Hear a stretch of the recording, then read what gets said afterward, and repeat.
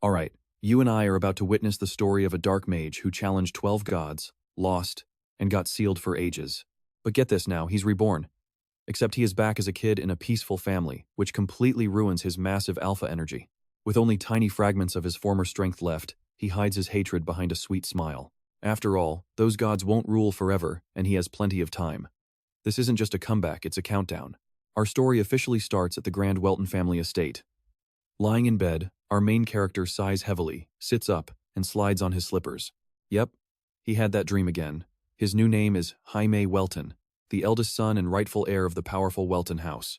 Just moments before, we see him falling through a pitch-black void, staring at a strange sphere glowing with intense, flashing magical energy. Suddenly, landing on a glowing magic circle, he laughs like a maniac and boasts that even the 12 gods couldn't defeat him. All those pathetic gods could do was trap him. Hilarious, right? Well, good luck to them.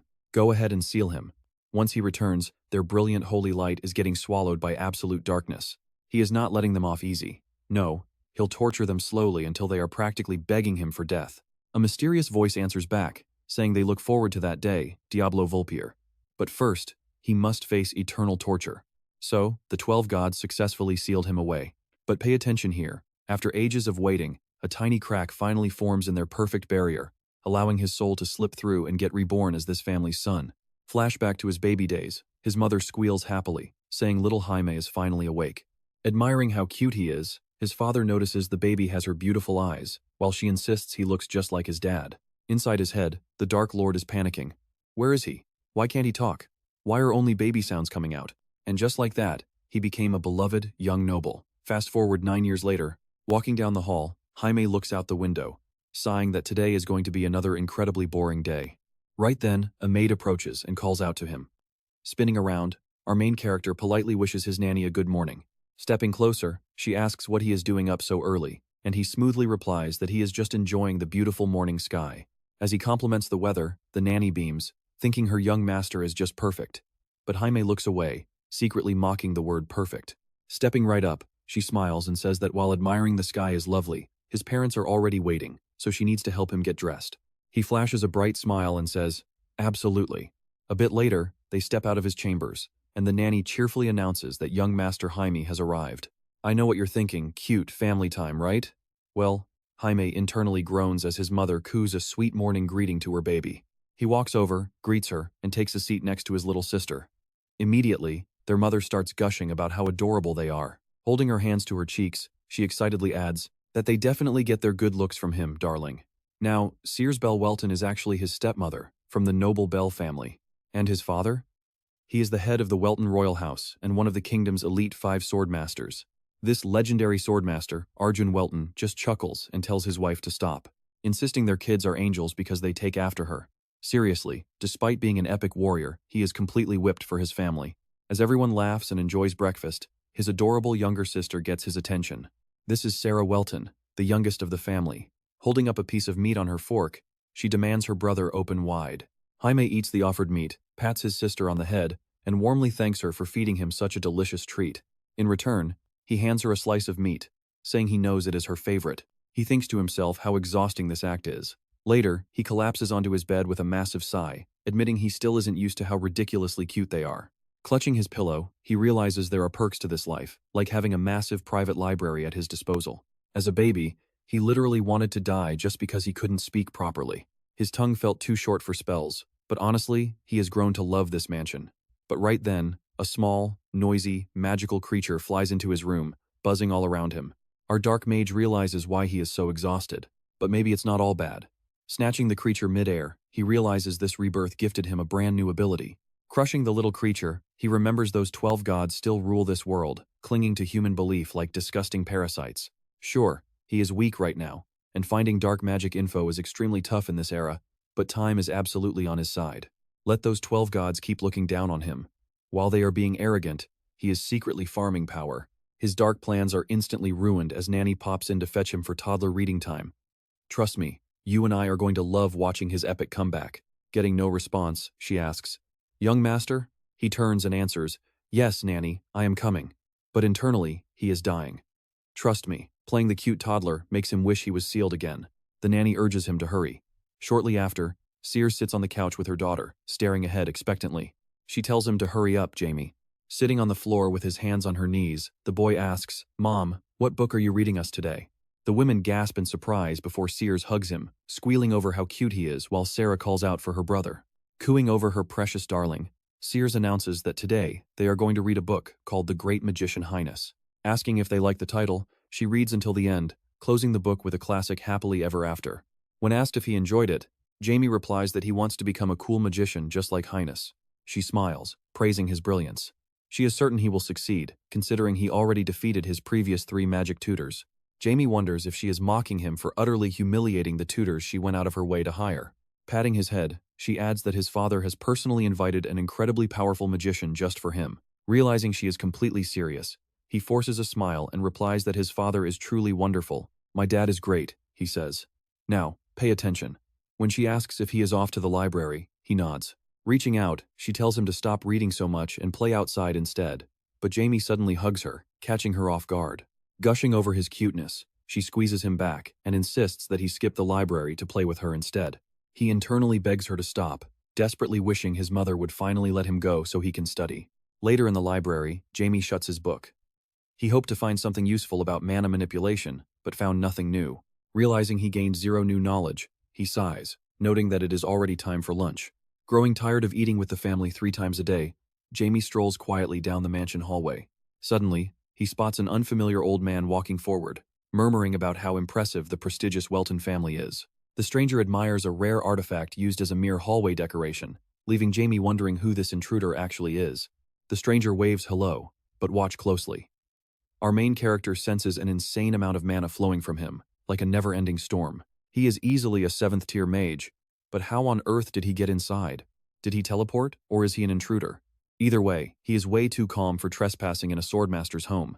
Clenching his fists, Jamie channels mana through his body and demands to know who he is and how he slipped past security. Observing the boy, the old man is highly impressed, realizing this little tiger cub is just as fierce and dangerous as his father. His power is definitely above average. Jamie is annoyed that this stranger stands tall instead of bowing, casually chatting with him like they are equals. That relaxed attitude is incredibly grating, and being evaluated like some cheap merchandise makes the former dark magician furious. Gathering magic at his fingertips, Jamie decides to teach this arrogant visitor a lesson for letting his guard down. The old man marvels at the rumors being true. A 9-year-old wielding this much mana is unheard of, and watching the boy prepare to attack makes him eager to test his limits. With that in mind, he flares his own massive energy. Jamie scowls in disbelief. How dare this absolute fool try to test him, Diablo, the dark magician who once nearly brought down the gods? Instantly, Jamie releases a sharp pulse of magic. A thick screen of smoke fills the hallway, but Jamie realizes his opponent easily negated the blast without a scratch. The old man is utterly stunned. Is this kid seriously only 9 years old? Launching a counterattack, the elder laughs, declaring it is his turn. Jamie smirks, realizing this old man is incredibly skilled. However, since the spell is purposely off-target, Jamie does not even bother to flinch. The old man gasps as the boy stands completely unfazed, but suddenly, Count Welton rushes in and shatters the spell with his sword. Warning the old man that he crossed the line, the Count immediately turns to his son, asking if Jamie is unharmed. Nodding, Jamie dramatically wipes away a fake tear, whimpering that he is perfectly fine. Furious that his boy is crying, Welton raises his blade and growls the elder's name, Marcus Linmill. Amused by Jamie's deceptive act, Marcus bursts into laughter, declaring what a wonderful and surprising child he is. He finds this funny, but the father is furious. And that is where we leave it. But trust me, things are getting wild. Let's join the adults sitting in the study. Argino sets down his cup, declaring that his son is the Welton family heir. Marcus takes a slow sip of his drink, calmly replying that he already knew. The Count demands to know if he truly understood. Marcus simply tells him to relax, admitting that his intense aura is starting to make him nervous. Argino asks how much he really knows about his boy. Marcus raises his finger, smiling as he points out just how brilliant the kid is. Count Argino explains that was why he trusted him, then suddenly attacks him without warning. Marcus realizes the Count is genuinely furious. He remarks that Argino clearly knows nothing about his own son. He decides to ignore that sudden outburst. Argino is shocked, demanding to know what he means by that. Marcus is renowned as the strongest 8th-class mage alive. Argino cannot believe a legendary figure like him would easily recognize his son. Is Jaime not as talented as he hoped? Marcus insists that is not the case. The Count begs him to explain what he means. Marcus reveals he cannot take the boy as an apprentice simply because he is unable to handle him. Argino freezes. If a legendary 8th class wizard cannot handle his son, then who on earth can? Now watch this part closely. Marcus claims the kid read his every action, which seems completely impossible no matter how smart he is. Marcus adds that the boy even noticed a missing element in his spell, remaining perfectly calm without flinching once. And that is not even the craziest part. He reached the 3rd class through sheer self-study. Ignoring his physical limits, his actual level is easily beyond the 4th class. He is not just a genius, he is an absolute monster. This kid does not need a mentor. He only needs backing. And he will keep growing on his own. He might actually become a legendary 9th class wizard. Argino clenches his fist, wondering if his boy will reach those mythical heights. Marcus bows and apologizes for testing the kid, promising that major magical breakthroughs are coming. Actually, not just magic, the entire world is about to change. With that, he vanishes, leaving Argino staring upward. Meanwhile, the main character slips into his room, shutting the door. He sighs, exhausted, just as his mother discovers what that old man did. She bursts in, absolutely panicked, crying out to make sure Jaime is all right. She hugs him tight, crying that he must have been terrified and promising that Mom will personally handle that crazy old man. She swears she will take care of it, leaving the boy thinking about how much time he wasted. Let's pause here. You and I know Jaime is clever, and he just set an item down, satisfied with seeing the real spell. But surprisingly, he is more impressed by his father, Count Argeno, than by Marcus. He stretches out his arms, admitting he knew his father was strong, but never imagined he was this powerful. He is definitely worthy of being his dad. Right then, Marcus suddenly materializes on his bed, asking what is so funny. The main character spins around in pure shock. Marcus chuckles, asking if he was too distracted to even notice his entrance. The young boy lets out a loud shriek, tumbling onto the floor while screaming to know what he is doing there. Marcus laughs, teasing him for being so easily startled. The main character demands to know how he even got inside. Marcus steps closer, casually explaining that he used teleportation. The bewildered boy quietly wonders why his father let this man live.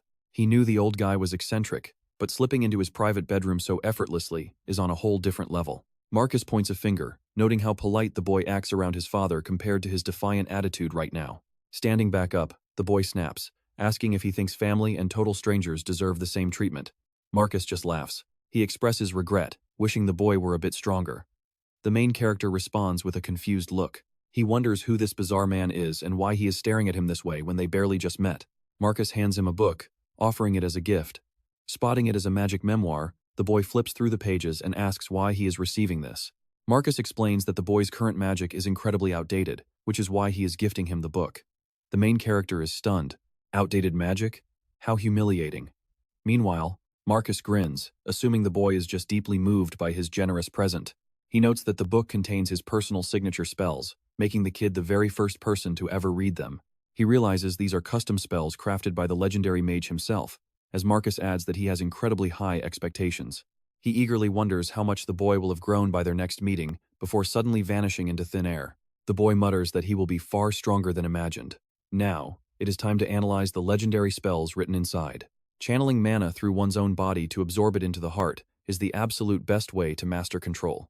However, a massive bottleneck remains because of bodily limits. Marcus did say his old casting techniques were heavily outdated. So, what do you and I think? Will he master these outdated spells anyway? Stick with me, we are about to watch our main character struggle to feel every single speck of mana flooding his body. Flopping onto the bed, he wonders who could actually pull off this insane feat, since old-school methods are impossible to beat. But then he remembers who wrote it, Diablo. He stands up, grabs the ancient book, and smiles, realizing this technique has completely opened his eyes. Vowing to read every single page of this priceless manual, he focuses energy into his hand, knowing he needs some extra help first. Right on cue, a tiny creature summons right next to him, landing on his shoulder as he asks it to disperse the mana. The little companion chirps happily, spreading its wings to help. Normally, this technique has a massive drawback because absorbing mana particles has strict limits, but our main character has a secret weapon named Blackie. Ready to start, he knows his soulbound beast can perfectly filter and spread the exact amount of energy he needs. Now here is where it gets crazy with the balance issue solved. The second drawback will not be a problem either. See, his young body is the second obstacle, meaning his heart can only handle a small amount of magic before overloading. His genius solution is to spread that energy to every corner of his physical frame, giving him limitless potential. When dawn finally breaks, the family head and the nanny walk toward our hero's bedroom. Wringing her hands nervously, the nanny calls out to the count, who gently cracks the door open to see what is wrong. She gasps, sensing a massive whirlpool of mana swirling inside the room, while Arjuno suspects Marquez gave Jaime some kind of power-up. But controlling magic in a single night is impossible, making him wonder if his sweet son possesses incredible hidden talents. Turning to the nanny, he orders her to leave the young boy undisturbed for the rest of the day. Since nobody knows when he will finish his training, they need to keep a guard stationed right outside. She promises to watch over him personally, telling him not to worry, though she secretly prays the young master is safe. Walking away, Arjuno realizes his son is choosing the path of a magic user rather than becoming a swordsman. Maybe his mother's side of the family influenced this decision, but regardless, this talent is completely off the charts. You and I both know a 9th class mage is legendary, and inside the room, our hero opens his eyes, clenches his fist, and celebrates his success. Wrangling this raw energy was incredibly tough at first, because the flow was completely wild and unpredictable. After a few close attempts, he succeeds, though he realizes level 4 is his current absolute limit. Sighing in frustration, he complains that it is a shame since he was incredibly close to hitting level 5. Suddenly, Blackie hops onto his head, chirping loudly, prompting him to admit he has no plans to push his physical limits right now. He knows his current body is just too young and fragile, as his pet hops onto his shoulder and chirps once more. Smiling, our main character decides he will just play the long game and rely on pure patience. His enemies are not going anywhere, and since he has already come this far, the next step should be easy. Pointing his finger forward, he orders Blackie to activate his invisibility skill. As the beast vanishes, the main character notes he must completely conceal his magical signature before meeting his father, as revealing his true power now would cause massive trouble. Walking to the door, he realizes he can barely sense the creature, proving his pet is incredibly skilled. Confident his father will not suspect a thing, he decides it is finally time to pay him a visit. Slipping out of his bedroom, he begins walking quietly down the long hallway. Meanwhile, inside the family head's office, Arjuno stares at his guest and asks what business could have brought such a busy man here. The visitor claims he simply wanted to pay his respects, thanking the Count for allowing the genus cult to establish itself and offering them a real chance to thrive in this territory. Arjuno answers that he only wanted to support his people with this opportunity. Giving them a shot seemed fair, leaving the guest wondering about his true motives. He explains that because he aims for greatness, he wants to elevate the genus cult, especially since so many locals are already supporting it. The guest realizes the Count wants him to believe the cult is harmless, but secretly warns him not to treat his followers like deities. Despite the wild rumors about this mysterious visitor, Arjuno takes him seriously and suggests they wrap up their little conversation immediately. Assuming he has other business, the visitor simply chuckles, replying that he highly appreciates the Count's concern. Smiling, Arjuno warns him to stay safe on his journey back, while the man bows, invoking the blessing of the great genus. The guest suddenly vanishes, shocking Arjuno, while our main character quickly hides just around the corner. Peeking out, he instantly recognizes the dark aura and the crescent moon symbol, holding a golden sphere on the man's robe. So what do you and I make of this creepy cult invading his home? And why on earth is his father suddenly welcoming them into their territory? And why, of all the weird religions, did he choose the genus cult? Stick with me, he can't let this religion poison his peaceful lands. Since his hands are tied, he is left with only one option. Because this religion was officially sanctioned by his father, the ruling Count, the only solution is forcing his father to kick them out. He needs to meet with him immediately and start digging up their dirty secrets. Approaching the door with his hands behind his back, he says, "Father, it is Jamie." Later, sitting on the sofa in the Welton family living room, his father smiles and says, "Excellent. So you did it all." Jamie nods, and his father folds his hands, saying he must truly love magic. Jamie confirms it. Seeing Arjuno frown, the young boy asks what is wrong. Arjuno replies he just wanted him to grow up normal. Jamie is confused, while his father silently worries about his immense hidden talents. Being a genius is a heavy burden. When a child shows promise, everyone starts praising them. But the moment they get bored of that talent, those very same people turn to mockery. Now watch closely, his father tightly grips the arm of his chair, gently telling Jamie that he can always quit magic if he wants. But if your mind is made up, I will never stop you, only help you. Smiling, Jamie tells his father not to worry about him. He will never quit magic. Arjuno smiles, but secretly wonders how a 9-year-old boy can possess this much raw mana. He can feel the power radiating fiercely from Jamie's body. Where could he possibly be storing all of this incredible energy? Is he keeping it somewhere other than his heart? Out loud, he asks, "Jamie, what about those memoirs Marcus gave you? Did you actually read and learn everything from them?" Jamie nods, keeping his true thoughts hidden. Truth is, he did not just learn them, he already perfected several of those advanced techniques. Arjuno is stunned. What did Marcus do? How could a child learn this much in one day? Is he destined to become a legendary 9th grade mage? He laughs internally, realizing that compared to this prodigy, his own achievements mean absolutely nothing.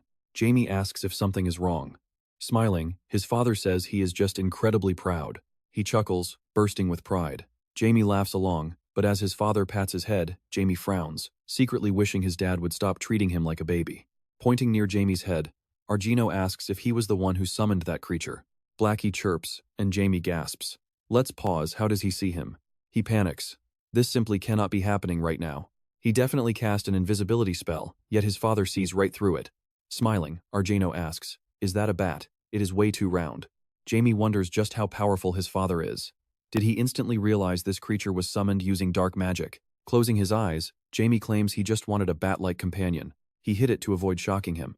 Suddenly, Argino pulls him into a tight hug and yells, Seriously? You created this? I am surprised, but only by your incredible talent. My son is an absolute genius. I am so proud of you. Later, closing his bedroom door, Jamie sighs, completely exhausted by all the family drama. Why does his family love him so much? As night falls, he pulls up his hood. Dark energy surrounds Blackie as Jamie declares they must find out why this cult settled on his family's territory. Let's move. Instantly, Blackie transforms into dark wings, and Jamie launches straight into the night sky. Meanwhile, in a dark alleyway, a thug turns to his partner and asks, What did the boss say? He answers, Everything is going exactly as planned. If they want to live, they better keep quiet. He nervously wonders what kind of future awaits them. Within the syndicate, an operative named Philip folds his hands, sighing that they do not even understand what they are getting into. Another member, Jance, snaps back, asking if he realizes the boss will sacrifice anyone to achieve his dark goals. This territory is a place where even Count Welton tolerates a syndicate like theirs, letting them peacefully coexist as long as they never cross a certain line. But human trafficking crosses that line completely, Philip replies grimly. If we are lucky, we can slip away uncaught. Jance scoffs, saying that is wishful thinking. Eventually, they will get caught. Trust me, they have no idea how much this Count loves his kids. Alright, you and I are about to watch some foolish thugs realize they messed with the wrong guy. If the Lord finds out they're trafficking kids here, every gang in this city is getting wiped out. Philip insists their boss is totally confident they won't get caught. Jance scoffs, asking if they really think a swordmaster won't catch them. But Philip claims Hani promised his own men would help. Jance crosses his arms, knowing Hani will do any dirty work. Terrified, Philip asks what they do now. They either run or snitch, but running is their only real option. In the underworld, you don't just walk away from a job without taking major heat. Snitching means death. You never betray the gang or spill their secrets to outsiders. Philip agrees they have to flee. Jance squats down, whispering, Does he actually have a plan? Because no matter where they hide in this territory, the gang will hunt them down. Philip answers they just have to try. After all, is not dying on the run better than being tortured to death? Jance asks if there is any other way to survive. Pay attention, because things are about to get wild. He sighs, venting his frustration. Who the hell even thought starting a slave trade here was a good idea? Their boss probably got greedy and took the deal on a whim, but they still cannot understand why he went this far. Suddenly, a noise makes them spin around. Our main character steps out from the shadows, and Jance barks, Who goes there? Our hero chuckles, finding it hilarious that they are asking who he is. Jance clenches his fist, snapping that if he won't talk, he dies. With a vicious roar, he swings his fist to strike the kid down. Philip raises his blade, but they both freeze, looking around in utter shock. Where did he go? He just completely vanished. From behind them, the protagonist sighs, calling them total rookies. He wants to hear what they were discussing so passionately. He wants every single dirty detail. Floating into the air, he blasts a wave of pure energy straight at them. Moments later, both thugs are bruised and kneeling before him, completely defeated as Philip groans in submission. Human trafficking is sick, but targeting innocent kids? That is the one thing the protagonist's father despises above all else. What were these fools thinking? Did they have a death wish? Their sheer stupidity is making him furious. I know what you are thinking. Arrogant gods are bad enough. But now greedy humans are enslaving each other too? They are acting just like those cruel deities. What was their boss planning? He knows the Count's ruthless nature better than anyone. In fact, our hero has sensed this dark plot for a long time. Leaping down, he hovers a glowing magical sigil right over Jance's skull. He commands them to march straight to the Count's manor and spill every single secret they have. The terrified thugs immediately obey. Standing up, the MC mutters that tomorrow morning is going to be absolute chaos. They head out, and our hero tells Blackie it is time to turn back. Suddenly, massive wings erupt from his back. But right then, Philip is violently blasted sideways. Our hero whips around to see Philip pinned to a wall before collapsing. Suddenly, a terrifying shriek echoes from the dark corner. A voice jeers at the noisy fools, saying the guards are surely coming. The MC frowns, wondering where this new psychopath came from. The stranger pools magical energy onto his fingertip, demanding to know who dared to lay a hand on his loyal puppets. A massive magical emblem flares to life behind him as he forces raw power into the broken thugs, forbidding them to die before their job is done. The gang commander, Hani, sneers, telling his men they need to teach these pests a lesson. He demands his lackeys drag those two failures forward along with the mysterious kid in the cloak. They have a death wish, so make it quick. Seeing enemy grunts dragging the bodies away, the MC snaps, telling them to bring his captives back or he will end them himself. Philip begs for his life with tears streaming down his face, leaving our hero groaning at his sheer stupidity. Hani cackles, declaring the boy is as good as dead. Instantly, a brutal blast blows a hole straight through our hero's head. Hani roars with bloodlust as more devastating attacks pierce completely through the protagonist's body. The crazy mobster laughs hysterically, screaming that he loves the noise and wants to hear the kid shriek in agonizing pain before dying. As he charges up his power, a confused minion asks why he is obliterating their own ally, Finn. Hani barks back, demanding to know what he means, completely certain he just blasted that cloaked kid. But suddenly, the MC materializes right beside him, asking if that feeble attack was his absolute best. Hani recoils in sheer terror. The boss stutters in shock, so our hero asks again, was it fun murdering your own teammate? You and I can see the sheer panic in Hani's eyes as he realizes he slaughtered his own ally. Alright, let's jump into this crazy moment where our main character is completely unfazed by a smug, third-class mage. Gritting his teeth, Hani screams that he'll kill him, unleashing a deadly, third-class spell called Buster. A violent, fiery energy swirls around his head. He grins, thinking that while it is not a fifth-class explosion, this blast is more than enough to burn the kid into ash and leave zero evidence.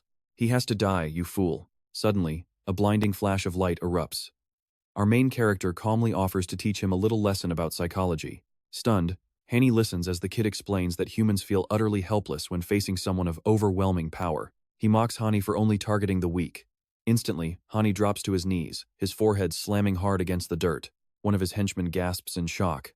He took down their leader so easily. Terrified, the goon screams that the kid is a monster and they need to run. But our hero raises his hand, saying they are just unlucky. He unleashes a wave of pure devastation, casting annihilation. Desperate screams of agony fill the air. Our hero grabs a trembling Hani by the hair, ordering his brand new slave to answer every single question. Watch closely as he stammers out a yes, master, mentioning the children. The main character sighs, saying he has heard enough of this trash and is wasting time. He realizes his father can expose this entire human trafficking ring because of these two fools. Even though he saved the man from dying, Hani's soul is shattered. His physical body is fine, but he won't survive long. Since he was a third-class mage, turning him into an undead is possible. However, with his soul so damaged, the body would start rotting away almost immediately. A walking corpse might pass on a bloody battlefield, but not in a peaceful town like this. Raising his finger, he decides he has no choice. He needs a different method.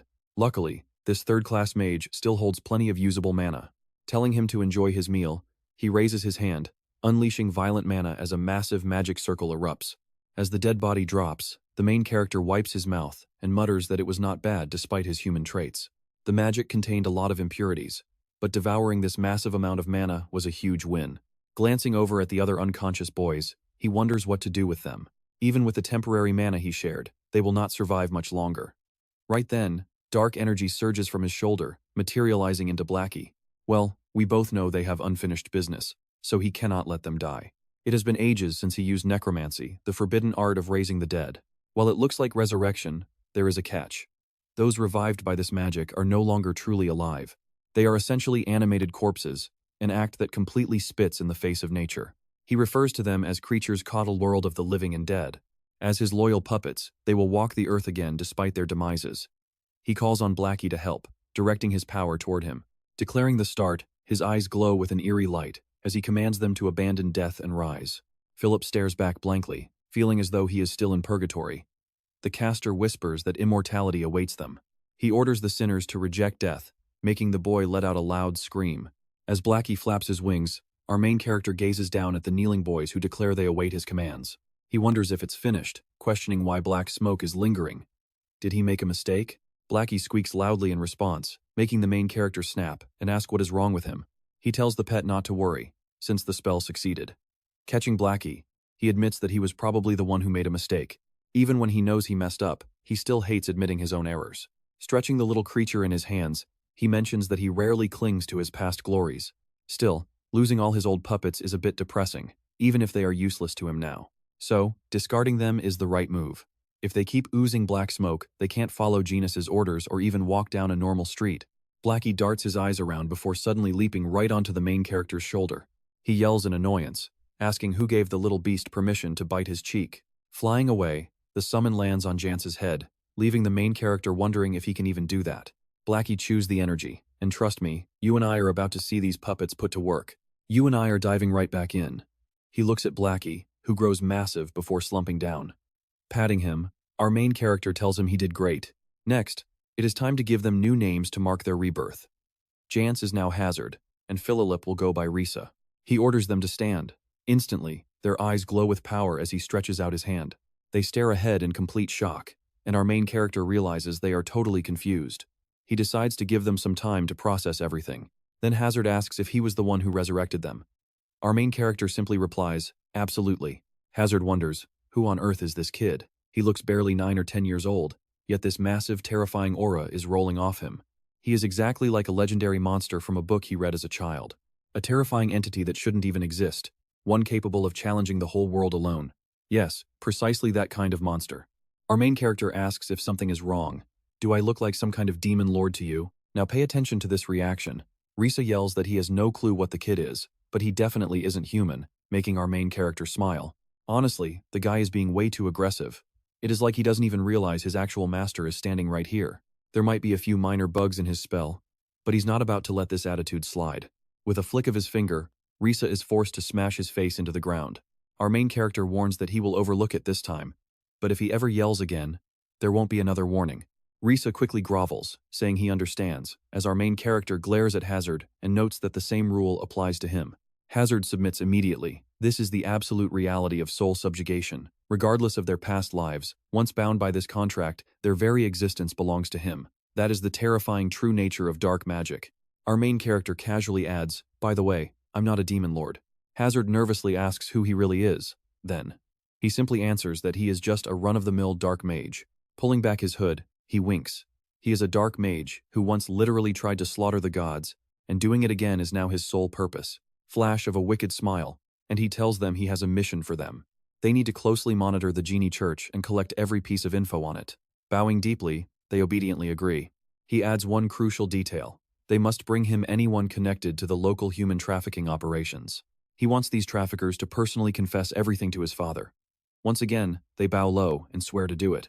Looking around, Risa lets out a massive sigh, realizing he is finally gone. His partner exhales in pure relief, and they head out together. Now, you and I both know they have zero choice here. They have to obey his every single command, no matter what. A bit later, Blackie starts grumbling and making irritated noises. Walking down the busy street, our main character reassures him that those two are far too terrified to ever dream of disobeying him. With their help, his father will finally be able to dismantle the entire slave trade network himself.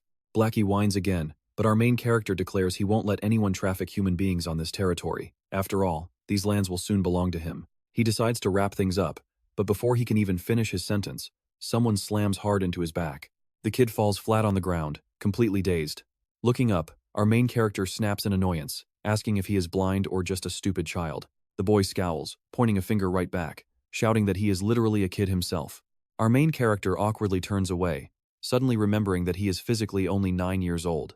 He quickly bows and tells him he will let it go this once, but to be much more careful next time. The boy mutters under his breath, mocking him for acting like a grown-up when he doesn't even have a single gray hair on his head. Our main character suddenly stops in total shock, wondering what on earth just happened. Turning around, he realizes Blackie did this just because of a joke about gray hair. Is he actually trying to act like the boss? Who taught this beast to behave like this? Just then, a voice calls out, warning the kid to watch his incredibly filthy mouth. That is, unless he actually wants to die. Our main character turns to see the boy quickly apologizing in sheer terror. Sighing heavily, our main character asks if he is satisfied now, urging him to just go home. Later, as Blackie looks away guiltily, our main character sits on the bed and demands to know if he even understands what he just did. He snaps that if he ever pulls a stunt like that again, there will be serious consequences. Blackie whimpers, leaving him to think. Seriously, where does a beast even learn something like that? Face planting onto his bed with a deep sigh, he groans about how incredibly exhausted he is. He ended up burning way more energy than planned. Now, his plate is getting dangerously full. His easy, carefree life is officially over. Soon, a god he absolutely despises is going to show up in his territory. Trust me, you and I are not ready for this clash. Stick with me here, clenching his fist. Azad basically dares them to try. He does not care how many underlings they have. He will crush them all, his eyes glowing with dark anticipation. A bit later, Azad demands to know where the older brother is, leaving Pep utterly shocked that Jans was actually still alive. He stammers in response, demanding to know where Jans went. Hanny swore he would personally execute both of them, so why on earth are they still alive? Azad wonders in disbelief if Hanny was actually defeated by pathetic fools who can't even wield a drop of mana. Suddenly, Azad punches straight through the stone wall, warning Pep that he will not ask a second time. Pep panics, wondering what insane power this is and where the other gang members went before things got this bad. They would have caused an absolute riot by now if they knew Jans had returned to the city. Holding his hands up in panic, Pep realizes these monsters have already wiped everyone out. Cornered, he desperately lies that he truly has no clue where the older brother went. Right then, Ryza steps forward and coldly asks if he is absolutely sure, making Pep shriek in pure terror. Mumbling Brother Philip, Pep repeats that he is positive, begging them to ask literally anyone else in town. Ryza scowls, completely annoyed by this useless thug. He needs to find the boss quickly to complete their master's orders. Since that boss controls the city's underbelly, he definitely has valuable intel on the mysterious Genis Church. Now, pay attention here. Ryza turns to Pep, demanding to know where their boss is. Pep desperately racks his brain for a logical answer, terrified they will blow his head off if he hesitates. Pep stammers that since the boss loves alcohol and beautiful women, they should search the nearby taverns. Azad looks over and admits he has a point. Azad decides they should raid every single tavern. Pep sighs in relief, thinking he is finally safe, only for Azad to suddenly spin around and deck him right in the face. Azad points out that their master ordered them to secure witnesses, so they might as well drag this guy along. They just need a place to stash him. Azad suggests tying him up deep in the forest. Ryza nudges Pep with his boot, suggesting they just lock him in his own basement instead. They need to move, since they have lingered here for too long. Azad throws the terrified thug over his shoulder with a quick nod. Later, young Ricky sneaks into the hideout and discovers the bloody massacre. Gasping in shock at the absolute chaos, Ricky looks around, wondering if everyone in the gang is really dead. He fully expected another brutal beating today, since he failed to meet his thieving quota yesterday. You and I both know he is right. He needs to run fast. Meanwhile, our main character finally wakes up. Jamie sits up in bed with a heavy sigh, completely exhausted. No wonder he slept so long, but now he cannot avoid his family. Walking down the hallway, he realizes he must secretly summon Azad so his powerful father doesn't spot the undead minion. Hearing a quiet confirmation, Jamie enters the grand dining room and brightly asks his parents if they slept well. His father, Count Argino, sits at the table with folded hands, offering a warm smile and a good morning. Little Sarah chirps that she slept wonderfully, prompting Jamie to ask where their mother is. Right then, his mother sneaks up from behind, lunging forward to embrace him with a playful shout, which makes the young mage jump in pure shock. Gasping for breath, he turns and asks where she was hiding, but she just teases him in response. Jamie looks away, knowing full well she was standing right behind the door the entire time. Sears pats his head with a bright smile, teasingly asking if he was scared, to which he reluctantly nods. He pretends he felt safe the moment he realized it was her, making her clasp her hands in absolute adoration of her sweet boy. Jamie tries to change the subject, reminding her it is breakfast time, but she squeals that he is too cute and tries to hug him again. Sarah eagerly runs over to join the group hug, while Jamie internally begs for some savior to stop them. After finally sitting down, Sears pulls her daughter close, loudly gushing over how adorable she is. Jamie briefly considers pinching Sarah's cheeks since they look incredibly soft, but he catches himself in utter disbelief. Slamming his face onto the table, the former Dark Lord realizes he is getting way too soft in this peaceful life. Argino remarks that their new training schedule starts tomorrow, and his wife nods in gentle agreement. Holding Sarah in his lap, Jamie asks what starts tomorrow, catching his father completely off guard. Realizing she forgot to mention it, Sears avoids his gaze and blames it on worrying too much about Jamie. Jamie knows she is talking about the risky, high-class magic he unleashed, which undoubtedly scared her half to death. He apologizes with a guilty frown, but Sears just smiles and says she knows he is strong enough, but warned him, "Trust me, do not push it." All right, you and I are jumping right back in as our main character promises his dramatic mother he won't sneak out again. Standing up, he asks what's on the schedule for tomorrow. With a smile, she answers that tomorrow they are all attending a massive ball together. It is a grand event, co-hosted by Count Simon and Count Welton. Pretty much every noble living in the Northern Seldom Empire is going to be there. Sears points out that since they have never been to a ball, it is time to change that, especially considering how old they are now. Their mother is absolutely thrilled. Meanwhile, our protagonist sighs, realizing his precious days of peace and quiet are officially over. Later on, he summons his loyal pet. Approaching the window, he sprouts wings from his back and decides to pay a little visit to those two blockheads. He soon reaches his destination.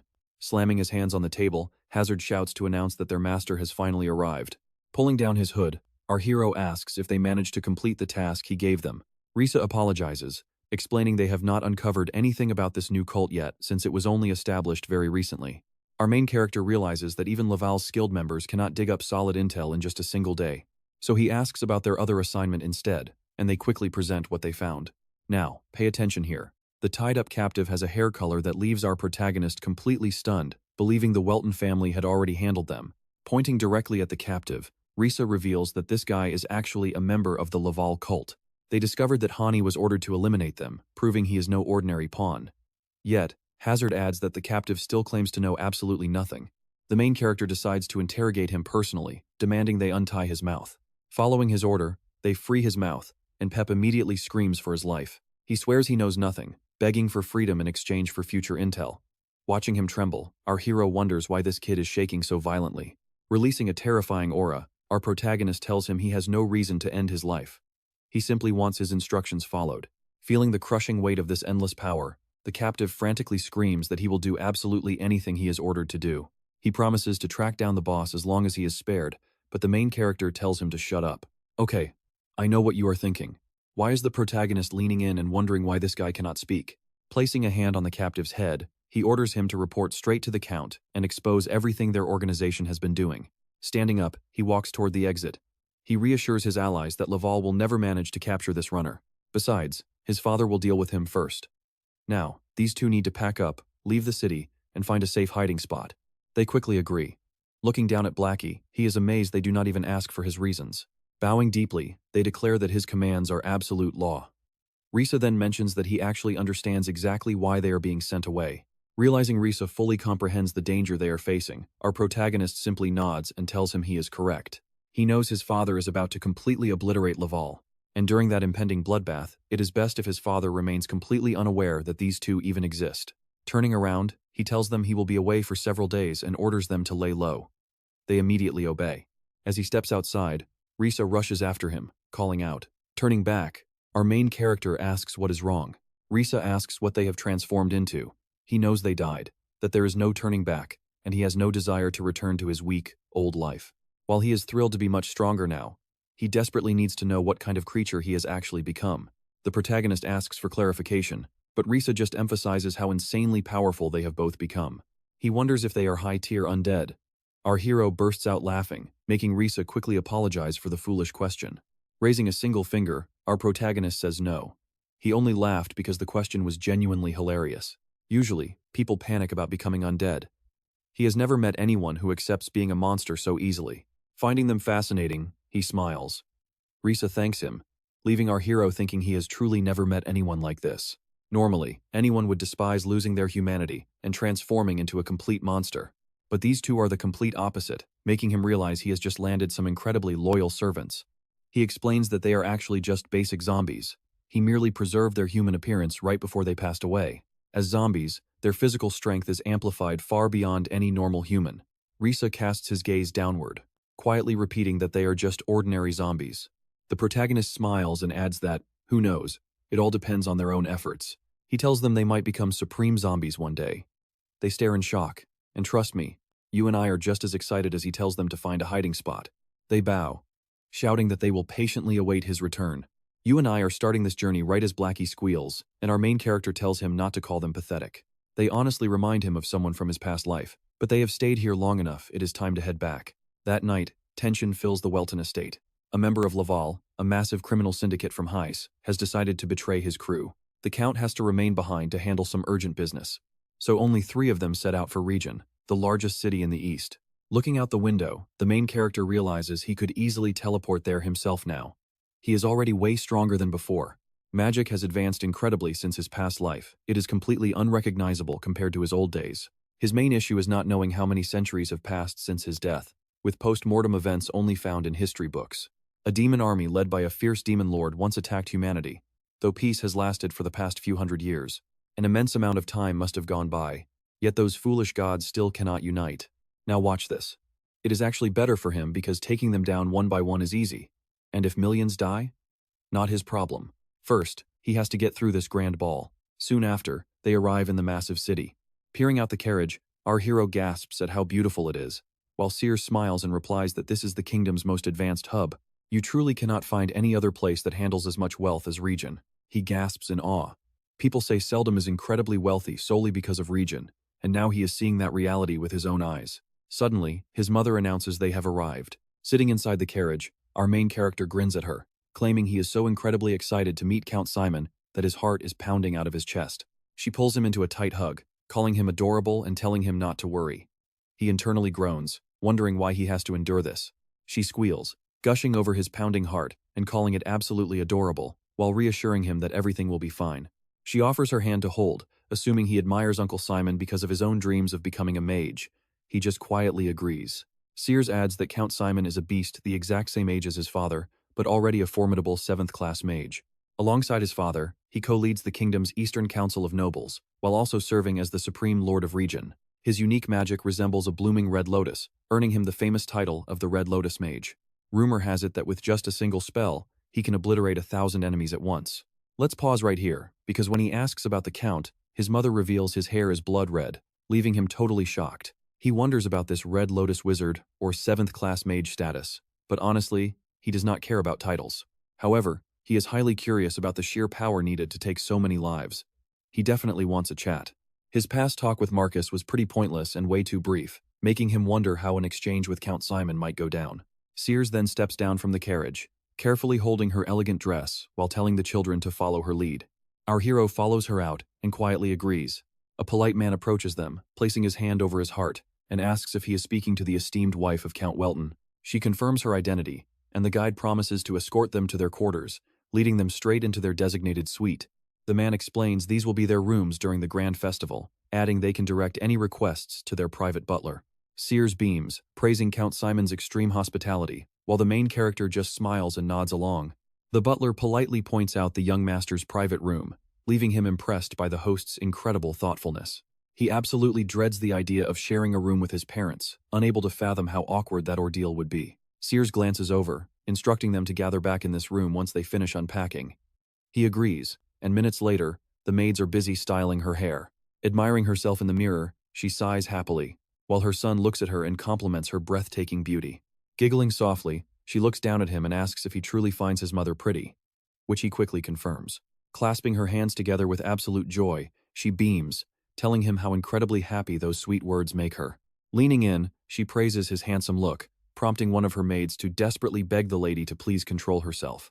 Warning her she might ruin her stunning makeup, she pouts and begs for just one quick hug with her beloved son. The maid strictly refuses, warning her she will wrinkle her expensive dress, leaving our main character thanking the heavens for the save. The maid then announces the young mistress is fully prepped, making Sears smile warmly at how adorable she looks. And that is where we leave it today, our blushing main character calling Sarah a doll, while she asks if she is cute. He leans in close, whispering that he wants to, but asks if she feels too uncomfortable. Suggesting they wait out the holiday together, she agrees, right before the maid tells the young master to change. Let's step into the banquet hall with our main character, who can't believe his eyes. Are ballrooms always this fancy? He sits down, asking Sears if Count Simon really loves this much luxury. She promises he will be shocked when they finally meet in person. Suddenly, a noblewoman approaches, saying it has been far too long and praising Sears' timeless, stunning beauty. Another girl chimes in, complimenting the magnificent dress, calling it exactly what they expected from her. Sears actually designed the winterwear herself, using natural cotton harvested straight from their very own family estate. The lady is deeply touched, thanking them for their kind thoughtfulness. Jaime realizes they are just sucking up. He has dealt with countless fake people like them in the past. Back in his old life, fools similarly flattered those arrogant gods. Disgusting. Thankfully, his mother handles these parasites perfectly. Suddenly, an announcer shouts, welcoming all the distinguished guests to Count Simon's grand ball. Introducing himself as real banner of the city administration, he politely requests everyone to take their seats as the celebration begins. He warns them to prepare to greet Count Simon and his family, who will arrive any second. Now, pay attention here, because the legendary Count Simon finally makes his grand entrance, catching Jaime off guard. Jaime freezes, recognizing him instantly, as the Count welcomes everyone to the party. The Count wishes them a wonderful night, while Jaime senses a powerful 7th-class mage, perhaps even stronger than Marquez. A legendary Red Lotus mage. This completely exceeds Jaime's expectations. This just got interesting. Count Simon approaches Sears, noting it has been too long and mentioning she looks far better than last year. Rising with a polite bow, she tells him not to tease her while asking if Count Welton would be absent tonight. She explains he had issues to settle but will arrive later, prompting the Count to turn to her son. Looking directly at Jaime, Sears proudly introduces him alongside her lovely young daughter, Sarah. She prompts them to greet Count Simon, and Jaime steps forward with a polite, formal bow. Sarah stands up to say hello, prompting a nearby girl to gasp at how incredibly beautiful the children are.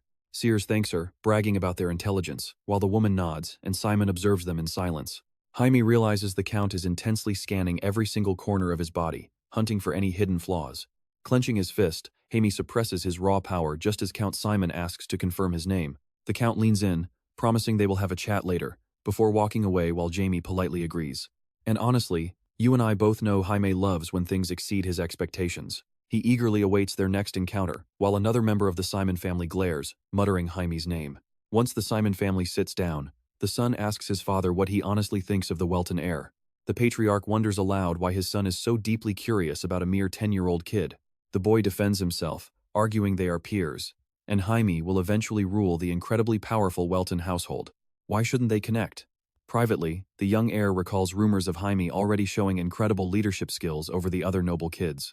The kid clearly wants to earn Jaime's approval. How foolish. Still, playing along might be fun. The boy speaks with surprising maturity. When the child asks for more details, his father simply orders an aperitif, which the servant quickly brings over. Gently patting her son's arm, the mother softly encourages him to build a friendly relationship with Jaime. Since their families are allies, he promises her not to worry, earning a relieved, warm smile in return. But inside, he sneers, apologizing to his mother because he has absolutely zero intention of befriending that idiot. He plans to make Jaime crawl on his knees. Suddenly, his father pulls him from his thoughts, patting his shoulder and praising his grand ambition as expected of a true son. Believing he will win the family's favor, he smiles back at his brother as the party carries on around them. Sears approaches Jaime, gently urging him to go mingle and make new friends, which he calmly agrees to. He wants zero part of it, so trust me, you'll want to see how he slips away for some quiet plotting. Let's jump back in as Jaime heads outside, realizing magic isn't his only gift. He couldn't believe someone had actually reached such a legendary tier, making him hope they would meet again soon. But before he can even finish his thought, a sudden voice asks him who he's talking to. Jaime quickly channels magic into his hand to form a weapon, spinning around to strike, only to stop in shock when he sees a young girl standing there. She shrieks, asking how he could attack without warning. But he snaps back, asking if sneaking up on people is allowed. She screams in outrage about his absolute lack of manners, but he coldly replies she's lucky to still be breathing. As she gasps in disbelief, Jaime wonders who she is and how she snuck up on him. She teasingly asks if he's interested. She scoffs, debating whether to tell him after his rude behavior, while he secretly finds her entire attitude completely annoying. He absolutely hates her tone, and the fact that she managed to bypass his senses is deeply bothering him. Losing his patience, he warns her he's not in the mood for games and aims his mana weapon right at her. She stares in absolute terror at the newly blasted crater, as Jaime explains that was just a second-tier air bullet. Without strong magical defenses, that spell would pierce right through her. For a brat like her, it would be instantly fatal. Now pay attention, because she's realizing this guy is actually dead serious. Jaime demands she introduce herself before things get ugly. She quickly throws her hands up, shouting for him to wait because she'll talk, begging him not to rush things. He tells her to spit it out before his spell flies. Terrified, she reveals her name is Ash Valley from the Viscount's house. She nods quickly, confirming she's the Viscount's eldest daughter and a spirit summoner, causing Jaime to pause in surprise. Summoners are rare mages who form contracts with powerful nature spirits, and very few of them actually exist on this continent. They are highly respected as elite magic users, and can even earn the title of Baron. So, this young girl is actually a summoner. Jaime realizes she easily masked her presence by using the power of a wind spirit. He remembers similar feats from his past life, but the shocking part is that she's literally the exact same age.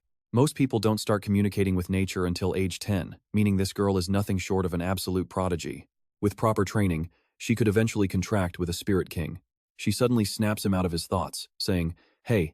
She demands his name since she already shared hers, wanting to know who this kid is using such lethal magic.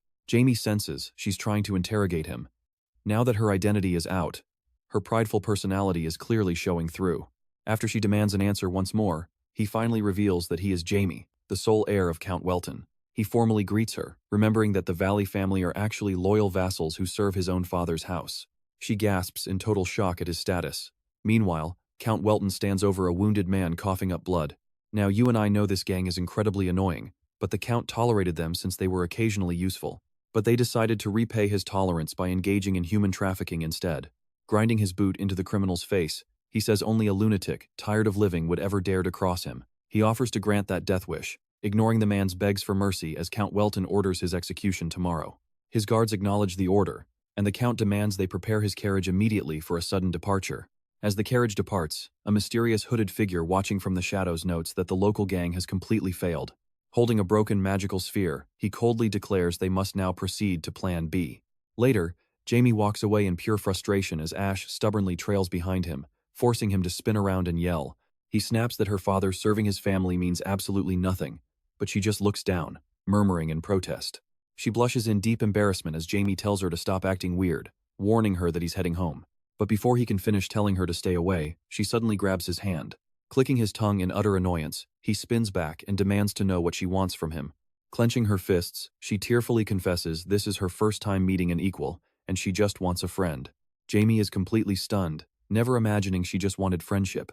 He thought she wanted to act like a loyal servant. He wonders why anyone would ever need friends, but supposes it is highly important to actual children her age. Sighing, he decides this is not his problem, turning away to tell her to go find someone else. He claims he doesn't need friends, leaving her shouting his name as he walks off, thinking friendship is completely useless. And that's where we leave it, with Jamie still believing friendship is totally irrational. If he had just let go of his past regrets, we wouldn't be watching him deal with this total mess. Thanks to her, a nasty memory crawls back up. Right then a voice calls out from behind. It is Alf. The main character turns, noting the red hair definitely Count Simon's son. The guy yells, demanding to know what he just called him. His lackey smirks, shouting, how dare he speak to their brother with such a disrespectful tone. He points a finger at our protagonist, bragging that this is Alf, the eldest son and heir of the legendary Count Simon family. The protagonist just sighs at the noise, puts a single finger to his lips, and whispers, silence. Suddenly, the lackeys realize they cannot speak. As confusion sets in, a shocked Alf realizes a silent spell was just cast. Our protagonist snaps his fingers, mockingly surprised that Alf actually recognized the magic, unlike the monkeys standing next to him. Alf rages back, calling him a smug brat who clearly does not know his elders. The protagonist sighs, telling him to skip the filler and get straight to the point before he gets silenced too. With another quick snap, Alf gets his voice back. He clears his throat and spreads his arms, claiming he is just here for a little chat, not a fight. Still, he admits his brother is pretty incredible for casting a silent spell. Our protagonist is done with this useless chatter and starts walking away. But pay attention here, Alf screams out, offended that he is being ignored. He calmly replies that of course he knows he is Count Simon's son. Alf smirks, glad he finally recognizes his status. Since he is the son of Count Welton, Alf assumes they will get along easily and asks him not to misunderstand. He claims they only acted tough because he was being rude. The protagonist internally laughs at what a clown he is. If he had not shown his skills, they would have forced a friendship by now. Alf adds that since they will both rule the Eastern region's nobility one day, they might as well become allies right now. The MC knows he is beating around the bush, but the goal is clear. He wants submission. He is actually annoyed at himself for listening to such garbage. He looks him dead in the eye and says no. He does not care about him or his stupid ideas. Since they are done talking, he hopes he can finally get lost. Alf screams in rage at the rejection. This freak is testing his patience, and he is ready to crush his puny magic into dust. Sparks of magical energy surge in his hands as he yells that the protagonist will have no choice but to serve him. The protagonist stares at the staff in his hands, grins, and notes that brute force was the plan all along. Alf grins, admitting it. Now, you and I both know he is about to go back to his usual brutal style. The protagonist is genuinely disgusted by how two-faced someone so young can be. He asks if Alf really thinks the adults will ignore this, warning him that he is bound to get into deep trouble. Alf laughs it off, claiming no one will see a single thing as long as he holds this. He reveals a glowing sphere in his hands, unleashing waves of magical energy in all directions. The protagonist recognizes the illusion artifact, and Alf smirks, impressed that the kid actually knows his high-level magical items. Either way, he will beg for mercy soon. Alf tells them to break the silence. His friends gasp for air, shouting that they thought they would suffocate, demanding to know if this guy is tired of living. They yell that a Welton family name won't save him here, asking if he is deaf before warning him to expect zero mercy. The MC just smiles, calling it interesting. Alf scowls, snapping that he clearly does not understand the danger he is in. But before Alf can even finish his big, threatening speech, the protagonist coldly commands them to suffer. He warns them not to deactivate that artifact, unless they want everyone to see them drowning in absolute torment. Suddenly, blood begins pouring from their eyes and noses as they scream in agony, crashing to the cold floor. They beg for mercy, screaming that their heads are exploding as they literally throw up on the floor. Alf feels like his life is slipping away. He vows revenge, but realizes he simply lacks the strength. This monster is a 4th-rank mage while he is stuck at a pathetic 2nd. How is this possible for a kid born to knights? How does he possess such insane magic when the Welton family specializes in swordsmanship, a talent this kid supposedly lacked? Forcing himself back to his feet, Alf growls that he will never forgive him. He knows he cannot let this slide. He must crush this genius and ensure he can never cast magic again. A bit later, the beaten group stumbles down the corridor. One of the lackeys asks if they are really making the right choice here. He snaps back, telling him to shut up. We are heading into chaos.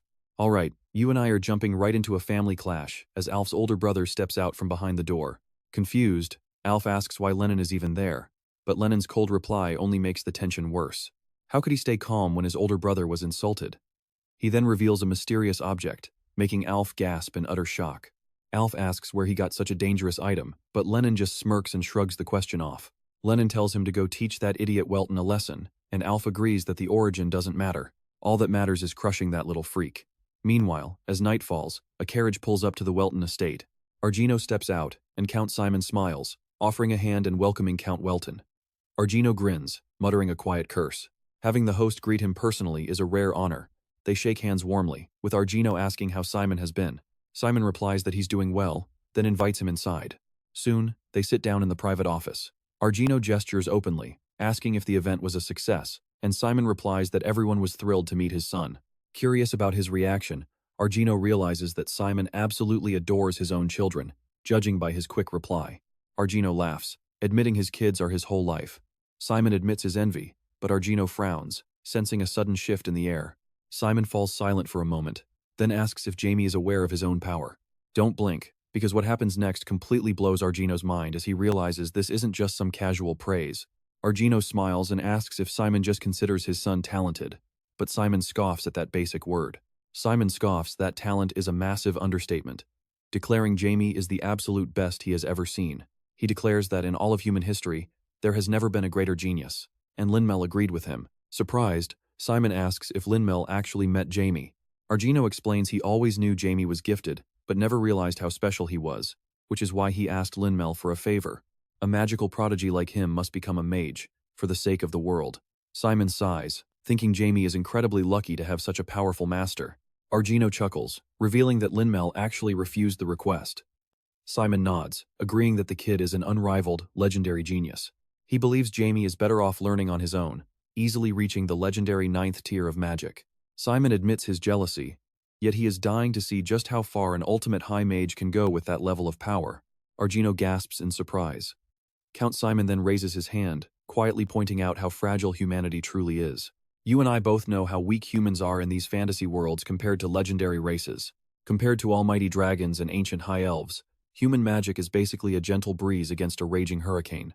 Only thanks to legendary swordmasters like Argino can humans survive. But if a 9th tier human mage is born, even the dragon lords of magic wouldn't stand a chance. He desperately dreams of a day when humanity finally rules over this entire world. Argino calls his ambition pure arrogance, but Simon fires back, saying he is fully aware of his own pride. He references a forgotten history wiped from the earth, an ancient, classified secret known only to a select few across the continent. 10,000 years ago, an entire era vanished after supreme celestial beings decided to hide these ultimate secrets from human eyes. Simon dreams of humans achieving absolute strength. He wants to ensure they can never be enslaved again, stopping history from repeating itself with another sudden, devastating extinction. Wrapping up the heavy talk, Simon suggests they both head to bed. Argino agrees to rest until morning. Meanwhile, our little protagonist Jamie is fast asleep in his bedroom. Argino quietly slips in, gazing down at his sleeping son, wondering if these colossal expectations are too much. Having a literal god-tier prodigy for a son is terrifying. To him, Jamie is just his beloved boy, and he'll do anything to protect him. Whispering into the dark, he prays that Jamie grows up righteous. The next morning, Everyone gathers in the dining room. Leaning back, Jamie quietly ponders what was bothering his father so deeply last night. He won't use mind control out of pure curiosity. Plus his current powers aren't quite strong enough anyway. At that moment, Ash snaps him out of his thoughts, yelling his name. Jamie looks over, reminding her that they already finished their chat yesterday. He wants absolutely nothing to do with her. She just giggles, claiming she has business, and introduces her little sister. Jamie freezes. Seriously? She really brought another annoying person into his peaceful life. Standing up immediately, he announces his departure, having zero desire to socialize with them. Ash quickly yells, demanding to know where he is going. She demands they bond as close families, but trust me, he is not having it. Alright, you and I are jumping right into a royal mess, as Rebecca, the eldest daughter, steps in to preach about proper etiquette. Rebecca snaps, demanding how she dares speak so casually to the Count's son, but Jaime defends her. Still, she snaps at her sister. Our main character wonders why she is here. Did Jaime actually fall for her sister? How on earth did she even end up in this place? Then it hits him, this is Jane, his ultimate love, the one who was sacrificed to the gods for her own protection. Thus begins Diablo's emotionless journey, but seeing her standing right there before him as a mere child is completely unexpected. Spinning around, he finds Alf blocking his path, holding a glowing sphere, while confidently declaring that he has finally found him. He thinks Jamie is dead. But our hero looks at Rebecca and whispers the name Jane, leaving her completely baffled. Ash wonders if he actually fell in love, while Alf screams that Jamie will obey him now as his artifact erupts into wild flames. Our hero watches, surprised. Rebecca rushes to her sister, but he warns everyone to stay back and not interfere. Alf is completely stunned, thinking it is impossible for a mere kid to block the Phoenix Ring, a 6th-tier fire artifact. Now pay attention here, because our main character is done playing nice, telling the weakling to lay down and die. He unleashes a torrent of raw energy. Magic instantly wraps around Alf, who can only stammer in pure, terrified confusion. The energy devours his body, forcing out a horrific scream. Suddenly, Arjuno steps up, places a hand over his son's eyes, and tells Jamie that is enough. Jamie calls out to his father. Arjuno assures him that everyone is safe, closing his eyes in quiet relief. Looking at his son, he realizes Jamie was truly going to kill. He hoped he was wrong, but this level of power was no mistake.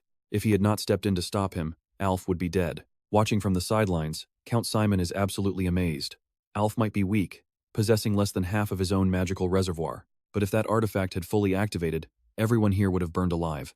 Yet this kid neutralized a 9th-rank force in a second. He can fulfill my dream. Suddenly, his wife screams for him. Clutching her trembling son, she shrieks that this monster almost murdered their boy, demanding how her husband can just stand there so calmly. Sears immediately shuts her down, telling her to get her facts straight. The only killer here was her own son, Alf. He targeted Jaime first, unleashing a deadly magical weapon.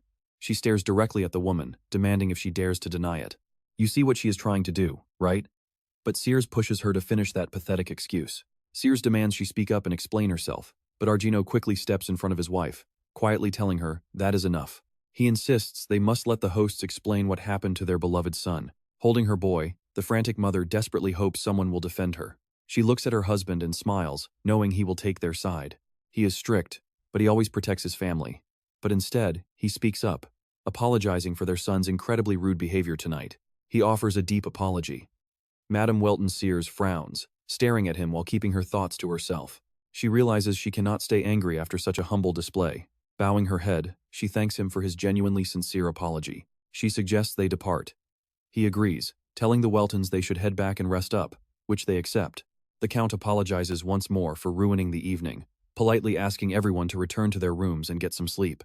With the party officially over, the guests disperse, leaving his wife completely baffled as to why he is acting so submissive. She shrieks that Alf is their own blood, yet he just let that shameless brat harm their precious son. Before she can finish, her husband snaps around, commanding her to shut up because too many prying ears are still around. He orders her to take Alf back to their room. Later that night, she rages, furious that her husband would betray them. She complains that he should have defended his own son, regardless of fault. Meanwhile, the Count stares at Alf, asking if this was all for attention. His wife calls out, but ignoring his son's terrified expression, the Count coldly commands the boy to speak up right now. Did he not realize that his foolish actions would completely ruin their reputation among all the eastern nobles in the kingdom? Petrified, Alf silently whimpers that he only wanted his father's approval, before stammering that the other brat was incredibly rude to him first. His father roars, demanding to know where on earth he got his hands on the Phoenix Ring, forcing him to answer. Cutting him off, the Count warns Alf that he hates repeating himself, stating this is the absolute last time he will ask. Alf confesses that Lennon gave it to him. Later, Lennon opens the office door, stepping inside and casually asking if his father summoned him. He clicks his tongue in sheer annoyance upon seeing his brother, thinking about how incredibly pathetic the boy is. He set up the perfect trap, and the kid still failed. What an absolute idiot. And that is where we leave it, with this fake sibling dynamic. Trust me, things are about to get wild. Alright, you and I are diving back into the heat, as the father asks if he gave his brother the Phoenix ring. Lennon admits it, making his father demand why he gave him something so dangerous. Lennon thoughtfully explains that the little brat was constantly bullying his older brother. He claims he wanted to stop it, but his father cuts him off. He exposes Lennon, saying he just wanted to manipulate his brother. As the boy looks on in total confusion, his father adds that Lennon did not do this out of brotherly love at all. While Alf wonders about Lennon, their father continues, noting that the boys probably already realized he has absolutely zero interest in them. And do they know why? Even though his blood flows in their veins, they simply lack any real talent. But that does not mean he is completely blind to their true intentions. If they want his attention so badly, they need to stop with these cheap tricks and actually prove they are worthy of his bloodline. Reaching for the door handle, he warns that no matter what, he will not step in to help them anymore. They must clean up their own mess, meaning at dawn, they will beg Jaime for forgiveness until he actually accepts it. He shuts the door, leaving Alf scratching his head in absolute dread. The mere thought of facing that little monster again literally makes him shake with terror. He asks if Lennon is really going to apologize, but his brother remains completely silent. Alf wonders if their father's harsh words made him sick, while Lennon replays those words over and over, vowing that his father will see the truth. He swears he will prove he is worthy, clenching his fist with burning determination. Now here is where you and I need to pay close attention. Sears approaches her son's bed, deeply unsettled by 9-year-old Jaime's terrifying, genuine bloodlust. She originally assumed it was just kid stuff, but if that dangerous artifact had actually worked, she could never forgive them. Even after Count Simon offered his apology, she clenches her fists, demanding real compensation, even if it means calling on her own powerful family for backing. Suddenly, the sleeping boy rolls over, making her hide her face in shame at her own thoughts. Right then, Argino gently places a hand on her shoulder and asks if she is all right. She spins around to face him, then looks away, quietly asking what she could possibly be upset about. He asks what he can do to help, promising anything she wants. With a soft smile, she notes that he already stopped her back there. He admits he was only worried she would end up ruining her own mood. She agrees that Count Simon apologized immediately, and she had no desire to spark a massive conflict among the Eastern nobility over petty nonsense. Besides, the boy learned his lesson. Argino chuckles, remembering how absolutely terrified little Alf looked in that moment. She laughs, saying everything is fine now, before the head of the family suggests it is time for them to leave. Their son will never get any rest with them hovering over him, so she agrees they should head out. You and I both know he is secretly awake, peeking out to enjoy their worry because he just could not help himself. He sits up in bed, closing his eyes as he thinks of Jane. To think she was actually reborn is not that shocking. After all, he himself returned after tens of thousands of years. It must be her, even if she did not recognize him. She has no memories of her past life, which is normal. He is just a highly unique exception. Still, her reincarnating at the exact same time as him raises questions. Is this a cruel joke of fate, or someone's grand design? If the 12 gods are pulling the strings behind this, he is cut off as Blackie lands on his shoulder. He dismisses it as nonsense. If those gods ever found out he was alive, peace would be impossible. He gently pets Blackie, shaking off these heavy thoughts. Looking down at the creature, ancient memories flood his mind. Above all else, he absolutely must find a way to meet her again. Elsewhere, a mysterious hooded man holds a messenger bird, whispering that massive, world-altering changes are about to sweep through the entire magic community. A secret letter tied to the bird's leg states that the Welton family's eldest son, 9-year-old Jaime, is already a wizard of at least the 4th rank. A mind-blowing magical prodigy has officially arrived in this world. He releases the bird to fly away. Later, the main character heads down to the quiet river. As Blackie begins to chirp, the main character looks down and asks if he just wanted some fresh air. Responding to the creature, the main character walks forward, noting how peaceful it is because almost everyone has already left since today is the final day. He must meet her before going back. Suddenly, he freezes, catching a strange sound. Unable to pinpoint the source, he decides to tap into his mana. As he concentrates his mana, he spots Rebecca sitting quietly by the water. Noticing the spirit beside her, he realizes it is Ondine. Rebecca turns around in shock, gasping in surprise at the sight of the young heir of the Welton family. She asks if he is all right, and as they introduce themselves, you and I are left waiting to see how this legendary fated reunion unfolds. Let's kick things off with these two water summoners, who are bound by a strange twist of fate. He remembers her pleading with him to never forget her. Suddenly, Rebecca asks why the young Earl looks so incredibly sad.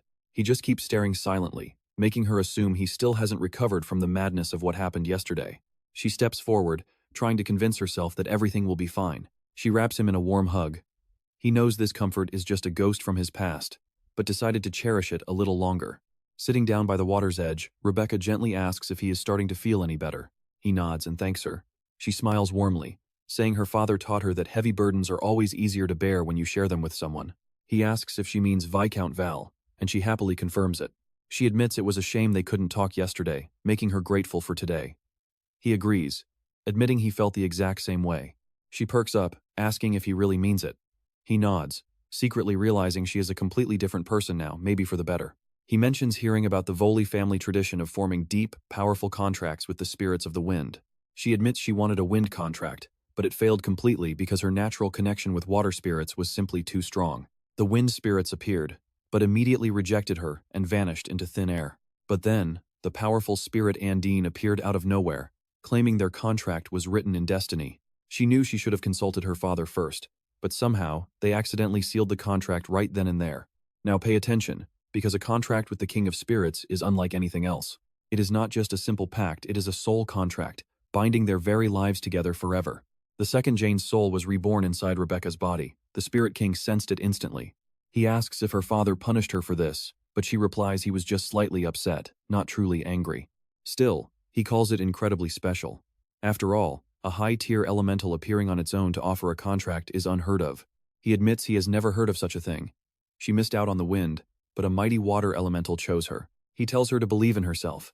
She sighs, looking at him warmly before offering a grateful smile. Standing up, he waves and thanks her for her time, saying he has to leave, while she promises they will meet again. Wishing they could talk longer, she wonders what this strange feeling inside her actually is. Walking back down the path, he worries if he sounded way too formal. Real kids do not talk like that, do they? Blackie lets out a muffled, strangled sound in response. Still, he defends himself, saying Rebecca seems far too mature to treat like a normal kid. Why can't he just keep his mouth shut today? Reaching the estate later, he suddenly hears someone loudly shouting his name. He turns to see the Simon brothers. "You and I know this means trouble." Alf mumbles a tense apology. The protagonist scowls, asking why he's suddenly doing this. He smiles, guessing the Count forced him to come. Alf flushes with embarrassment. The protagonist then shifts his gaze to Lennon, asking why he tagged along. Alf explains they are brothers, but our main character demands to know why he had to bring him. Was he too terrified to apologize alone? Lennon steps in, admitting he was the one who gave his brother that artifact. He is stunned, so both brothers were in on the plot to kill him. He coldly asks for his name. Lennon introduces himself with a smug smile, while our hero just scowls. Analyzing his opponent's body, he realizes this guy is highly talented, vastly outclassing Alf, and clearly dangerous. Clearly, even a son this gifted is not enough for Count Simon. Lennon smiles, saying that since they apologized, no real harm was done. He asks if they can leave. He thinks, does this brat take me for an idiot? He was nowhere to be seen yesterday. To Lennon, everyone besides his father is probably garbage. Letting him walk away now will only cause major trouble later. He points a finger at Alf, asking Lennon if his brother will struggle to win the fight for the family inheritance.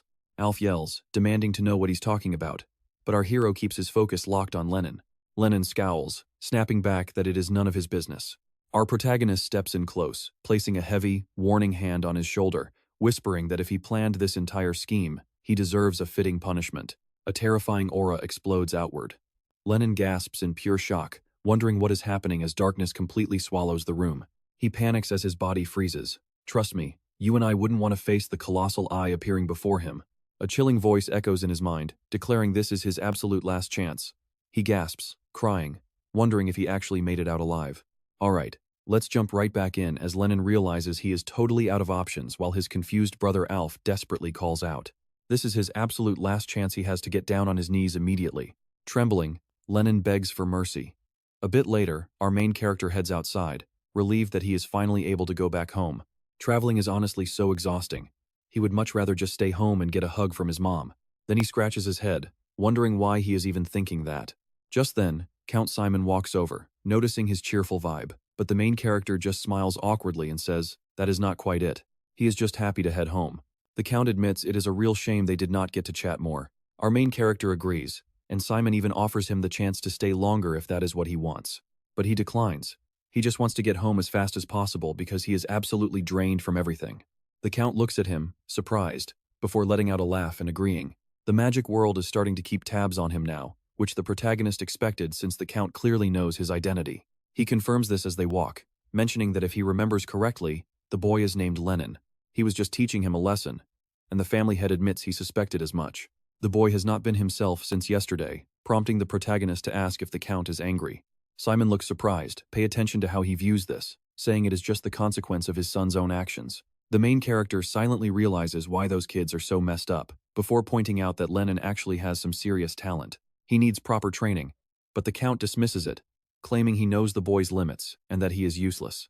The protagonist argues that you cannot know without trying, and with the right effort, the boy could reach his level. He will never display his true potential under this kind of suffocating pressure, and pointing directly at the Count, he blames him.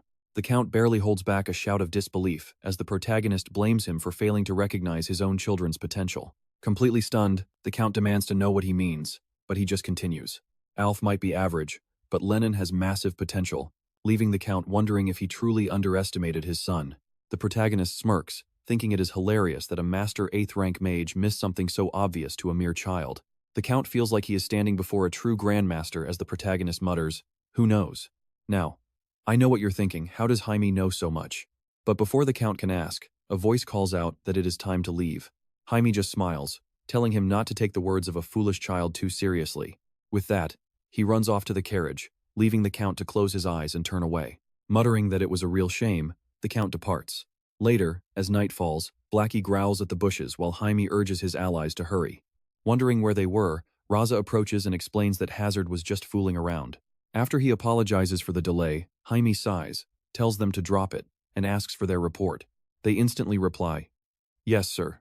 Raza steps up and explains that the Zenith Church has been doing charity work in Heist, winning people over by handing out free food and shelter. They even built a brand new orphanage, prompting the protagonist to ask exactly when this all started. It began right after Count Welton completely wiped out the Live All gang around 2 months ago. Immediately after that incident, the Zenith Church officially started their work, helping the poor and preaching about their God's will. In the beginning, the local citizens did not think much of it, but as the charity continued, people grew completely dependent on them and quickly became devout believers. Now, the locals praise the Zenith Church, treating them like the most generous and respected group in the entire city of Heist. The protagonist is completely taken aback, demanding to know what he just said.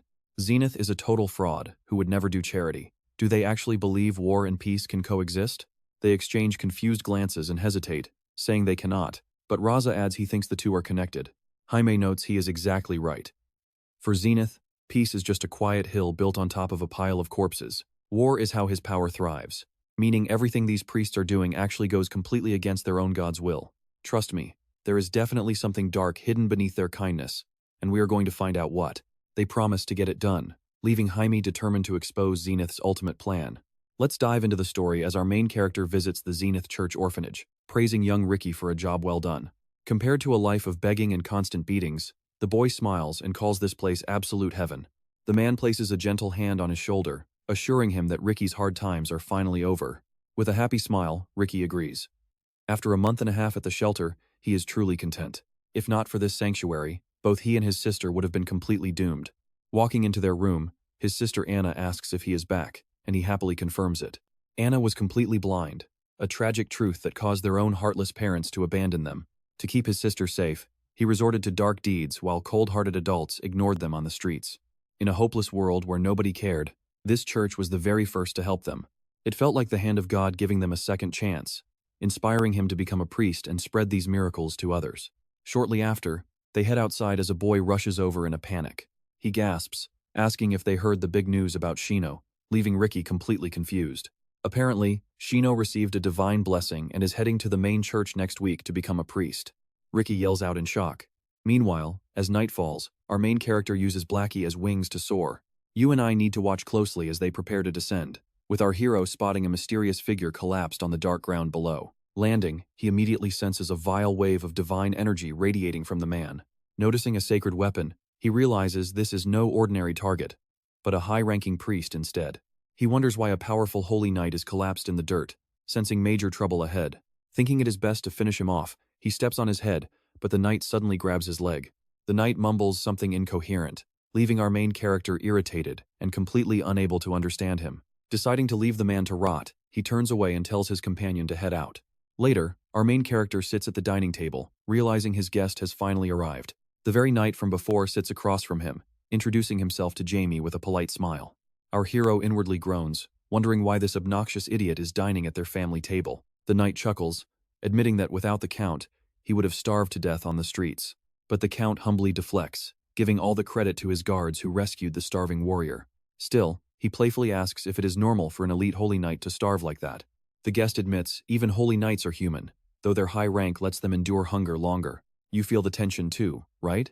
Feeding his sister, our hero wonders why his parents are so polite. Arjuna breaks the silence, asking if their guest serves the prestigious Church of Pyro. He confirms it, explaining that he serves Pyro, the goddess of mercy and ultimate punishment.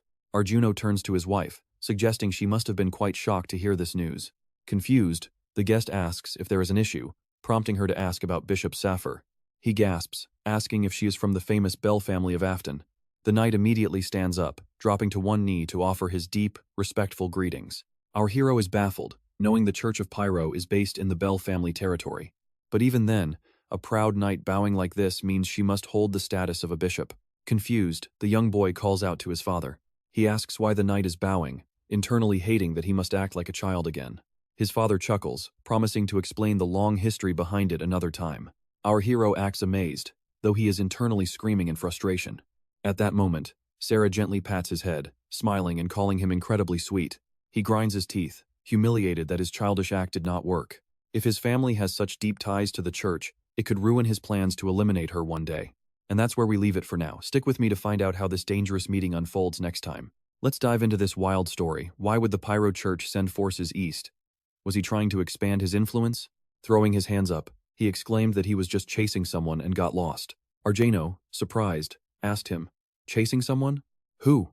The man replied, "The monster conducting sick, unspeakable experiments that no one should ever dare try, the creator of chimeras." Arjano gasped, shocked to hear that the creator of chimeras was actually hiding out here. He asked who it was. The visitor went silent, begging for forgiveness because the target was classified, and even people within the church were kept completely in the dark. He could not reveal it to just anyone, but he offered a deal, listen to his request, sign a contract, and he would share it. Arjano raised an eyebrow and asked if he needed his help. Exactly. Having a powerful swordmaster like him on board would make all the difference in this dangerous mission. Arjano looked down, murmuring, "A chimera creator." Chimeras were made by stitching different beasts together to form a monstrous shell. But their creators are hated worse than murderers, because the core of every single chimera is human. Maybe someone out there made one without humans, but in all of history, no such miracle exists.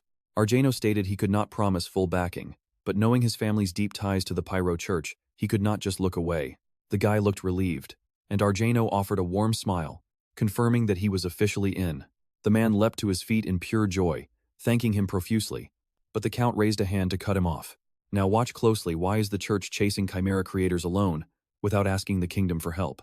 Scratching his cheek, he admitted the kingdom would assist, but doing so would completely ruin the church's pride and reputation.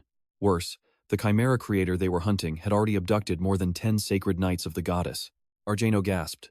That meant the madman was actually breeding monsters that could wield divine powers. A bit later, our main character was strolling through the garden, surprised by how much he was anticipating tea time. Walking up to the gazebo, he saw Sarah climbing onto her chair, asking Jaime if he had arrived yet.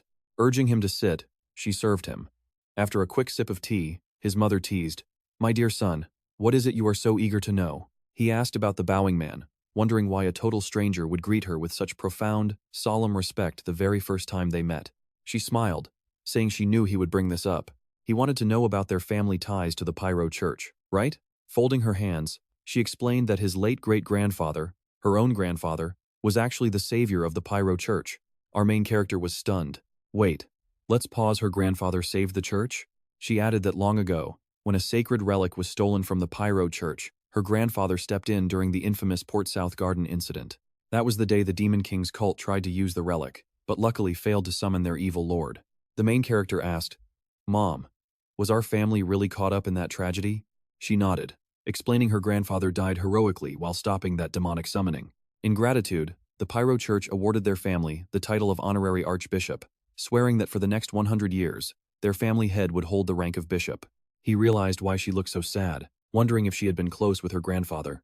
Treating an outsider like a bishop seemed extreme, but it made sense considering the irreplaceable relic they saved. Perfect. He would eventually crush the Pyro Church, but first, he would squeeze every bit of value from them. As a devious grin crossed his face, his mother called his name. Snapping out of it, he smiled, and she offered him another cup of warm tea. He gladly accepted. When evening fell, a hooded man announced that their young brother, Shino, chosen as the father of Genus, was leaving. They all offered blessings for his upcoming journey. They raised their glasses high to celebrate this wonderful day, shouting congratulations to him.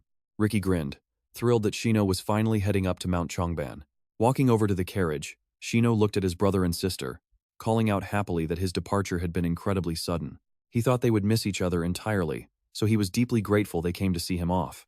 Leaning on the carriage window, Ricky smiled, promising he would also be sent out soon, so Shino shouldn't cry from loneliness. Shino grinned wider, pumping his fist and swearing he wouldn't shed a single tear. He promised to go ahead, wait for them, and urged them to catch up soon. The carriage rolled away. Ricky clenched his fist, vowing to become a priest, but as we leave off, the man beside Shino whispers that they have already arrived. Let's dive right into this crazy mystery, starting with a kid looking around in total confusion. There is no way the carriage traveled this far. Priest, is this really the main Pyro Church? The priest steps out and beckons him to follow, while Shino anxiously scans his bizarre surroundings. Apologizing, the boy says they must be in the wrong place, but the priest insists everything is fine. Inside, the priest tells him they need to go downstairs. Shino stares at the basement, feeling deep down that they should not enter. He tries to back out of this creepy hallway, but then a door slowly creaks open. Look closely at the screen, a twisted hand appears. Terrified, the boy cries out for the priest. There is something utterly terrifying lurking in this room. Suddenly, the priest pulls back his hood and announces he has delivered the boy. Bishop? Shino clenches his tiny fists and desperately asks if God really chose him for this. The bishop smiles, calling him the chosen one, but the terrified boy asks why they are in this nightmare instead of the holy mountain. The bishop chillingly explains that this dark place is where their perfect utopia is actually built. He cannot wait to see what this innocent child turns into, forcing him to take a step forward. Right then, the lead researcher steps into the room, gleefully declaring that this perfect little test subject will make a beautiful new chimera. Shino stares at the monster in pure horror. Sometime later, we cut to Felbart Street in Heiss. Our main character walks forward, noting that this is Felbart Street, the biggest in Heiss, while his companion admits he remembers this place. He recalls the painful night when he was starving to death right on these cold streets. Jaime just nods, realizing the simple reason he was forced to show this clueless knight around town. During tea this morning, the Count asked if their guest wanted a tour, volunteering Jaime to act as his personal guide. The knight agreed, and now Jaime is walking ahead in pure annoyance, cursing his absolute bad luck. He feels totally cursed. Meanwhile, the knight wonders how a 9-year-old has such insane stamina and memory.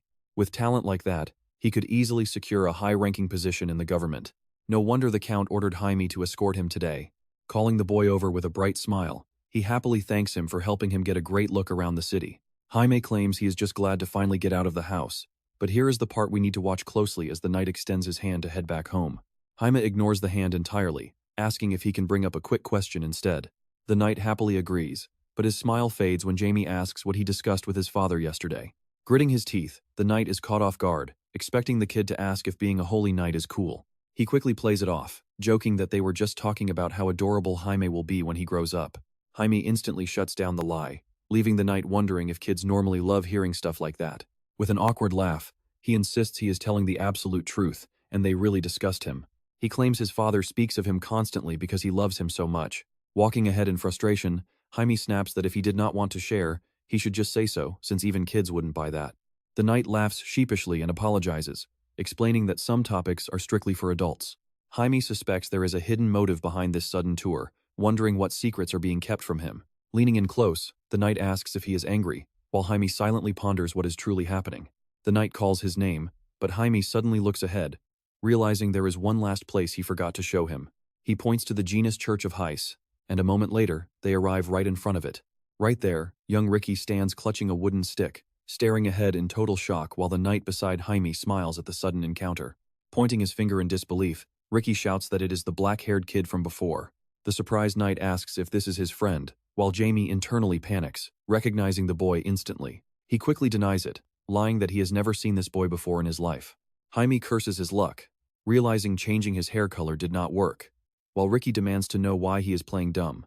Running up, Ricky asks if he dyed his hair, demanding to know why he is pretending to be a stranger. He turns around abruptly as a wild coachman screams to get out of the way. Horses are charging straight toward Ricky, who freezes in sheer terror. Suddenly, Raz leaps forward and trust me, you and I need to see what happens next. Alright, you and I are diving into a moment of absolute terror. Terrified, Ricky sobbed, thinking they were both dead. Clicking his tongue in sheer annoyance, Jamie unleashed a chain field. A massive magic circle manifested before him, sending glowing iron links flying in every direction. By then, Ross had already grabbed Ricky and leaped out of harm's way, as the entire runaway carriage was caught by the chains and hoisted into the air. A stunned Ricky gasped, wondering if he survived. He suddenly tackled Jaime in a massive hug, crying out his thanks, but the young master grumbled, telling him to get off immediately. Watching this unfold, Ross realized the spell Jaime used to save the kid was far more powerful than anything he had ever witnessed before. It was mind-blowing. A 9-year-old possessing this kind of power? Calling him a genius did not even cover it. In a few years, this kid would be so monstrously strong that normal people wouldn't even dare look him in the eye. Jaime then asked why Ross was just standing there. Blinking in surprise, Ross asked where they were headed, prompting Jaime to ask what he meant by that. Obviously, to the Genus Church. Ross agreed, but secretly wondered if the young lord was just overthinking things and feeling looked down upon. A moment later, Ricky piped up excitedly, saying he was actually heading there himself. Skipping ahead, he boasted that he knew the church inside and out, offering to show them around the place. Turning back, he explained it was also an orphanage for kids like him who had absolutely nowhere else to go. Suddenly, a woman's voice called out his name, and Ricky happily greeted her as sister. She immediately asked where he had been and who his new companions were, to which he blurted out that a carriage had almost crushed him. But these guys saved his life. Horrified, she hugged him, asking if he was hurt and saying he must have been terrified. Bowing deeply, she offered her heartfelt thanks. Since Ricky had skipped the most brutal parts, Ross humbly waved it off, saying any pyro minister would do the same. Hearing the word pyro, the woman seemed taken aback. Ross then added that, honestly, the little kid did most of the heavy lifting. He pointed directly at Jaime, who rolled his eyes internally, thinking that extra praise was totally uncalled for. The sister stepped closer to study him, realizing this was the child. Jaime didn't hesitate, introducing himself formally as the son of the Lord who ruled these lands. Sighing, she admitted she should have recognized him instantly just by looking at his striking emerald hair. She claimed she was just in shock, but Jaime narrowed his eyes, wondering what was up with her bizarre reaction. If she actually grew up in this territory, his unique hair color should have given his identity away instantly. But putting her lack of recognition aside, why was she acting so incredibly nervous? Was she hiding a secret? She quickly changed the subject, asking if they brought Ricky back. Raising his hands defensively, Ross clarified that his visit was actually due to the Genus Church being established in the area this year. Acknowledging him as an honored guest, she invited them inside and instructed Ricky to be polite and show the young master around. Now pay attention, because Jaime immediately senses that she is trying to deliberately split them up. There was no way she could actually harm Ross, right? But just in case she tried, he would be ready. With a polite smile, she reminded them they had dinner scheduled with Jaime's parents that evening. Saying goodbye for now. Slightly taken aback, Ross recovered with a smile, waving his hand as he agreed to meet up with them later. As they walked, Ricky gave an awkward grin, pointing ahead and explaining that this section was their living quarters and the dining hall. Tired of the stiff act, Jaime told him to drop the formal speech. He didn't care about status, so they should talk normally. Ricky leaned in, beaming as he asked, "Wait, seriously?" Jaime snapped back, warning him not to make him repeat himself, which sent Ricky running ahead, shouting for the young master to keep up. He promised to show him everything, leaving Jaime wondering why on earth this kid was so incredibly happy. He simply couldn't comprehend his upbeat attitude. Eventually, Ricky stopped in front of a heavy wooden door, hands on his hips, boasting that he had shown him almost the entire place, including where his little sister lived. He swung the door wide open, calling out that he brought a friend along. You and I both know, Jaime never agreed to that label. Inside, a young girl named Anna stood up, stepping forward to ask her brother if it was really true. As Jaime stared at her in complete confusion, Ricky gently guided his sister to lean against him, telling her she should greet their special guest. Calling him an incredible person, Anna softly said hello and introduced herself, while Ricky noticed Jamie staring and asked if something was wrong. Jaime stood frozen in dead silence, shocked by the dense holy essence radiating intensely from her closed eyes. They were literally overflowing with divine power. Only true representatives of God, gifted with far more holy energy than normal humans, possessed this. They could wield this force at will. At birth, a specific part of their body would hold a massive concentration of holy energy. This girl, Anna, had actually been completely blinded by the overwhelming density of her own holy power. Trust me, when she finally awakens, Her divine eyes will reveal every hidden truth in this world to us. Alright, you and I are jumping into a massive mystery. This girl might cause him trouble should he finish her off? No, because a high-ranking priest would know her secrets. Taking her out right now is way too dangerous, Ricky warns in surprise. Wait, what's wrong with Jaime? The main character wonders. As Ricky asks if he's fallen for his sister, he snaps back, calling it total nonsense, pointing out that his sister is still just a kid. Before he can even finish, Anna smacks him on the head with a book, realizing she needs to ask him something. She found a confusing part in her book and wants his help. Clutching his sore head, he groans and agrees to take a look. A moment later, they sit down together on the bed as Ricky starts reading. Watching them, our lead wonders whose holy power she actually possesses. He needs to keep a close eye on her, but for now, he decides to slip away. As he heads toward the door, Ricky notices and asks if he's using the restroom, but he says no. He's heading home. Ricky quickly shuts his book, gets up from the bed, and offers to walk him out to the exit. He asks if he'll visit again, leaving our quiet hero thinking about how incredibly friendly this guy is. Turning back, he asks Ricky what keeps drawing him to this place. Ricky is visibly caught off guard by the sudden, direct question. He smiles warmly, asking if that was a friendly question, genuinely happy about the conversation. Now watch closely here, because Ricky reveals his true motives. He admits that at first, he just wanted to stay close to his little sister. But since arriving here, his dream has changed. Now, he wants to be chosen by Lord Genus and become a priest. Just yesterday, one of his close friends from the orphanage was chosen and sent straight to Mount Chongban, making him incredibly envious. He freezes, thinking, what? Sent to the mountain? A church, human trafficking, the Laval gang, the chosen ones, it all connects. Impossible. He suddenly demands to know where Ricky lived before coming here, and a shocked Ricky replies on the streets. He demands to know about before that, and Ricky admits he was a Laval lackey. Laval. He knew it. The main character is a genius. Meanwhile, Ross says they had a pleasant chat. The woman politely agrees. She turns, noting he's already leaving, and offers to guide him back to the young master. He smiles and thanks her, but inside, he wonders why she's being so quiet and reserved. Is it because she distrusts priests from other churches? Or maybe these people are somehow connected to the Chimera. The woman then approaches Ricky, asking if he showed the young master around, and he happily confirms he did. Suddenly Genus approaches, remarking on having such an important guest while he was away, and a smiling Ricky greets his lordship warmly. He smiles, calling it an honor to meet them, while our main character greets him and introduces himself. And yeah, we both see where this is going. The Genus Church was behind the kidnappings all along. Then he looks at Ross, asking who he is. Ross replies that he's Ross Armatic, a minister from the Pyro Church. Recognizing the Pyro name, our hero tries to piece together their real goal. What are they actually trying to achieve here? It must connect to why Ross is here. Meanwhile, Genus apologizes for being absent during his visit, calling it a real shame. He waves it off, saying no apologies are needed since he had an amazing conversation with his sister. Suddenly, the main character senses a very strange energy. What is this? That level of holy power suggests he's a paladin, but Ross acts weird around him. Something is off with this guy. Their eyes lock, and after a tense silence, our hero steps forward, telling Ross how Ricky mentioned his friend was chosen by a god and sent straight to the main church. He explains that Ricky was jealous and wants to be a priest too. Ross looks surprised, then smiles and says he understands now. He calls Ricky a good kid whose dream will come true. Our hero realizes this subtle hint wasn't enough. Then he asks if Ross has heard any recent news from his father. He mentions that 2 months ago, his father crushed the Laval gang, who were apparently kidnapping and trafficking young kids. He brings this up because Ricky was in their records before the orphanage. A shocked Ross asks if Ricky was actually in that gang. He smiles, thinking, did he finally connect the dots? Stick with me, because he is about to drop another clue. He casually asks if the Genus Church spends a lot on charity. Ross stares at him, clenching his fist, suddenly realizing how he could possibly forget. The Genus Church never did charity, they built that orphanage just to harvest kids as raw materials. Later at the estate, Ross sits on the sofa, muttering about the Laval gang and the Genus Church. It looks like Ricky used to work for them. Across from him, Orgeno explains that he only tolerated their church because they seemed to do good for his lands.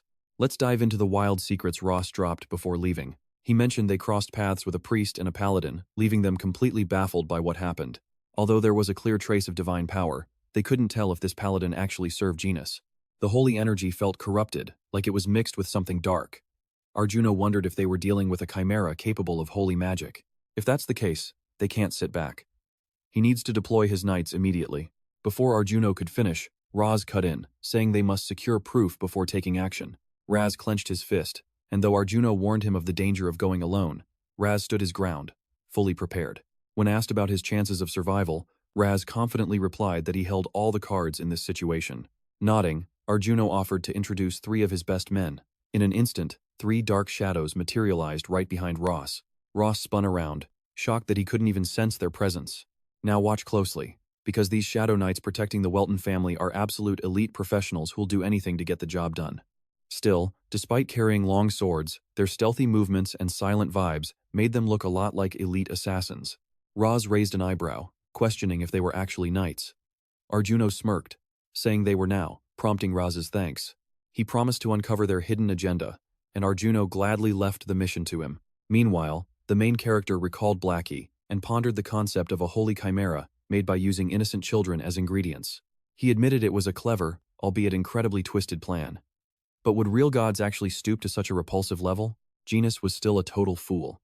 Flopping onto his bed, Jamie realized that their lack of solid preparation meant the enemy was in a desperate, massive hurry for some reason. Blackie. He handed the dark bird a secret letter and commanded him to go keep an eye on Raza. As his pet flew out the window, our main character looked into the night, realizing it was time to prepare. The upcoming battles would definitely require the highest level of magical mastery he could muster. He must defeat Genus. To do that, he needed subconscious magic, a legendary technique that prints spells and mana control directly into the caster's mind. I know what you're thinking, waiting around is boring, but Raza insists they stay alert until the enemy finally makes a move.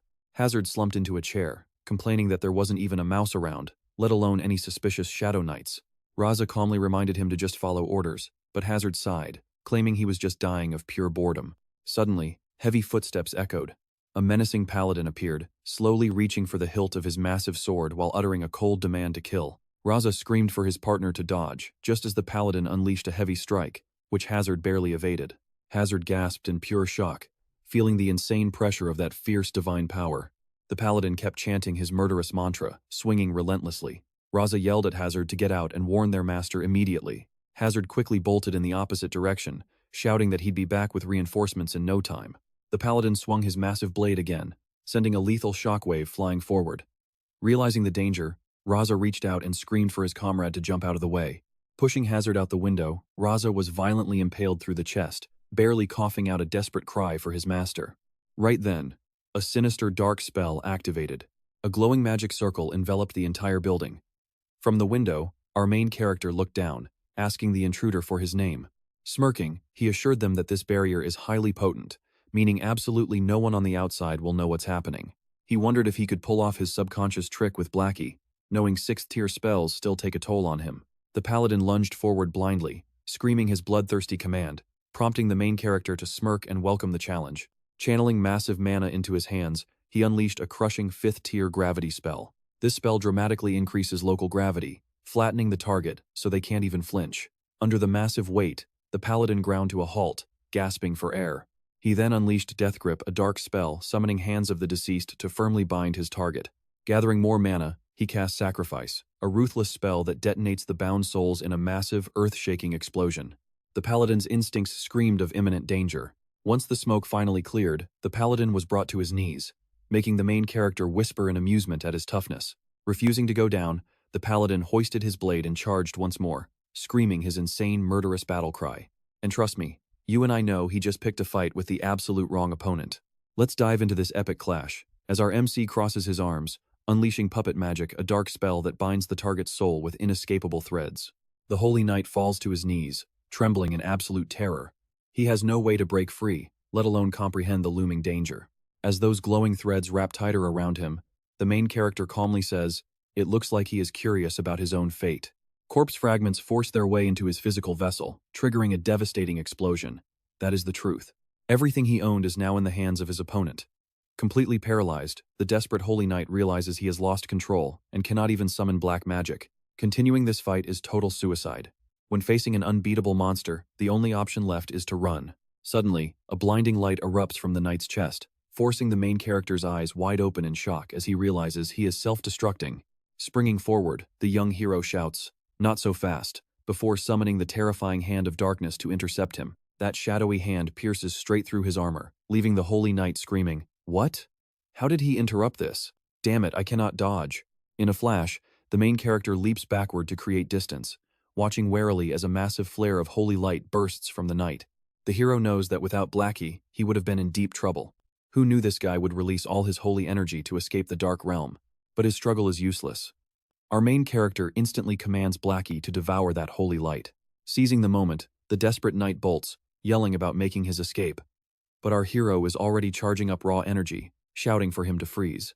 He unleashes a powerful magical pulse forward, blasting the fleeing enemy straight in the back. Now, watch closely. A massive, fanged maw rips through the knight's armor as the hero mutters, "A chimera? Is this its true form?" Thrusting his arm forward, he unleashes a massive magic spell, a heavy chain field. Slamming his hands together as the conjured chains bind his target, the hero cold-heartedly yells, "Get lost," and triggers a massive deadly blast. This dark shockwave is designed to obliterate even god-tier defenses. Inside, the failing knight realizes his physical shell is in critical condition. Movement is completely locked, initiating the final failsafe. In that instant, a bizarre mass shoots out from the chimera's throat, escaping through the window. Realizing this is the creature's core essence, the young boy rushes straight to the open window, shouting that the target has escaped. Risa quickly calls out, "Master, you did amazing, but where did it go?" Our MC sighs, repeating that he has lost its track. She looks completely baffled. Wait, shouldn't they be hunting down that thing immediately before it gets too far away? But he calmly reassures her that losing this target is no big deal, leaving Risa wondering why he is acting so nonchalant. Weren't they desperate to capture this guy? Bowing her head, she apologizes, admitting she cannot wrap her head around his brilliant plan. Asking him to explain, the master casually chuckles. Honestly, it is simple. Residual traces of dark magic are practically impossible to wipe away. The exact second his dark hand pierced that knight's armor, he injected his own mana straight into its core. Tracking it now will be a breeze. Cut to Lincoln sitting quietly at his desk, when suddenly something outside catches his eye, prompting him to rush over to the window. You and I can feel Lincoln's sheer panic as he grabs the core, screaming, "Impossible! Defeated!" How could their ultimate creation, a holy knight chimera, brimming with sacred energy, be completely obliterated like this? Back with our duo, Risa nervously asks, "Master, won't the enemy realize that we used black magic on their soldier?" The main character reassures her that while her worries are logical, there is zero chance the enemy will ever find out. Risa stares at him in complete disbelief, so he explains that his active powers are entirely different from ordinary black magic. Truthfully, he still cannot fathom why standard dark magic struggles against holy energy. After all, his unique brand of magic was designed to slaughter gods. This god-killing technique is a pure darkness forged specifically to erase holy beings, leaving absolutely no trace of their existence behind. Raising his palm, our protagonist smugly declares, "And this is the legendary magic I wield." So, no matter how hard those holy power-wielding fools try to investigate, they will never uncover his secrets. At that moment, Lincoln furiously mutters, "Never!" Our MC mentally echoes his words, saying, "Never indeed." He then slides the knight's body into a portal, telling Risa there is nothing to fear. Risa nods in relief. Our hero then asks, "By the way, where did Hazard wander off to?" She replies, "Well, about that." Right on cue, Hazard sprints up, shouting, "Brother, is everything okay?" and is told that everything is perfectly fine. Suddenly, he notices the main character standing there and gasps, "Master, you are here too. Talk about luck." He genuinely feared that Holy Knight would grind his brother to dust, but his powerful master handled everything. Pointing at him, the hero says, "You are right. This victory is entirely thanks to him. He fixed the crisis. But where did he vanish to earlier?" Scratching his head with a sheepish grin, he admits, "Well, I accidentally knocked myself out cold after taking a tumble from that window. Once I woke up, I ran straight back. And trust me, you and I can see the MC's disbelief. An immortal zombie knocked unconscious?" Sighing, he orders, "Face on the floor." Sitting on the zombie's back, he cancels his previous command to follow them, wrapping up this crazy battle. "Alright, stick with me if they keep staring like that. They are definitely going to get caught." Hazard, shaking with absolute tension, answered, "Yes, master," while Raza nodded in understanding. Suddenly, our main character shoots a stream of raw magic right at him, catching him completely off guard. He explains that patching up the damage is easy, but he still needs to take care of his body. Stepping forward, he commands Hazard to stay by Risa at all times as a guard, earning an instant shout of agreement. Walking to the window, the main character turns back to warn them that it is time to return, and they must proceed with caution. They agree, and in an instant, wings erupt from his back as he leaps into the night. Meanwhile, Lincoln clenches his fists in pure rage, screaming about how anyone could have pulled this off. His masterpiece, an expert paladin chimera made from 4 separate lives, was reduced to complete trash. Stuffing the remains into a glass jar, he wonders if Count Welton was the one behind this devastating blow. Holding the jar tight, he realizes that if it were the Count, the main body would be completely vaporized. On top of that, their magical connection vanished instantly, a high-level severing spell that requires an incredibly powerful barrier. Only a supreme mage could do this. Could it be the young master? No, that is impossible. Sure, the kid is a genius, but he is only 4th rank, while taking down a chimera requires 5th rank power. So who was it? Keep watching, because he realizes he needs to accelerate his twisted experiments right now. Suddenly, a mysterious hooded woman presses a sharp blade right against his neck, asking if his second plan failed. His silence says it all, but he desperately stammers that it was not a failure, making her smirk. She demands answers, so he makes excuses, claiming it is just incomplete. She laughs at his pathetic logic. Lincoln yells that some unexpected roadblock got in the way, promising success in just a few more trials.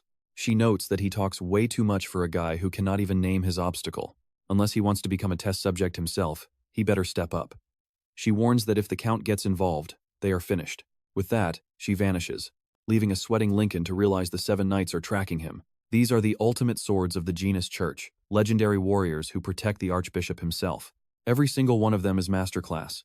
Slamming his fist down, he rages at the Archbishop's blatant disrespect. That old fool. Once these experiments succeed, Lincoln will steal his throne.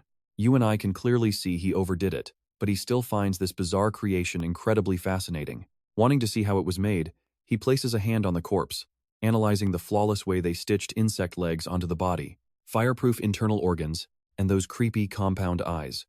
It is a 4-way fusion built around a human core, optimized for magic resistance and terrifying speed. Staring at the glowing sphere, he notes that the central core is overflowing with pure, divine power. Using this sphere, they manufactured a synthetic paladin. But what is their actual goal here? Is the Genus Church prepping for an all-out war? Standing up, he sneers, knowing nothing is more disgusting than their schemes. Even after thousands of years, they still treat human lives like disposable garbage and test subjects. A chilling voice echoes in his mind, chanting his true name, Diablo, promising bloody vengeance from hell. Humanity was destroyed by their sins once before. He was reborn after thousands of years for one reason: to stop them. He will not let those 12 corrupt gods ruin this world again. Meanwhile, a frustrated accomplice screams about how many disasters happened in one day. Lincoln stares into his communication orb, admitting things went far beyond his predictions. At least the primary host survived. But his partner snaps back, asking if simple excuses will rebuild their ruined plans. Lincoln scowls and apologizes, claiming the situation was entirely out of his control. An unexpected third party ruined everything. The monster slams his hand down, demanding to know what the next move is. With a smirk, he replies that they will choose another target. The creature asks if he means the child holding the holy essence, eager to test such prime material with all of his power. Slamming his fist down, Lincoln yells at him to forget it. They are not wasting holy essence on some basic experiment. Lincoln smiles, revealing that the perfect replacement is already locked in. A loyal servant of Genus, and the saint's only living relative. Trust me, you and I are about to see Ricky suffer. Alright, you and I are jumping right back in as Ricky is sweeping the yard when a church worker suddenly calls out, pointing right at him. Confused, he looks over as she tells him he is needed immediately, explaining that everyone has been ordered to gather in the main hall. Sensing something big is happening, he wastes no time and dashes straight toward the gathering. Inside the crowded hall, the chatter is loud until Ben, sitting right next to Anna, waves and shouts out to get Ricky's attention. Ricky yells back, asking why he is sitting so close to his sister, but Ben just shrugs, saying everyone was told to show up. Walking up, Ricky scoffs and asks if that means he has to stick to her like glue. He wonders why they were summoned so suddenly, and Ben suggests that maybe a brand new chosen one has finally been revealed. Anna smiles at the thought, just as Father Lincoln steps up to the podium, warmly greeting the entire crowd. As the crowd cheers, he clasps his hands together, smiling as he announces he has some incredible news for them. Another divine prophecy from their god has just descended, shocking everyone. Was it just like what happened with Shino? Now pay attention, because the priest chuckles and confirms their god, Genus, has indeed chosen one of them again. Privately, Lincoln sneers at these clueless kids. Still, becoming a holy paladin is the ultimate blessing for a nameless orphan. It really is a massive blessing, so they should show some energy. With that, he signals everyone to sit. God Genus has chosen him, Ricky. The poor boy is destined to become the next chimera. Meanwhile, Sears sits beside her son Jaime on the sofa, noting the rain is stopping. Jaime replies that he hopes the sun comes out soon. She smiles warmly, asking Jaime if cozy tea parties on rainy days are not just the absolute best. He lets out a nervous, awkward laugh and agrees, saying the fresh rain smells amazing, but spending time with his mother is even better. Overjoyed, she immediately squeezes him in a tight hug.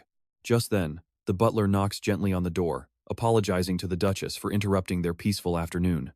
But the young master has a sudden visitor. Jaime turns in surprise, asking if the guest is really here for him. A commoner kid claims to be his friend and wants to see him. The butler asks if he should throw him out.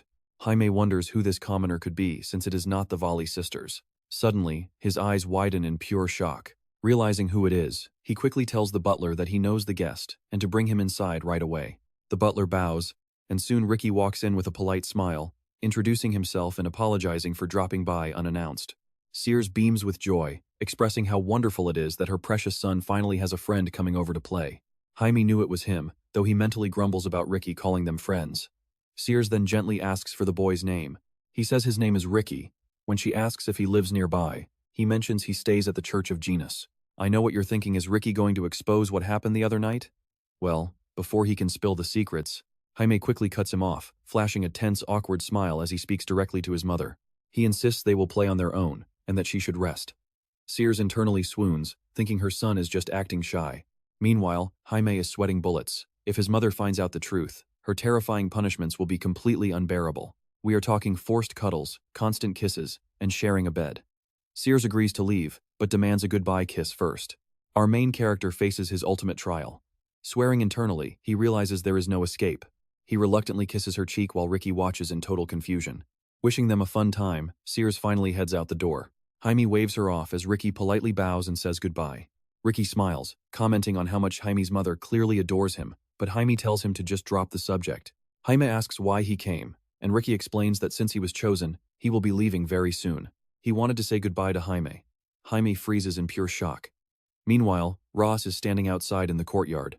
He lets out a heavy sigh, noting that the mysterious paladin has completely vanished over the past few days. Despite keeping a close eye on the church, he has learned absolutely nothing. Did the guy just vanish into thin air? Suddenly, he hears Ricky calling out. Spotting him, Ricky cheerfully waves and yells hello. Ross pulls him into a friendly embrace, telling him to drop the formal titles. He then asks if Ricky visited Jaime. Ricky nods and says it is perfect timing, as he has big news. He was given a divine prophecy from God. God Genus has chosen him. He announces that he is heading to the grand, main church tomorrow morning. Roz scowls, disgusted by how shamelessly the church tricks innocent kids. And trust me, you and I are going to watch this tragedy unfold. Stick with me, they treat kids' lives like toys. Yet he pats Ricky, telling him he'll be wonderful. He says the boy will make a great priest, while Ricky smiles and promises to help those in need, just like himself. They wave goodbye, and as Roz walks away, he asks if everyone heard. Shadowy figures appear behind him. He turns, telling them they will watch Ricky's carriage first thing tomorrow morning. He is going to show him real punishment. Later, Ricky holds a bouquet and thanks everyone who came to see him off, promising to return once he officially becomes a priest. Ben tells him not to worry about Anna. His sister smiles, telling Ricky that he must definitely return to them as a priest. Calling her name, he hugs Anna tightly, telling her to listen to the sisters and fathers and to eat well. Even though her big brother won't be around, he promises to write constantly and return as fast as possible. He swears he will become a priest. With tears pooling in his eyes, he makes his promise, while Anna cries and tells him she will wait, as long as he stays healthy. As the carriage rolls away, Ross notes their departure while our main character sits cross-legged, focusing the deep energy inside his body. Confirming they have gone, he gestures with his hand, asking if they should go check on their little bug. Glancing at Blackie, he notes that he knew it all along. Those traces of dark magic belong to the Genus Church. Creating a holy chimera requires 3 things. The first is sacrifices. The second is the chimera's creator supervising the experiment. And finally, a high-ranking priest to infuse the holy power. Our hero realizes there is only one high-ranking priest in this entire region, the Bishop of Genus. He decides Ross and the Knights can easily handle the chimera creator. As for him, he needs to personally deal with the bishop. It will be checkmate. Donning his cloak, he vanishes, while elsewhere, the corrupt bishop declares that the time has come. Approaching the portal, he laughs, sneering that the little orphan is about to become a holy knight. But receiving a divine blessing is no easy task. Now they will see if Ricky can survive this test of pure despair. Reaching his hand through the portal toward Ricky, he decides to play with him first, but suddenly, he gasps in shock. Dark energy violently drags him backward. He crashes to the floor, scowling and demanding to know who dares oppose him. Our cloaked main character steps out from the shadows, calling the man incredibly rude for someone claiming to be a holy priest. Here is where it gets interesting. The bishop instantly realizes this cloaked warlock is the one who defeated his holy knight. Furious that anyone would stand in his way, he charges energy into his hands, screaming for him to face divine wrath. He activates a combat sanctuary, lighting up a massive magic circle on the floor to multiply his power many times over. Our hero notes that with a sanctuary created by a high bishop, the priest's physical strength will spike enough to crush giant boulders. The arrogant bishop boasts that they will finish this up quickly. He charges forward, channeling raw energy into his fist, screaming that he will tear him limb from limb as he punches. The main character calmly watches the incoming fist. The bishop laughs hysterically, mocking him for just standing there. Deciding to make him a sacrifice as well, he drives his fist into our hero's chest, but gets a mocking question in return. The bishop gasps in shock as dark energy suddenly binds his hand, leaving him screaming in confusion. I know what you are thinking, how is he using dark magic in a holy sanctuary? Our hero tells him to look closer. Within seconds, the dark energy crushes the bishop's hand even tighter, causing him to scream out in absolute agony. He realizes his holy sanctuary is being eaten by sheer darkness, screaming that this is completely impossible. Clapping his hands with a smirk, our hero replies that anything is possible. Next, the dark energy wraps around his torso and slams him violently into the wall. As he rolls onto the ground, the main character approaches him, stating he has quite a few questions that need answering. The bishop growls back, asking if he really thinks he will talk. The main character warns him not to misunderstand he does not need his permission. Pointing his hand forward, he summons a magic seal, promising to unlock his mind as pitch-black energy wraps around them both. The bishop grits his teeth, screaming in agony, while elsewhere, the Chimera creator rests his hands on a table. He hurls a test tube right past his subordinate's head, screaming at Lincoln for being a useless idiot. He demands to know what is taking so long, while the nervous subordinate promises to go check on things.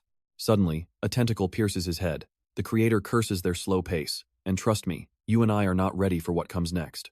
Alright, you and I are jumping right in as he looks ahead, sensing unexpected guests. Suddenly, hooded figures crash through the window as he yells that Lincoln is hunting them down, while others gather by the library. Pointing directly at the shelves, one of them turns to Ross, claiming he felt a strange draft coming from the books. He mutters that something is definitely hidden behind those shelves. Staring in surprise, he realizes only this single book has 0 dust. He pulls it out, and the knight gasps as a secret passage swings open. Ross warns them about a foul stench in the air, telling everyone to stay alert as he reaches for his sword. Instantly, glowing magic chains lash out at him. Bracing with his blade, he grunts, wondering what kind of insane power this is. The follow-up blast sends him flying across the floor. His partner screams his name, but Ross gasps that he is okay. Turns out, they found the jackpot. Standing right in front of them is a massive, terrifying chimera. Now pay attention here, they need an unstoppable army at all costs, and our hero demands to know if the prophecy is real. Spinning around, the main character orders him to report every single detail of this intel straight to the Count. The man nods in agreement, but our hero sighs, muttering that they need a backup plan. Targeting the bishop's head with his magic crest once more, he dismisses him, confident that his mind control is now twice as strong. There is absolutely no way he remembers this. Gesturing ahead, he then jerks his thumb back toward his own face. With Lincoln's face masking half of his own, he smirks, while elsewhere, the frustrated chimera slams his fist down in anger. Realizing doom is closing in, he growls, demanding to know where the hell Lincoln is. If he did not need him for this project, he would have crushed his skull ages ago. Reaching out toward the test tube, he admits it is a pity, but he has no choice but to deploy this creature to handle the rest. Damn it all. What is Lincoln even doing? What a useless fool. All that matters right now is securing the holy power and a perfect physical vessel. Glaring down at the unconscious Ricky, he roars for them to bring the body immediately. Suddenly, a minion steps up and begs forgiveness for the delay. He whirls around, yelling Lincoln's name. Let's pause here because things are getting complicated. He demands to know where he is, only to hear a mysterious fighter ambushed Lincoln. She snaps back, demanding details on this stranger, and he admits it is likely the guy who slaughtered the Holy Knight. Capturing him alive failed because he was simply too powerful. She scowls, wondering if he is allied with the intruders. Any further delays will completely ruin their entire dark experiment. Thrusting his hand out, he barks, demanding the vessel. The lackey reminds him they are under attack, asking if he actually wants to proceed. He screams that it will all end soon, so it does not matter. The sample is deployed, so they must bring the vessel now. He wonders what kind of sample was sent out. Meanwhile, the mad chimera gazes at the beast in the jar and laughs. At long last, the final results are within reach. He wonders how massive this newborn monstrosity will truly be. How powerful will it become? He turns to ask for his opinion as he fuses the chimera essence directly into Ricky's chest. Lincoln is utterly confused, wondering what the crazy scientist is even asking him. He speaks aloud, noting this version will easily surpass their failed test, leaving the other guy wondering why he stated the obvious. Grabbing a massive needle, He asks if it is time for the final step, plunging the syringe into the beast's body while urging it to speed up. The fusion needs to accelerate. Surely Lincoln is thrilled to witness this breakthrough, right? He nods along, secretly convinced the man is completely insane, but then the scientist suddenly whirls around, demanding his real identity. Faking an awkward laugh, he asks where these sudden doubts are coming from, insisting he is the real deal while panicking inside. Do these lunatics share some telepathic bond? The infected scientist waves his hand, screaming that he is obviously a fraud. He yells that this imposter is not Lincoln, while elsewhere, a chimera's head gets sliced clean off as Ross declares that was the final beast. Telling the team to head deeper, they push forward until a violent impact suddenly slams one of his men into the wall. A massive hand grabs his body, forcing another knight to rush in and scream to let him go. Ross quickly analyzes the threat, realizing this monster is on a whole different level, shouting that this narrow hallway limits their movements. They need open ground. Lunging forward, he pivots smoothly and prepares to unleash his legendary Sword of Justice technique. His blade erupts with brilliant, divine light as he unleashes a flurry of rapid strikes directly upon the beast. Unfazed, the chimera glares and lunges low. Roz freezes in terror, realizing he was too reckless to dodge this fatal blow. Suddenly, a massive blow deflects the beast, and his allies scream for him to retreat. Stick around, because this fight is just starting. Get ready, because we are diving right into a truly desperate rescue mission. Hearing this, the knight glances at the wounded soldier, but the others refuse to help him. One yells out, "What did he just say?" He answers that their mission is to assist Ross, and they must ignore any other distractions. With tears in his eyes, Ross stares ahead as the knight charges into battle, screaming that he will clear a path for them. The wounded man grabs Ross, urging him to flee while he draws attention. But Ross screams that the knight will die fighting alone. He says he knows the risk, but as Phantom Knights, their priority is always the mission above all else. Unwavering loyalty to their master is the sole reason these Phantom Knights even exist. Their very lives are nothing more than tools for their master. Ross scowls, disgusted by this sacrifice. Sacrificing your life for a mission is pure madness, and he refuses to accept it. Suddenly, the chimera aims a fist at them as the knight yells to hurry. The ceiling cracks open, leaving Ross completely stunned. Keep your eyes glued to the screen, because the entire ceiling collapses in a cloud of dust. Suddenly, a massive beastly hand bursts out of the rubble, dragging its entire body up while clutching a captured knight. Terrified, the surviving knights turn to Ross, frantically shouting that they need to escape this place right now. But Ross refuses to leave him. Seeing the chimera squeeze the knight tighter, Ross roars for the monster to let him go. Unsheathing his sword, Ross tells the panicked knight to stay calm, assuring him that everything is under control. Invoking Pyro, the goddess of mercy and justice, he activates his martial authority. Opening his eyes, he commands the beast to vanish. With a mighty swing, he unleashes a devastating slash that slices right through the center of the giant monster. He taps into the legendary martial authority of the Pyro Church once more to finish the job. Only 7 holy knights possess this divine power from the goddess Pyro, but it can only be maintained in short bursts. Despite the limit, the overwhelming surge of holy energy it releases is absolutely massive. Draped over his ally's shoulder, the injured knight gasps in surprise, amazed that he is somehow still drawing breath. Ross explains that this power is a gift from Pyro, meant to punish the wicked and protect the righteous. He silently worries that once this holy energy fades, he will absorb all of their pain, but he keeps that burden to himself. Smiling warmly, he simply tells them he is glad they are okay. I know what you are thinking. Are they safe? Yes, but our main character is still under heavy attack. As Blackie summons dark wings behind him, the furious doctor screams, cursing the mage for ruining his experiments. Our main character chuckles, finding it hilarious to hear complaints about body abuse from someone who performs sick experiments. The villain screams that this is true art, promising a special show as massive beastly wings sprout from his own back. Jamie just sighs, calling those chimera wings completely tasteless, which immediately enrages his opponent. Before the villain can finish his angry rant, Jamie smirks and asks if he forgot something crucial. That is when the monster notices endless threads of dark magic tightly binding his massive body. The villain panics over his lost core material, while Jamie calls it a fun toy, squeezing the threads and blaming him for this mess. The furious beast screams, calling Jamie a complete fool. Summoning a magical crest, Jamie tells him he is too emotional over a toy, suggesting they swap locations instead. Magic circles light up the entire floor. The beast panics, realizing it is teleportation magic that could leave him completely vulnerable. Furious that this kid is mocking him, he clenches his fist, determined to rip the magic circle to shreds. But looking at his hands in complete shock, he realizes the energy is locked tight and refuses to budge. He screams in rage, but in a flash, they teleport to a new location, leaving the villain completely baffled. He demands to know why he couldn't break the spell, and Jamie calmly answers that he is just too weak. The monster claims he will enjoy hunting in the forest, promising to tear Jamie apart and turn him into a mindless slave. Lashing out, he fires deadly tentacles at the hero, screaming that Jamie is being way too arrogant. Jamie easily dodges the attacks, landing on a branch while noting the fight should have ended underground, prompting a mocking reply. The beast mentions 2 elite chimeras, making Jamie frown as the monster yells that is all the info he gets. Wrapping his fist in tentacles, he smashes it directly into the massive tree trunk. He easily dodges, but with 2 elite monsters left, you and I have to wait and see if they survive. Let's dive into a moment where our main character abandons all logic, while his enemy flies up to object. But it was a cold certainty. The main character realized this fool had grafted 7 different life forms, losing his humanity. Yet, this bizarre chimera experiment was showing incredible results. He was determined to make him his loyal slave. Meanwhile, the knight stepped forward in disbelief, recognizing the location. But Raz insisted they had to find the child first. He estimated he had roughly 20 minutes left to locate Ricky before the marshal's final will was read. As everyone began searching the area, Raz reached for the doorknob and suddenly recoiled in sheer shock. Spotting an incoming blast of fire, he screamed a warning, tackled the knight to safety, and yelled that it was an armed chimera. A gargantuan monster suddenly materialized right before them, leaving him completely stunned. Before he could finish, the knight yelled for Raz to look over there. It was another chimera, an ogre fused with a demonic horse. Watch closely here, because even top-tier experts would get completely crushed by these beasts.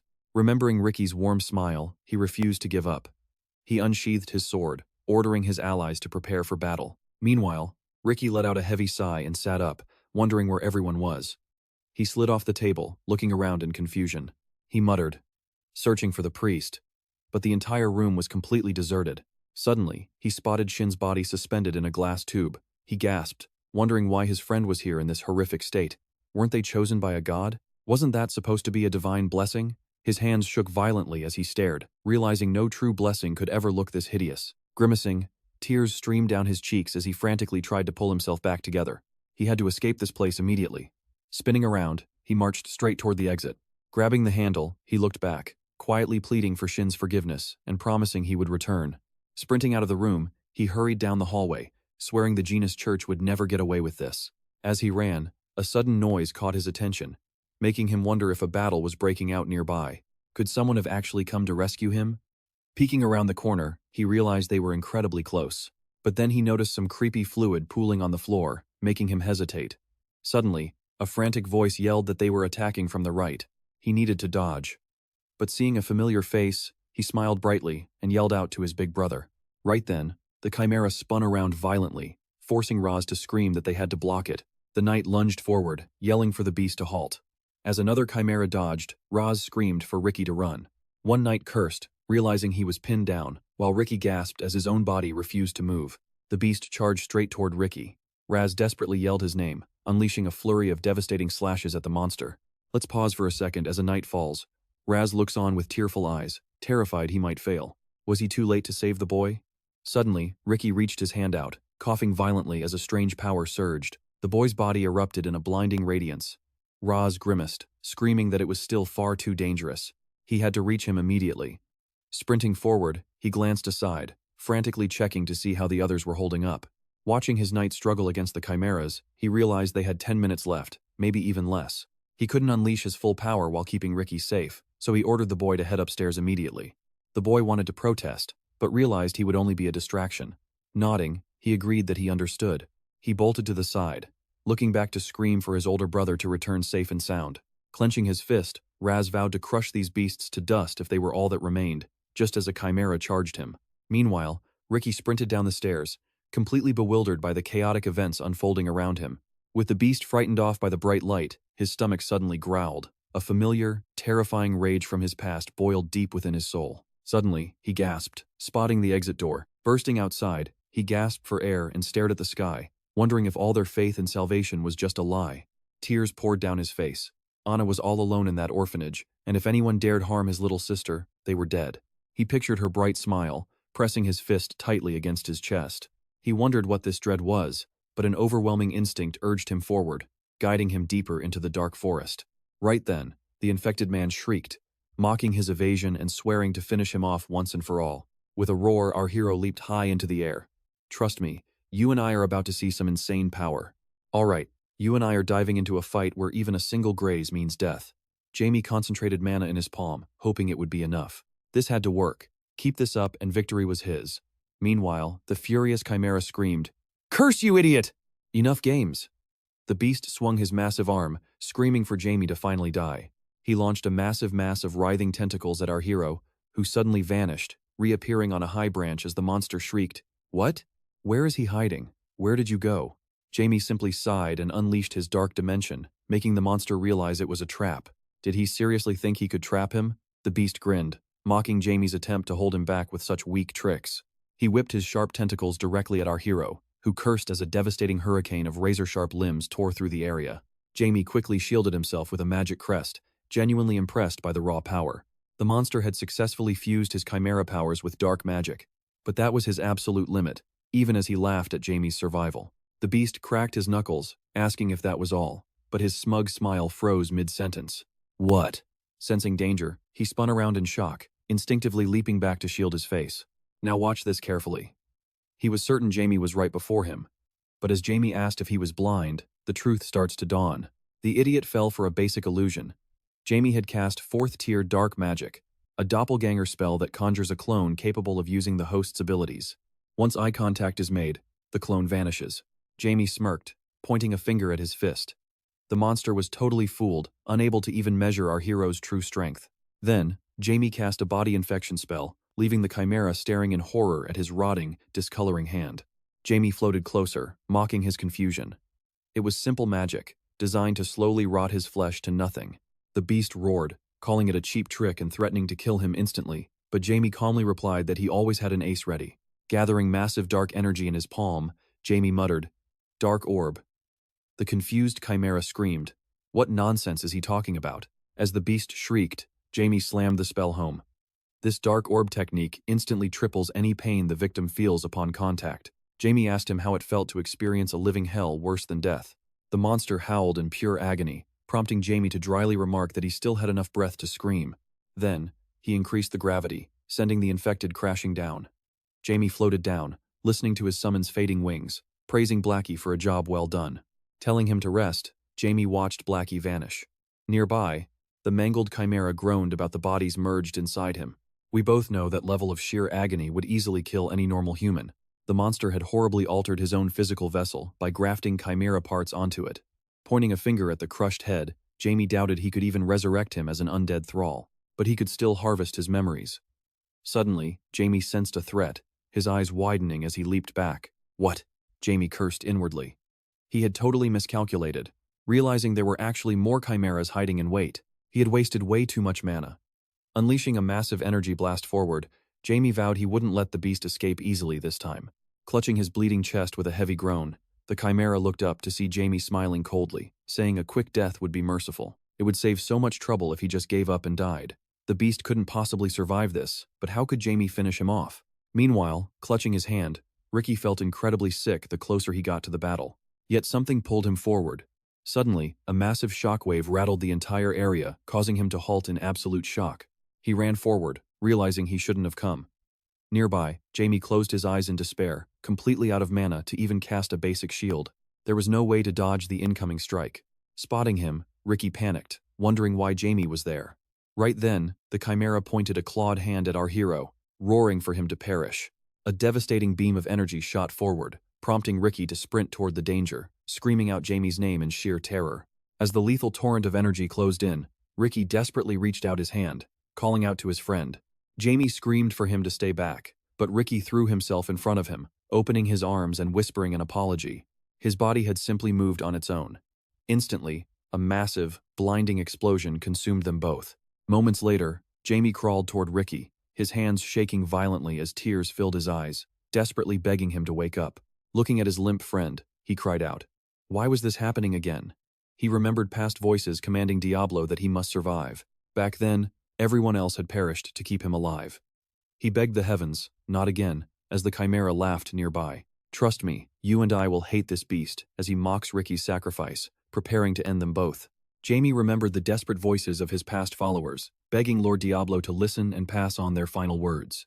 Stick with me, because those souls are begging their master never to forget or abandon them, even in death. the primordial authority of rebellion against the gods. The infected monster frowns, staring at our main character as his aura completely shifts. This is bad. We have to finish him. Right then, glowing with massive energy, our main character leans down to Ricky, telling him to wait. How could he have forgotten his very first power? The very first authority he ever created. Suddenly, hordes of skeletons begin clawing their way out of the dirt. The infected panics, shouting, "Who is this guy?" It is an army summoned to rebel against the 12 gods' true necromancy. But the monster just laughs, screaming. Does he really think these pathetic, weak skeletons can actually kill him? Our main character just asks, "Do you still not get it? They suffered because of you." Then, he orders them forward. They are here for revenge. A second later, the skeleton army charges straight at the chimera monsters guarding the infected boss. The beasts clash, tearing into each other. Our hero calmly points out that his soldiers have completely transcended death. As the skeletons swarm the infected, he screams in panic, telling them to back off and stay away. Before he can finish, a skeleton grabs him, shutting his mouth. Our main character reaches out and declares, "This is my domain. In this place, death reaps death, this is my hell." Now, watch closely. The skeletons tear the infected apart instantly, leaving our main character to sigh and wonder if he is truly dead. To his surprise, a strange orb rolls right out of the creature's mouth. He picks it up, realizing it is the bead of life artifact. Honestly, considering how mangled his body was, he never should have survived this long. So the monster was hiding a secret cure. This easily surpasses all of his wildest expectations. With this power, he can finally escape his child body. Then he blinks, looking at his summonings. Oh, right, they can return. He channels dark energy to dismiss them, knowing he will definitely need their power again in the future. As they vanish, blood suddenly coughs from his mouth. Crap. He really pushed his limits and used way too much mana. Fighting against divine authority is still too much for his current body, but passing out right now is not an option. He turns his gaze back to Ricky, refusing to just stand there and watch him die. Reaching out, he tells him that instead of dying, he should become his loyal servant. It is much better to survive as a sinner and rebel against the heavens. He shoots a surge of dark energy directly into Ricky, only to gasp as the body suddenly erupts in blinding light. Shielding his eyes, he struggles to comprehend what is happening as Ricky's limp body begins to float into the air. Suddenly, the goddess Pyro appears, cradling the boy. She asks who this insolent child is, trying to steal her property. Now think about this. Our main character gasps her name, Pyro, while a terrified Lincoln flees to warn the Count. He has to warn the Count, but in a flash, a girl slashes his throat and walks away, calling him an idiot. She coldly states that removing Heiss is only the first step in executing their divine judgment on the heretics. Meanwhile, Ross collapses onto the floor, exhaling a heavy sigh of relief, glad he arrived just in the nick of time. The agonizing pain is almost killing him, but at least everyone survived. Just then, a worried knight rushes over, screaming, "Master Ross, are you all right?" Suddenly, a blinding burst of golden light erupts right beside him. Staring at his glowing hands, he shouts out, "This is it!" The goddess Pyro has arrived. Staring down, she asks if he knows who she is. Our main character internally panics. Oh crap. How on earth did she descend? The sheer backlash from messing with causality like this will be absolutely massive. Demanding an answer, she asks if he is deaf. Clutching his throbbing head, she commands him to speak up immediately. He yells back that he only knows Ricky's divinity belongs to her. She frowns. "So you knew, yet tried to turn him undead?" He defends himself, saying he just wanted to save his life. Her face twists in anger as her voice distorts. "So you think being undead is living? That is a disgusting insult to the deceased. How can you mock the value of life?" Angered, he snaps back, calling her a hypocritical fool who looks down on living things. It is all her fault. After sacrificing all of humanity, how dare she judge him? Stunned, she gasps, "What?" Seeing her hesitation, our main character wonders what is going on. She firmly declares that Ricky will become her apostle, warning him never to touch him. He freezes in shock. An apostle? The chosen ones closest to the deities? Their sheer presence makes them walking gods on earth, yielding enough raw holy power to be the ultimate, perfect holy knight. He knew the kid had holy traits, but to awaken as an apostle? No wonder Pyro broke spatial laws to descend. This is getting way more exciting than expected. Stick with me, because next time we will see how he plans to make amends. Let's dive in as Ricky smiles, completely surrendered to the creeping darkness that turns half his body undead. Furious, she screams, wondering if he even understands his actions, while he holds his head, cursing his absolute stupidity. She glares at him, demanding to know if he has a death wish, but he calmly warns her that things will only get worse. After all, ending his life would mean destroying Ricky too, but she scoffs at his seemingly pathetic threats. He counters that since there is only one apostle, Losing him means wasting ages, searching for a replacement. She argues that time means nothing to them, but having an apostle allows the gods to manifest freely. In response, he calmly clarifies that he never wanted his friend dead. Calling Ricky his friend, she merely mocks his story as a desperate attempt to save his own miserable life. Still, the main character wonders why she chose him as an apostle. There is no urgent need for one now, since the world is peaceful under the system designed by the 12 gods. Pyro squints, asking him just how much he actually knows. The main character explains that the absolute holiest of the 12 gods, whose boundless love reaches everyone, receive the immense power to destroy evil. Now pay attention, because his claim of her banishment is a final argument she cannot deny. Since lying goes against her holy nature, she must stay silent, prompting him to drop the name, Diablo Vulpier. Shocked, she demands to know how he knows that name, but our main character proudly declares himself as Diablo's legacy. Left reeling, she invites him and Afton to meet and negotiate, while he casually offers a handshake. Promising to discuss the details, she dissolves into blinding light, leaving Ricky's limp body to collapse onto the ground. The main character realizes that if his plan succeeds, he will gain an incredibly powerful tool. Suddenly, Ricky sits up, gasping Jamie's name and frantically checking if his friend is hurt or bleeding. He wonders why his eyes have turned purple, feeling a bizarre, foreign energy coursing through his entire body. The main character is amazed that even in this terrible state, Ricky still worries about others instead of himself. Now that Ricky is both the goddess's apostle and an undead creature, the main character wonders if he realizes dark magic did this, expecting him to harbor nothing but pure hatred. Honestly, his calm response is going to surprise you and me both. Ricky says being a dark mage does not make him evil, though the main character reminds him of the danger and the threat to his sister. With that, he offers him a hand. Ricky grabs it, calling him a good guy since he saved him and spared Anna, earning him a friendly shout of disapproval. Suddenly, golden energy wraps around him, instantly healing his fatal wounds while Ricky stares at his glowing hands in absolute amazement. Seeing his healing power succeed, Ricky looks up in panic, realizing that Brother Roz is rapidly heading their way. Nodding, the main character knows it is time to escape. But first, he brings up their previous conversation. Ricky chuckles, asking if he truly looks that foolish, before letting go and offering a warm farewell. Sometime later at the Genus Church in Heist, a cloaked figure bows, revealing they are judges sent by the High Council. He offers his deepest apologies, explaining that classified circumstances prevent them from sharing their true identities. Arjuno demands to know their business, and the judge explains they were sent by superiors to hunt down foul heretics. After a relentless search, their investigation finally led them directly to this. Holding up a bottle, he declares that Holy Father Lincoln was a heretic and was swiftly executed after confessing.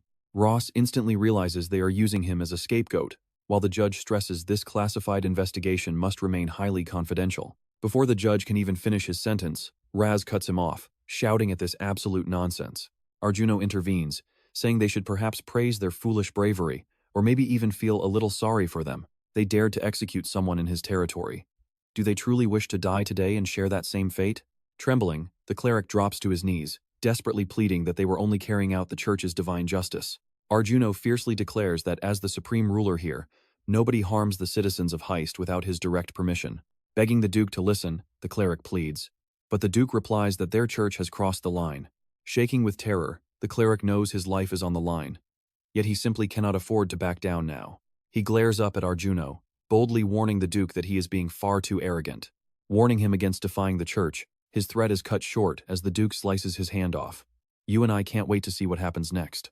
Let's dive into this brutal showdown where a kneeling priest screams in pain, as Arjuno threatens his hand and head next. If he wants to keep his head on his shoulders, he needs to leave, highs immediately.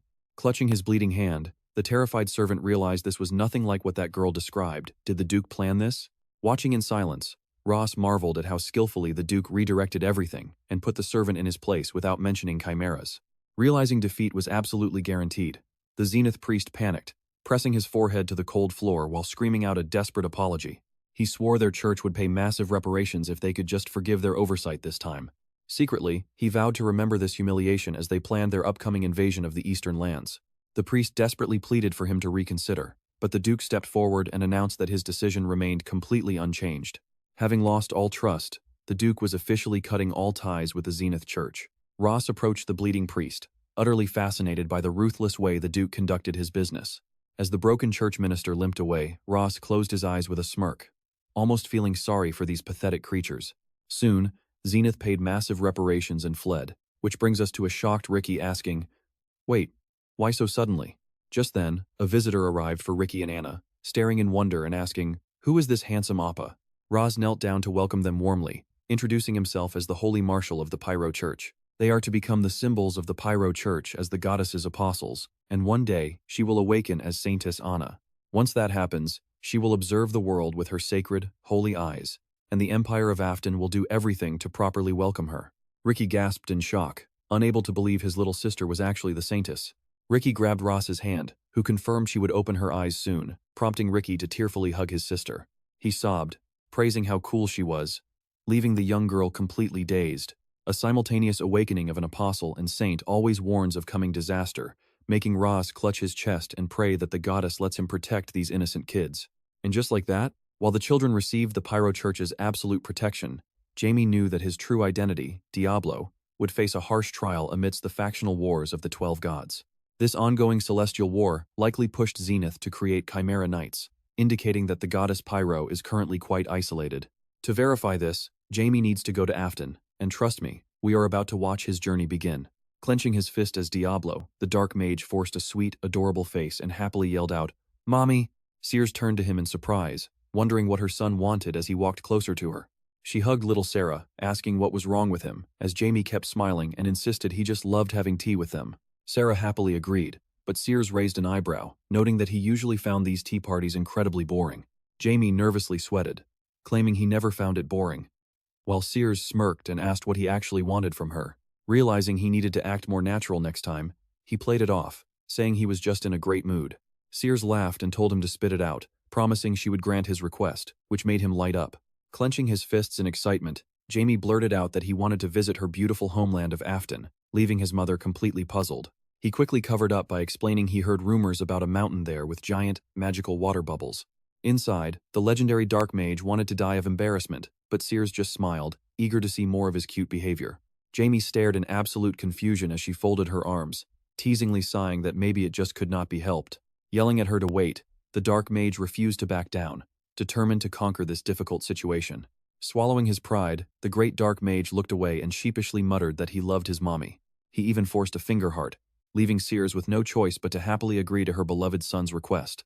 While Jamie desperately reminded himself of his pride as a legendary Dark Mage, his mother happily decided they should set off next week. Jamie stood dazed, realizing his trip to Afton was actually happening next week. Walking alone later, Jamie bitterly grumbled that he was only playing along, promising to destroy the goddess Pyro the very instant she became useless. Out of nowhere, Ross popped up right beside him, cheerfully calling out to ask what brought him there. Jamie mentions he is out with his mother and Sarah, but as Ross asks why he looks so down, we both know something is up. Quietly cursing the stupid dog of Pyro to shut up, Jamie cringed as Ross flashed a huge, smiling thumbs up, loudly declaring that everything would turn out absolutely perfect. Jamie seriously contemplates murdering him right then and there. Let's jump back in as Lars asks what the Duke is doing, before explaining he has business with him, leaving Jamie totally shocked by his dad. Lars confirms it, explaining that he is heading back to Afton, though he figured Jamie would have already heard the news from his father. Jamie wonders what it could be about, guessing it might involve a divine revelation from Pyro. Lars then places his hands on Jamie's shoulders, revealing that Ricky and Anna will be traveling with him. Jamie simply nods, thinking it's completely obvious anyway. After all, Ricky is an apostle and Anna is a saint. Lars then promises that goodbyes aren't forever. Jamie is stunned, but Lars just waves, promising that the two kids will never forget him. They don't know when they'll meet again, but Lars hopes they'll reunite as adults, causing Jamie to yell out in shock. Wondering what Lars means, Jamie is suddenly pulled into a tight hug as the paladin tells him to stay strong and cherish their bond. This isn't the end, and walking away with a smile, Lars promises they will see each other plenty of times. Waving back, Jamie chuckles to himself, thinking that Pyro really has a handful managing her own children. Meanwhile, back at the manor, Arno sits at the table, completely baffled by what his father-in-law is planning. Sears admits that not even her late mother could have handled this, while Arno wonders if the old man just wanted a visit. Since they leave tomorrow, Arno asks if everything is ready, but Sears asks what could possibly go wrong. Leaning her head on his shoulder, she reminds him that Count Welton's strongest knights will be protecting them. Arno says he trusts his knights, but watch closely, you can tell he still wishes he could go with them. Blushing with embarrassment, Sears asks who would dare threaten her when her husband is the legendary Count Welton himself. Arno chuckles sheepishly, and Sears points out that Lars is traveling with them too, still amazed that he is a holy marshal. Since holy marshals rarely leave Afton, Arno frowns, realizing how seriously the Pyro Church is taking this situation. He admits he is still worried about Jamie, knowing how precocious their son is. If Jamie loses control of his power like before, Arno doubts even the Knight Commander would be able to stop him. Clapping her hands, Sears tells him not to worry, asking if he heard about what their son did today. She proudly shares details of Jamie's sweet behavior, insisting it is all completely true, making Arno wish he had seen it himself. Gently touching her husband's face, Sears reminds him that everyone makes mistakes along the way, but she fully believes in their son. Arno tightly holds her hand, grateful they had this talk, and she smiles back in agreement. Shortly after, Jamie appears high in the sky, triumphantly clenching his fist with a loud shout. You and I both know grinding power to dust takes time, but the absorption results are way better than he ever expected. It is all thanks to his painstaking efforts, and looking down at Blackie, he wishes him good luck. Reaching Class 6 is now just a matter of time. He still has a long road to regain his past godlike strength, but handling a professor-level opponent will be a breeze now. Afterward, he heads down to a small cabin where his undead servants bow deeply to greet him. Welcoming him back, Risa is shocked when Jamie announces he is leaving for Afton and will be gone for quite a while. Since Afton is on the northern border, she notes that a round-trip journey alone will take an entire month. Hazard slaps his chest and asks if they have to travel through the woods, disguised as simple lumberjacks wielding axes. Jamie looks back annoyed, asking if there's an issue, making Hazard quickly back down with a no.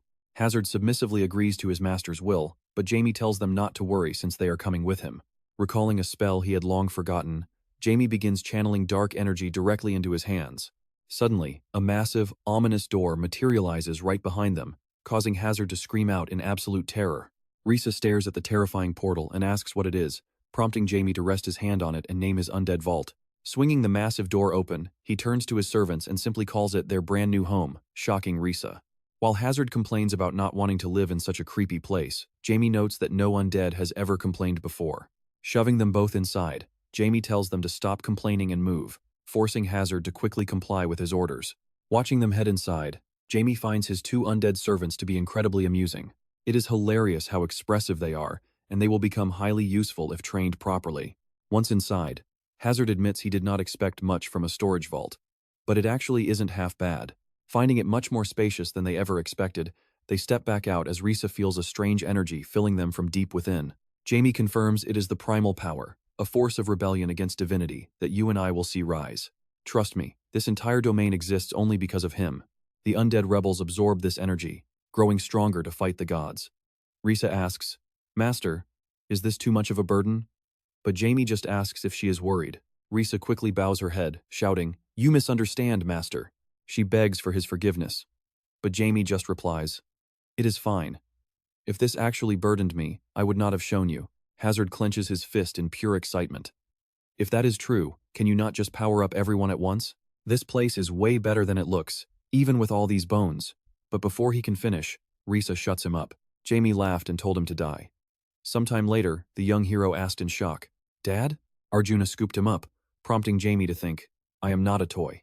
Looking at his son, Arjuna told him he had to protect his mother, sister, and friends. He could be counted on, right? Jamie replied. Of course. Arjuna hugged him tight, telling him they must return safely. Jamie agreed. Later, back in the present, Jack calls out the Order of Fear. As leader Jack Bryan, he explains the departure plan since they are leaving very soon. Inside the moving carriage, Anna pouts, saying she really wanted her brother Ross to come along. Ricky relaxes next to her, hands behind his head, reminding her that he volunteered to accompany her instead. Jamie rests his chin on his hand, thinking, so they prefer the safer route, even if it takes longer. Meanwhile, Sears places her hand on Sarah, who is fast asleep in her lap, laughing that she knocked out the moment they boarded. And with that, the journey begins. Riding alongside the carriage, Ross approaches Jack and offers to guard their rear. Jack agrees.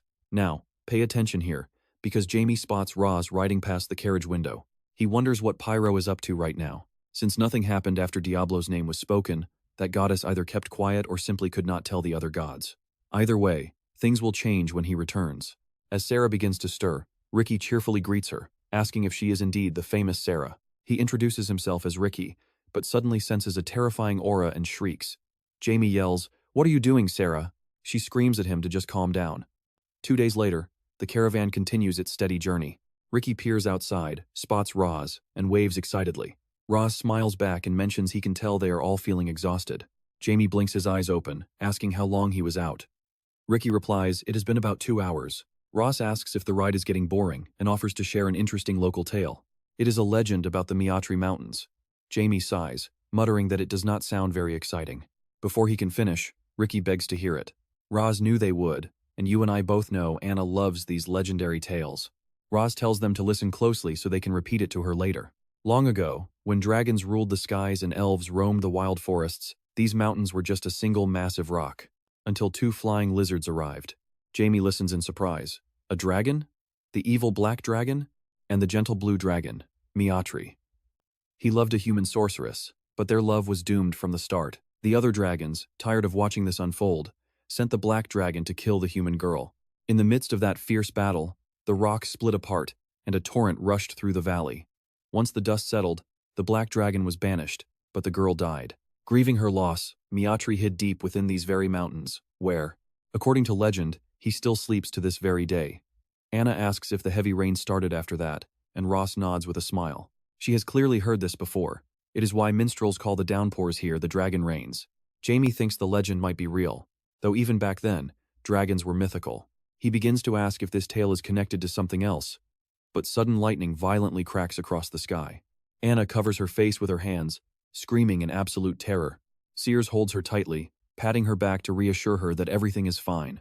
Jamie smiles, saying it is just rain, though he secretly wonders what this ominous feeling is. Suddenly, a lightning bolt splits a tree, sending it crashing onto their carriage. Sears screams, shielding her daughter, as Ricky yells for Anna to watch out. The violent impact throws Sears and her daughter clean out of the carriage. Jamie screams in pure panic for his mom and Sarah. She yells back, "Jamie, save Sarah first!" Reaching out, he vows to save her too, casting his rope spell. You and I must wait to see if they survive. Let's jump into this crazy story where a magic rope wraps around them, making him think he won. He starts pulling them in while clinging to the carriage, yelling what happened, before his grip suddenly slips and he begins to plummet. Sears screams in terror for Jamie, while he yells back that everything is fine. He tries flying, but keeps falling, realizing in shock that he's hit with Mana Burn, a high-level spell that completely wipes out mana in the area, rendering him useless. Suddenly, a mysterious voice echoes. Who is this? Could it be a dragon? A dragon? The next instant, he crashes into the water below, leaving Sears screaming his name from the cliff edge. The knights hold her back as she frantically screams to be released, crying that her son is down there. They beg her to calm down, and she spins around. Ricky reaches out, apologizing and saying he only wanted to help. All she can whisper is Ricky's name as tears stream down her face, while Anna holds crying Sarah, who calls for her mom. With eyes full of tears, she whispers, "Appa." Raz drops to one knee, saying, "My lady, this might sound like a simple comfort, but it seems Jamie is completely fine." She whispers his name, and Raz admits it is just optimism. But you and I know how insanely strong Jamie is. Those wild currents are deadly, but the moment Jamie's magic recovers, he will escape without a single scratch. Clenching his fist, he adds that he is heading down anyway, promising it won't be hard to bring him back safe. Ricky clenches his fists, screaming for his brother, while Jack warns that these currents are dangerous even for him. Roz promises he will return in exactly 3 hours, but Sears worries it's too risky, even with the Holy Marshal's power. Even knowing the danger, she begs him, pleading that he must bring back her beloved Jamie. She reaches out, and leaning in, he promises it shall be done, gently kissing her hand to seal the oath. Meanwhile, our main character wakes up chained by magic inside a dark cave, wondering where on earth he is. What happened? Who did this? He looks up in surprise as a mysterious voice notes that he's finally awake. Miatra stands before him, resting her hand on her waist, and bluntly asks if he is a dragon. He asks if he looks like one. She scoffs, realizing he clearly isn't, but says that changes absolutely nothing. Frowning, the main character senses a chilling hostility from her as Miatra asks how a mere human— Let's pause here. She's baffled how an ordinary human can possess such wild potential and use mana exactly like a dragon. He wonders if his breathing technique mimics a dragon, while she scoffs that human mana breathing is pathetic. She calls humans stupid and weak, entirely incapable of imitating magnificent dragons.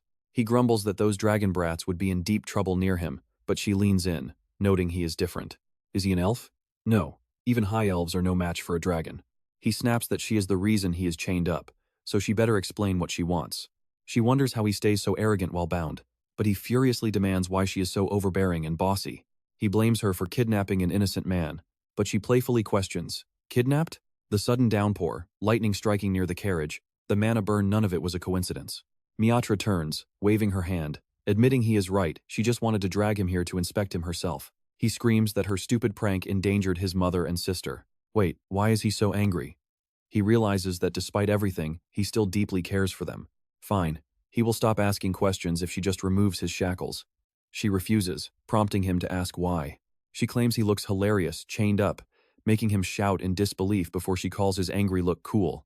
She teases that she almost wants to keep him chained, clearly enjoying her sadistic hobby of teasing humans. He guesses she is a blue dragon, specifically Miatra, known for being the shortest of her kind. They are unusually kind to humans, viewing them like pets. He realizes if he had met any other type, like a cruel red or black dragon, or even a cunning one, he would have been dead. He got incredibly lucky. Why kidnap him if he was a dragon? Her blunt answer is to kill him. Smiling awkwardly at her terrifying bloodlust, he asks if she is going to set him free now. She says no, and when he asks why, she simply replies that she can. He is horrified as she explains that using him as an ingredient, you and I might see her create artificial life. He silently realizes his master's power goes far beyond this. Trust me, you'll laugh because even on the verge of death, he is still analyzing a rare specimen.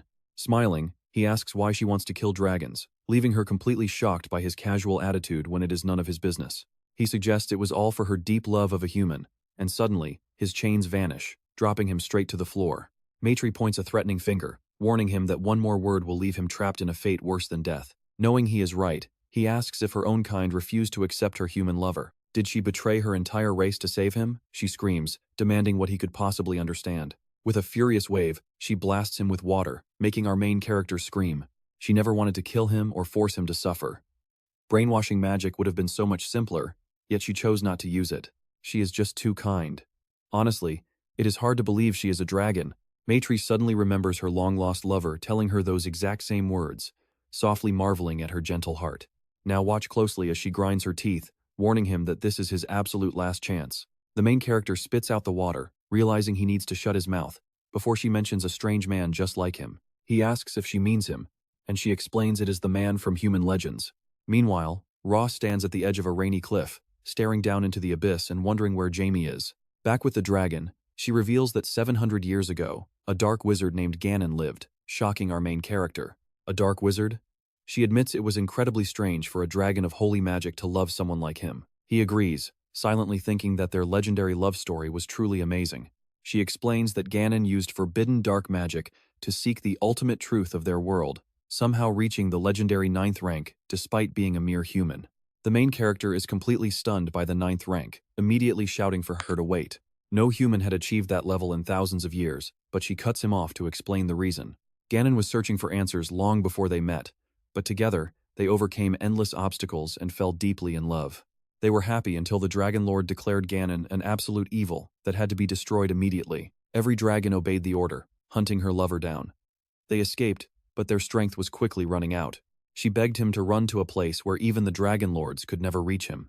She told him not to worry, as she could survive any brutal punishment they planned. You and I both know this is tragic, but Ganon hid in restricted ruins while the angry dragon chief banished Matri to a brutal 1,000 years of isolation. A millennium is nothing to a dragon, but just 10 years later, Ganon courageously returned for her.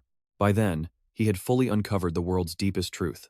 He grabbed her and roared, asking how they dared to act so high and mighty when they claimed to be the ultimate pinnacle of magic. The chief dragon called him insane, while others sneered that humans could never comprehend such universal truths. Against all odds, Ganon saved her, hiding in this massive mountain before he eventually passed away. Looking down, she softly whispers that she believed his death would finally bring him the peace he deserved. But the dragon's brutality 23 his existence, destroying every single record and killing anyone who had ever crossed paths with him. Our hero wonders if this is the secret the dragons desperately wanted to bury. She explains she stays here to guard Ganon's remaining memory, leaving our shocked hero realizing that the dragons really did it. Now he completely understands why his past life was erased, remembering how he searched for traces of his old self right after reincarnating. As Diablo, he remembers sitting in his library chair reading through ancient books. He realized there were absolutely no historical records, epic songs, or even simple folktales left behind about him. Everything was gone, as if someone had deliberately wiped away every single trace of his entire existence. They carefully erased Ganon just like they erased his own past. Was it the 12 gods? No, it was the dragon god Brahman and his powerful kin. Ganon was a legendary sorcerer who pushed his magic to the 9th rank to find the truth, but ended up losing everything anyway. The main character suddenly asks if Ganon's grave is here, catching her completely off guard. He claims he wants to pay tribute as a fellow mage, and trust me, you'll be moved when she silently tells him to follow her. Walking together, they approach a massive tree, where she softly whispers that this is his final resting place. Look closely at this cross. You and I are staring at Diablo's legendary, ultimate tool of immunization. It is one of the 3 divine mechanisms built to destroy the 12 gods. This legendary artifact shields against all diseases and curses, and finding it here is a massive shock. This explains why Ganon chased the world's secrets wearing this revealed Diablo's existence to him, but demanding it back might get him killed. Matre crosses her arms, closing her eyes as she speaks of Ganon's eternal presence. When the main character asks about the bracelet, she reveals it holds Ganon's immense, legendary power. This holy relic saved Ganon's life countless times, and she knows exactly what it is. Staring at the protective magic, the main character chuckles and asks if this is all that remains of Ganon. Matre snaps, demanding to know his point, but he casually shrugs it off as simple curiosity. She mentions Ganon reached the ultimate truth, making the main character wonder if he left a diary behind. Shocked, the main character asks to read it, but she instantly refuses to do him any favors. Watch closely here as the main character demands she reveal the ultimate truth of their entire world. She yells that this knowledge is forbidden for him, but the main character fiercely shouts that she is wrong. In his desperate search for the truth, Ganon risked his very life to save humanity. He failed, but his legacy shouldn't just be a museum piece. He would want it passed down to future generations to carry out his will. The dragon frowns, admitting the boy is clever, but pointing out he is wrong about one major thing. She needs no physical souvenirs, because she remembers every single detail about the man she loved. Remembering a past warning about Diablo, the main character follows the dragon, admitting he still does not fully understand the situation. She walks ahead, teasing he is too young, but he yells for her to wait. Stopping by a book bound in glowing magical chains, she agrees to show him since he convinced her. She warns that the pages are completely blank, but the main character reaches out and asks if it is a seal. She confirms the seal is impossible for normal humans to break, then walks ahead, ordering him to follow. She offers to send him back home, but the main character stops her, telling her not to be scared. Suddenly, he begins unleashing a massive, dark aura, leaving the dragon completely stunned and confused. You can feel her panic, right? She never expected this kid to possess such a terrifying, ominous dark power. His mana seemed average before, but now the main character holds the diary and effortlessly shatters the seal. Blinding light explodes outward, revealing the first entry, March 16th, 22nd year of the ancestral lunar calendar. He met a blue dragon who called him filthy for using dark magic. March 30th, 22nd year of the calendar. He still has no idea how it happened, but they ended up exploring the world together. With Matre, the journey was pure fun. Is she really a dragon? April 26th, 22nd year of the calendar. Soaring on her back, they reached the map destination, a forbidden wasteland where no human can survive. He decided to call this place Decay, December 24th, 23rd year of the calendar. The Dragon Lord ordered his entire clan to execute him. He can survive the hunt, but fears for Matre after she betrayed her own family. He wants to release her, but he simply cannot let her go. He loves her too much. March 8th, 41st year. What insane war did he fight in? His tombstone was engraved over 65,900 years ago, May 1st, 41st year. They settled deep in the mountains, finally finding a safe haven to rest. They can hide here for now, but soon they must head north to Garmin, the location etched on his tombstone. Even if that land is gone, something awaits them there. Reading this, tears well up in Matre's eyes. She weeps for her lost love, Ganon, while the main character realizes exactly which tombstone Ganon wrote about. Before the final, devastating war began, Diablo had to release his grief and hope here, cementing his absolute resolve. He wrote those words over 65,000 years before Ganon was even born. 700 years later, he was born, marking over 66,000 years past. Handing back the book, he asks where Garmin is. He assumed Ganon had simply declared victory and left everything exactly as it was. Yet he never recalled writing about Garmin. Someone else must have uncovered that ancient tombstone before Ganon did. And with that, you and I are left with the dark, hidden truth of the 12 gods. You and I are about to jump into a story where humanity was enslaved by 12 gods 60,000 years ago, but our hero has returned to burn them all to ashes. One day, humanity will finally be free. Maya clutches the diary to her chest, weeping as she remembers his written confession of love. He never said it out loud, always acting annoyed whenever she tried to cling to him. Jamie closes his eyes, realizing she understood Ganon all along. He tells her that Ganon will live on inside her heart, as long as she remembers him. She smiles, calling him a brat who knows how to sweet talk. He immediately grumbles to himself that he is not a brat. She asks if it is possible to go back to those peaceful days, but Jamie just pats her head and says everyone wishes for that sometimes. Privately, he knows he is already too far gone to indulge in such wishes. Suddenly, the dragon grabs his hand and demands to know the truth about his black mana, asking if he really is a dark mage. Jamie smiles awkwardly and tries to claim it is just basic dark magic. But she cuts him off, telling him to stop talking nonsense. Realizing she tried breaking the seal with dark magic, Jamie cries out in shock, wondering how she figured it out. Calling him crazy, she explains she brought in an expert to help. Jamie dryly points out that she basically kidnapped the poor guy. She shrugs, saying her hostage agreed with her methods, and warned Jamie to cooperate if he valued his life. He really had no choice. Yeah, that is literally called kidnapping. But pay attention, because no matter what they tried, they could not break the seal. At least, not until Jamie showed up with his unique power. He hates to admit it, but she is right. The strength he needs is from another realm, and Jamie knows he cannot just stand idle. Sighing, he decides to tell her the truth. Placing a hand on his chest, he reveals he is the mage carrying out Ganon's final wishes. But Maya is skeptical. Ganon's entire legacy is right here. So how could a stranger fulfill his dying wish? Jamie explains that even though they never got to speak face to face, they shared the exact same ultimate goal. So, calling himself Ganon's successor is not actually an exaggeration at all. Maya crouches down, hugging her knees as she asks if Ganon also planned to fight the 12 gods. Jamie gasps in absolute shock. Did Ganon really write about that? Maya shakes her head, explaining she pieced it all together by reading between the lines of his diary. He absolutely despised the 12 gods, and hated the dragons for siding with them. If they want the same thing, a tragic end awaits him. But I know what you are thinking, and yes, he immediately proves her right. He is challenging the 12 gods. She instantly warns him that it is completely impossible. Clutching the diary, she admits she hates both the gods and her own kind. Even if he gains power rivaling a dragon, he will still have to face 12 godlike entities all on his own. She begs him to just live a quiet, normal life for his own safety. But Jamie refuses to back down. He tells her of a man who once challenged those 12 gods. The man had many allies, but they either died or betrayed him. He lost the war to the 12 gods and was sealed in eternal darkness. As Diablo fell into the abyss, he swore he would return no matter the cost. Jamie adds that even if his next chance lay in the far distant future, that man never gave up his fight, which is why he cannot run away now. Maya looks at him, amazed that both Ganon and this ancient warrior completely surpass her. Even long after their deaths, their shared legacy will burn until the 12 gods are completely destroyed. With a sigh, she turns and commands him to follow her. She walks up to a grave marker, retrieves a bracelet, and says Ganon wouldn't mind him having it. She hands the precious artifact to Jamie. He asks if he can really keep it, and she tells him to take it before she changes her mind. Jamie slips it onto his wrist, promising to cherish it. Looking down at the artifact, he wonders if Ganon is somehow greeting him through it. It really has been a long time. Then Maya promises that when the final battle arrives, she will back him up with all her power. Jamie smiles warmly and thanks her, quietly celebrating the value of a dragon's sacred vow. It is an amazing outcome, but before he can celebrate, she suddenly kicks him straight into a portal, telling him to get lost.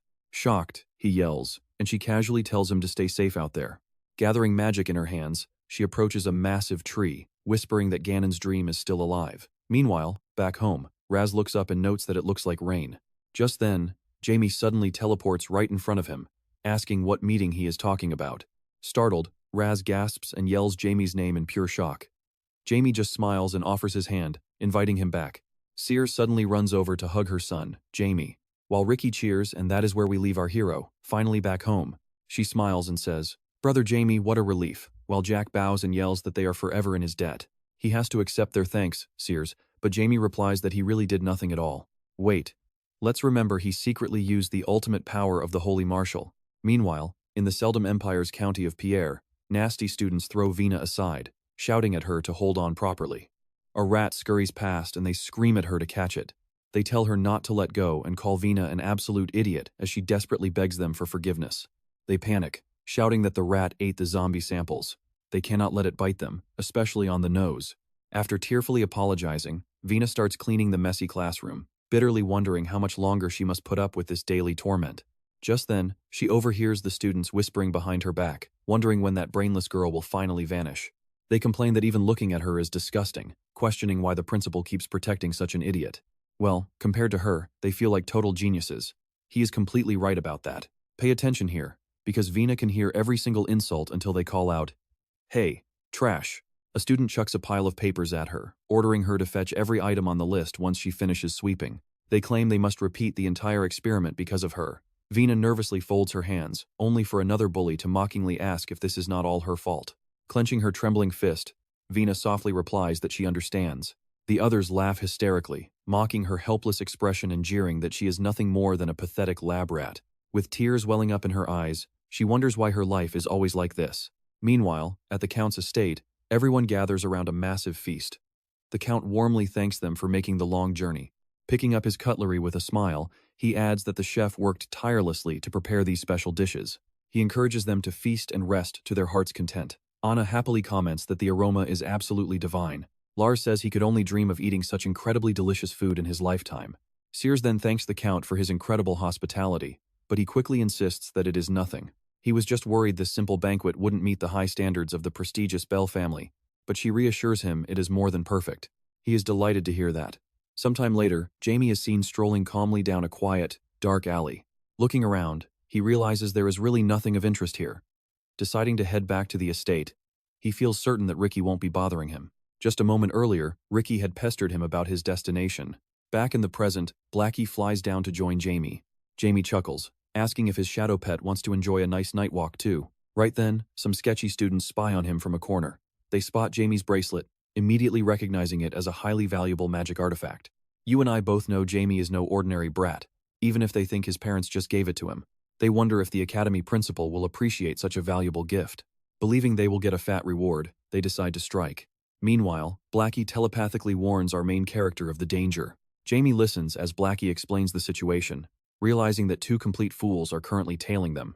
When Blackie questions his plan, Jamie replies that he does not care about their motives. They are just perfect for curing his boredom. Wearing a wicked smirk, Jamie slowly turns to face his clueless pursuers. Suddenly, one student curses, absolutely sure that Jamie went down this path, while his partner panics that they might lose their target. Up on a nearby rooftop, our dark magician snaps his fingers, deciding it is time to have some fun with them. A sudden burst of dark magical energy flashes around the quiet alley, and one of the shocked students gasps, spotting Jamie. Jamie claps his hands with an amused grin, wondering if he should conduct a little combat test on these rookies. Suddenly, a portal rips open right behind Jamie, and a pair of slender female arms grabs him, pulling him inside. Inside the portal, Vina frantically begs for forgiveness, while back in the dark alley, the bullies curse as their target completely vanishes. Meanwhile, Vina falls hard onto the stone floor. Charging lethal energy in his palm, Jamie glares at her, warning that he has no idea who she is, but her life ends today. Terrified, Vina drops to her knees and begs him to wait and listen. But Jamie coldly replies that he is not interested. He unleashes a powerful blast of magic right at her, causing her to shield her face and scream in absolute terror. Jamie stops, sensing dark energy as a massive hole blasts into the wall behind her. He realizes she is a warlock, and that's where we leave things, with her crying and calling him too cruel. Stick with me here because our main character is shocked as this girl cries, claiming she only wanted to save him. If he fell into the hands of a dark mage, things would end horribly. That is why she tried helping. Our lead wonders if those other two are sorcerers too. Sobbing, she complains that after saving him, he just threw her aside and accused her. What did she even do to deserve this awful treatment? She did absolutely nothing wrong. She just wanted some basic respect. Why does everyone hate her? Telling her he gets it, he commands her to shut up. But she keeps going, sobbing that this cruel world rejects kindness, so she will just pack up and leave. The main character yells at her to end this pathetic circus right now. Sitting on a barrel, our hero asks her to clarify. Is she really from the same school as those pursuers, meaning she kidnapped, scratch that, saved him from them? Using a warp gate stolen from her academy, she gives a simple reply. Yes, those two would torture him to death. Even if he is a kid, seeing them experiment on him is tragic. But she is suddenly confused. Is he actually as young as he looks? Smirking, our lead raises a finger and repeats. Sad? She should not laugh. He is a dark mage. At least, that is his guess. Watch closely now as he exposes her dark experiments, completely freezing her in absolute terror. He adds that just because she saved him, she expects to be treated like some hero of justice. She quickly denies it. She never wanted to be a dark mage. Pressing his finger to her forehead, he warns her to stop making excuses. She is trash just like the rest of them. Screaming, she protests that she is different, and she completely hates torturing living things. Does he have any idea how painful it is for her to watch those horrors unfold? Each time her hands were stained with blood, it felt as though her own heart was being ripped out. Our hero says he gets it, but frankly he does not care. Standing up, she asks if they are finally done. If that is all, then it is time to say goodbye. She walks off but immediately smacks her face hard into an obstacle. Dropping to her knees, she gasps in total confusion while our main character watches. It is a wall. Instantly, she realizes there is an invisible barrier trapping her. You and I both know she is trapped. Smiling, He asks why she is running in such a rush, while she trembles and begs for mercy. Meanwhile, Garb asks if anyone has seen Vina. A student says no. Laughing, the principal wonders where she could go. Time is quickly running out before the final hour. Suddenly, Vina screams out. Laughing, our hero asks if she is seriously still loyal to those evil people. She yells that he has no idea. Evil or not, she spent more than 10 years of her life with them. Since there is no other choice, he gathers his energy, deciding to rely on a tried and true method. She senses black mana, but cannot believe it. Where is the soul-destroying discomfort and life-ruining feeling that usually comes with this dark magic? He places his hand on her forehead, leaving her shocked by the blissful feeling of this strange black energy. He tells her that if she changes her mind, she should speak up immediately. If this fails, her brain will turn to absolute mush. Shaking, she asks if that was actually dark magic. How did he do that? Grabbing his hand, she demands to understand. Irritated, he demands to know what she is doing. Yanking his hand back, he asks if she really thinks acting like this will earn her freedom. She needs to stop unless she wants to lose her mind completely. Clasping her hands, she begs him to make her his apprentice. Confused, he gives her a flat no. Suddenly, she throws her arms around him, sparking an angry shout. She just keeps crying and begging him to help. Her parents died 10 years ago in a disaster, leaving her with no choice but to join the Dark Mages. The horrific human sacrifices made her sick. The other mages mocked her pity and treated her like absolute garbage. Even then, she lacked the courage to escape, calling herself a hypocrite. Now, she needs him to help her end this nightmare. She desperately wants an escape. He stares at her, asking how that relates to becoming his student. It is because of his black mana. It does not require sacrifices, and she needs that pure power. True, darkness can sometimes grow naturally. He realizes she is right about his power. He tells her she is wrong and he has no interest in teaching. Reaching toward her face, she continues to beg.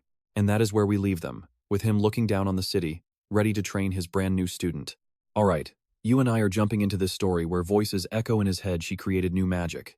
She wants him to fight. Teacher, please, let me die instead of them, the main character silently thinks. Vina's memories show there are more than 20 students here, and Headmaster Garb specializes in deadly curses. He speaks up, wondering how much power has piled up since he's been gone, saying it is time to check. A bit later, the girl desperately begs them to save her, pleading for literally anyone to help. The students watch a single severed head floating in a giant jar of water, still talking. One asks if it isn't wonderful. They usually ignore death, but his friend wonders if a reversed curse is what's letting her speak. He yells, asking if there are even any body parts left. He answers that they have been doing a ton of experiments, especially with new test subjects coming. His friend smiles, saying they will get to run some truly awesome tests soon.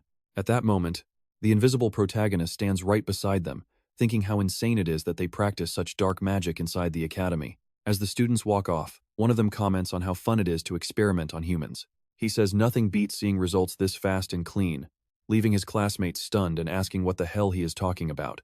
He does it for fun.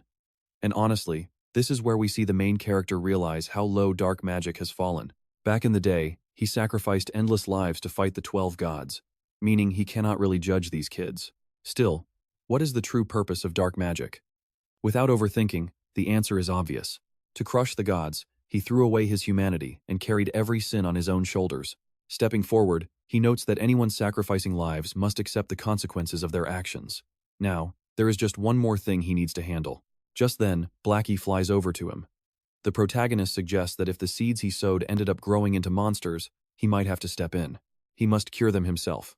Later, Vina closes her eyes, wondering where he went as she needs to guide him out. Suddenly, Hilla grabs her by her braid, demanding to know where she has been. Pulling her hair, she screams in pain as he laughs, claiming she is easy enough to discard. She quickly apologizes, begging that she simply forgot. He laughs mockingly, repeating her excuse that she just forgot. He sneers, asking if she has gotten too comfortable lately. Stepping aside, he asks her if he looks like a joke to her. Falling to the ground, Vina asks why he is doing this.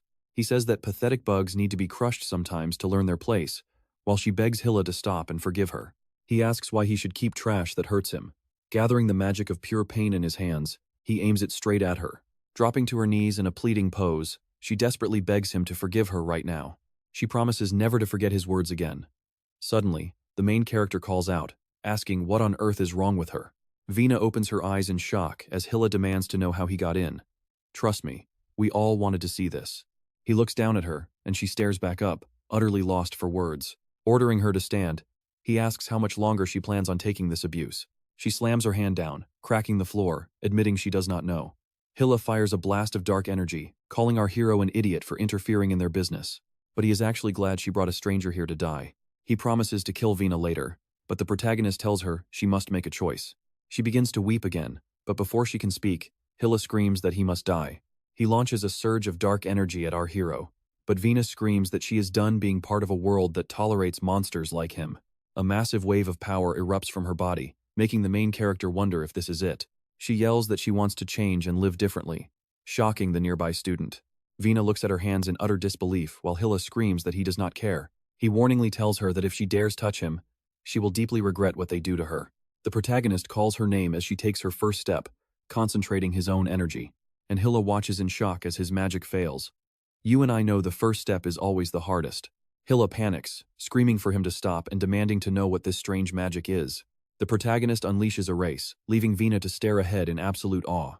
Alright, stick with me because we are diving right into the moment. Garb slams his desk, celebrating Vina's awakening. He feared her personality was too hard to control, worried she might actually sleep forever because of those extreme conditions. Smirking, Garb declares he can finally leave this boring place because her power is his. Right then, Jaime approaches Vina and calls out her name. Vina desperately claps her hands, begging for forgiveness. Jaime wonders how an elite Valkyrie can be this incredibly timid. Valkyries are elite battle angels, possessing enough catastrophic physical force to wage a direct war against the supreme gods. But that power caused their downfall. Luckily, a few escaped, hiding in secret realms away from the 12 gods. Jaime quickly realizes this fragile behavior must be Garb's doing, a trick to make her easier to control. He locked away her true mind, because Valkyries are notoriously wild, unruly, and impossible to tame. He did this to ensure she would remain totally submissive the second she woke up. Jaime tells her straight up that he hates this behavior. Confused, Vina does not get it but apologizes anyway. Suddenly, a loud red alarm blares. She panics, realizing they found the intruder, but he calmly reminds her that his name is actually Jaime, but they are not catching him today. Now, pay attention here. Garb suddenly announces a deadly mission for every student. They must capture Vina, even if they have to injure her. Shocked, Vina wonders why the principal wants this. Jaime expected this exact move. Meanwhile, students swarm the halls, shouting that they found her trail down the corridor. Hearing them close in, Jaime looks at her and asks what she plans to do now. Clasping her hands, Vina insists she is a completely changed person now. She screams in pure panic, and Jaime calmly says that is right. Suddenly, Jaime begins channeling a massive wave of energy. Vina watches in complete awe. He looks back at her, saying the next step won't be hard at all. Seconds later, an angry student spots her and screams for Vina to get over here right now. Instantly, dark, magical energy wraps around his head. Jaime remarks that these students are brainwashed. Vina is shocked by this. Suddenly, the students collapse dead. Jaime notes she has zero free will of her own. He assumes she was just the principal's mindless errand girl in the past. Vina gasps, confused. Jaime confirms that the awful way everyone treated her was directly ordered by the principal himself. Suddenly, the brainwashed students cast various curses on them, targeting them with stiffness, migraines, and vomiting. Quickly counterattacking, Jaime uses a deflection curse, sending the students crashing violently onto the floor. Jaime yells at her to wake up. Vina cries out, furious that she endured this torment for years without ever knowing why. I knew you and I would see her killer instinct show up eventually. Jaime asks if she is done crying, then kicks her forward, demanding she finally go out and fight. Startled, she begs him to wait. With tears streaming down her face, she screams that she has no idea how to fight. Just then, a student right in front of her charges magic in his fingertips, locking eyes with her. He shoots an itching curse, but Vina swiftly ducks, shocked that her own body managed to dodge it. Another student fires a toothache curse at her. Screaming no, she blasts her raw magic forward, slamming him into the brick wall. Staring at her hands in shock, Jaime yells to her from behind. He tells her this is her true strength, urging Vina to believe. Another student scoffs, asking if raw strength is all she has. Calling her a pathetic weakling, he unleashes a sudden blindness curse straight toward her face. Her body reacts on pure instinct. Leaping off the ground, she flips gracefully through the air, leaving the crowd completely stunned.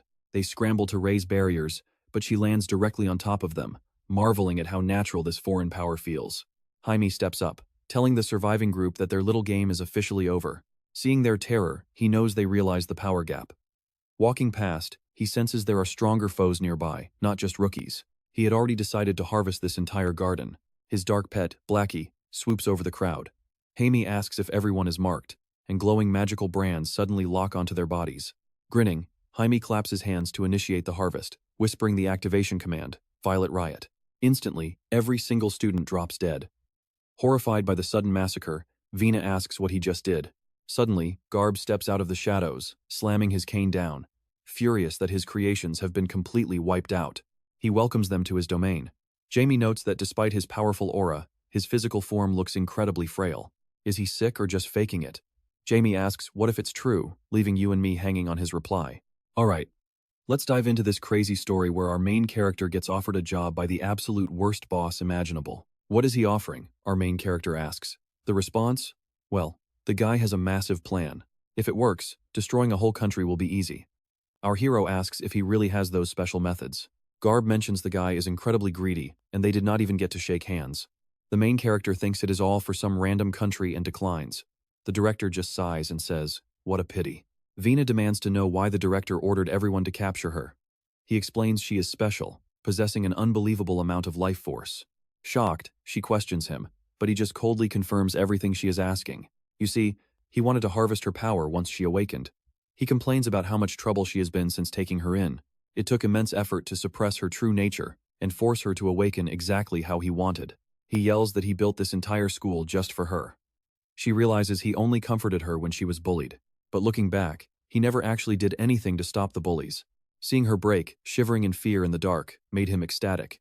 Overwhelmed, she gathers magic in her hands and falls to her knees.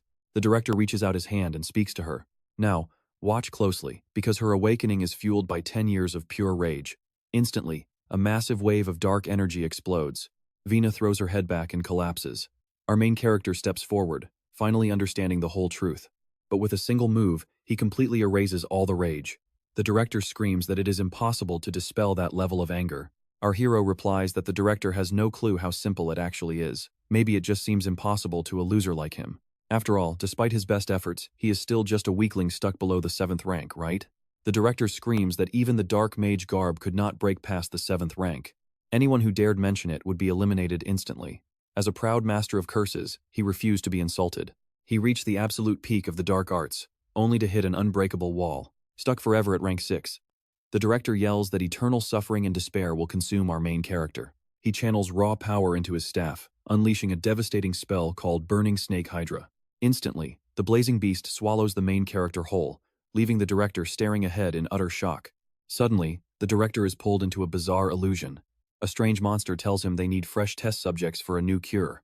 The monster says thanks, but the director smiles and slams his staff. Jaime points out how brutal the spell is, feeling like having your skull slowly crushed. Garb agrees, noting he is a true curse master. Our hero charges his own energy, warning himself to stay alert. The director laughs, calling the mental magic attempt incredibly amusing and entertaining. He mocks him for trying mind tricks, but our main character just smiles and offers to show him even more. A massive, terrifying eye manifests before the director as shadow energy floods the entire area. Our main character wonders if the director really thinks he can manipulate his mind. The director's skills are decent, but utterly pointless here. He thrusts his arm forward and fires a dark spear curse. The lethal spell flies straight at the director, who calmly declares that the match is over. In a flash, the dark magic is reflected right back, piercing our hero. A high-level counter curse, incredibly tough to pull off. The director points right at our hero's face, admitting he survived the initial strike surprisingly well.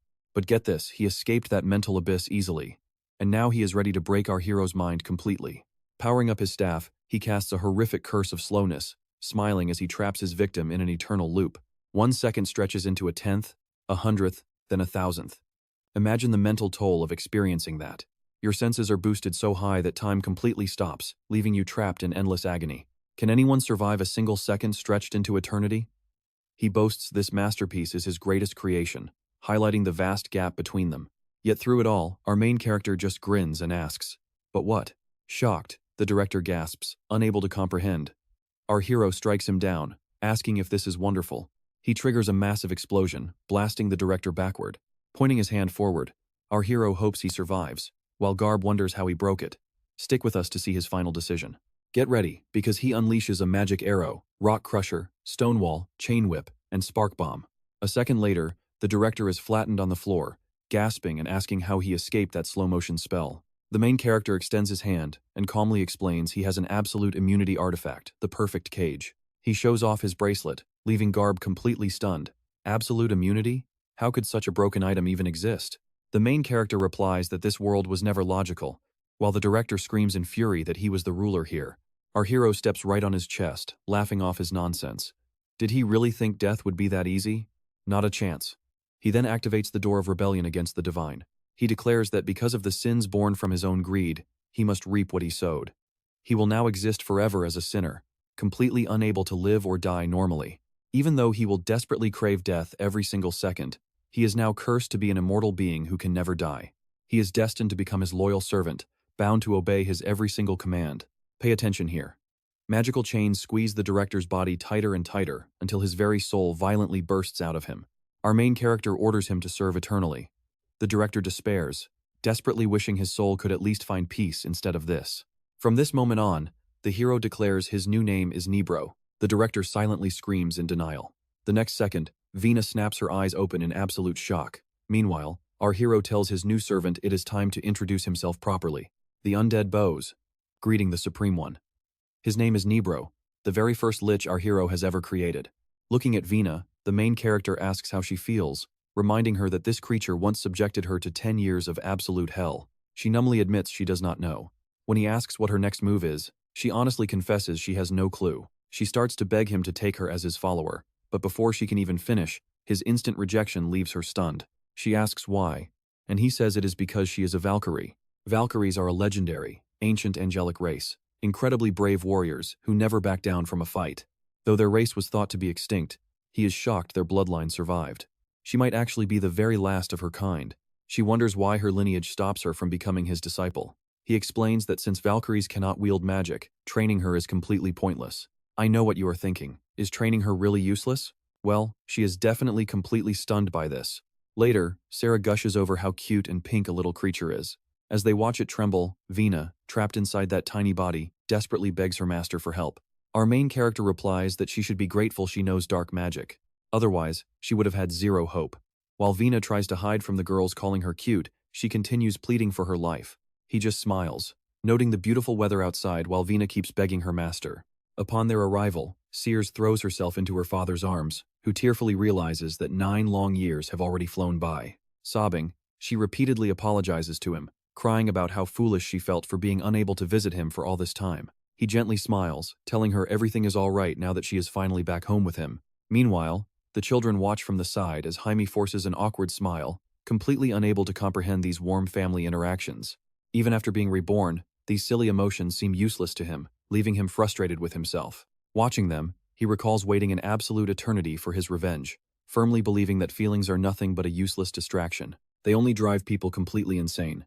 Suddenly, his sister calls out, begging their crying mother to wipe her tears away. The excited Marquis asks if this is his granddaughter. Instantly, Sarah rushes forward, scolding him for making her mother cry, while everyone tries to calm her down. It was not his fault. The shocked Marquis admits he never expected to hear such harsh words from his granddaughter, while our main character observes, unable to comprehend these human feelings. His grandfather sighs that she must hate him now, but the father reassures him that the sweet girl will calm down very soon.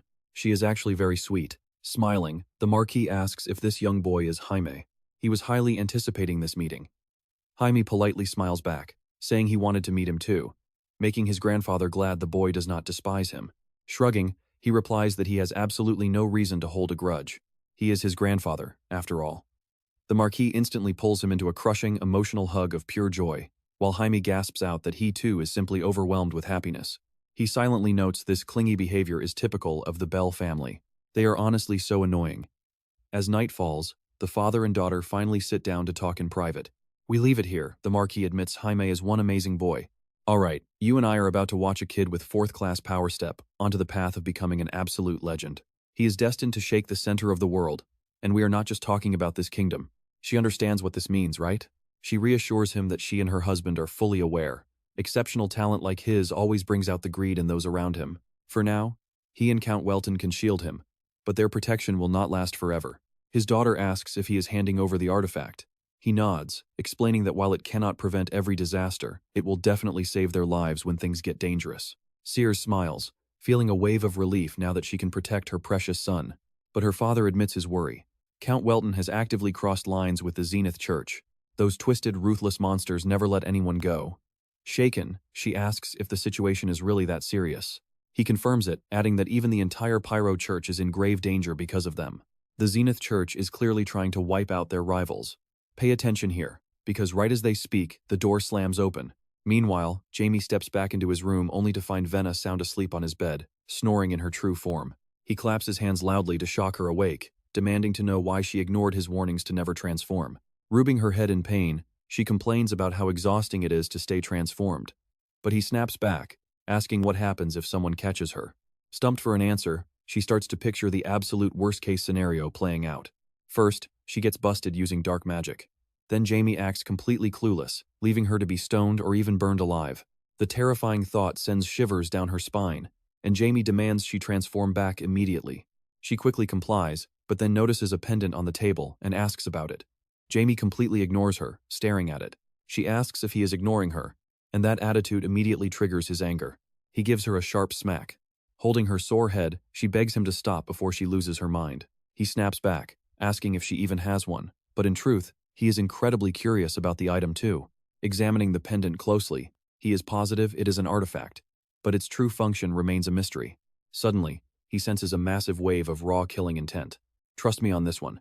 It is coming straight from his mother's location. Bolting out of his room, he dashes down the hallway. He realizes it must be a sneak attack, and he must hurry. Leaping down from the second floor, he spots a stranger below and instantly realizes this opponent is far too strong to defeat. His only option now is to grab his mother and make a run for it. He immediately summons lightning in his palm.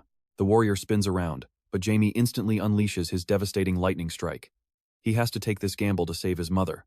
Yet, the man effortlessly catches him, praising the trick. Jamie curses inwardly, struggling and demanding to be released. Feeling the overwhelming grip, he realizes he has no choice left.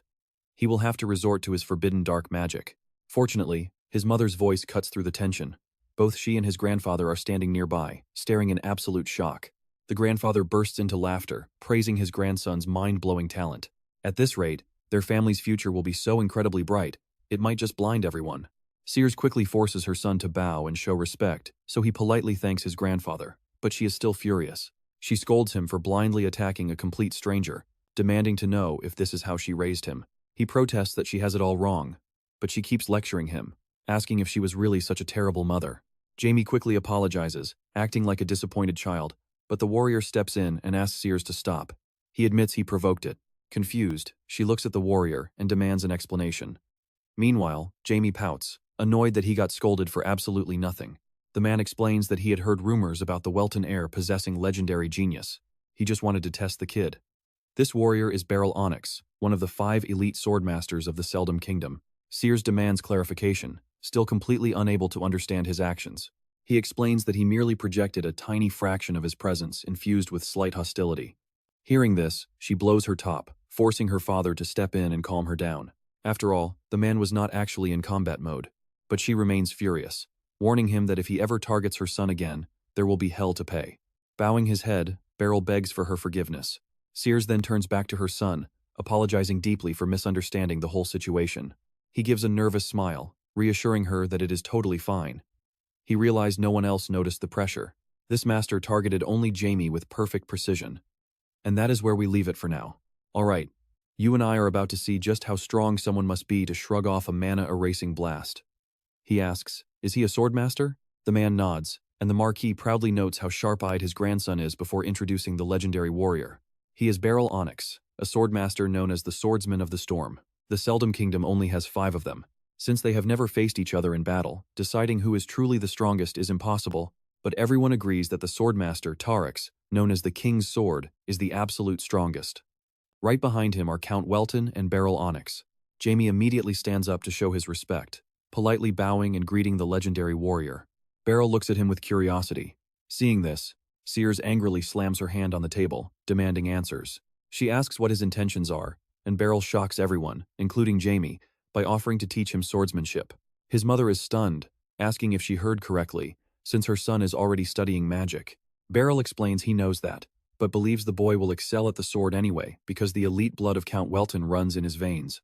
The Marquis agrees because if a swordmaster makes such a claim, it must be true. Still, Jamie's talent for magic is simply unprecedented. Beryl nods, mentioning he has heard the rumors that the boy has the potential to become a 9th-class archmage. He knows Jamie grows stronger just by breathing, and that these claims came directly from the great Marquis Linmel. But swordsmanship is a different beast. If you miss the perfect window to train, mastering it becomes nearly impossible. Now, pay attention here. Jamie has to make a choice. Learning the sword is tempting, but restoring his magic comes first. Jamie politely declines, stating he wants to focus on magic for now. And Beryl understands. Late that night, unable to sleep, Jamie takes a quiet walk through the grand garden, admiring how beautiful and massive the estate is. The garden is perfectly maintained. Earlier, when Bina found out a swordmaster had arrived, she got so hyper and spammed him with questions that he had to make a quick escape. It is peaceful out here, but deep down, he feels like a massive, invisible wall is blocking his progress. He successfully recovered his breathing technique, his life core, and his perfect elemental control, but it still is not enough. Without a breakthrough, his progress will stall. To reach the 7th class, one must become an archmage. You cannot reach this tier with basic practice. Once a mage pushes their mastered magic artifact to its absolute limit, the gateway to becoming an archmage finally swings wide open. Reaching this level is easy with his past life knowledge, but simply repeating his old path won't be enough to crush those arrogant gods. Following his old strategies would only lead to defeat. Staring at his reflection, you and I can see he knows this truth. He must transcend his past self to gain ultimate power. He recalls how Beryl lowered his head when greeting Sears, making him wonder about the history between them. Suddenly, a massive beast erupts from the lake. Jamie instantly deploys a magic shield to deflect the strike. Thoroughly annoyed at the interruption, he prepares to blast it with a lightning spell, but before he can, a blur of motion dashes right past him. With just a couple of lightning-fast slashes, the mysterious swordsman completely obliterates the beast, leaving Jamie completely stunned. The warrior lands on the floating remains, turning back to him with a confident smile to ask if he is all right. He explains he heard that VIP guests from the Welton house had finally arrived, but his packed schedule kept him from greeting them. Jamie frowns, amazed that this guy slaughtered a massive monster in a single second. While he is no Beryl Onyx, he is clearly an elite fighter. The warrior sheathes his sword and introduces himself. His name is Sable, the elite assistant to the Marquis of Bell. Jamie is shocked by how strong this assistant is, but Sable warmly tells him not to worry. He swears he is just a loyal servant of the Marquis. Jamie asks if he knows him, and Sable nods. Looking at the shredded monster parts, Jamie asks why such a dangerous creature was wandering around the estate. Sable smiles awkwardly, explaining that raising them is the Marquis's bizarre hobby, completely baffling Jamie. Later, Sable reports to the Marquis, explaining that he discovered a group of demons nearby, but they managed to escape. The Marquis is deeply troubled, never expecting the Demon King's cultists to resurface like this. Sable adds that rumors place them right on the borders of their land, but the only major massacre so far was in Afton. The Marquis mutters that they must be back seeking vengeance. And that's the setup, guys. Over 50 years ago, his father slew the Demon King. Alright, you and I are diving into a story of absolute, blood-soaked vengeance. With that cold fury in his heart, he calls over his trusted assistant, fiercely declaring that the Bell family will once again wipe every last demon off the face of the earth. The swordsman grins, ready for whatever command comes next, but the Marquis decides to leave things as they are for the time being. Just as Sable turns to leave, he suddenly remembers something, mentioning he ran into young Master Jamie on his way over. The Marquis looks surprised, wondering why on earth the young boy was out at such a late hour. He explains that a massive lake monster attacked him, leaving the Marquis feeling deeply unsettled by the news. The next morning, Sears hears the news and bursts into her son's room, frantically crying out to see if he was hurt. Jamie leaps out of bed, startled, and quickly tries to calm her down, explaining that Sable saved him and he is totally fine. Standing by the door, the Marquis gives his subordinate a knowing look, while Sears continues lecturing her son, threatening to punish him if he ever slips away alone again. Jamie sighs and tells her he understands, but his annoyed mother snaps back, warning him not to take that tone with her. The Marquis offers a strained smile, mentioning he explicitly ordered the guards to lock down the borders, so a mistake must have been made. But his daughter instantly directs her fury at him, demanding to know if he is still messing around with collecting monsters. Don't miss this, we both know exactly how dangerous this is. Desperate to escape her wrath, the Marquis nervously calls his assistant into the room to introduce himself and break the tension. Sable steps forward and introduces himself, causing Sears to instantly calm down as she offers a polite hand, thanking him for rescuing her boy. Expressing her deepest gratitude, Sable just smiles, humbly suggesting that the young master probably could have handled it all on his own anyway. In fact, he was honored to witness such incredible talent firsthand. As they converse, the main character observes that Sable is highly capable and intelligent, radiating an entirely different vibe than before. But his train of thought shatters as his mother grabs him, demanding to know if he thought their little chat was over. He innocently asks if it is, prompting the Marquis to step in and joke that his grandson will lose his appetite before breakfast. Jamie gives his grandfather a desperate, pleading look, and the old man smiles warmly, asking if he wants to tag along. They quickly slip away, leaving Sears to yell after them, demanding to know where they are going. Later on, the main character slips into the city in a clever disguise, sighing with relief that he narrowly escaped his mother's wrath. But look around, why is this street completely deserted? Stopping a passerby, he asks for directions to the Pyro Church, but she nervously points the way before quickly scurrying off. He calls out for her to stop, but is cut short by a sudden, blood-curdling scream warning everyone about a demonic murder. Jamie immediately rushes toward the noise, pushing past the panicked crowd only to find a lifeless body splayed on the cobblestones. Guards quickly arrive on the scene, shouting at the onlookers to step back, while one of them kneels down, examining the corpse before muttering, "Another victim with their heart ripped out. Just how many is that now?" His partner says he will report the grim news to the Marquis immediately, while the surrounding crowd mutters in absolute terror, too afraid to even walk the streets anymore. Watching this, our main character knows stolen hearts are vital for demon summoning. This explains why the adults at home were acting so tense, even though they think he knows absolutely nothing. The cultists are likely seeking bloody payback for what happened in Port South, aiming their crosshairs directly at the Bell family. Then, it clicks. The Pyro Church must be on high alert too, which is exactly why they have been so quiet lately. Recalling the threat they pose, he realizes he needs to step in and take action once again. Casting both invisibility and flight magic, he takes to the skies, eventually landing silently on a branch overlooking the chapel.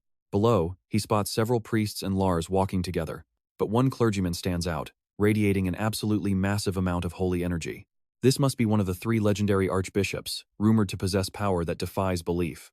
The sheer pressure gives him goosebumps as he watches Lars speak, but when he leans in closer, the archbishop suddenly glances right toward his direction. Lars asks what is wrong, but the archbishop casually shrugs it off, blaming it on a stray squirrel. Lars mentions the Marquis is waiting for them, so the archbishop agrees that they should hurry along. Besides, he adds, it has been far too long since he last saw the young lady. Perched on his branch, Jamie nervously marvels at the man's sharp instincts, wondering if they are heading straight to the Marquis. This is our perfect chance to watch him slip inside while the heavy hitters are completely out of the way. You and I are jumping right into the action as Ricky, mid-prayer on the church grounds, suddenly senses something strange. His sister asks what is wrong. He suddenly bursts out laughing, making her wonder if something amazing just happened. Smiling, he tells her to rest while he takes care of business. He then rushes over to Jaime, declaring that this place is his territory now. There is absolutely nowhere to hide. Meanwhile, Jaime approaches a massive sanctuary, wondering if this is where they worship their god. He quickly casts an invisibility spell on himself, but out of nowhere, a hand reaches out and grabs him. Jaime spins around instantly, ready to attack, but stops when he sees it is only Ricky. He is totally taken aback by his sudden presence. Ricky smiles awkwardly, admitting he wanted to scare him, but realizes sneaking up on him is no easy task. Jaime wants to ask a question, but Ricky immediately covers his mouth, whispering that he must stay quiet so they do not get caught. He then winks and tells him to follow closely. He knows a private spot, which turns out to be the Archbishop's own office, leaving Jaime completely baffled. Ricky reassures him, saying the Archbishop is a nice guy who probably won't mind them using it. Jaime demands answers. How did he manage to sneak up behind him without giving away his presence? Wait for it. Ricky looks totally disappointed, asking if he only visited because he was bored, instead of being happy to see him. Jaime presses for a real answer, so Ricky explains that it is quite simple. This whole area is under the direct control of the goddess. Even though he has not fully unlocked his powers as an apostle, being here brings him much closer to it. Looking up at the ceiling, he adds that this holy ground basically acts as a massive amplifier for his natural abilities. Jaime realizes this means Ricky is essentially omnipotent inside the church. Surprisingly, he cannot feel even a trace of death energy from him. He never expected an apostle's powers to boost this drastically in a holy place. Jamie notes that Ricky must have some incredible techniques ready now. Ricky just smiles, telling him his timing is absolutely perfect. The goddess has been searching for him, and Ricky is about to deliver her message. He kneels as a brilliant, divine light erupts around him. When Ricky opens his eyes, Jamie notices a strange glow, realizing this summoning is entirely different from the last one. A piece of her actual divine essence is present. Channeling through Ricky's body, she warns Jaime that a vile demonic energy is rising. The dark forest is where this threat will begin. He must stop it before it spreads. If he fails, her sacred territory will fall. This warning makes Jaime incredibly tense as she commands him to head into the dark forest. She prays that he will not lose anyone or anything on this journey. Leaving the task in his hands, she finally departs, though her heavy presence drains almost all of Ricky's remaining strength. Can you believe the nerve? Ricky collapses onto the couch with a heavy sigh, while Jaime complains about how she could just demand help and vanish immediately. Ricky offers a weak smile, asking Jaime to forgive her behavior. She is not in good shape right now. Descending from the heavens for their last meeting caused her far more damage than she originally anticipated. Jaime wonders why she is asking him, especially since the church is packed with faithful believers. He never imagined a literal deity would beg a mortal for help, but Ricky explains that Jaime is the only one who can pull this off. As the successor to that legendary figure, he alone has the power to understand. Jaime asks if there is anything else he should know. Ricky simply answers that her connection to him has been cut. Jaime turns away in annoyance, calling her selfish. Ricky asks if he is really planning to leave already. Heading toward the window, Jaime says he needs to slip out before the owner of this office returns, giving a quick goodbye. Once he vanishes, Ricky smiles nervously, asking the goddess if his friend will truly be all right. Soon, time passes. Back in his own quarters, Jaime smiles, relieved he made it in time. But suddenly, Sable's voice cuts in, asking where he is headed. Jaime spins around in shock to find the swordsman smiling warmly. Feeling cornered, he nervously looks away, claiming he was just taking a brief walk. Sable says absolutely nothing. The heavy silence is suffocating, forcing Jaime to glance around the room nervously and lie that he feels sick. Sable asks what is wrong, then reveals that a highly important guest is arriving today. It is Sefer, the Archbishop of the Pyro Church. Jaime forces a smile, calling him incredible, while Sable mentions that Lady Sears has been searching for him. Jaime quietly notes that this is completely expected and asks where Sir Onyx has gone since he is nowhere to be found. Sable claims ignorance, advising him not to ask about that man. Jaime asks why, but Sable stays quiet, simply warning him that this advice is for his own safety. We leave it here. Sable tells him to rest up, promising to return once the Archbishop finally arrives. Stick with me. You and I are about to see why taking a walk near the Marin Forest was a deadly mistake. Lately, some very sketchy people had been gathering deep inside that forest, crowding around a massive, mysterious egg. One of them literally called this egg his child, claiming it only needed to stay there a bit longer before finally breaking free. Its awakening would mark the exact moment their summoning succeeded. Meanwhile, the main character Jamie approached his mother to ask her a question. She smiled and happily agreed. That's when he asked about her connection to Sir Beryl Onyx. Her smile instantly faltered at the sudden question, but she quickly forced another smile, assuring him that everything was perfectly fine. Where to start? She was only 7 when they first met, back when Lord Onyx visited Marquis Bell and brought his young son. The Marquis pointed out how much the boy had grown, though Beryl just stood there looking extremely awkward, prompting his father to joke that all his daily sword practice made him unfit for polite society. He was actually worried about finding a worthy mentor for the boy, so the Marquis offered to help with the search. Lord Onyx replied that he would be incredibly grateful if they could track someone down. Right at that moment, young Sears grabbed Beryl by his sleeve. He gave her a highly puzzled look, but she just excitedly chirped about the butterflies. Beryl had absolutely no clue what she was talking about, while the Marquis smiled, teasing that his daughter seemed quite fond of him. Lord Onyx told his son to take her out for a walk, and Beryl reluctantly agreed. During their walk, they came across an apple tree, and Sears deftly scrambled up the branches to grab one. She proudly showed off her prize to her new friend while he called out in worry. Suddenly, she began losing her balance. He screamed for her to watch out, but she slipped and plummeted straight down, landing right on top of him. Surprisingly, she wasn't scared at all. In fact, she was absolutely thrilled. She jumped right up, ran back to the tree, and begged to do it again, but he flatly refused. After heading back to the estate, Beryl split the apple in half and handed her a piece, making her incredibly happy. But then, she dumped a massive pile of apples onto the table and eagerly asked him to split them all. Now watch this. Beryl stared at the massive pile, wondering where she even got them, but he still ended up slicing every single one. Eventually, Sears declared that she wanted to learn the way of the sword, appointing him as her official mentor, much to his annoyance. She took a clumsy swing and looked up at him with sparkling eyes, asking what he thought of her skills. He bluntly told her to give up since she had zero talent. She pouted indignantly. He laughed, and that's how their bond truly began. But tragedy was looming. One day, Lord Onyx slammed his hand on the table, furiously yelling at the Marquis to stay far away from the gold mine. He warned that the place was incredibly dangerous, but the Marquis insisted he had no other choice left. He couldn't just throw away their family's legacy, but the Marquis shouted back that without family, honor meant absolutely nothing. Beryl lowered his head in silent disappointment. When Sears called out to comfort him, he promised everything would be fine, but tragedy struck soon after. The very next morning, Beryl's father was found lifeless in his own bed. Hearing the news, Beryl rushed to his side, begging him to wake up, but his father was completely gone. After the head of the Onyx family ended his life, their entire house fell. At the funeral, the Marquis approached Beryl, offering him a home with them, While Sears wept in deep sympathy for her broken friend, he gently took her hand, whispering that things would be okay. A year later, he began intense sword training that consumed him for years. Sears faithfully sat by his side during those long years, simply hoping he would finish so they could finally laugh and play again. Instead, Beryl became completely obsessed with swordplay, driven by a dark desire for absolute revenge. But eventually, she decided to stop waiting. You and I can see how she distanced herself as 4 long years drifted by. One evening at a grand banquet, a noble approached Sears, inviting her for a stroll, but she politely turned him down immediately. The noble's friends openly mocked him, laughing and wishing him luck, while Beryl stood in the shadows, hearing every word. Afterward, Beryl absolutely thrashed those guys, calling them vile trash and screaming at them for daring to speak her name. He pinned one of them to the stone floor, threatening to rip their tongues out so they could never speak to Sears again. He ground his boot into the boy's chest, making him choke out a wheeze. Terrified, Sears immediately screamed out Beryl's name, calling him her brother. Beryl slowly turned to face her, and the sheer coldness in his eyes made her shudder. This was not the boy she once loved. Soon after, Argino Welton, a prominent young count, arrived at the Marquis's estate. He greeted Sears warmly, mentioning he had just inherited the family headship and would highly value her guidance in the future. She smiled warmly, welcoming him in return, and trust me, you and I are about to see this fateful meeting spark an epic legend. Alright, you and I are starting with a classic love story, where a single smile completely steals our main character's heart. Her father mentioned that Count Welton was already famous for his incredible swordsmanship, and everyone expected him to become the next legendary master.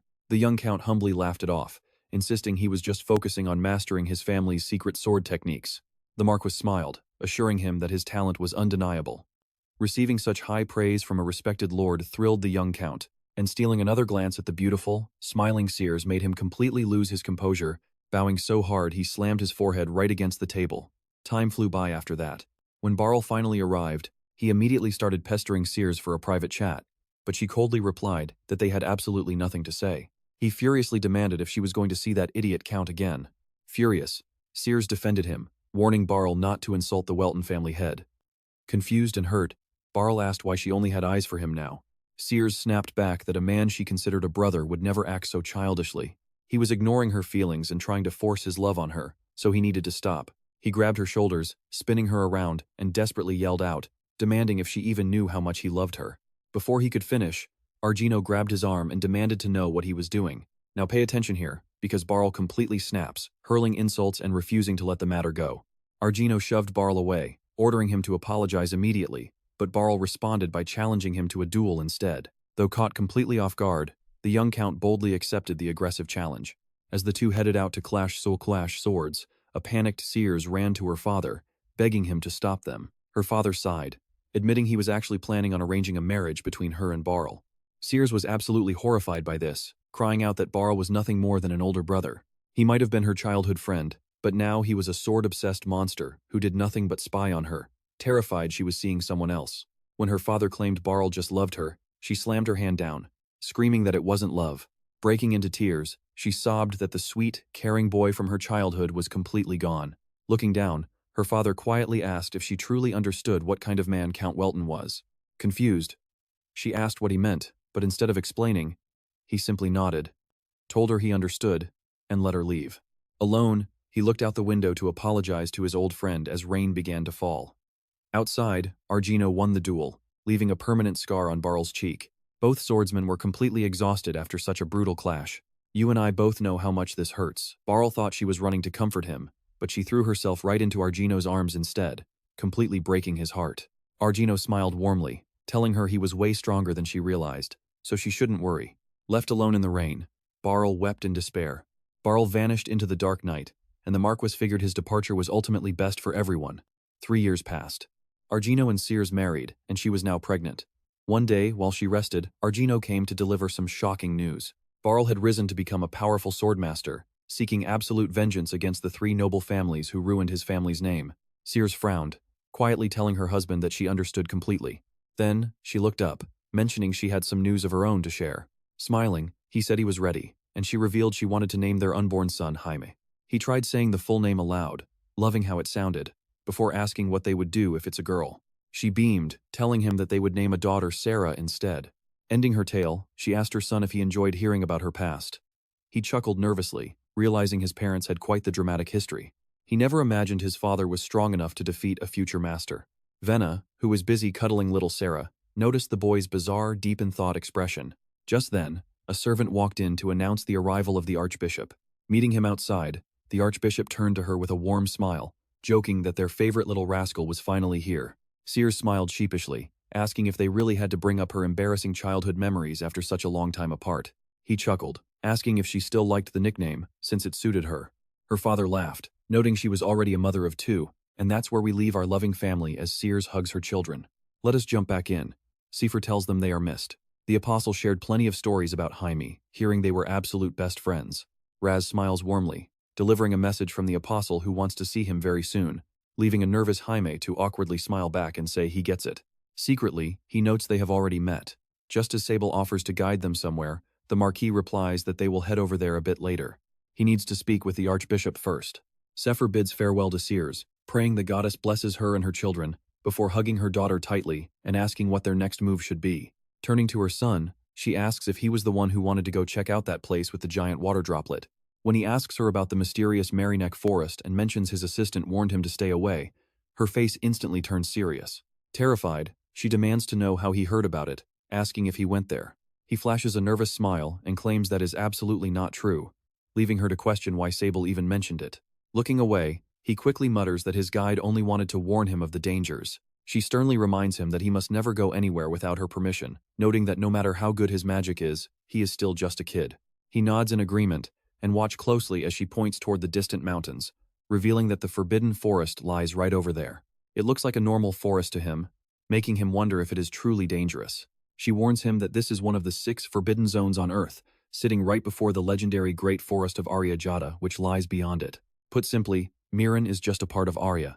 He suspects this must be the exact dark forest the goddess warned him about. Despite his mother sternly ordering him to stay far away from it, he promised her he would stay safe and keep out of trouble. But of course, he is totally lying to her.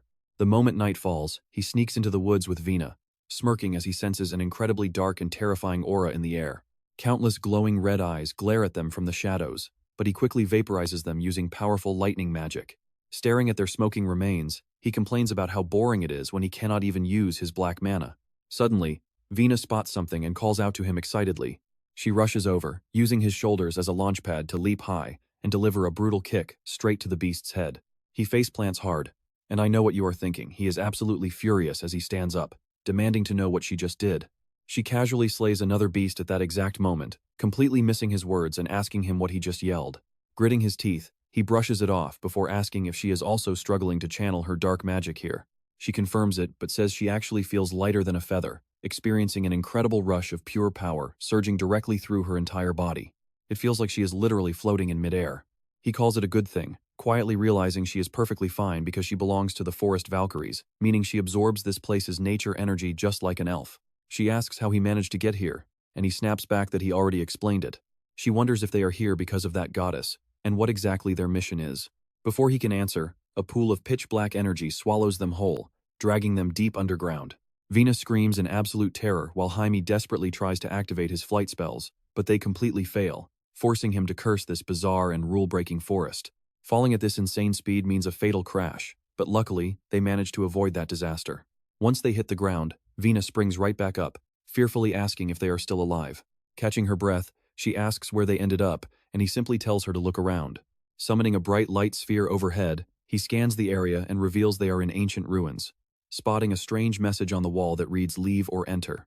The moment he speaks, a massive door creaks open, making him admit he has no idea who built this place. But it is certainly interesting. He never expected to run into symbols from his past life hidden deep within these ruins.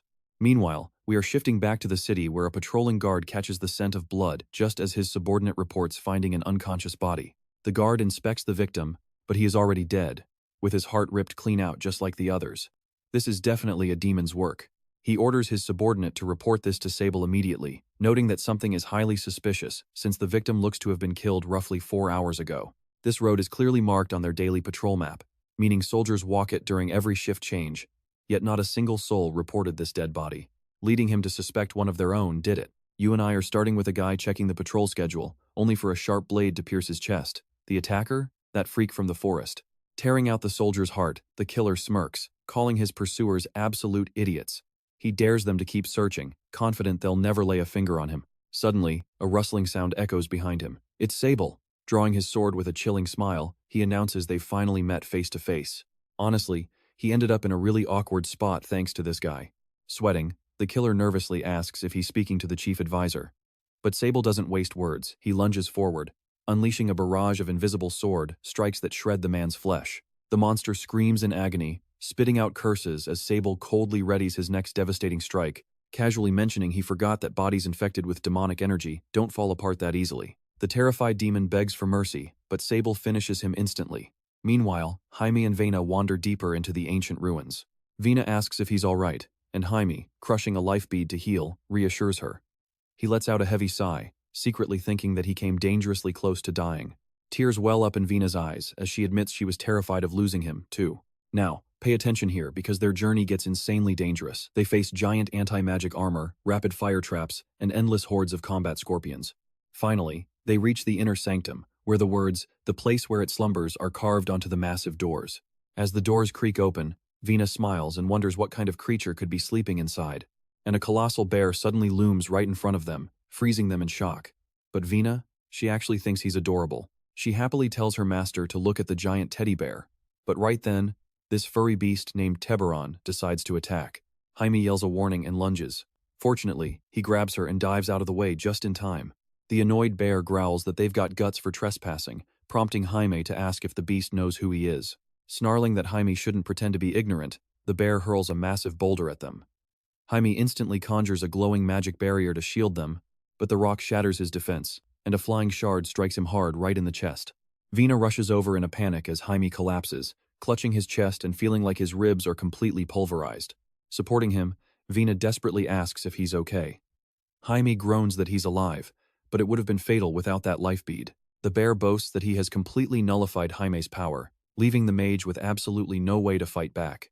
Jaime wonders how this beast managed to block his black mana, but Teberon just barks that it's none of his business and swings a massive fist. Determined to protect her master, Vena leaps forward and clashes head-on with Teberon. Meanwhile, a piercing scream echoes through the city. You and I can see this demon parasite grinding his teeth, demanding to know the point of all this. Sable coldly replies that he crossed the line and ruined their entire operation. Sable warned him to leave the soldiers alone, but the demon defends himself, arguing the swordmaster left, and there's nothing to fear. Sable smirks, noting that his previous punishment clearly wasn't painful enough. He slashes again, leaving deep cuts across the man's face. As the victim writhes in agony, Sable sneers that he couldn't care less about the swordmaster. For filthy demonic parasites like him, absolute obedience is the only thing that matters. Everything has to go exactly to plan. Meanwhile, Vena blocks the bear's strike but gets thrown back, immediately looking over to check on Jaime. Fortunately, Jaime has recovered enough to summon a glowing magic circle. He unleashes a powerful 6-color torrential rain spell, but it fails to leave a single scratch on the bear. Both of them stare in absolute shock. The bear mocks their sloppy attacks, telling them they should just give up and surrender. Jaime snaps back, asking if they're just supposed to die when the beast attacked them out of nowhere. The bear roars that they left a vile object in his forest, demanding punishment for their crime, leaving Jaime completely confused. Jaime insists they've never been here before, but the beast calls him a liar. Teberon claims the dark energy shielding the demonic egg is definitely Jaime's. Jaime is stunned, but the bear raises a fist, roaring at them to stop lying, vowing to eradicate every single demon follower. Teberon leaps forward to crush Jaime once and for all, demanding his life. But Jaime desperately shouts that he only came here to destroy the egg at Goddess Pyro's request. The bear freezes instantly, staring them down as he demands to know if Jaime is lying. Jaime swears on his life that it's the absolute truth, telling the beast to follow him and see for himself, if he still doesn't believe it. The bear reluctantly agrees. This ancient forest is the goddess's holy territory. If Jaime is slandering her name, the heavens themselves will strike him down. But Teberon senses absolutely no divine presence on him, meaning Jaime's suppressed magic is anything but holy. Trust me, things are about to get complicated. Let's dive back in. The main character clarifies he does not follow her, it is just a deal. She orders him to enter the dark forest and halt a vile, awakening dark magic. She mentions that once he arrives, he will finally understand why she sent him instead of her own loyal followers. The bear admits this is hard to believe, but he cannot deny the truth either. A worried Vena asks him to explain the demonic egg and the power guarding it. The bear explains the egg appeared about a month ago. He tried destroying it immediately, but a dark force protected it. We are talking an incredibly deep, powerful force. No matter how hard he struck, he could not break through that barrier. Because of that, he had to block the energy surrounding the egg right from the start. Jaime notes he feels zero divine energy here, asking how he blocked it. The bear reveals it is all thanks to an artifact disguised as ruins. The main character realizes the entire ruin is one giant artifact. Vina just smiles, thinking about how expensive all this must be. He immediately shuts her up, asking who built this place and how they knew the ancient language. What was the artifact even used for? The bear admits he has absolutely no clue. Now, pay attention here. This place was built 600 years ago, but Jaime has one key question. Why is he still suppressing this dark power? Confused, the bear points out that he already explained how he blocked the power shielding the egg. If that is true, why didn't he just smash the egg immediately? Why keep storing this unusable dark mana? The bear states the egg remains completely intact. Jaime then demands to know what the obstacle is. Looking away awkwardly, he admits that to keep blocking the dark energy, the caster must physically remain inside the ruins. Plus, he has not met anyone strong enough to help him destroy the egg. Both of them stare in shock. The main character annoyedly calls him a bear, but Teberon snaps back with his actual name. Jaime mocks him for having big ideas but zero plans, calling him a loudmouthed plush toy who just trash talks everyone else for being weak. Can he sense her powers as well? Teberon looks at Vina, shocked, asking if she possesses a Valkyrie life force. Jaime notes she has something else entirely. Her sealed power actually resembles his own. But why is her energy so similar to the force guarding that egg? The bear clarifies that it is different. The power he blocked matches Jaime's energy perfectly, not her power. Jaime looks down, realizing only Orajan should possess his black magic.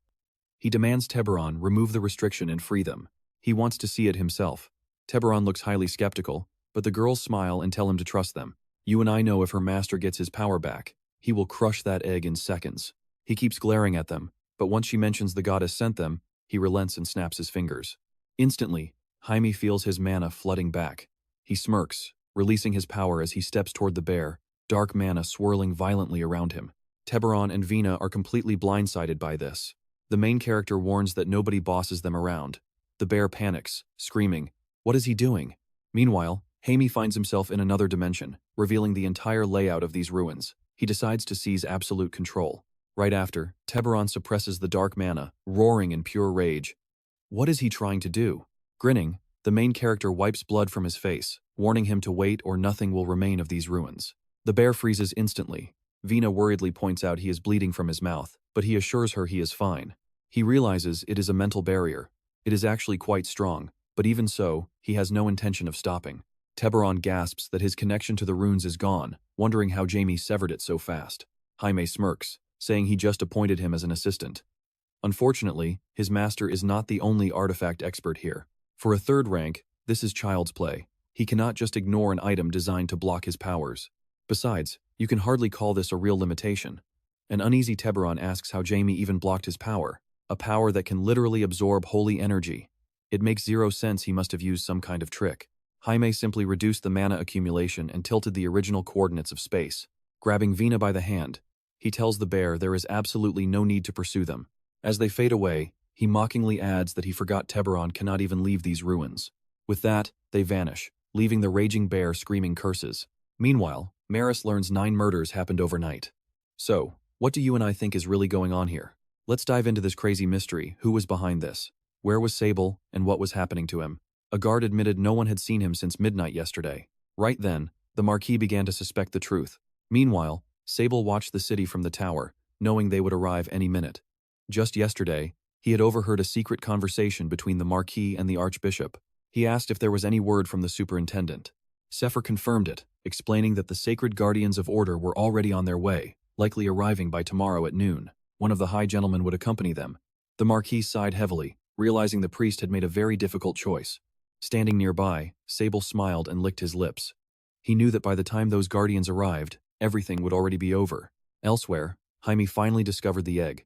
It was shielded by dark energy, leaving him wondering why his own black mana was here. When Vina asked what the strange symbols meant, he reached out to the barrier to read them. The dead approach. Raise hands, seawater, moonlight. A single starlight shining over the rolling ocean waves. Now pay attention, because the moment he touched that barrier, a vision of a dark, surging sea flashed before his eyes.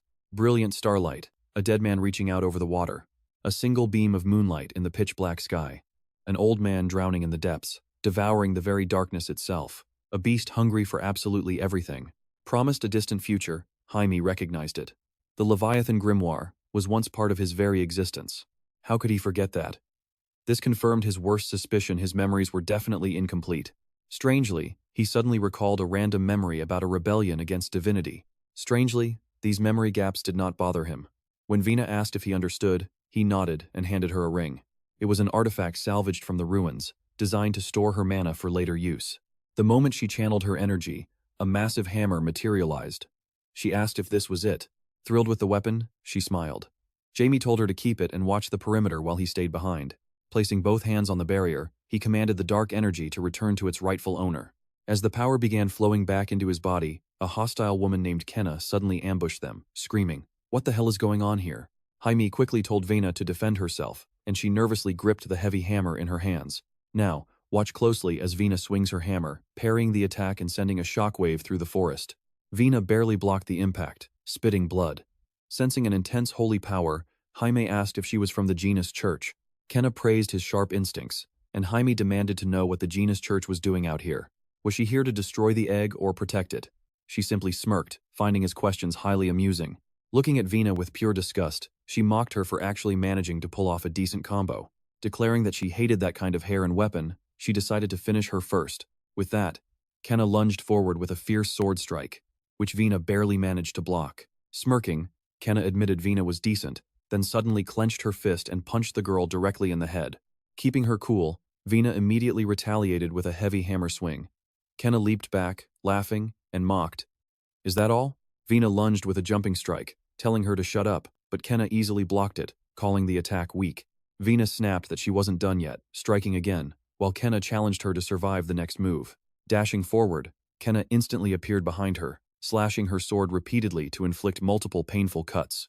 Jaime called out in worry, realizing that even a minor blow could end this, but he couldn't interfere yet. Leaning on her hammer, Vina told him to stay back, insisting she could still fight. Kenna mocked her wounds. Threatening to slice her in half to end the pain, Kenna asked if she really planned to keep fighting. Smirking, Vina retorted that she had no choice but to fight on and fulfill her master's orders. Kenna called her a loyal little slave, adding that kids like her occasionally needed a harsh lesson.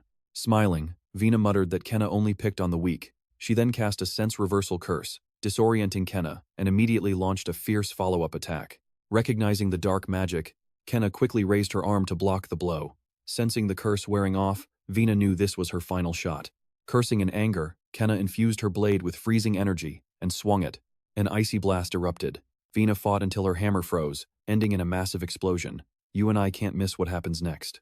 Alright, let's dive back in as Vina wakes up amidst burning trees, wondering what on earth just happened. Completely drained, she struggles to stand and protect her master. That is when Kenna looms directly over her.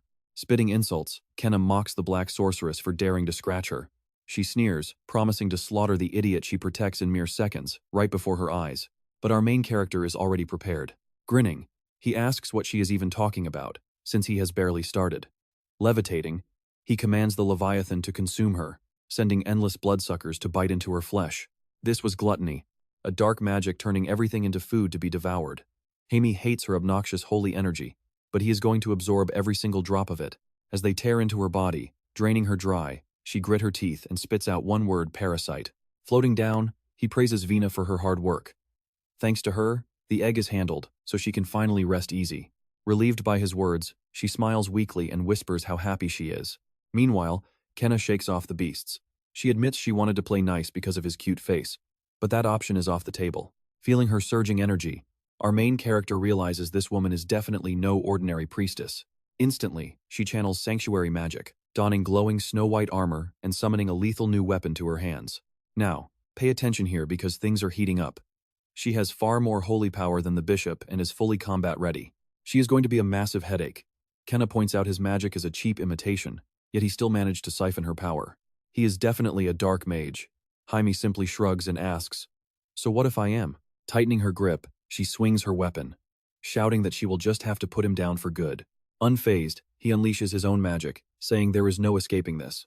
An ominous, dark gate materializes behind him, and with a smirk, he offers to introduce her to a friend. He summons Nebro to rise. The gates burst open, unleashing a powerful 6th-rank lich along with a swarm of undead minions. Furious, Kenna lashes out again, screaming at how he dares to summon filthy undead right in her holy presence. Here is where things get crazy. Her strike gets instantly blocked, and while she is totally distracted, Jaime walks right toward that massive egg. A nearby cultist is checking on the egg, completely shocked by how massive it has grown. He mutters nervously that the sacrificed hearts should not have been enough to fuel it. Suddenly, Jaime appears right behind him, commenting on how much the egg loves this dark energy. The terrified man jumps back to a safe distance, demanding to know his identity. Ignoring his question, Jaime simply asks if he is one of those demon cultists. The man frantically asks who he is and what happened to the Guardian, but Jaime tells him he does not need to know. Ready to wrap things up, Jaime snaps his fingers, and Risa instantly slashes the man down. Bleeding out on the dirt, the dying man reaches toward the egg, whispering that it needs just a little more. Then, his hand drops, and the shell violently cracks. Risa tenses up, but Jaime yells for him to fall back.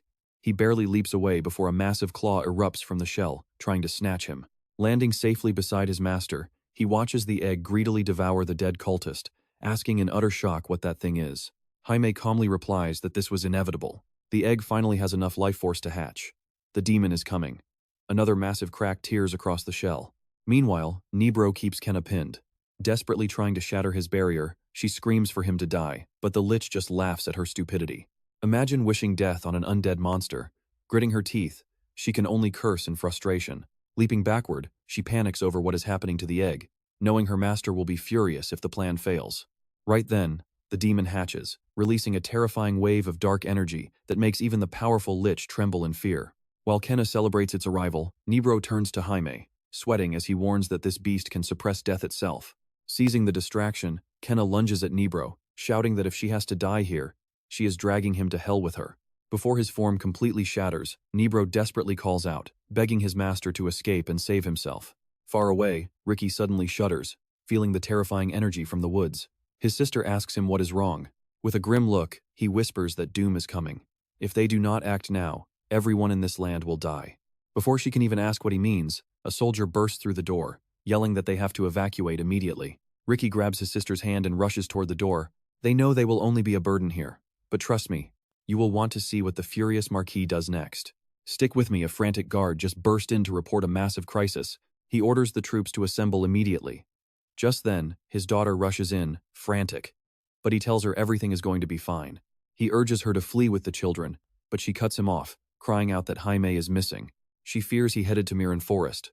Meanwhile, the demon egg hatches as our main character watches, remembering why he absolutely loathes these beasts. A vile species that despises the weak, existences that bring only harm to the living. Nearby, Risa frantically begs Jaime to save his own life. Hazard gasps in sheer disbelief at the sight, while Jaime feels the nearby dead trembling in absolute terror. If this demon breaks free completely, Jaime knows he will struggle without deploying his perfect cage. Watch closely here as Risa panics about dying. Jaime snaps his fingers. He commands Hazard to grab Vina and flee as far as possible, escaping the reach of this oppressive demonic energy. Hazard obeys without hesitation, immediately sprinting away with Vina. Then, the demon's mocking voice echoes from the egg, asking if Jamie truly plans to fight alone. Jaime instantly whips around as the demon shatters its shell, sneering that giving up so soon would destroy all the fun. And honestly, dragging my physical body to the surface is a massive pain. Realizing this is a noble demon, Jaime is horrified. The creature mocks his knowledge, telling him he knows too much and will be eaten last. He introduces himself as Rueda, a baron of the Great Devil's domain, making Jaime grimace as he senses masterclass strength. Rueda tells him not to be afraid, but to simply accept his fate. There is no turning back now. Jaime calmly replies that it is quite generous of him to share that, and immediately deploys his perfect cage, regaining his composure, while Rueda grins at such a fascinating toy. The demon offers a quick death if he surrenders it, but Jaime scoffs, asking if he looks insane. Rueda sighs, saying they must do this the hard way. The demon threatens to test his endurance, as his overwhelming energy suddenly flares up. Jaime takes to the sky to cast Leviathan, while from afar, Sable watches with a smirk, calling the commotion a nuisance. To ordinary humans, even a baron, the weakest of the noble ranks, is an absolute disaster. He watches the guards scramble below, noting that someone needs to stay behind and protect the estate, while Hazard continues his frantic escape. He looks back, praying his master survives, knowing his own life depends on it. Right at that moment, Vina finally wakes up. Now, I know what you are thinking. Vina wakes up, completely confused, but Hazard explains that the master ordered them to flee immediately. Hearing that the demon has fully awakened, she panics and demands that Hazard put her down. Struggling to her feet despite her weakness, she gazes at the massive pillar of light behind the mountains and asks, "Is the master fighting there right now?" Hazard confirms he is facing that monster alone. She tries to protest, but Hazard cuts her off, warning that she will only be a hindrance. She insists on buying time even if she dies, but he flatly tells her she stands zero chance in her state. Suddenly, Hazard's body turns completely transparent before vanishing into thin air. Vina spins around in utter confusion looking for him, just as a massive explosion rattles the ground behind her. She realizes his undead summon has been cancelled, making her wonder if that terrifying blast was just a coincidence. Fearing the absolute worst, her master's voice and image echo in her mind, urging her to stand and fight. She cannot let this go on. Terrified for his safety, she is shocked when her weapon suddenly speaks to her. The voice finds it intriguing, calling her a young Valkyrie possessing incredibly strong, pure blood. Though she is still young, he will grant her his power today. She must remember this feeling. His name is Pelion. He is a legendary hammer, forged to serve the queen. She must give it her all. Meanwhile, Jaime is in serious trouble. Having lost far too much blood, he has no strength left to fly and starts plummeting rapidly toward the earth. If only he had a bit more life force, or if he could have summoned his loyal companion Blackie, he would have bought enough time to unleash high-tier magic and change this outcome. He braces himself for a brutal crash. Instead, he lands softly on a giant bear's paw. The beast calls him pathetic, prompting a stunned Jaime to ask how he got here. Tiburon replies that he knows this area perfectly, having roamed these very forests for over 600 years. He explains he would never leave Jaime to face that demon all alone. And trust me, despite having a noble heart worthy of the goddess, Jaime immediately denies being any kind of hero. The bear gently sets him down, but Rueda's voice suddenly echoes behind them, launching a vicious attack to finally finish his meal. Let's dive into this scene as he slashes his own chest, casually claiming he only wanted to slice off his arm. For a creature from the surface world, his strength was genuinely impressive. Tion agreed, throwing a blindingly fast punch while noting his speed, then reminded him they were not fighting alone. A bright flash illuminated the sky as Vina descended, slamming her massive hammer into the demon with all her strength to crash him down. Vina landed right beside Jaime, cheerfully announcing her arrival, but he could only stare, asking what happened to her hair. She smiled and proudly asked if it looked cool, leaving him completely baffled since that was not his point at all. The giant bear charged back into battle, yelling that they could chat later since they were not done yet. The demon instantly got back on his feet, firing a devastating beam of energy directly at his head while agreeing with him. But before he could finish, the demon suddenly lost consciousness. Meanwhile, the Marquis and his vanguard halted near the forest edge, with many soldiers already falling severely ill, deeply weakened by the corrupting demonic energy. A soldier warned the Marquis that they could not push forward, suggesting they wait for the Pyro Church's holy blessings. The Marquis stood silent, scanning his suffering troops and realizing that only the Order of Fear was still holding strong. Now watch this, because just as he worries that Jaime might get hurt from any delay, a sudden wind sweeps by. A letter drifted down into his hands, while further away, Kena fled out of the forest as fast as possible. Scoffing at the vile dark energy chasing her, she figured that since she successfully summoned the demon, her job here was officially finished. Hoping her boss would show mercy, her thoughts were cut short when a sharp blade of wind sliced cleanly through her neck. Back at the clearing, both Tion and Vina were completely drained, collapsing onto the ground unconscious. The demon chuckled in amusement, admitting they actually surprised him since he never expected to try this hard in the human world. Staring at Jaime, he demanded to know the name of his magic, sensing an overwhelming power capable of utter annihilation. Jaime warned him that this was the road to doom, a dark spell releasing all the power stored by the Leviathan. It held the raw power of widespread devastation. Frustrated, Jaime knew this was the final opening his allies created for him, while Rueda warned he was risking his own life. With the demon preparing to strike a lethal blow, he mocked Jaime, telling him to speak his final words. As the demon gathers his energy, Jaime tells him to just get it over with, but pay attention, that's when a sudden breeze takes him by surprise. Suddenly, Barlonix arrived, easily cleaving through the massive demon with a single, elegant sweep of his sword. The letter from earlier was his, warning the Marquis to keep everyone out of the woods to avoid casualties while he handled the threat.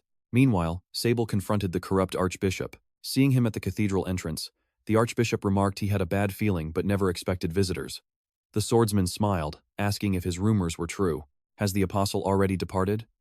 Sepher coldly ordered him to leave the sacred hall if he truly revered the goddess, but Sable only grinned. Mocking him, Sable asked if that meant non-believers could stay, to which the Archbishop replied that he would have to use force. The swordsman smirked, questioning if he could actually do it, and wondered if he could withstand the legendary first sword Genis. Recognizing his true identity, the Archbishop gasped in shock as Sable raised his blade, promising to engrave eternal peace on its sharp tip. Today, your precious goddess will suffer massive defeats, ending in complete ruin. At the same time, the priests caught up to the Marquis force, where Ricky suddenly shuddered, sensing immense danger surrounding the Archbishop. Back in the forest, Barl unleashed a strike so powerful it left a massive rift in the earth, too fast for Jamie to even track. Delivering lightning-fast strikes with an incredibly heavy sword, Barl displayed a terrifying level of sheer physical power. Is this truly what the mastery over wind looks like?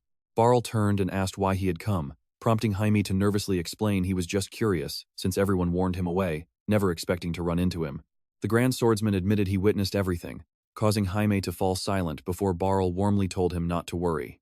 Barl noted that everyone has deep secrets they keep to themselves, while Jaime bit his lip, anxiously wondering just how much Barl actually saw.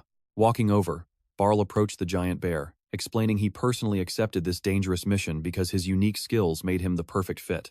Looking up at him, Tion asked for his identity, sensing that this newcomer possessed immense, near-godly strength. Introducing himself, Barl revealed that he was one of the legendary seekers chasing the hidden truths of this world.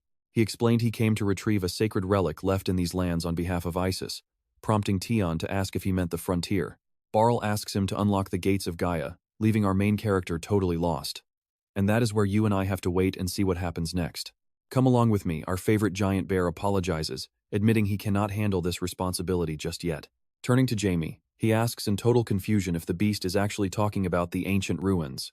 Heading back, Barl carries Vina on his shoulder and tells Jamie he never expected demons to get involved with the ruins of Gia.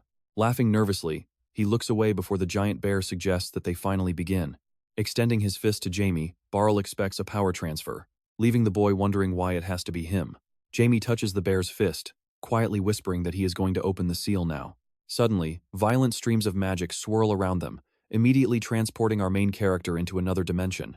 A mysterious man appears, and Jamie realizes he is the defense system preventing a takeover.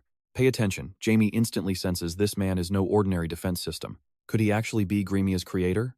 The man confirms this, revealing his true name is Armion. He was a genius artifact maker and a 9th-rank wizard, a true rarity back then. Jamie secretly notes how proud he sounds. In that case, does that make him a frontier member or something along those lines? Armion explains that while he is close to Isis, he is no frontier. He only guarded the lightning dragon Graham's sword. But Gia is more than just a vault for Graham. It was built specifically for the savior he has been waiting for. As Jamie begins to guess the truth, Armion reveals he awaits the master of black mana, someone holding the power to destroy the 12 gods. He is waiting for the only warrior capable of mastering such a devastating power.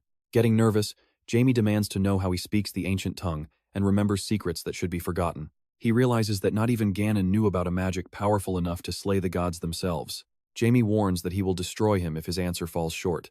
Smiling calmly, Armion explains the ancient beast left traces behind, which is how he mastered its forgotten tongue. Stunned, Jamie realizes this means actual physical traces of Diablo Vulpier still exist somewhere in this world. Armion gasps.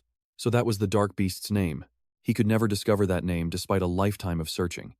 Now, it seems Jamie is the true heir of that legendary mana. With that, he passes the legacy on. Jamie instantly feels an overwhelming surge of raw energy exploding all around him. Even his life bead fills to the brim.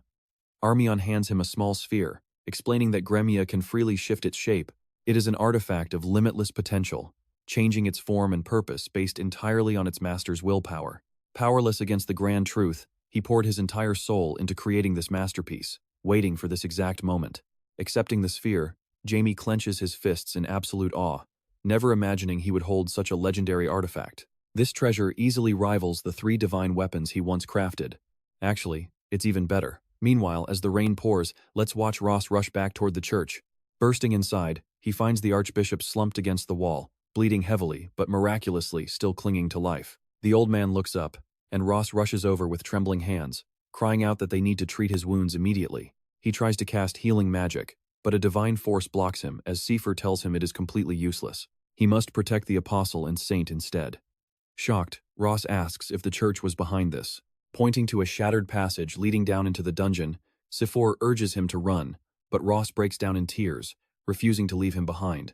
The Archbishop gently pats his head, whispering that while he understands his grief, he absolutely must go. Ross grits his teeth, furiously swearing revenge, but the dying man begs him not to be consumed by hatred. His duty is to protect them, so he must leave now. With those final words, his hand falls limp.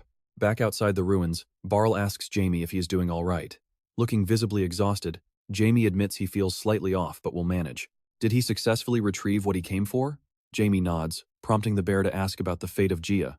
The giant beast confesses he is not sure what Jamie knows, since he only returned to the area later. With his connection to Gia entirely severed, Barl asks what happened. Jamie explains meeting Armian, inheriting the relic, and presents the glowing sphere. Left in utter disbelief, Barl mutters that this incredible treasure is far more valuable than even Graham. Tion asks if the creator willingly gave it away, but Jamie hides the relic, claiming it was his own idea. The moment Graham was claimed, he transferred all its magic. To a stunned Tion, Jamie decides to demonstrate its power. Jamie touches his nose, and as his wounds begin to rapidly heal, they ask if it is healing magic. He explains it is something else entirely, powered by Gremia.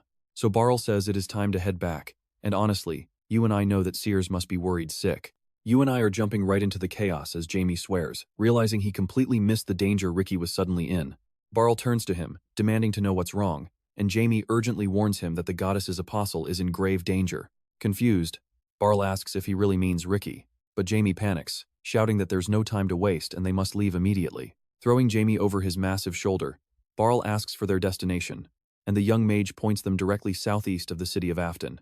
Without waiting another second, Barl immediately launches himself high up into the clouds, leaving Jamie screaming in shock. Watching them fade into a tiny speck, Tion sighs, realizing they didn't even say goodbye. Well, it was time for him to head back home. But wait, did everyone seriously just forget about Vina? Meanwhile, back at the capital, the Marquis breathes a sigh of relief after learning the demonic energy has vanished. But the relief is short-lived. Panicked soldiers rush in, reporting that hordes of demons are suddenly attacking citizens everywhere. Thankfully, the defending knights held them off, but they warn that these monsters are masquerading as normal civilians and guards. Heavily sighing, the Marquis curses himself for underestimating the enemy. Right before a messenger drops the ultimate bombshell, the Archbishop has been assassinated. Everyone in the room is utterly paralyzed. Now watch closely. The guard reports that the traitorous Sir Sable was seen at the crime scene. Over at the church, Sable corners the refugees, but Lars leaps in to shield them. Lars quickly realizes this monster's raw pressure is way beyond anything he ever anticipated. Hiding behind him, Ricky and Anna anxiously ask if he is all right. Lars tells them not to worry, tightening his grip on his hilt. He glares at Sable, demanding to know how long this coup has been planned. Mocking them, Sable sneers that they never expected the perfect chance to assassinate the goddess's holy apostle would fall right into their laps. And with that, he instantly lunges. Lars braces for a strike from the right, but it impossibly slashes him from the left. Blood sprays as a deep gash opens on his shoulder. Ricky yells in panic, but Lars commands them to stay back. Staring at his bleeding arm, Lars realizes this nightmare is happening again. He is absolutely certain he evaded the blade, yet the wound still appeared. Sable casually flicks the blood off his steel, claiming Lars is powerless. Lars asks if he is a swordmaster. Sable just smirks, asking if he only just realized his power is causality reversal. If Sable targets him, Lars gets hurt, even if he dodges. Plus, he can delay the damage, making him feel the agony minutes later. I know what you're thinking, that's completely broken. And Lars grits his teeth, unable to believe a power so law-defying actually exists. Sable boasts that this world is crawling with monsters, and unfortunately for them, he's at the very top of the food chain. The moment he speaks, he flashes forward, and a split second later, endless bloody lacerations erupt all over Lars's body. Terrified, Ricky rushes forward to help him, while Sable just licks his lips in anticipation. Then, blinding sparks flash. A massive bolt of lightning blasts between them, and a shocked Sable wonders how a mere child could possess such overwhelming holy energy. Lars leaps into the air, telling him to ask God himself, before unleashing a rapid flurry of strikes that Sable barely avoids. Sable laughs, mocking that his father hated questions, and would rather run him through than waste precious breath talking. He charges, clashing swords with Lars, viciously reminding the guard that he already told him he stands absolutely zero chance. Suddenly, the laws of causality warp again, but Lars just smirks, knowing Sable's time is up. Sable smiles, but Ricky unleashes his true awakening. Coughing up blood, the young apostle's eyes flare with blinding light as holy energy explodes around him. The backlash of his own broken ability hits Sable instantly. Since the altered causality was blocked, the full damage rebounds onto the caster. Sable collapses, screaming in agony, while Lars mocks him as a pathetic mortal. Sable laughs maniacally, forcing himself up, asking if awakening at a perfect moment like this isn't a bit cliché. Still, he praises the incredible divine light that completely healed Lars and nullified his own broken sword technique. Lars barks at him to shut up, unleashing a massive slash with his blade. But Sable casually blocks the blade with his bare fist, sneering that without a literal goddess descending, they're still just pathetic humans. With a sickening crunch, he shatters Lars's blade. Desperate, Ricky continues pouring his holy magic to support him, but Sable instantly vanishes from sight, appearing directly above them as he mocks that they can't block this incoming strike. Anna screams for her brother, but luckily, Jamie arrives at the perfect moment. He casts a powerful spell, blasting Sable with dark magic before shouting for Ricky to strike. Shocked, Ricky strikes with all his might, and trust me, we are left on a massive cliffhanger as light pierces him. Alright, stick with me here, as Ricky catches his breath while his worried friends rush over. Our main character demands to know what is happening. Sensing danger, he steps in. Raz spits out that this whole mess is because of Sable. That traitor had been working for the Genus Church all along. Barl clarifies if he means Morris's assistant. Jaime is completely stunned that this guy turned out to be a double agent. But right then, Barl spots a microscopic thread wrapped around his neck, completely invisible to everyone else. Realizing the deadly trap, he grabs Jaime and dives out of the way. But that split-second decision costs him his entire arm. Sable scoffs, saying he was aiming for the throat. He praises Barl's quick reflexes, mocking that you do not get the title of Swordmaster for nothing. Ricky stares in absolute disbelief, unable to comprehend how this monster is even still breathing. Sable brags that his causality reversal does way more than just deal raw damage. But this time, Barl paid a massive price, his own arm. Barl quickly binds his bleeding stump and barks at the others to fall back. He is fighting this fight alone. Sable sighs, calling it boring. Without both arms, Barl's reaction speed is not even going to be the same. Suddenly, Sable regrows his severed arm, mocking Barl, asking if he seriously thinks he can win like this. Barl snaps back that he does not care. He grips his sword with white knuckles, declaring the wind will shred him as lightning tears through the sky. Now, watch this closely with me. The main character and his crew retreat to a cliff, but he nervously realizes they would all be dead without Barl. Ross steps up, anxiously asking if Barl can actually pull off a win. The main character can only admit he has no idea. All they can do is watch. After all, ordinary people cannot interfere in a clash between legendary swordmasters.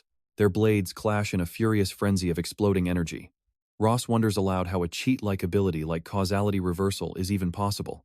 It seems Sir Barl has unlocked the secrets of physical form, but surviving this is going to be a complete nightmare. If Sable can use this hack for both offense and defense, his combat potential is practically limitless. Jaime's expression darkens. He realizes he cannot just sit on the sidelines and watch his ally die. Sable mocks Barl, asking if being a fellow swordmaster makes him think he actually stands any chance at all. Barl answers with a furious slash, but gets countered instantly. Sable teleports behind him, bragging that their difference in combat experience is simply too massive. He might look youthful, but he is incredibly old. Barl collapses under a relentless barrage of strikes, leaving the group terrified. Sable then glares up at the cliff, declaring they are next. As the villain prepares to leap, Jaime screams a warning. But let's see if Ricky can actually stop him like he promises. He summons a glowing divine barrier overhead, shielding the entire group from the incoming strike. Sable sneers, shouting that he is not the only one channeling godlike power. He claims a fragile shield is useless against his father's might. While the villain channels divine corruption, Jaime silently reaches into his coat to retrieve a secret artifact. Sable undergoes a monstrous transformation, screaming that everything in this world must submit to his father's dark will. The impact makes the barrier flare as deadly blue sparks rain down. Ricky screams, pouring every ounce of strength into holding the cracking shield. Sable grins maliciously, telling them resistance is completely futile. Raz cries out in absolute panic as the blade strikes, spilling fresh blood. Just moments ago, a completely exhausted Barl lay beaten in the dirt, watching the rain. He silently apologizes to Sears, finding comfort that her beloved son is still breathing. Suddenly, Jaime's voice echoes directly inside Barl's mind, jokingly asking if he is seriously saying his last goodbyes already. Instantly, Barl's fatal wounds begin stitching themselves back together. He asks what is happening, and Jaime reveals it is high-level healing magic. Jaime promises to protect his secret, urging Barl to survive so they do not all get wiped off the face of the earth. Back in the present, Barl's sword drives straight through Sable's chest. The shocked villain demands to know how he is still alive, but Barl just smirks. Barl tells him to ask the kid instead. Sable's eyes widen in sheer terror as Jaime manifests multiple floating cannons crackling with dark energy. With a single command, every single cannon unleashes a devastating blast of dark energy straight at him. The beams merge into a single massive torrent of destruction. Sable braces himself, screaming that cheap tricks cannot touch him. Sable panics, completely unable to identify this strange force. Jaime warns him not to underestimate it. This power was designed specifically for his demise. Sable screams in frustration as his divine aura literally dissolves under the dark blast, right before a colossal explosion rocks the battlefield. Sunlight finally breaks through the dark clouds, shining down on Barl's motionless body. Ricky slowly regains consciousness, groggily asking what just happened. Raz tightly clutches his sister, frantically searching the wreckage for Jaime. Suddenly, Sable towers over Jaime, pinning him down with a sickening grin. Thrilled that he finally gets to finish him off, his friends desperately rush over, but Jaime is paralyzed. Sable raises a shattered blade to strike, and trust me, you do not want to miss what happens next. Alright, stick with me as Jaime's vision suddenly blurs, and he abruptly wakes up in bed. His sister and mother rush to him, and Sears hugs him tight, warning him that if he runs away again, she will kill him. Apologizing, he wonders what on earth happened, only remembering his necklace floating up to create a massive protective barrier around him. And those cryptic words from the old man, promising that one day, this exact artifact would save his life. Frowning, he stares at the necklace, wondering about its true power. Sears sighs that he is just like his father, and his sister agrees. Hiding under the blanket, Jaime cannot help but wonder what this thing is truly capable of. He looks up and asks his mother if she has seen his necklace. She hands it over, but he notices the blue glow is totally gone. Sears mentions it was a gift from his grandmother, who passed away before Jaime was even born. Sears explains that his grandmother possessed the power to predict the future. Meanwhile, Sable wakes up in Bion, a scorching desert over 10,000 kilometers away from Afton. Running across the endless golden sands, he tries to process what just happened. That blinding light literally teleported him from the far north to the deep south. And who was that mysterious woman? When the barrier blocked his attack, he distinctly heard a female voice begging him to stop hurting her child. Could he not escape any further? Her memory pushes him away, making him cry out. She warned that no matter how strong he gets, escaping this fate is completely impossible. The ultimate price was already paid, dumping him here. Since this is enemy territory, he knows he needs to run as fast as possible. But unfortunately, he immediately runs into trouble. Blazer, the high priest and elite knight captain of the sun god Ra's church, addresses him as Creon, expressing how pleased he is to see him. Sable instantly freezes, sweating bullets. He nervously asks why such a high-ranking busy man would bother traveling all the way out here. The priest draws his flashing blade, promising a quick, painless death if he simply cooperates and tells the absolute truth. The swordsman bites his lip, cursing his luck. He is in for a brutal fight. Soon, Archbishop Sephir's funeral is held. The mourning crowd stands in absolute disbelief at his sudden passing. It feels like a bad dream. They remember him as a kind, gentle soul, swearing that his killer will never be forgiven. Staring at the body, Jaime gets a dark idea. Could this powerful corpse become his ultimate undead summon? Watch closely now, because he is no longer the kid he used to be. His friend Ricky whispers that Pyro wants a private meeting. Leading him deep into the dark dungeon, Ricky warns him that letting any light escape is strictly forbidden by their laws. As they descend, Jaime asks what happened to Sable, relieved that at least they both made it out alive. Ricky explains that Sable vanished the moment his necklace flashed. Was it some kind of powerful warp artifact? Jaime admits he does not fully get it either, only knowing it belonged to his grandmother who could see the future. Reaching the bottom, Jaime spots a pristine pool beneath a goddess statue. Ricky quietly announces they have finally arrived. This is the Shrine of Origin. Jaime asks if she will just pop up for a second and vanish like before. Ricky tells him to show some respect. The goddess is coming, and Jaime must speak to her completely alone. Stepping into the sacred pool, the goddess materializes right before him, offering her deep gratitude as they begin their talk. Her divine presence makes him uneasy, as she thanks him for landing a blow on Zenith. As she chuckles, Jamie weakly asks for some of her power, sensing she secretly wants him torn to shreds right here. She muses that she apparently hasn't been paying close attention. She admits she forgot how vicious humans are, but says he should feel proud to be recognized by a god. Jaime grits his teeth, utterly disgusted by her arrogant words. Meanwhile, over at the church headquarters, we see that absolutely nothing went according to plan. A high official slams his hand onto the table, erupting in pure rage. Their plan failed, Sir Creon is missing, and he even lost a legendary sword from the treasury. His terrified subordinate looks away, having absolutely no excuse to offer. They combed through the entire Afton territory, but found absolutely nothing, except for Kenna's lifeless body. Sweating nervously, he realizes they are in deep trouble. Their battlefield spiral shows that starting a war without Creon will cost them precious time. This divine artifact runs complex combat simulations, specifically designed to minimize overall military casualties. Sighing heavily, he admits that the immense political pressure from making a pact with demons is only going to get worse. His subordinate nods, while the leader clenches his fist, wishing they had launched the invasion immediately to seize total control. But now, you and I know there's no other choice. All right, you and I are jumping right back into the action. He ordered his men to find Sir Creon and drag him back, no matter what. Meanwhile, the funeral goes on, and so does his secret chat with the goddess. She finds it hard to believe. Did he really just stumble across Diablo Vulpier in the mountains? He nods, insisting it was pure coincidence. She scoffs, asking if he honestly expects her to buy into such utter nonsense. He double downs on his story, so she looks away annoyed, dropping the subject because there are much bigger things to worry about. Now, Jaime takes the lead, asking her a question of his own. He knows his mentor, Diablo, was her mortal enemy. What actually happened to him? He needs to know if the other gods have figured out he reincarnated into this kid's body. She admits she has no clue, since he was sealed away in the primordial dark of the eternal void. Not even the gods have power over that space. He asks if he could have broken free, but she says it is impossible. They would never lock him up in a place he could actually slip out of. Rubbing his chin, he realizes he got incredibly lucky. They know absolutely nothing about his death and rebirth. Pyro spots the bracelet on his wrist, realizing she has not seen that ancient relic in ages. Now pay attention, because his return to this world is about to trigger a whole mountain of trouble. Jaime mentions he is still searching for the other two divine relics, the items of absolute power. She tells him to do as he pleases, promising to look the other way. He then asks if she was truly exiled. Warning him not to mock her, she explains the current situation. Genus has formed a massive alliance with Lily and Brahman. Drienne joined forces with Kulun, Tantras allied with Arbolado, and Jillian teamed up with Oblivion. This leaves only Ra, the Emperor of Flame, and herself acting completely on their own. Jaime is shocked that the sun god has no allies. Pyro explains that Ra has always been a loner, ruling more as a supreme, absolute deity. He remarks that she shouldn't worry about being solo, but his words immediately cause her tone to shift. She hisses in pure fury, blaming everything on that absolute idiot Genus. He acts like the sun god's loyal hound, though it feels like Ra has completely abandoned him. To make things worse, Genus blames her for his downfall and plans to steal her divine power to rebel against Ra. How dare that pathetic mutt cross the line? Her hair literally turns pitch black from pure, unadulterated hatred. You might be thinking the same thing as Jaime. Is that why she needs his dark power?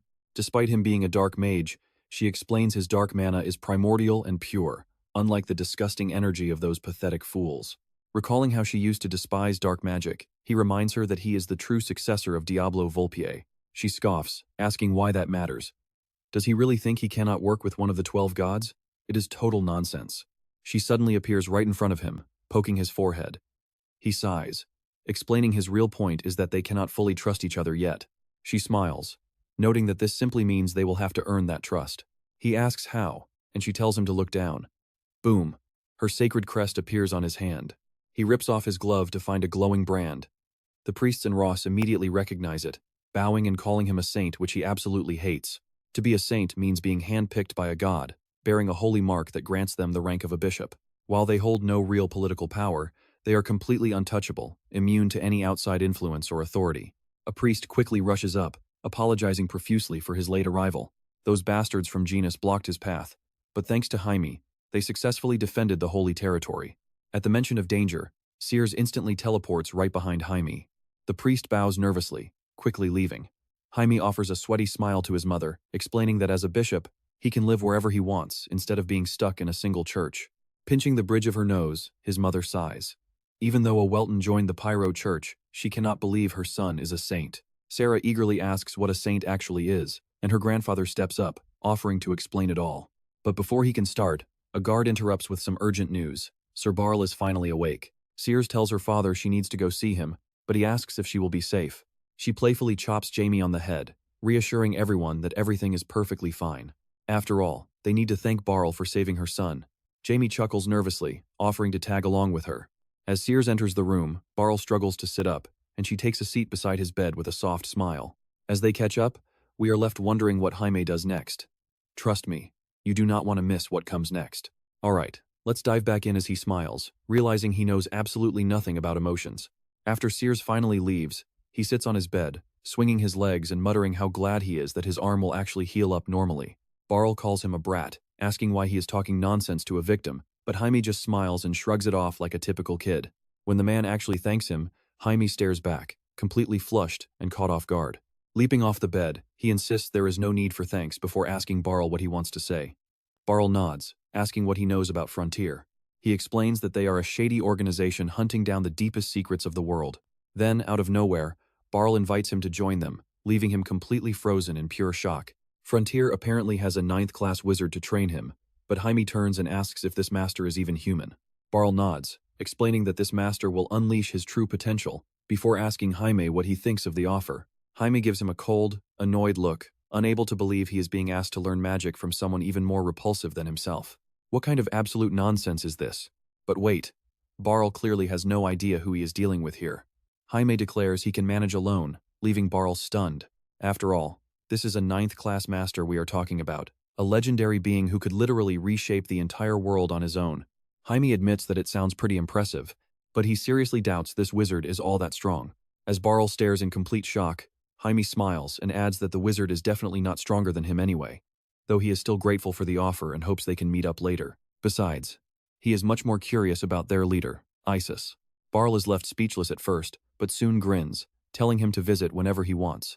He adds that Isis is truly an extraordinary person, and promises to introduce them one day. But back in his room, an extremely grumpy Vina is waiting for him.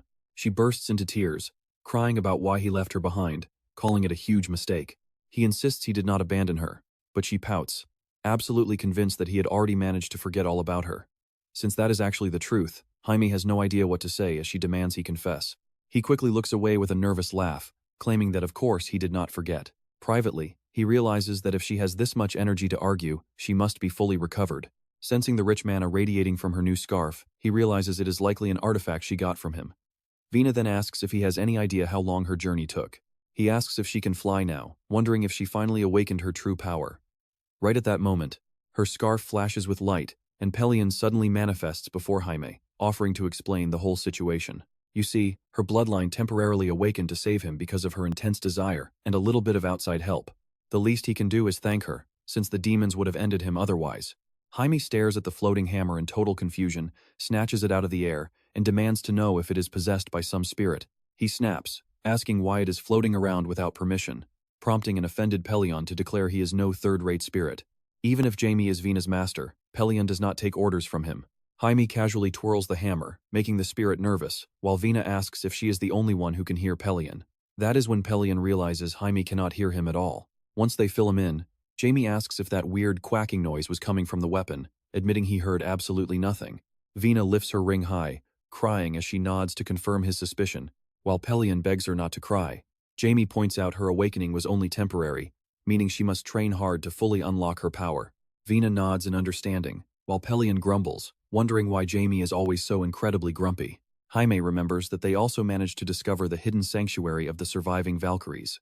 The bear had told Vina about this location when he picked her up. It lies hidden in the deepest reaches of the great forest of Arya Spring, where time itself flows differently. He warns that traveling there now is too dangerous, since even legendary swordmasters struggle in that forest, making training absolutely essential. Following that conversation, time begins to fly by. To keep Ricky and Anna's identity safe while they study under the priests, they relocate to the Grand Order of the Pyro Church. Meanwhile, the Welton family prepares to depart on their own journey. Sears bursts into tears while saying a tearful goodbye to her father, while her daughter complains that he made her mother cry yet again. Then, the Morris turns his focus to his beloved grandson, pulling him into a tight embrace. As Ross sets off alongside Ricky and his sister toward the Grand Order, they are joined by Sir Iraq Tedre of the Pyro Church. Trust me, you and I are going to love what comes next as they finally return to Heist 2 weeks later. Stick with me, Arheno is overjoyed to finally reunite with his family. Seeing his son step out of the carriage brings a wave of shock and pure happiness. The boy has already grown so much.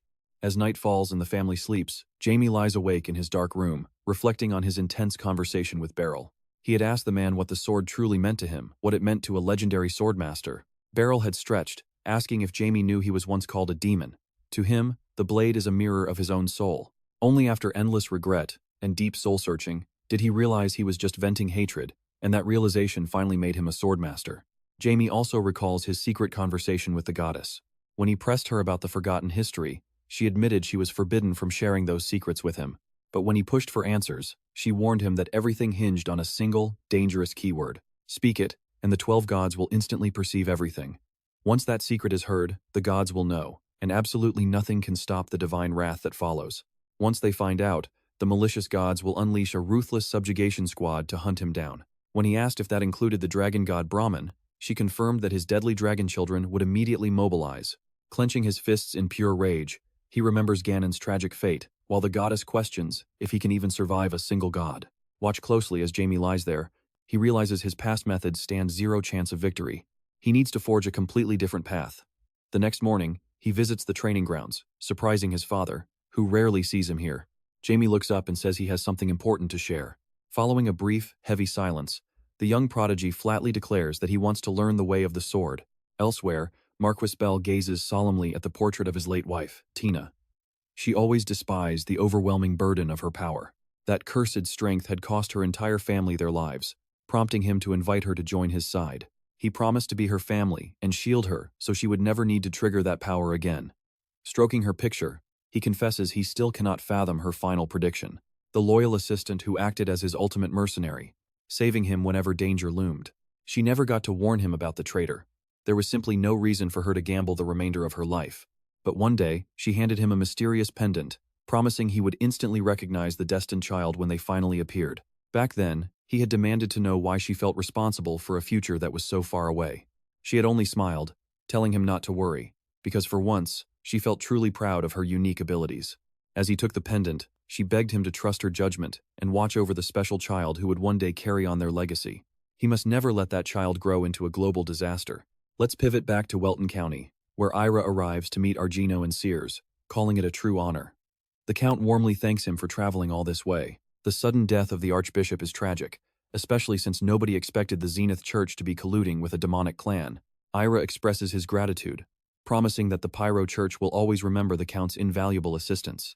Argino growls through grit teeth, swearing that if his hands weren't tied, he would launch an assault on the Zenith Church immediately. Sears calls his name in worry, but he fiercely vows that those bastards will pay dearly for dragging his family into their mess. The cleric reassures them of their church's absolute backing, and Argino expresses his deepest thanks for the swift response. Ira calls it their duty before taking his leave. Watching her husband's brooding expression, Sears gently asks what is weighing heavily on his mind. He quietly admits that he cannot stop thinking about Jamie. Nobody could have predicted the boy would become Pyro's saint, though thankfully, they are letting him operate independently from the clergy. His wife blames herself for not watching over their son closely enough, but Argino quickly reassures her that it is absolutely not her fault. After all, who can control a 9-year-old 6th-class mage? Still, he cannot help but worry about the brewing storm. Sears knows the Pyro Church is hovering on the verge of all-out war with Gus, making the sudden appointment of a new saint incredibly suspicious. Offering a tense smile, she asks if he fears this brutal war will ultimately swallow up their young boy. Before departing, her father warned that Jamie was likely chosen specifically for this conflict, hinting he might have to replace Ricky. Argino gently reaches out to hold her hand, admitting that, strange as it is, he is deeply worried about her. With tears welling in her eyes, she confesses she is absolutely terrified. He softly begs her not to weep, promising that he will bring their son home safe and sound. But as we wrap up, she admits her fear, knowing she must still believe in him. Argino gently tells her to rely on him. Let's dive into the crazy moment our magical prodigy Jaime decides to do the absolute unthinkable learn swordsmanship. His father is completely stunned. He can barely believe his ears, asking him to repeat those exact words. Jaime demands to learn the family's sword style. Argino asks about magic, but Jaime boldly says he will master both. The father nervously smiles, wondering if this is just for self-defense. But Jaime quickly tells him absolutely not. He wants complete mastery of their legendary style, and those words definitely do not please Argino.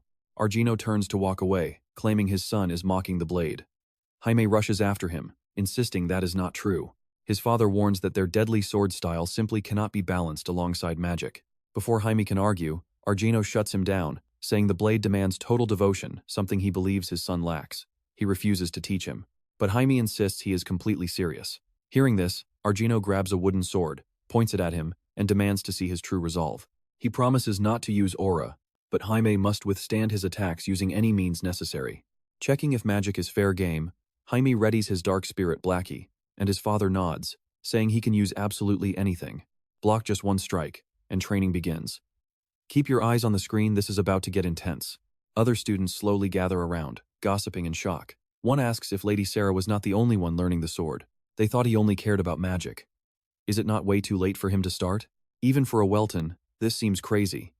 Jamie steps back, hearing every whisper, but honestly, he expected nothing less from his tough father. His father's raw power is easily comparable to Sable's level, if not higher. He can feel that terrifying pressure, making him sweat. Argino looks at him, asking if he is ready. Jaime nods, secretly planning to shatter that wooden blade. Without aura supporting it, it should be possible. Immediately, Argino lunges forward, forcing Jaime to nervously wonder if his dad is seriously trying to kill him. He summons Blackie to fire an energy blast. Argino dodges in a wild zigzag, closing the distance and warning him that swordsmanship is not so simple. The father swings, warning it will hurt, but Jaime unleashes his unique magic, proving just how serious he is. He casts his devastating spell, touching the oncoming wooden blade, instantly shattering it into tiny splinters. Jaime prepares for the next clash, knowing he cannot stop now. He must prove his resolve. Suddenly, his smiling father intercepts his hand. "Where did you learn this magic?" Jaime replies he created it himself. Remembering Lin's words that the boy needs no teacher, Argino finally understands. If his magic talent is already this insane, why does he still want to learn swordsmanship? Jaime confirms he has never underestimated the blade. Training is not about looking cool, but about securing his actual future. His father looks completely confused, asking what future he is talking about. "You probably already guessed," Jaime replies. "Let that sink in for a second. Magic alone is not enough. He must become stronger to face whatever fate throws at him." Though he is young, Jaime is no longer just a kid. He is filled with unstoppable determination. His father lets go and walks away, announcing classes start tomorrow at 6 a.m., leaving our main character thrilled. Meanwhile, the Voli family travels toward their county, and Rebecca can barely wait to see Jaime. Morning quickly arrives, and hearing loud snoring behind him, Jaime turns around with a look of pure annoyance, wondering why he has to deal with this. Should he just wake her up? He imagines his sister going crazy over a squirrel and immediately stops. Either way, today he has to make up for lost time. At 6 in the morning, he heads to the training grounds, curious about what awaits him. He doesn't expect secret techniques immediately. He might be the youngest family prodigy, but mastering anything requires first learning the absolute basics. Gripping his wooden sword, he reassures himself that everything is fine. He feels completely confident he will master the blade in no time. His physical limits are clear. Legendary swordsman blood runs in his veins, and he has the incredible power of the life bead on his side. This time, he is going to absolutely shock his father. But arriving at the grounds, his expectations shatter. His new teacher is Hamilton Leonardo, vice captain of the Knights of the Order of Dread. Jaime smiles awkwardly, asking shouldn't his father be teaching him. The captain glares, asking how a total beginner expects to train with a legendary swordmaster. Now, that is what I call a reality check. Alright, you and I are diving into Jaime's journey, who hated being called a kid before Hamilton took over. Our main character noticed his instructor's grim face and pointed out he did not even have a practice sword. Hamilton grinned, telling him he would not need one today. He pointed behind his back and ordered the boy to start running laps around the massive training ground. Jaime was not thrilled. He laughed nervously, reminding the instructor he was actually there to learn how to wield a sword. Why on earth was he running? Hamilton snapped at him to shut up, slapped a red cap on his head, and declared himself his official training instructor. Jaime flinched, completely lost on what was happening. Why did his body suddenly want to obey this guy? Hamilton barked that his only response from now on was "yes, sir," demanding to know if he understood. He squeaked out a miserable "yes, sir," but the instructor roared, asking if that was his best. The boy yelled it out louder this time, making the man smile. Still, Jaime wondered where those weird glasses came from. With the command to start, Jaime began running laps. It was exactly 9 o'clock in the morning. Arj looked out the window at the training field, watching his son run while praising Hamilton as a master teacher. His wife worried that the training was too brutal, but he argued it was necessary to uphold the proud Welton name. Honestly, this was still the easy part. Trust me, this was just the warm-up. Once Jaime actually picks up a sword, his dad will not cut him any slack, even if he is his own flesh and blood. She pleaded for him to show some gentleness, but he reminded her that his own father had never shown him any mercy. He believed Jaime could take it because of their bloodline. Oh, and by the way, there was something else he forgot to mention. The Voli family was arriving tomorrow. His wife gasped in shock, demanding to know why he was just telling her this now. Offering a guilty smile, he noted they still had an entire day, and Viscount Valet was basically his sworn brother anyway. They needed a grand reception. Sears rushed toward the door, snapping that his close relationship was exactly why they had to make everything look flawless. She sighed heavily and clenched her hands in anger, muttering that she had to start organizing immediately because she was completely overwhelmed. He called out for her to wait, but she slammed the door shut, leaving him to sigh and blame his own big mouth. He would have to go easy on him if his mother kept nagging him. By 11 in the morning, the young master was still going strong. Watching him run, the instructor was genuinely blown away. Can you believe a 9-year-old has this much stamina? Meanwhile, Jaime felt ready for anything, not even needing to tap into his mana or holy power. He was pushing forward purely through raw physical endurance. Hamilton recalled how Arj felt slightly let down when his son chose magic, yet still resolved to support him. Now, the instructor realized this kid was highly gifted in areas way beyond just casting spells. He called out, telling him to stop. but Jaime did not seem to hear him. The instructor grabbed his shoulder to pull him back, only for Jaime to whip around with a wild, terrifying glare that made him freeze.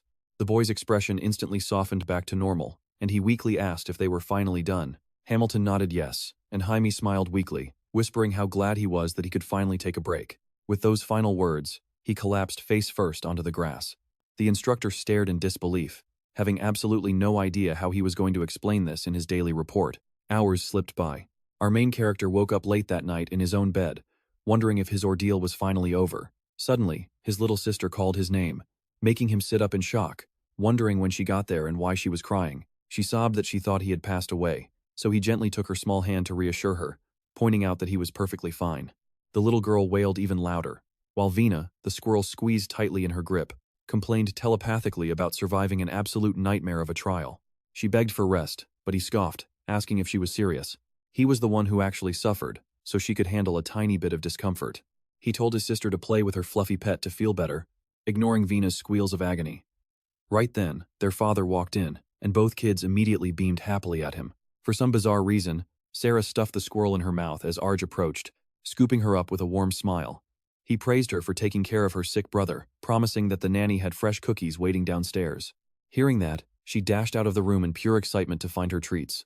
Arj turned to his son, admitting he expected the boy to be completely paralyzed after that intense workout. He assured his father he was fine, silently thanking the beat of life, a powerful artifact designed to store vitality, accelerate recovery, and boost physical growth. His father sat at the edge of the bed, asking if he was shocked to see Hamilton out there. He admitted he was, fully expecting the legendary swordsman to actually teach him some moves. His dad tapped his head, laughing that he has a long way to go before training with a swordmaster. Trust me, you and I are going to love seeing his rise.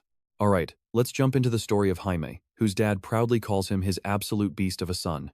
Our main character asks what happened to him out there. He remembers running, but then his mind went completely blank. Arjuno recalls the instructor bringing him the report. His son ran for 5 hours and 17 minutes, way longer than anyone expected. The kid possesses unreal endurance and willpower. Arjuno assures his son that he actually passed the brutal training with flying colors. Overjoyed, the main character asks if that is really true. His father smiles, remembering that his own record at that age was only 3 hours and 36 minutes. He then announces sword training starts tomorrow. Jaime eagerly asks if he can finally stop running. His dad confirms there is no need for those long runs anymore. He happily asks if that is true, but his father adds a catch: he still must run 1 hour daily to stay in shape, instantly crushing Jaime. His father teases him, asking if he wants to quit, offering to just pretend this entire conversation never even happened. The boy quickly shouts that he will run, so his dad assigns him to learn the fundamentals under Hamilton for the time being. He warns him that slacking off now will only hurt him in the future. When Hamilton puts on his instructor face, he is terrifying. Jaime smiles nervously, dreading another encounter with that infamous red cap. But his father promises that if he survives this, he will finally teach him their legendary family dagger style. Jaime is thrilled, but his father pulls him in for a hug, reminding him that it will not be easy. Still, he believes his son can handle it and will be waiting. The next day at the training ground, Hamilton asks the boy if he has a problem with him being his teacher. Jaime denies it, but wonders why he missed out on learning from a legendary swordmaster himself, only to end up with a regular expert. Still, he keeps his thoughts to himself and claims that everything is completely fine. Hamilton looks closely at him and says his face tells a totally different story. Jaime laughs nervously, secretly realizing he might have pushed himself way too hard at dawn. The night before, while flying Gramia over Welton, he remarked to Vina how crazy it was to turn this massive place into a training ground. She asked him nervously if he was actually going to go through with this. He glared at her, asking if he looked like a joker. She recalls his warning. Soon, this entire world will be turned completely upside down, and they will be standing right in the center of the chaos. Pay attention here: if he cannot grow strong enough before clashing with the 12 gods, everything is lost. He will lose. Suddenly, Vina declares she will do her absolute best, catching him completely off guard. He warns her that if she is truly committed, this training will be pure hell. She pouts as he heads into the training room, ordering her to follow him. The intense session left both of them completely exhausted, making him realize he should have held back a bit. Seeing the boy so worn out, Hamilton smirks, noting that yesterday's run must have taken a toll. But even so, he has no plans to make things any easier. Reading his mind, Jaime flinches. The instructor suddenly tosses him a sword, executes a rapid strike, and explains that swordsmanship is split into 2 core forms: cutting and thrusting. Cuts can go forward, overhead, right, left, or diagonal. Watching the flawless demonstration, the boy realizes this is going to be far harder than he expected. Finally, the thrust. He lunges forward dynamically, then turns to ask the boy what he thinks of the demonstration. Jaime calls it wonderful, but the teacher snaps back that generic flattery will only land him back on the running track. Now here is where you can see Jaime's hidden genius. He points to his teacher's feet, explaining how his steps seamlessly connected every single movement. The way he optimized his muscle control was also spectacular. Even by utilizing a tiny fraction of his strength, his destructive power multiplied exponentially. Right? The instructor stares in absolute shock. Jaime wonders if he said something wrong, but remembers a rule from a swordmaster 60,000 years ago: everything begins with the feet. Remembering that ancient wisdom, Jaime calls out to his teacher, snapping him out of his daze. The instructor admits it was a highly perceptive answer. Either way, today's training remains simple. He just needs to repeat those exact strikes 1,000 times. Jaime gasps in sheer horror, asking what that means. But Hamilton tells him his only option is to say yes.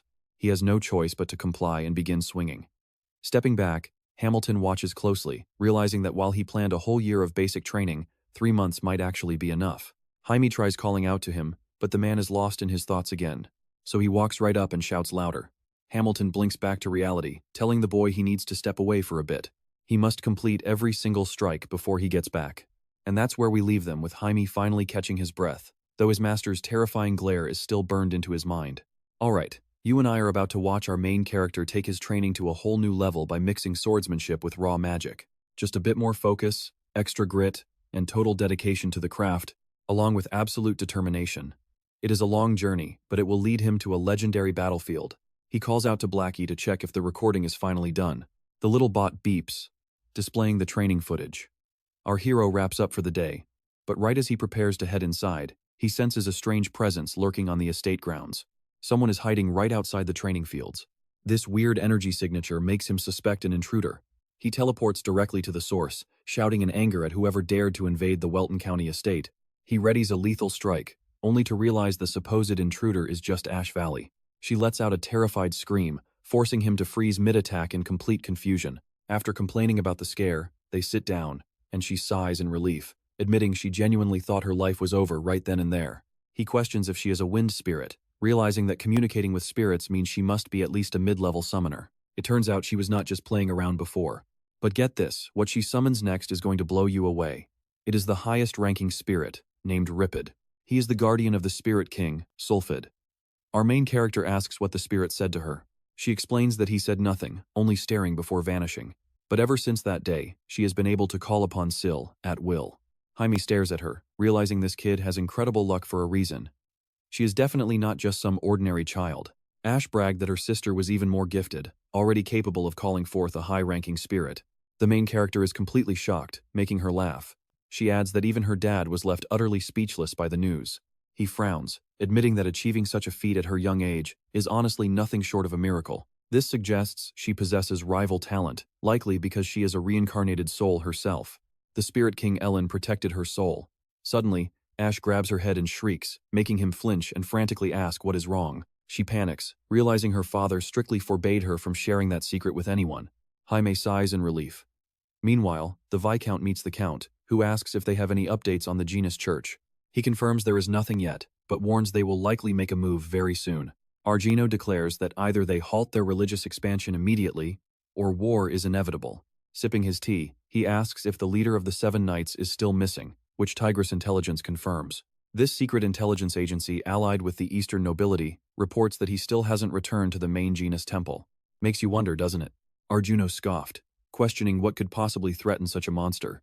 After all, Beryl is nowhere near his level of power. War will definitely break out the moment he returns. Soon after, they gather for a family dinner. Entering the dining hall, the main character apologizes to the Viscount for his late arrival, but the Lord warmly brushes it off. Hearing about his swordsmanship training, Rebecca blushes, looking down as the Viscount tells him to keep working hard. High expectations rest entirely on his shoulders. Jaime smiles and thanks him, while Ash waves excitedly. Her sister sighs sheepishly, making Jaime pull a slightly displeased face. She attempts to greet him, looking up with excitement. But mid-sentence, she suddenly goes quiet and looks down, overcome with embarrassment. He stares in total confusion, wondering what is wrong with her behavior. Soon, training resumes, but Rebecca's awkward attitude lingers in his mind. This was their first face-to-face interaction since the royal ball. What could have triggered this change? Why does it feel like she is actively avoiding him? The instructor snaps him out of it, asking if he completely ignored the order to clear his distracted mind. He denies being distracted, but the instructor barks at him to stop joking around and stand up immediately.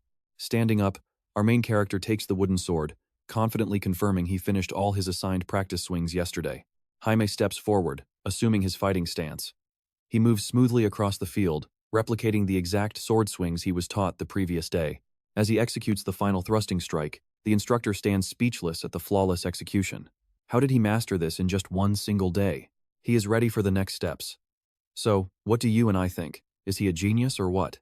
Let's dive into how the former family head, his grandfather, created these moves.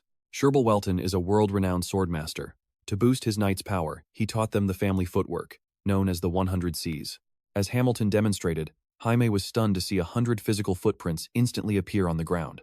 Hamilton smirked, saying Jaime was probably wondering if those prints were even real. He admitted he felt the same way once, but warned him to watch closely. Hamilton sprinted across the footprints. Without taking his eyes off him, the main character realized each step created a spatial resonance. Mana literally controls space as he moves. 4 hours passed. Jaime tried replicating the footwork, but failed repeatedly, wondering where his technique was going wrong. Hamilton stepped onto one of the marks, clicking his tongue in disappointment and noting that Jaime's mana wasn't responding. Grinning, Hamilton teased that while every Welton knight easily masters the 100 Cs, Jaime might just end up as their very first failure. Collapsing onto the grass from sheer exhaustion, Jaime grumbled that the knight's mockery was driving him absolutely insane. Even including his entire past life, he had never been this stumped by anything before. Martial mana works completely differently from magic. He knew that, but his thoughts were cut short when cold water droplets splashed onto his face. Hearing soft footsteps behind him, he spun around and immediately called out Rebecca's name. She quickly ducked behind a nearby pillar, but he called her out. Laughing awkwardly, she then slowly stepped back into view. Pay attention here, because this quick training break is crucial. She offered him fresh water, and he thanked her for the savior drink. She awkwardly averted her gaze, leaving him wondering why she was acting so strange. Stepping closer, he bluntly told her to speak up, since she clearly had something on her mind. Blushing deeply at his sudden closeness, she stammered that she had simply been thinking about him lately, teasingly asking if he knew why. Whenever he is around, she gets incredibly shy, and her heart starts pounding wildly.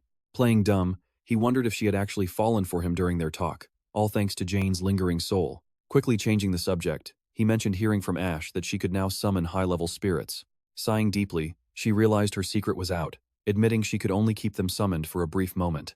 She then changed gears, mentioning rumors she heard about him training with a sword. He sighed deeply, explaining that magic alone was not enough, but swordplay was proving incredibly tough. She pointed out that his physical movements looked awkward and strained. Now, you and I might find this crazy, but she explained that Enderon can speak to her without even being summoned. He is a high-level spirit who serves under the King of Water Spirits. Spirits do not know human martial arts, but Enderon noted that movements must be natural, like the right hand matching the left foot. However, Jaime was relying entirely on brute force. As he pondered this, she advised him to trust the flow. He needed to follow the natural currents of wind and water, prompting him to realize he was trying way too hard. Leaping to his feet, he stepped onto the training platform to test the theory, finally understanding his mistake. This was completely different from magic. He could not force the mana, he had to yield to nature. Gliding across the footprints, the movement felt effortless. To Jaime, it felt exactly like he was dancing. With his next stride, torrents of mana swirled around him, making him wonder if he could replicate this with magic. Stepping forward, Jaime concentrated his mana. Watching from the sidelines, Enderon admitted the boy was indeed incredibly talented, yet, there are hundreds of geniuses. Suddenly, the spirit sensed an anomaly, immediately shouting to Rebecca to warn her of danger. As Jaime took his final step, violent lightning crackled alongside the surging mana. Chaotic mana vortexes coalesced in the center, forcing a panicked Rebecca to quickly erect a protective water shield. She struggled to withstand the overwhelming pressure, prompting Enderon to jump forward and shield her with his own body. Shouting Jaime's name in sheer panic, the storm finally subsided, leaving a massive cloud of dust over the field. Sighing as he surveyed the devastated training ground, he wondered if he went too far. Hearing the massive commotion, his father sprinted over. Shouting in worry, the Count grabbed Jaime by the shoulders, desperately asking if his son was unharmed. Scanning the area, he searched for an intruder, furious that anyone dared attack them. The Viscount also arrived on the scene. He embraced his daughter, relieved she was safe. Meanwhile, Argino gritted his teeth, angrily asking his son where the enemy had fled. Jaime nervously asked him to calm down, offering a sheepish grin as he confessed that he caused all this. And that's where we leave it. He mastered the 100 Cs accidentally, leaving his father completely speechless. Wild, right? Alright, let's jump back in. Jamie knew this training field was made of a special, aura-resistant alloy.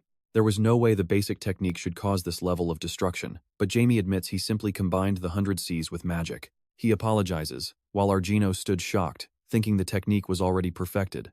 Even the Count couldn't upgrade it. Yet this kid combined it with magic to boost its power. Is it because Jamie is a genius mage? No, it is because he chose both magic and the sword. Hamilton approaches and tells Argino that since he has nothing left to teach Jamie, it is time for the dimension-splitting sword. This is the Welton family's ultimate secret technique, allowing a master to slice through space itself. Because of its lethal power, beginners shouldn't even attempt it, leaving Jamie shocked since he only just started learning the basics. Hamilton explains that only a select few of their elite knights can use the 100 Cs. Jamie is confused, asking what he means, since he thought every single Welton knight mastered it. His father clarifies that those who fail to master this brutal technique usually end up leaving the order. Now here is where it gets funny. Jamie glares at his instructor for lying to him, realizing why training was so brutal. Hamilton just chuckles and asks if their order isn't absolutely incredible. Meanwhile, Argino looks down thoughtfully, wondering if it is a mere coincidence that such a genius was born in these unstable times. Shaking off his worries to avoid useless anxiety, he smiles proudly and praises his incredible young son. He announces that starting tomorrow, he will personally take over his training. Jamie is thrilled, but the instructor warns him that mastering the dimension-splitting sword will be exceptionally brutal. It will be incredibly difficult for him. Jamie stands at attention, confidently declaring there will be no issues, as he is currently in a fantastic mood. The instructor places a cap on Jamie's head, calling it a special graduation gift for completing his training with absolute flying colors.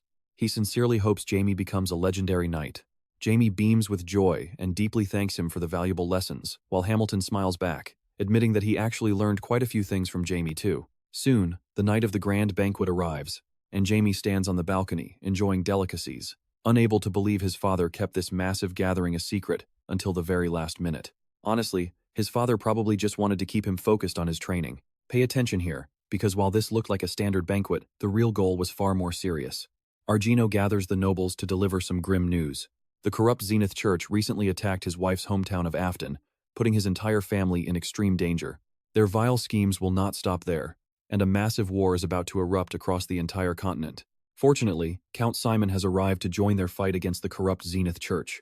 The Eastern nobles will join this conflict, making tonight's banquet the starting point of their alliance. Immediately, they begin praising the Seldom Kingdom, wishing the Count endless prosperity. Together, they will banish this evil. Jamie realizes the true purpose of tonight is purely war preparation, but his train of thought is suddenly cut off when Ash comes running over to him. She calls his name repeatedly, prompting an annoyed Jamie to ask why she is wandering around without Rebecca. Pouting, she demands to know why he addresses Rebecca so formally, but never her.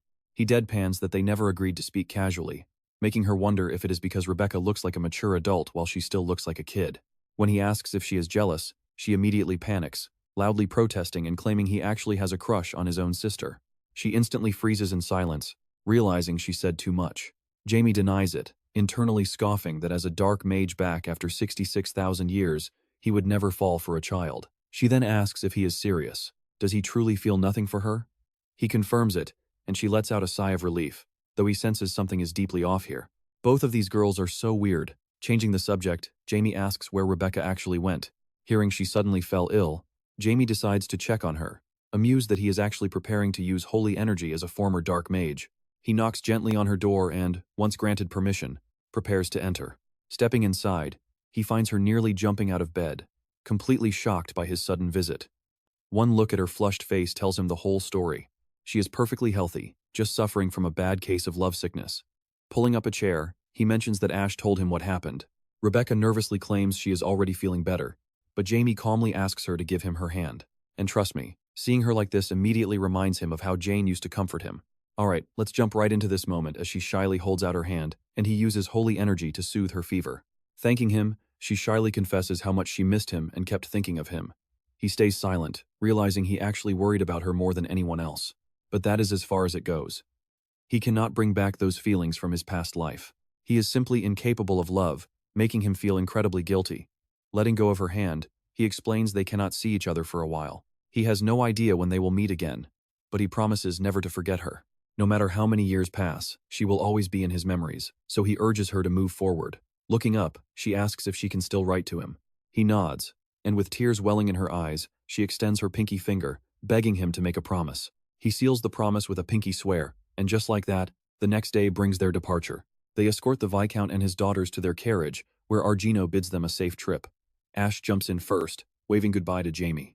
Rebecca follows right behind her, promising Jamie that their paths will definitely cross again in the future. She vows to write letters. As the carriage rolls away, Sears turns to her son and playfully asks if he is absolutely sure he is unpopular. Her husband laughs, admitting it was incredible how his young son managed to charm both of Viscount Valet's daughters. Jamie just laughs nervously, insisting he did absolutely nothing of the sort to win them over. Now, pay attention here because his father warns that while they were delayed a day, it is time to prepare for what lies ahead. Months later, a lone mage sits in the middle of a freezing winter forest as a bandit sneaks up behind him. Ignoring the threat, he bites into a piece of dry bread and complains about the lack of milk before turning to ask the bandit his opinion. The thug curses loudly, furious that this kid dared to wipe out his boys. Drawing his sword, he charges forward to exact bloody revenge. The mage casually snaps his fingers, instantly activating spatial magic, and an eerie magic circle erupts under the bandit's feet, instantly ripping his soul straight out of his body. As the bandit screams in agony, the mage walks past, complaining about the wasted time. Smiling, he mutters how excited he is to finally meet. He will soon meet Jamie Welton. This mysterious figure is the spatial mage Siegfried, the seventh elder of the magic world. Back at the Welton training arena, Jamie swings his sword, causing the blade to flare with power. He calls out to his father, who stares back in utter shock. The Welton blade is notoriously difficult to even copy, let alone master. It took his father 2 years to grasp the basics, but Jamie did it in just 4 months. Argino smiles, acknowledging his insane growth. He honestly has nothing left to teach him. You and I both know Jamie is a genius, but even he looks totally confused. His father explains that this blade must cut through futility and space itself to master the absolute basics. Jamie is stunned, realizing that mastering just the absolute basics would allow him to slice directly through space. And the higher the level, the grander the ultimate form becomes. Instead of a normal family ceremony, they pass down the 10 distinct forms of the Welton Phantom Sword technique. If he masters this, he can slice through entirely intangible things. Even in his powerful past life, he never saw such techniques. Argino steps closer. He is about to say something important, but a servant suddenly rushes up to announce an unexpected guest. Argino frowns, expecting no one, but the servant reveals that the seventh elder of the magic world has arrived. Jamie realizes they arrived right when he reached the age to enter their world. If it is really the seventh elder, he must be dealing with an incredible magical prodigy. Smiling, he asks his father if he can tag along to meet this legendary guest. But catching his father's grim, dark expression, Jamie immediately knows the answer is a hard no. Meanwhile, Siegfried waits in the reception hall, looking around in awe at the sheer prestige of this powerful, noble family. He wonders how much this costs, noting that every artifact is a masterpiece. He recalls Marquis Linmel, warning him to be careful since Count Welton is incredibly protective of his child, but he thinks the old man overreacted. Everyone knows how loyal Count Welton is, but the moment Argino enters with a chilling, displeased glare and introduces himself, the seventh elder immediately hesitates. He flashes a nervous smile, quickly stammering that it is a pleasure to meet him.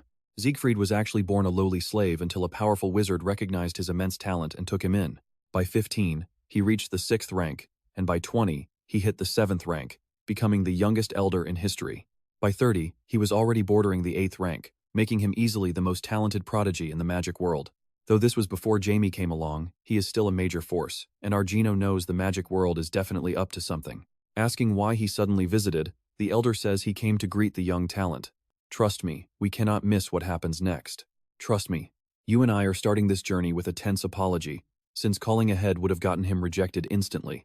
Argino slams his teacup onto the table, his face twisted in pure annoyance as he demands to know his true intentions. Argino is incredibly sharp. He might have zero influence over the magic realm, but he knows exactly how ruthless that place really is. The magic realm is divided into 3 powerful factions. First are the Imperialists under Elder Jinger. Next, the Nobles led by Marcus Linmel. And finally, the Equals, led by Luke Pretzel, a 5th elder who climbed up from the absolute bottom. Thanks to their constant clashing, this world is trapped in an endless struggle. It is a political war filled with underhanded schemes. Then Jaime arrives, boasting legendary talent and noble blood. No father would send his son to such a den of vipers. Siegfried smiles nervously, claiming he completely understands. That magical society is packed with absolute lunatics. Yet, even they cannot hope to control a prodigy of Jaime's caliber. The schemers playing on thin ice simply cannot afford to take that kind of massive risk. Seeing the Count's stone-cold face, Siegfried smiles awkwardly, realizing these weak excuses are not going to win him over. Now, pay attention to this part. He admits he wouldn't send his own kid there either, but the realm holds infinite knowledge, including the crown of omnipotence. It is the ultimate crown jewel of their world, designed to store and preserve the vast wisdom its wearer uncovers. Only the absolute greatest mages are ever granted a single chance to wear this legendary artifact. Believing no father would stifle his own child's limitless potential, the Count finally relents and agrees to ask Jaime himself. Naturally, Jaime is eager to go. Who would pass up access to a vault holding all worldly wisdom? This might even be his chance to uncover lost pieces of history. Soon after, he goes to meet the visiting mage. Meeting him, Siegfried asks if he came on purpose, smiling sheepishly as he admits he never expected such a unique greeting from a child. Jaime turns to him coolly, suggesting it would be much better for both of them to have a calm, quiet chat. Siegfried instantly senses the boy's incredible anatomy, marveling at the genius design of his lungs, heart, and core channels. The kid already possesses 3 cores and is aiming to forge a 4th. His physical form looks custom-made to channel raw, unchecked magic. It is a terrifying talent that must have carried over from a past life. Siegfried chuckles, teasing that the boy's intense stare might burn a hole right through him, prompting an embarrassed apology from Jaime. Jaime realizes the man is far more striking in person, while the mage is left completely blown away by him. Jaime plays it cool, asking if the famous mage actually believes the wild rumors floating around about him being history's greatest genius. Siegfried is absolutely thrilled. He originally thought the stories were exaggerated, but the kid is the real deal. The boy's body overflows with mana. Has he actually optimized the legendary breathing technique of Maris Linmel? Siegfried honestly pities Count Welton. You and I know those greedy elders won't leave a potential 9th rank mage alone. Once Jaime reaches that ultimate rank in the future, the other factions will have no choice but to bow down to those elders. He is highly amused by the idea. He asks the boy if he feels any fear toward entering the magical realm. Those power-hungry old men will certainly target him. But Jaime calmly responds that he will happily put them in their place. If things get messy, he is more than ready. Surely the big names of the magic world wouldn't target a kid? Siegfried smiles nervously, knowing things won't be that simple. After wrapping up the meeting, Jaime heads home and informs Vina that she is tagging along on this journey. They leave tomorrow, so she needs to pack her bags right now. Shocked, she protests that the magic realm is a holy sanctuary for white magic, while she is a creature of dark magic. Jaime jokingly points out she cannot even cast second-tier spells anyway, leaving her to anxiously ask when they will return. Annoyed, he snaps that he has no clue, teasingly asking if she is already missing Sarah's constant pampering. Vina quickly denies it, flustered, while Jaime tells her she has absolutely nothing to worry about. He will keep her so busy she won't have time to complain, promising to double her intense training on the trip. This threat immediately bursts her into tears as she screams that she refuses to go. Soon, the day of departure arrives. The entire family gathers to send him off, and his father presents him with Scud, a legendary magic sword, wishing him a safe journey. Getting hurt along the way does not matter, as long as he comes back far stronger than he is today. Sarah sweetly hands him her toy, and Jaime thanks her, promising to keep her close in his thoughts. Sears cuts him off with a suffocating hug, pleading with him to stay safe and write immediately, acting as if they are parting for 2 long weeks. Jaime stares in shock. Trust me, you and I are left wondering if it actually takes 2 whole years. Stick with me. He is frantically throwing hand signals at his dad, desperately asking what this all means. His father gestures back, promising to handle everything while telling his wife not to worry about a mere 2 weeks. Finally, the main character understands why his mother let him leave so easily. With that, he bids them farewell and heads straight to the estate gates, where the waiting magician expects him. He asks if they are heading straight to the magic world, but the mage replies they must make a quick detour first. Promising he will absolutely love it, the mage reveals their destination, Saint Germain, the city of magic stones. A massive magic stone market is about to open, and Jaime instantly gets hyped. This place holds the Empire's biggest magic stone mine. The grinning mage is glad he is excited, and urges him to quicken their pace. They soon reach the Canton Mountains, where Siegfried mentions that a certain thought has been on his mind. He asks if the sword is just for show. Jaime replies he wields it perfectly, making the mage wonder if balancing magic and swordsmanship will stunt his magical growth. He tells him not to worry. His power is constantly growing, and the smiling mage replies that if he says so, then he will trust him. Our main character admits he wanted to visit the rumored center of northern power, though it looks totally deserted. Siegfried explains that despite appearances, this is the North's true main artery, where crystal deposits fund 6 incredibly powerful alliance families. Sterine, home to these massive crystal mines, is legendary for its immense influence. He offers to share a cool legend about these mountains, teasing that kids love hearing this kind of stuff. Jaime gives an annoyed nod, and the mage reveals that 1,000 years ago, a massive, active volcano ruled this area. Lava routinely wiped out nearby villages, leaving locals utterly helpless. But then, a mysterious mage appeared and marched into the volcano all by himself. By the next morning, the raging volcano completely stopped erupting, as if frozen solid. The savior vanished without a trace, leaving behind only one chilling warning: when the sleeping monster finally awakens, the deadly disasters will begin all over again. Our main character calls the volcano monster story absurd, but Siegfried notes that the magic community actually takes it quite seriously. They even found actual traces. But watch closely, an archer suddenly fires 3 arrows from the cliff, forcing the mage to jump while screaming a warning to Jaime. He leaps back, dodging the arrows, instantly realizing it is an ambush as a bandit's cruel voice echoes from the cliff tops. Calling Siegfried an idiot, the bandit screams that he is here to avenge his boss and swears he will slaughter them. He is not alone either, backed by his entire crew. Jaime turns to the elder and asks if they know these guys. The mage claims he cannot remember, which absolutely infuriates the bandit. Meanwhile, Siegfried wonders if he should test the kid's real skills. He suddenly puts on a cute face, whining that they have a huge problem and asking Jaime to help him out.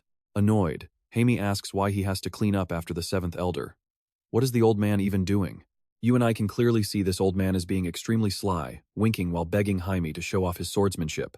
Drawing his sword, he decides to end this fast, though using his sky-splitting blade on these weaklings feels like a waste. Right then, the thugs leap down, mocking the mage for hiding behind a little kid. Telling Jaime not to blame them for his death, they charge, but the boy takes his stance. Seeing the boy dominate the battlefield instantly, Siegfried is completely blown away. The kid's mana explodes. He charges forward, unleashing his transformed white ocean pressure technique. His sword strikes hard, pinning the bandit leader to the dirt and making him violently spit up blood. Standing over him, Jaime admits he wanted to show mercy, but now he is forced to end his life. Jaime swings his blade, using his first style, curved/lightning, blasting the leader back while his magic obliterates the rest of the gang. The main character looks at the bodies, and seeing that nobody is moving anymore, he sheathes his blade and asks the elder if he has any questions. The smiling mage marvels at how ruthless and talented he is. In 10 years, nobody will stand a chance against him. He claps happily, declaring that all his questions are answered. Jaime coldly replies that the old man is just throwing empty words around. He knew he was being tested. Since they are done, Siegfried walks toward the corpses and tells him to hold on. He wants to loot their gear, joking that in bandit speak, this is a mountain of gold. Arriving in town, Jaime finds the place strange yet beautiful, while the mage hopes his special package has already arrived. He asks where the shop is, and as they approach a tiny hut, we're left wondering what lies inside. Alright, let's jump into this crazy magic shop, where Siegfried opens the door and Jaime gets the shock of his life. Siegfried recalls sleeping in pig pens as a slave, while a blast of dusty air hits Jaime, making him cough violently as the mage asks if he is even paying attention. Jaime hacks again, feeling like his lungs are completely choking on the heavy dust. Sensing zero presence, the place seems abandoned, until the raspy voice of the old dwarf Curiel echoes out. She calls Siegfried an annoying upstart, asking why he is back here again. Jaime is stunned by her hidden presence, while Siegfried simply asks if his special delivery has finally arrived yet. She denies it, disappointing the mage, who realizes his luck is out. Jaime strains to see over the tall counter, but with his tiny height, he decides to cast a simple levitation spell instead. The old shopkeeper barks that active magic is strictly forbidden in her shop, revealing her true dwarf identity to Jaime. She chucks a weird, glowing artifact straight at him, and though he instantly conjures a protective barrier, it shatters completely, bonking him on the head as she cackles about her magic dispelling tool. This little trinket can instantly neutralize a 5th-tier spell. Rubbing his head in annoyance, Jaime wonders how the owner of this dusty dump could possess a literal national treasure-level artifact. Who is this old hag? Now watch closely. Siegfried decides to leave since things are taking too long, but she commands him to wait because she is not done yet. His package will be here in 2 days, bringing him instant joy, until she coldly states that she will not hand it over for free. His excitement instantly dies as he whines that she promised to hand it over the very moment she tracked it down. Jaime asks for her terms, and she smirks, noting that he is a remarkably sharp kid. She wants them to secure the heart of a rare shadow sheep from an underground auction happening the day after tomorrow. Slapping the entry tickets onto the wooden table, she grins, promising to fund the entire high-stakes purchase. The elusive shadow sheep lives in darkness and only emerges under a full moon, making its heart a legendary alchemical ingredient. Curiel promises to sell Siegfried his item at a major discount if they deliver it. Siegfried snatches the tickets, warning the old merchant she had better keep her word. While heading back to their lodging, Jamie curiously inquires about the mysterious item Siegfried is searching for. Siegfried shuts him down, keeping it secret, prompting Jamie to sigh and ask about the identity of the bizarre old shop owner. He explains that Curiel is a legendary master alchemist and a massive business tycoon, whose global shops are all interconnected through warp gates she designed herself. Deeply shocked, Jamie immediately asks, how can she link portals across the entire continent like that? Siegfried reveals she is an 8th rank mage who answers to no country, giving her absolute freedom. Honestly, you and I can see why Jamie's shocked who'd expect a dwarf to be an 8th rank powerhouse. Finally, they arrive at the inn. Siegfried checks them in for the night, and while Jamie admires the cozy building, a sudden horrifying realization hits him. Shuddering, he stares at the mage, pleading to get separate rooms, but Siegfried just grins, asking what is wrong with sharing a bed. Splitting the room bill saves 50% of their cash, forcing a defeated Jamie to sign the guest ledger. Deep into the night, shadowy figures gather in the city's dim back alleys to orchestrate a dark scheme. A cultist mentions the secret auction starting in 2 days at the Lydia Museum basement, while another questions if their target item will actually be up for grabs. He confirms that while the auction catalog is classified, their desired treasure is almost certainly in the lineup. A woman asks if their heist will run smoothly without any issues. The leader mutters that an ancient tome guided them to this spot by divine will, though a comrade warns them to keep their composure. They cannot afford to get sloppy, as they must secure the prize even if they have to sacrifice their very lives to get it. Meanwhile, Jamie slips out of his room under the cover of darkness, ducking into an alleyway to summon Vina out from hiding. She happily pops out, thrilled to be free, as he instructs her to cast wind magic so they can sneak through Gremia undetected. Confused, she obeys as they walk toward the street, passing a rugged laborer pushing a wooden cart loaded with heavy stones. Jamie boasts that Siegfried will never track them down, but his familiar is not even paying attention, giddily pointing out the cart. Annoyed at being cut off, Jamie explains that those mana stones are hauled so openly because they are cheap, low-quality duds. She asks how the premium gems are shipped, and he notes they require far more secure transportation. Merchants conceal high-tier cargo or transport it through the darkest, most isolated routes to avoid prying eyes. Suddenly, Jamie senses something and freezes. His magic bracelet suddenly reacts, leaving him searching for answers as he spots mysterious men carrying a sealed box. Stick with me for the next part. We are starting with a bracelet bound by 3, if not 6, heavy magic seals. With a reaction that strong just from walking by, could this be one of the 3 great divine weapons? He secretly follows some workers carrying a massive box. One asks why it is so heavy, and the other warns him to be careful, explaining the contents are heading to a secret auction. Hearing about this secret auction, our main character is instantly hooked. He knows he should mind his own business, but curiosity strikes and he desperately needs cash. Meanwhile, Curiel sits alone in her shop, staring at a portrait of her late son, Finn, feeling his absence more than ever. She remembers his final, heartbreaking words before he passed, begging her not to cry and promising he would always remain by her side. Tears stream down her face as she is consumed by the guilt of being unable to save him. But she has hope. If she can secure the legendary heart of the Dark Sheep, then maybe. But suddenly, her crystal ball flares to life, showing Jaime standing outside. She opens the door, completely startled, and demands to know what brings him to her shop so late at night. He just offers a cheeky grin, casually announcing he is there to borrow some cash. Utterly stunned, she asks how much he needs. Jaime flashes a sweet smile and asks how much she is willing to spare. Watch this, she immediately whacks him over the head with an artifact, screaming at him to get out, while he casually asks about payback terms. He has nobody else to ask. Besides, she is planning a dangerous trip to the Shadow World, is she not? She gasps, utterly shocked that he knows her secret, her panicked expression instantly giving away the entire truth. He smirks, knowing this secret is incredibly rare. He explains that the heart of the Dark Sheep is one of the key catalysts required to unlock the gate to that realm. It is an isolated realm, completely separate from reality, an uncharted territory that common humanity has yet to fully comprehend. That realm is ruled by Venus, the Queen of Dark Spirits, and entrance requires her absolute permission. Curiel cannot simply walk in with basic materials, but Jaime knows the secret pathway. She frowns, questioning why she should ever trust him, so he offers her a binding spiritual contract. A soul contract like this is incredibly lethal, binding their spirits together as collateral, even long after one of them dies. Jaime thinks it is madness, but there is no other way. She clutches her son's precious keepsake and asks for his terms.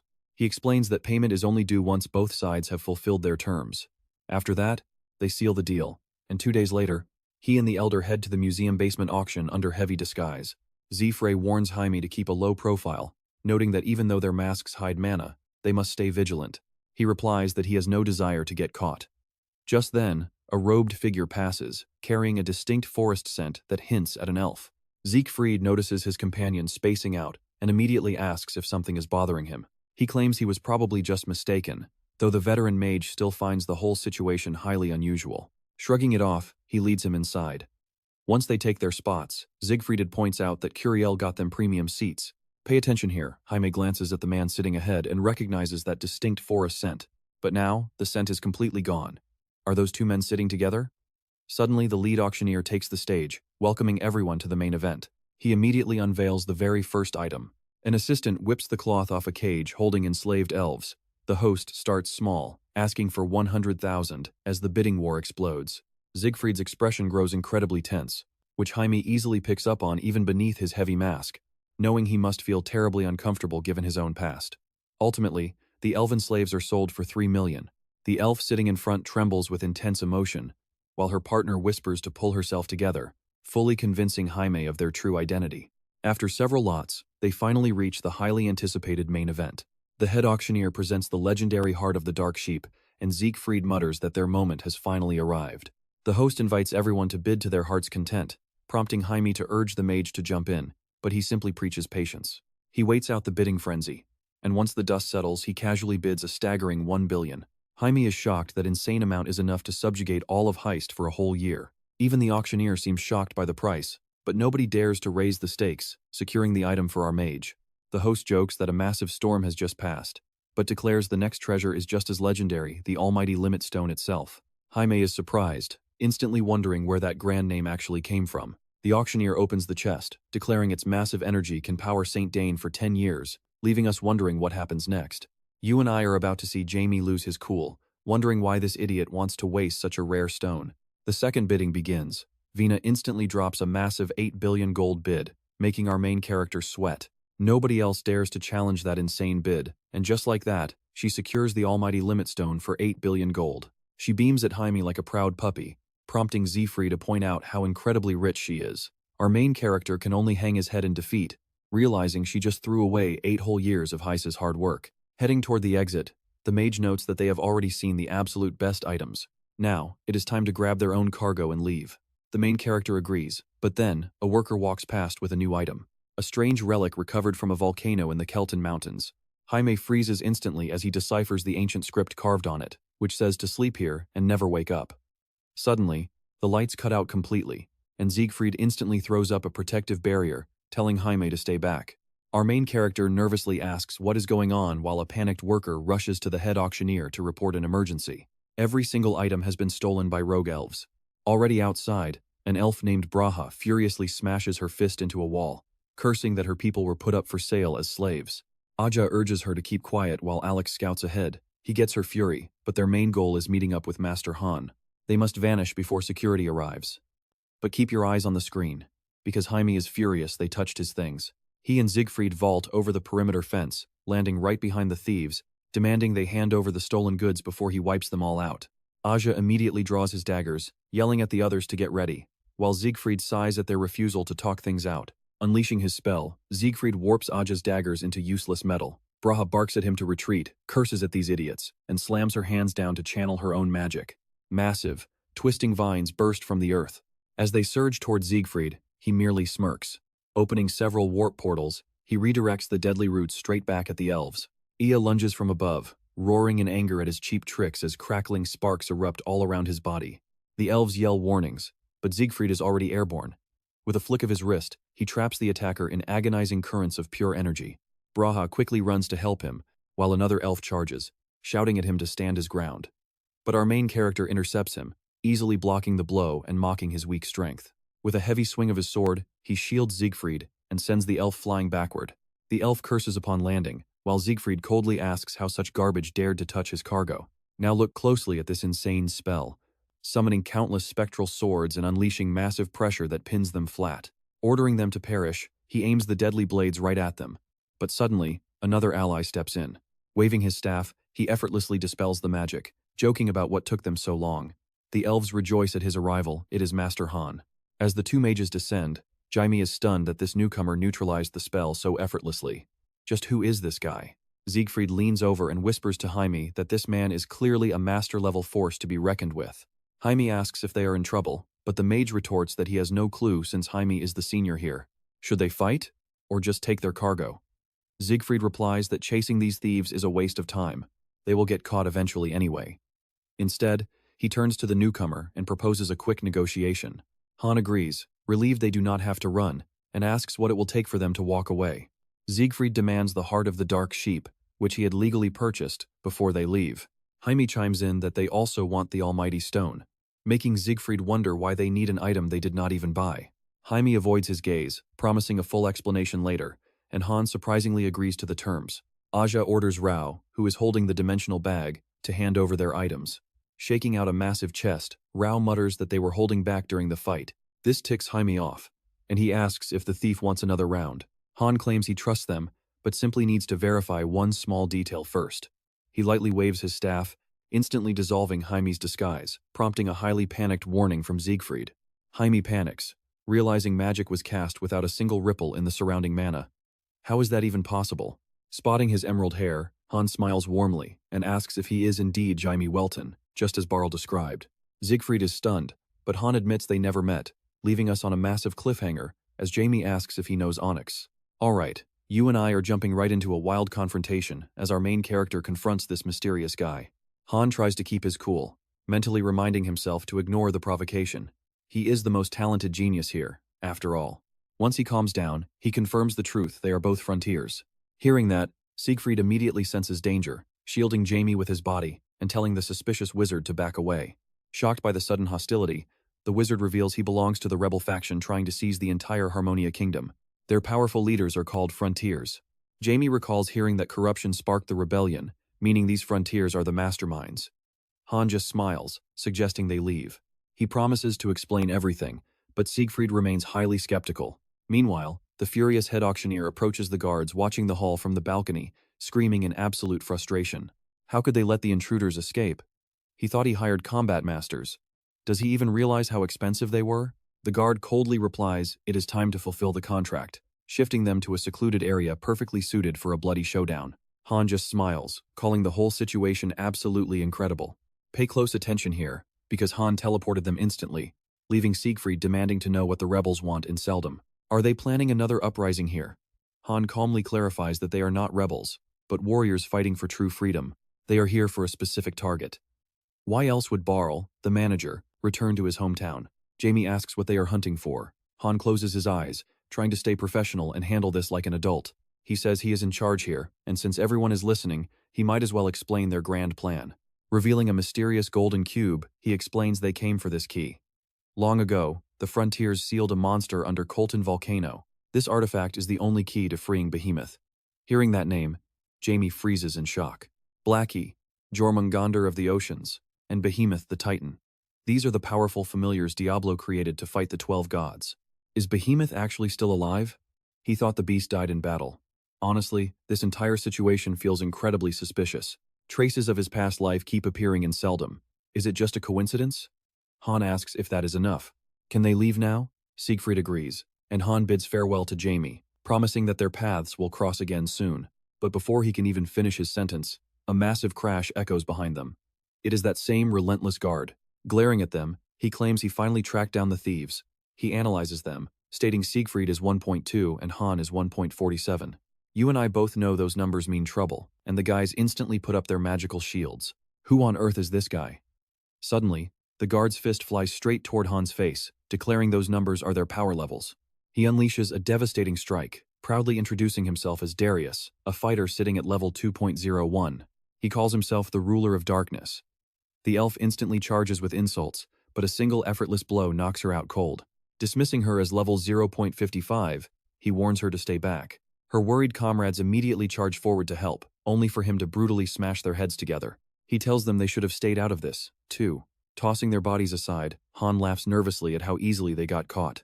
Ready for payback, Han swings his staff to launch an offensive spell, forcing the powerhouse guard to leap back. Han activates his empathy skill, which reflects all incoming damage directly back at the attacker. The moment Darius closes in, Han throws his bells, shouting that everything ends here. The targets desperately cover their heads to shield themselves from the blast. Suddenly, they are swallowed by a blinding golden sphere, leaving our main character absolutely stunned as he watches. Jaime is genuinely amazed, realizing that the frontiers possess such ridiculous levels of strength. Han waits anxiously, wondering if the attack succeeded, but Darius stands completely unharmed. Strangely, Han's level suddenly spikes up to 1.71. Is this a reality-bending authority? It seems pretty handy, but compared to someone like Cran, it is totally worthless.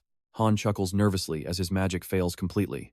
Darius coldly orders him to hand over the cube and die quietly. Siegfried steps in, apologizing for the sudden interruption, and politely asking if they can just leave as simple customers. Darius glares sternly. If the Titan says no, they will be forced to team up. Jaime realizes this is his perfect chance to pay off his debt. Siegfried turns to warn him to be extremely careful, revealing this beast is Darius, the legendary invisible Iron Fist. And that is where we leave it today, with this terrifying, undefeated champion ready to tear our heroes apart. Let's jump right into the action, where the main character smiles, completely thrilled by this chaos. Han anxiously tells him to step back, but Darius confidently refuses, telling everyone to leave it to him. He then draws the artifact Gromia, pulling everyone into an entirely new dimension. He explains it is a dimension-weaving tool, making Darius wonder if this domain was designed specifically to manipulate nearby objects. Spatial awareness. It lets the user sense everything around them, mapping out even invisible objects. He charges forward, targeting the mage first, which instantly puts Siegfried on high alert. He and Jaime quickly dodge to the side, forcing Darius's attack to miss entirely. But Han suddenly leaps from behind, unleashing his divine combat spear technique 100 strikes. Darius reacts instantly, turning to counterattack, but Siegfried suddenly blinks behind him, using spatial magic to teleport Han out of harm's way. He manipulates space and time effortlessly without any spells. Casting again, he commands his foe to back off, landing a strike that nearly knocks him off balance. Meanwhile, the main character activates Gia's power, conjuring a 5-layer wall as spatial cubes fly toward Darius, striking him. He crashes into the barrier unharmed, noticing that the very atmosphere has shifted. Next, Siegfried unleashes a devastating spell of mass destruction, crushing the space around Darius. Everything begins to shatter until a crimson aura suddenly envelops his body. The mage realizes he is using that energy as a barrier, while Jaime joins in, refusing to just stand by. Pay attention here, because Jaime reshapes Gromia, opening a massive void beneath Darius, absolutely furious that some amateur is trying to control space. Right after, Darius leaps off a nearby cube to strike, warning that while he rarely kills kids, he understands if they cannot forgive him. Then, a deafening roar echoes. They turn around in a panic, terrified that the boy was crushed, but an unbelievable twist occurs.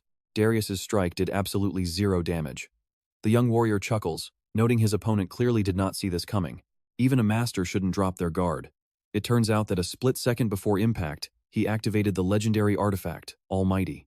It completely nullified all physical damage, serving as one of Diablo's 3 legendary divine artifacts. Now, he decides to draw the space-cleaving sword, fully enhanced by the power of Almighty. With a sweeping circular slash, he forces the man to dodge backward, his shocked expression proving he recognizes this exact technique. The main character frowns in frustration. That was not enough, so he prepares to strike again. Executing the reverse movement of the White Sea, he swings, but the man catches the blade bare-handed, declaring this is the end.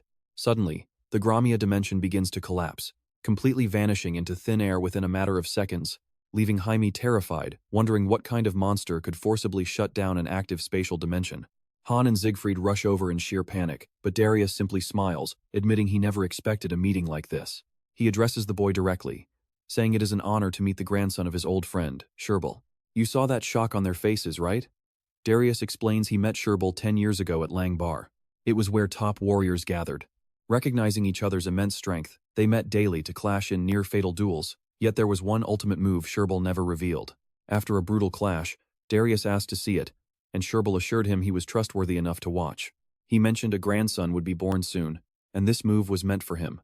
Sherbal entered the arena, telling Darius to watch closely to pass it down. That absolute technique was called creation.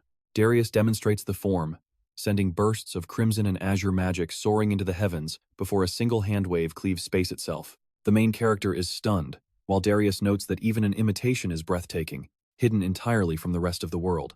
Yet, with this secret art, Sherbal scaled the absolute peak of martial arts, achieving the legendary status of a grandmaster.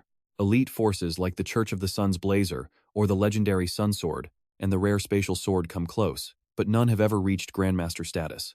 Darius asks if the picture is finally becoming clear.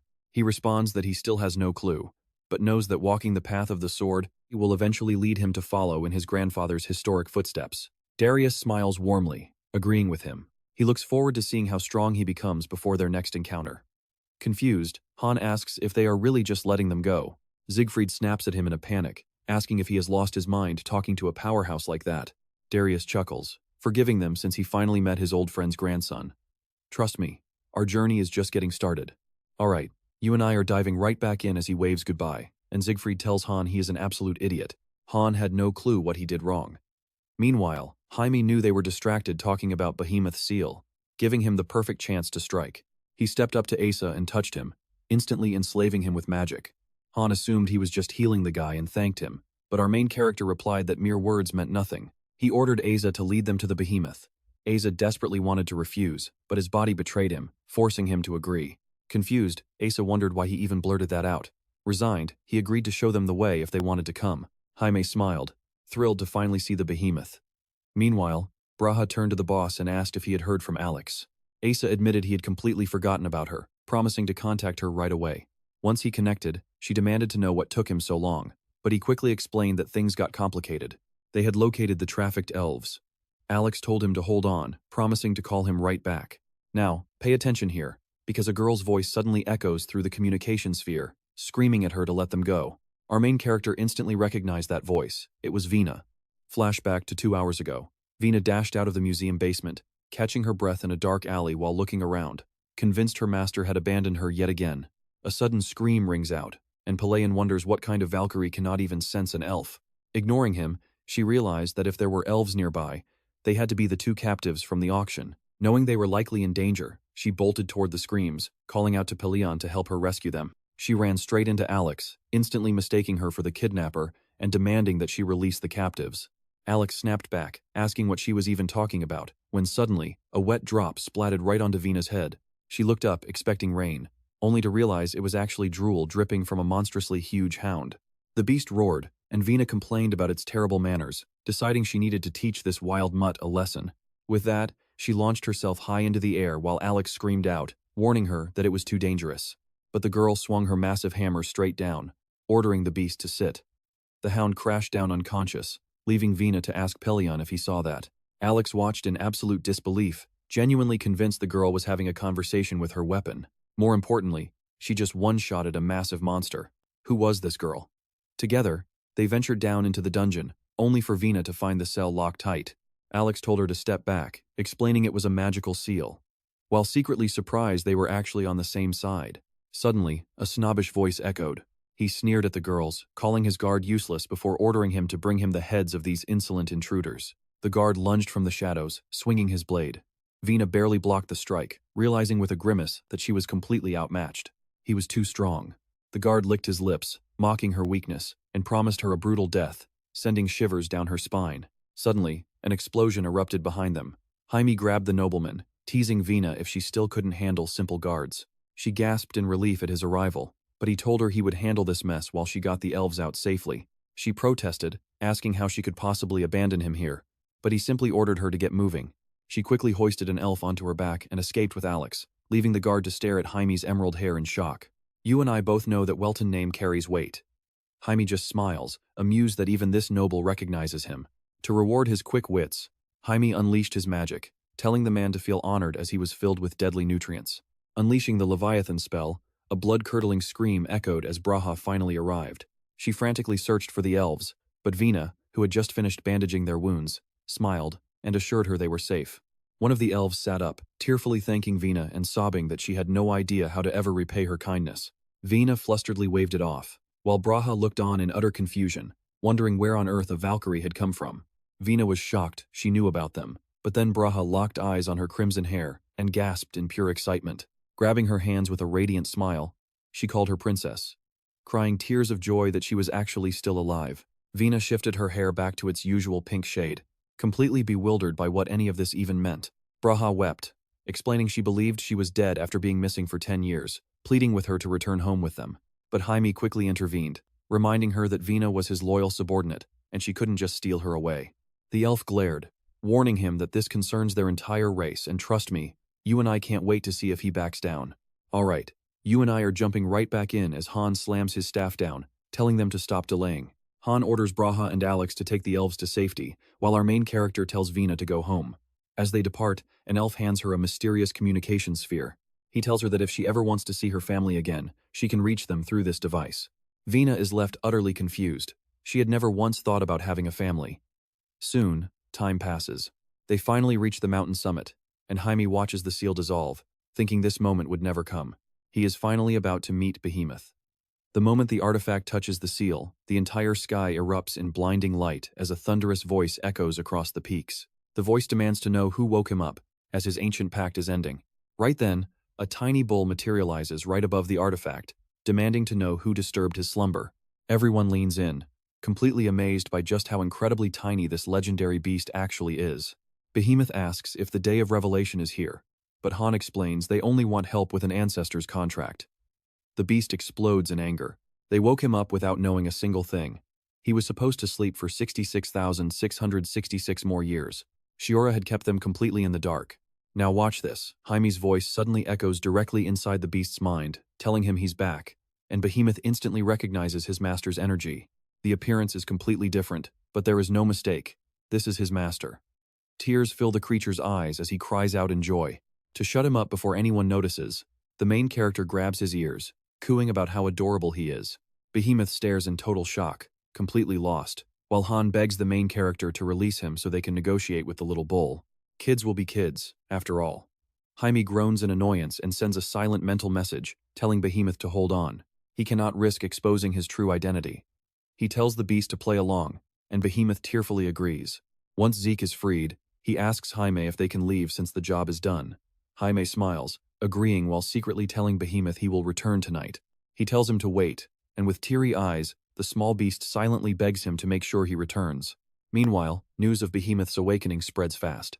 Shedding her serpent skin to take a human shape, a woman approaches a young man, declaring everything happened exactly as predicted. He smiles, asking if it is really true. Back at the inn, Vina sits in her room, using the sphere to speak with the elf, explaining that she already has a teacher. He saved her from a living hell. And right here, you and I are about to see her get caught as the main character suddenly walks in. She quickly hides the sphere behind her back, flashing a nervous smile and mentioning they are leaving Saint Germain tomorrow morning. He nods, but then drops a massive bombshell. He looks at her and tells her she is finally free to go. The news hits her like a truck. She immediately wonders why this is happening. Is she too weak? Is she just a burden? Fearing she has deeply disappointed her master, she falls into despair. But Jaime gently tells her she needs to head east. He will give her a safe haven. For now, she must leave to restore her Valkyrie powers.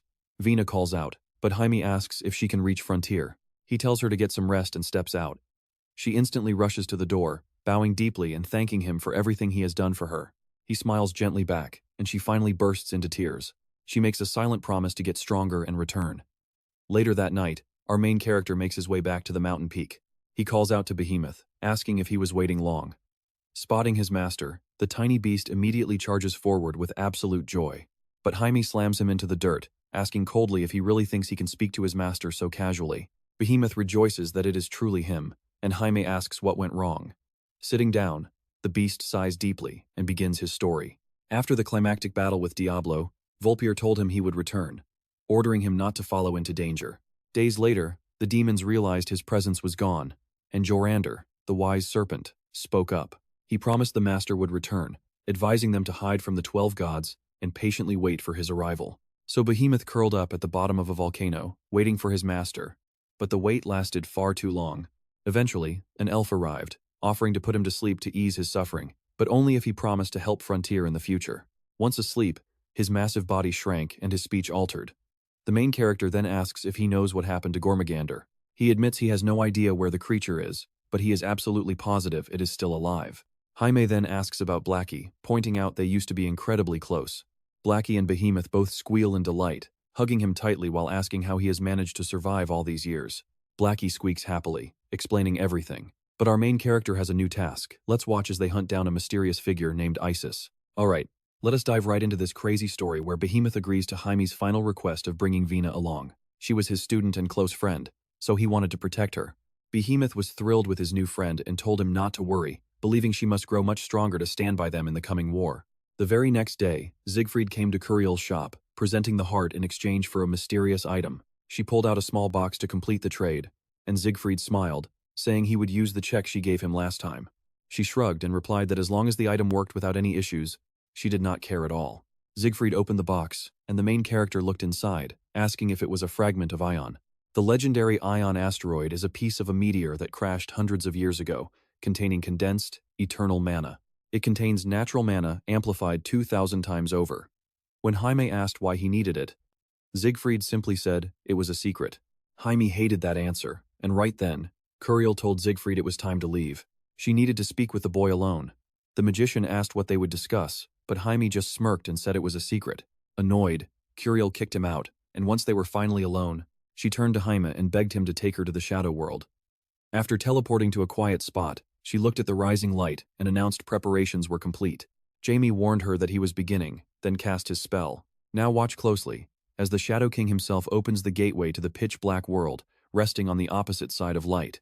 A portal filled with starlight opened before them, and the old woman rushed forward, crying tears of joy that she would finally see her son.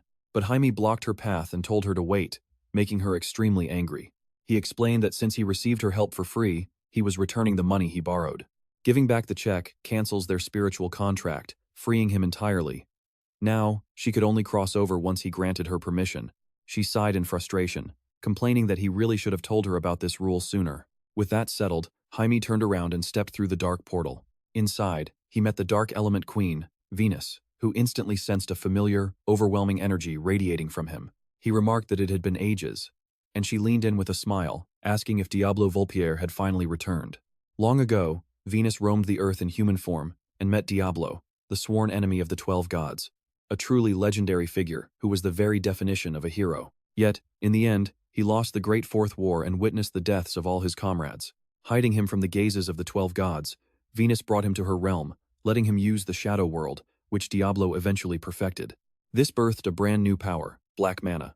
Yet, Venus whispered that she heard he had fallen at the hands of the 12 gods. She teased his cute new look. And I know what you are thinking, but Jaime explained he was actually sealed and woke up in this kid's body. Amused, Venus asked what brought him back, and Jaime replied that someone wanted to enter her realm. He granted her permission, then guided Curiel out, telling her to walk straight ahead. She thanked him, mentioning she left something behind at her shop. The John Avalon artifact will be very useful to him. This treasure was crafted from a magic stone taken from the Tarink Fountain, one of the world's 6 forbidden lands. Immense mana lies at the center of that fountain, but the endless bubbling of highly toxic water kept everyone from ever getting close to it. Jaime noted that it seemed incredibly valuable, and asked why she was giving it away. But Curiel interrupted, saying her son Finn was his age.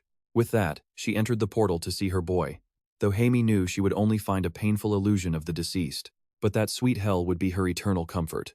A bit later, Jaime walked outside and declared it was time to move. As they ran ahead, Siegfried noted they had to say goodbye to Sanger. Jaime asked if they were heading to the magic world, and Siegfried replied that it was indeed their final destination. He suggested that along the way, they could finally discuss his stories about the Almighty and that legendary Valkyrie princess. Jaime quietly groaned, hoping he would never bring that up. 2 weeks later, Siegfried announced they had arrived. Looking down in absolute awe, Jaime admitted it was far cooler than he expected. Siegfried smiled, proudly sharing that the first king built this city himself, which made Jaime wonder if the entire city formed a magic circle. When Jaime pressed him on what kind of circle it was, Siegfried grinned and said telling him now would spoil the fun. Jaime sighed, knowing he would keep quiet. Soon after, an announcement boomed from a passing airship, advertising the finest potion of this generation. And trust me, you and I are about to see how incredible the magic technology in this new world really is. Let's dive into this wild world, where even Siegfried is blown away by the magical sight. Heading off to a nearby shop, Siegfried suggests Jaime look around the city, and the young master simply agrees. Handing over a small slip of paper, Siegfried insists he keep it, so he won't end up lost. It's a magical map for the lost, leaving Jaime totally annoyed. Suddenly, Anna comes rushing in, screaming with her bags packed. She needs to grab everything before the entrance ceremony begins, or she'll be dead late. As a student at Phoenix Academy, she eagerly hypes herself up for the ceremony. This means Siegfried and the headmaster will finally witness the magic she learned. She plays out the entire scenario in her head, imagining Siegfried saying how incredible she is. He'll recognize her raw talent and beg her to be his student, making her scream out in joy.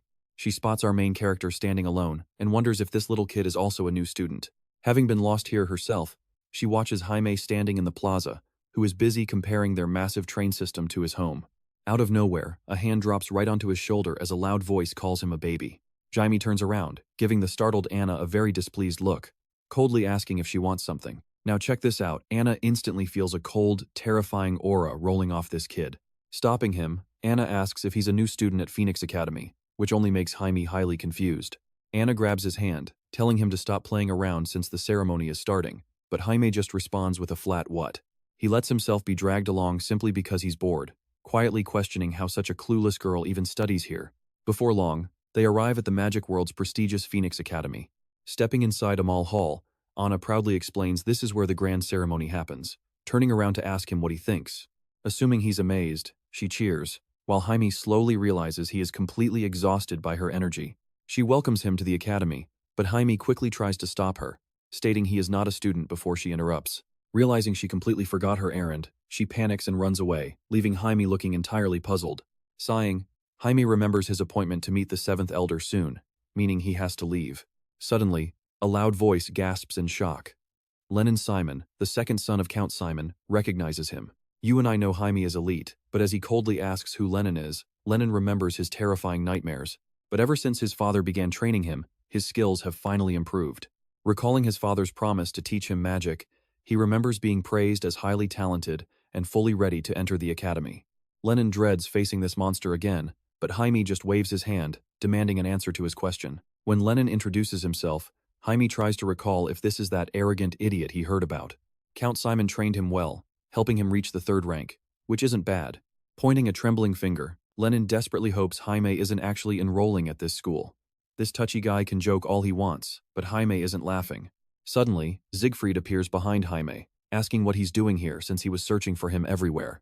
Anna gasps in shock, recognizing the legendary master, Siegfried. Frowning, Siegfried grabs Jaime's shoulders, leaving Anna to wonder if this kid is his apprentice, which Siegfried quickly denies as they must leave. With everyone waiting, Anna begs the teacher to stay, desperately trying to get him to stop. Rushing to the closing portal, she realizes he's gone, while Lennon grumbles about that reckless idiot. Anna turns around to ask if he's talking about the boy, and Lennon is totally shocked she doesn't know him. He explains that it's Jaime Welton, the monstrous prodigy known as humanity's greatest talent, making Anna laugh. Her jaw drops as she screams Jaime Welton's name. Soon after, voices echo inside a massive conference room. With Jaime finally arriving, the 4th Elder of the nobility faction, Raymond Flores, admits he's been eagerly waiting. After all, he is the continent's greatest genius. The loyalist 3rd Elder, Serpent Garrel, scoffs that everyone is exaggerating and expects total disappointment. The equalist 6th Elder, Adelhart Vivienne, sighs, mocking the 3rd Elder for being terrified of getting surpassed by a 10-year-old kid. The 5th Elder, Luke Pretzel, who leads the equalists, curiously asks Adelhart what's gotten into her. She maintains she said nothing wrong, while Serpent grumbles in annoyance. Soon, quiet laughter fills the room alongside orders to calm down. And that's where we leave things, because the 2nd Elder, Mark Linnell, announces the monster is finally here. Let's dive into this scene as the conference room doors swing open, and Jaime steps inside with a polite greeting. This is Jaime Welton, eldest son of the prestigious Welton house. The shocked elders gasp, realizing he is already at least 6th rank. Marquise Linmel smiles warmly, thinking about how unbelievably fast the boy has grown compared to his former self. Jaime realizes that, as expected of the council elders, almost every single one of them outranks him in power. Eyeing Serpent's twisted, bitter face, Jaime scoffs internally, knowing the man's inferiority complex is exactly what keeps him from ranking up. Linmel waves casually, welcoming him. It has been a while, Jaime. Our main character humbly replies that he has merely grown stronger. Jaime attributes it to the breathing technique he was taught, adding that it really has been a long time, Marquis. An elder asks if he is still practicing swordsmanship, confident that a genius like Jaime will surely master that too. Jaime politely thanks them and asks about sparring sometime. Serpent sneers, mocking a mage who wants to fight like a brute, using only his body. Jaime cuts him off sharply, warning him to watch his mouth, since his own father is a master of physical training. Serpent quickly backs down, claiming he meant no offense. Jaime simply turns away, dryly saying he understands. Watch closely, as Siegfried holds his head, desperately trying not to laugh, while Jaime calls his words incredibly complicated. Jaime claims he must have misunderstood. Serpent fumes in silence, but Oppen cuts in to smooth things over for the 3rd Elder. He explains the Elder meant well, advising that it is best if they do not start a feud. Oppen Ginger is Seldom's grand royal teacher, and one of the 2 legendary great mages of the entire kingdom. Known for his godlike power to manipulate the weather, Oppen warmly thanks the young prodigy for accepting their invitation. Oppen welcomes him to the magic world, but Siegfried frowns, asking if treating a certified 6th-rank master like a rookie is not insulting. Oppen sits down calmly, chuckling that this foolish old man must have made a slight mistake. He asks Jamie to forgive him, noting that while he would gladly hand him a research facility, those who do not work should not get to play. This is the fundamental law of the magic world. He then asks Jamie what his thoughts are on this. Jamie looks back, slightly confused, as Oppen asks how he plans to prove himself to the magic community. Later, walking down the street, Jamie lets out a long sigh. Siegfried looks over and asks if it was all too much. Jamie says no. But get this, we see what Oppen asked him earlier about the academy always needing talented instructors. Oppen had turned to Principal Siegfried, unexpectedly suggesting that Jamie should become a temporary professor for just 1 month. Jamie was completely stunned, asking him to repeat that. Oppen simply declared the matter settled, since nobody objected. He claimed Jamie could handle it with his help. Back in the present, Siegfried fumes, threatening to beat some sense into those crazy elders until Jamie grabs his cloak to stop him. Jamie insists it is fine, while Siegfried begs him to speak up if he ever runs into any trouble. He claims he is still the headmaster, prompting Jamie to mockingly ask if he means the headmaster who forgot the entrance ceremony. Siegfried defensively claims he had a very good reason, just as a group of happy children run past them, laughing. Seeing them eager to learn, Jamie silently swears he will never take on another student. He remembers his past life as Diablo, sitting on the dirt with children while manipulating mana, as the kids begged him to watch their success. One struggling boy sat apart from the rest. Later, crying in Diablo's office, the child admitted he knew he had no talent. Diablo placed a comforting hand on his shoulder, gently telling him there was no rush and to take it step by step. Eventually, the boy joyfully cried out that he succeeded, reminding Jamie how much those kids had relied on him. He accepts the teaching gig, resolving to treat it lightly for just 1 month. Soon after, a loud shriek echoes through the academy's girls' dormitory. Becky screams, asking if she truly saw Sir Jamie and his mesmerizing emerald eyes. Anna confirms it, pulling her friend along while wondering what has her roommate so incredibly worked up. Becky squeals with absolute delight, clutching her face and wishing he would hold her hand next, leaving Anna utterly baffled.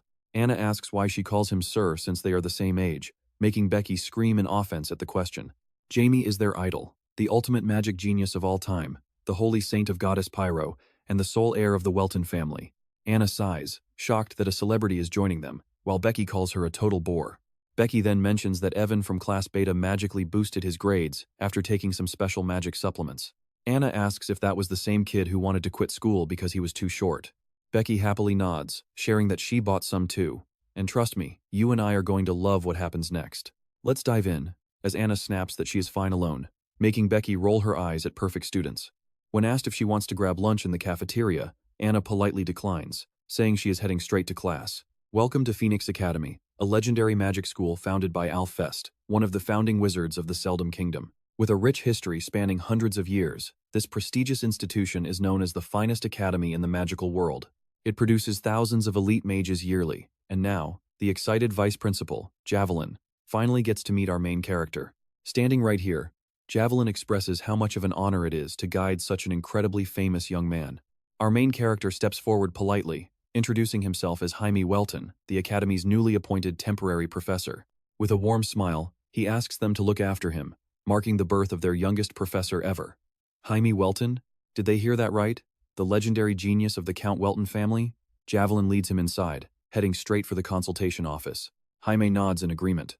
Inside the office, Javelin explains that classes here are sorted purely by skill level rather than age. There are 3 main tiers.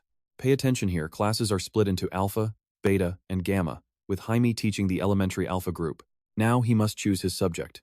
Since he is a highly outstanding wizard, Javelin suggests taking on a genuinely challenging topic.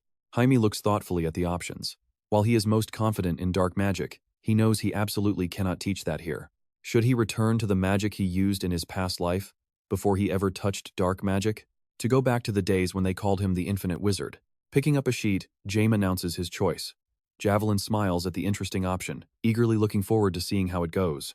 With the meeting approaching, Javelin promises to bring Professor Sylvester along. Looking out the window, Jaime muses that for a 500-year-old building, the amenities are surprisingly decent.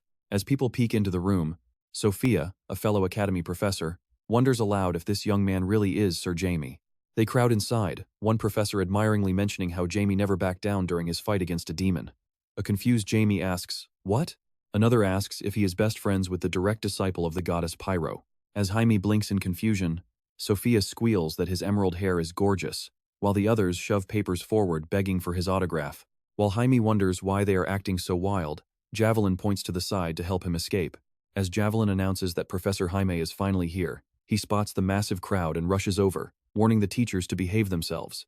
I know what you're thinking, but yes, even the highly respected academy professors are totally losing their cool today. It is all because of his incredible popularity, leaving Jaime utterly baffled. Silver lists his titles: a legendary magic genius, the saint of the goddess Pyro, and the treasured heir of the Welton family. Jaime cuts him off, dryly agreeing before suggesting they simply head straight to the meeting.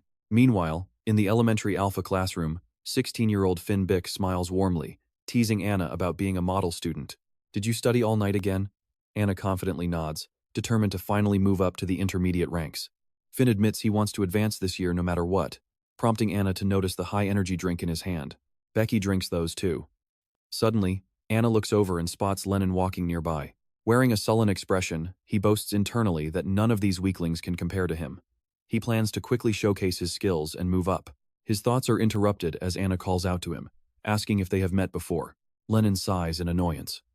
Anna introduces herself anyway, asking for his name, forcing him to give an answer. He is Lennon Simon. Instantly, the surrounding students begin to whisper, recognizing the powerful Simon family name. Smirking, he thrives on their envy, knowing he is cut from a different cloth and will reach the advanced tier in no time. Anna gasps, thrilled that he is Count Simon's son, and eagerly asks if she can turn to him for help. Lennon glares at her, wondering who she even is, just as Professor Silver enters and greets the class after their long break. Asking how they have been, the students respond warmly before Silver announces he has an exciting new introduction to make. Inviting him inside, Jaime steps into the classroom and calmly looks around. Lennon freezes, his eyes widening in complete shock as he wonders why on earth this guy is standing here. It cannot be. As murmurs fill the room, Silver gestures toward him, introducing their new teacher, Jaime Welton. As Jaime politely introduces himself, the classroom absolutely erupts in wild excitement, and trust me, we are in for a crazy ride. Stick with me here. Silver steps forward to finally force this loud crowd to calm down. Jaime raised a finger to his lips, demanding absolute silence. He unleashed his crushing mana and asked, "Does the famous Sacred Academy really behave like this in front of their professors? Is this really the Alpha class standard?" Lennon thought. Esteemed? Seriously? What is with this guy? Is he some kind of boomer? Jaime was thoroughly disappointed on day one, but decided to give them a chance to improve. First, he wanted them to guess exactly which class he would teach. The students started shouting out guesses, wondering if it was elemental science, advanced chemistry, or even deep cellular biology. Jaime shook his head. Another student chimed in, guessing the history of magic. Jaime scoffed, asking if such useless classes even existed. Then, Anna clenched her fist and raised her hand. "Professor, since you are a 6th grade wizard, you must be teaching something highly unconventional. For example, analyzing elemental attributes or advanced magic circles. Since basic energy is middle school stuff, you will be teaching us magic circles." Jaime realized she was the girl he ran into at the entrance ceremony. She lacked raw mana, but she still made it into the Alpha class. "Correct. Your analytical skills are sharp," Finn remarked. Anna smiled proudly, happy to be recognized as a model student. She got it right. Lennon watched irritably, wondering how Jaime knew her and who she actually was. Silver clapped his hands, dismissing the meeting and telling everyone to work hard. The students responded with a loud "yes." Now, watch closely, because Jaime is about to meet his biggest rival in the teacher's lounge. They told him he would co-teach his first class with the veteran professor who currently leads the Magic Circles department. That man, Kenyak Azir, was a 5th-rank academic who published countless papers. Was he really a disciple of the Serpent Gerald? Suddenly, Sophia approached and warned him to be careful. When Jaime asked why, she whispered that the man had a massive inferiority complex. Several other professors had already fallen victim to him. Jaime smiled, thanking her for looking out for him. Sophia then shyly asked for his autograph, causing Jaime to let out another tired sigh.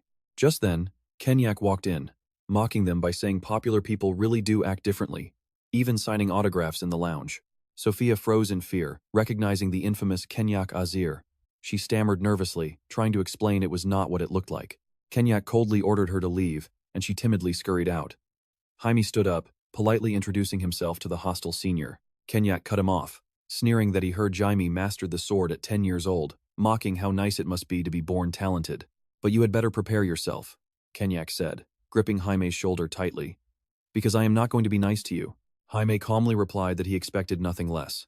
The next morning, a girl shrieked, warning everyone to quickly take their seats. "The ghost professor is here." Kenyak stomped into the room, snapping that if anyone called him that name again, they would fail instantly. Ghost Professor, Jaime thought, highly amused. Kenyak slammed his lesson plans down, announcing that the famous genius Jamie Welton would be their guest teacher for magic circles. But even geniuses struggle to teach, Kenyak sneered. Jaime looked confused, but Kenyak immediately declared they were having a pop quiz today. Exam papers floated over to each student's desk. Kenyak barked, "Today, you will all try to cast a 6-star magic spell." Jaime watched him, realizing the old man set a trap. "But you and I know our main character never backs down from a challenge." Pointing to the board, Kenyak explained there is a universal formula for constructing commonly used magic circles. For a 6-star array, we map the sun, moon, and stars. The stars represent the universe, the sun represents daylight, and the moon represents the night. Only then can it be called a fully stabilized, centralized magic circle. The symbols change based on the spell, and their placement dictates the raw power. Once drawn, they are completely locked in place. So plan carefully from the start. Currently, there is no absolute, definitive method to calculate the most efficient layout for these runes. Modern magic is still researching this, but Jaime suddenly interrupted him, asking, "Wait, you actually do not know how?" Kenyak snapped back, asking if the young genius had a better way. Jamie sighed, stating they could just draw simple guidelines. "What? Everyone knows that." Kenyak scoffed. Jaime cut him off, saying, "Just watch." He channeled glowing mana from his fingertip, sketching a line. By placing the sun rune here, the moon rune aligns perfectly right over here. Kenyak laughed, saying the circle was ruined. "You cannot erase lines drawn with raw mana. Do you not even know the basics?" Jaime casually snapped his fingers, replying, "I will erase them anyway," effortlessly splitting the core components of the active magic circle. If you conceptualize it this way, drawing these arrays becomes incredibly simple. You place the symbols, and then simply wipe away the guiding lines. Now watch him connect them. Alright. Stick with me here. Our main character explains that instead of drawing a magic circle from scratch, you only need to adjust this one position. In other words, this is his secret technique. Anna watches in absolute shock, thinking to herself that this is impossible. How on earth did he just shatter the very foundation of magic circles? Even Professor Kenyak stares in disbelief, realizing this discovery is going to completely shake up the magic community. He gasps, realizing such a feat is actually possible, as the magic circle morphs into a 3-dimensional shape. Kenyak is stunned that the boy modified the circle just by reading its layers. Sure, the kid is a genius, but pulling this off now is just insane. Meanwhile, Finn and Anna look on in disbelief at the shifting magic. The circle morphs into a core for another spell, allowing it to expand forever if space permits. A 3-dimensional complex spell, this is Diablo Vulpier's legendary personal infinite magic. Our main character turns and casually asks Professor Kenyak for his thoughts, knowing the man has never seen anything like this. Wondering who this kid really is, Kenyak remains quiet, while Professor Jaime mutters that it is just a showy demonstration. Now the class must learn layering. He tasks them with practicing 2-star circles before their next lesson. Now pay attention here. Lennon wonders if this is just a crazy show, while our main character waits for someone to step up. And indeed, one student definitely wants to test it. Later, the classroom buzzes with whispers about that insane magic circle. Everyone praises the genius move. Even Professor Kenyak was stunned, while Lennon sits silently, trying to replicate the magic circle. A classmate asks him in surprise if that move really relied on layering. He completely ignores her, struggling just to keep up, before glancing at Anna and wondering what she is up to. Is she seriously attempting a complex magic circle? But without layering, Anna's spell instantly collapses. Lennon approaches her from behind, telling her to watch. Startled by his sudden presence, Anna jumps and screams in frustration, demanding to know why her spell keeps failing. Accidentally headbutting Lennon, she leaves him clutching his face while she immediately runs after our main character, begging him to wait. She has to know the truth, leaving Lennon feeling completely ignored. A bit later in the elementary building hallway, Javelin cheerfully asks Professors Kenyak and Jaime how their first class went. When Kenyak admits it was great, our main character is shocked to hear the strict professor actually say something positive. Javelin notes it is the first time he has ever heard Kenyak give praise, but the professor quickly cuts him off, leaving busy. Javelin chases after him, pleading with the grumpy professor to wait since he absolutely must attend today's meeting. Let's pause here. Jaime realizes our hero is actually confident, but just as he thinks the lesson went well, a sudden shout echoes behind them. Anna calls out to them, and he asks her what is wrong. She explains she is trying to recreate his complex magic circle, but the overlapping lunar symbols keep clashing and breaking the connection. Our hero realizes a quick explanation is all she needs. Anna quickly catches on, asking if she just needs to erase and reconnect them. She makes the adjustment on the fly, and the spell instantly stabilizes, leaving her cheering in absolute disbelief. Both Jaime and Lennon stare in pure shock. Lennon pushes forward, demandingly asking how on earth she managed to pull that off. Anna simply smiles and replies that she just copied exactly what the professor did. Lennon mutters in disbelief, wondering if there really is someone out there with more raw genius than himself. Our main character notes that while it was not totally perfect, copying a three-dimensional spell proves her talent is absolutely undeniable. He decides he must inform Siegfried. Soon after, he receives permission to enter the principal's office. Entering the room, our hero greets Elder Siegfried, who warmly smiles and welcomes the young master inside. Looking at a strange lamp, he asks what the iron scraps are for, and Siegfried replies they are just for small experiments. Due to their extreme rarity, using them in bulk is impossible. He then asks what brought our hero here today. Our hero explains he came to show him something, revealing the advanced magic circle he demonstrated in class earlier. Siegfried gasps, asking how he did it, but he says he did not create it to show off. Anyway, the theory is incredibly complex, so he skipped explaining it. Yet this girl managed to recreate the entire circle. Siegfried asks for confirmation if she really copied it just by watching. Confirming her genius, our hero asks why he won't teach her. Siegfried explains that despite her sharp mind, she has zero magical talent. He actually advised her to pursue scholarship instead, where her brilliant mind could be useful. But Anna is determined to become a true mage, searching for a master to guide her. Sadly, no one wants to train her, believing her lack of raw talent means she can never grow, so she chased Siegfried. Trust me, her journey gets even wilder. Alright, let's dive back in as Siegfried explains that they simply can't waste their magical academy resources on unreliable students. Jamie gets up from the couch, politely thanking him for his time, to which Siegfried replies that it's no problem.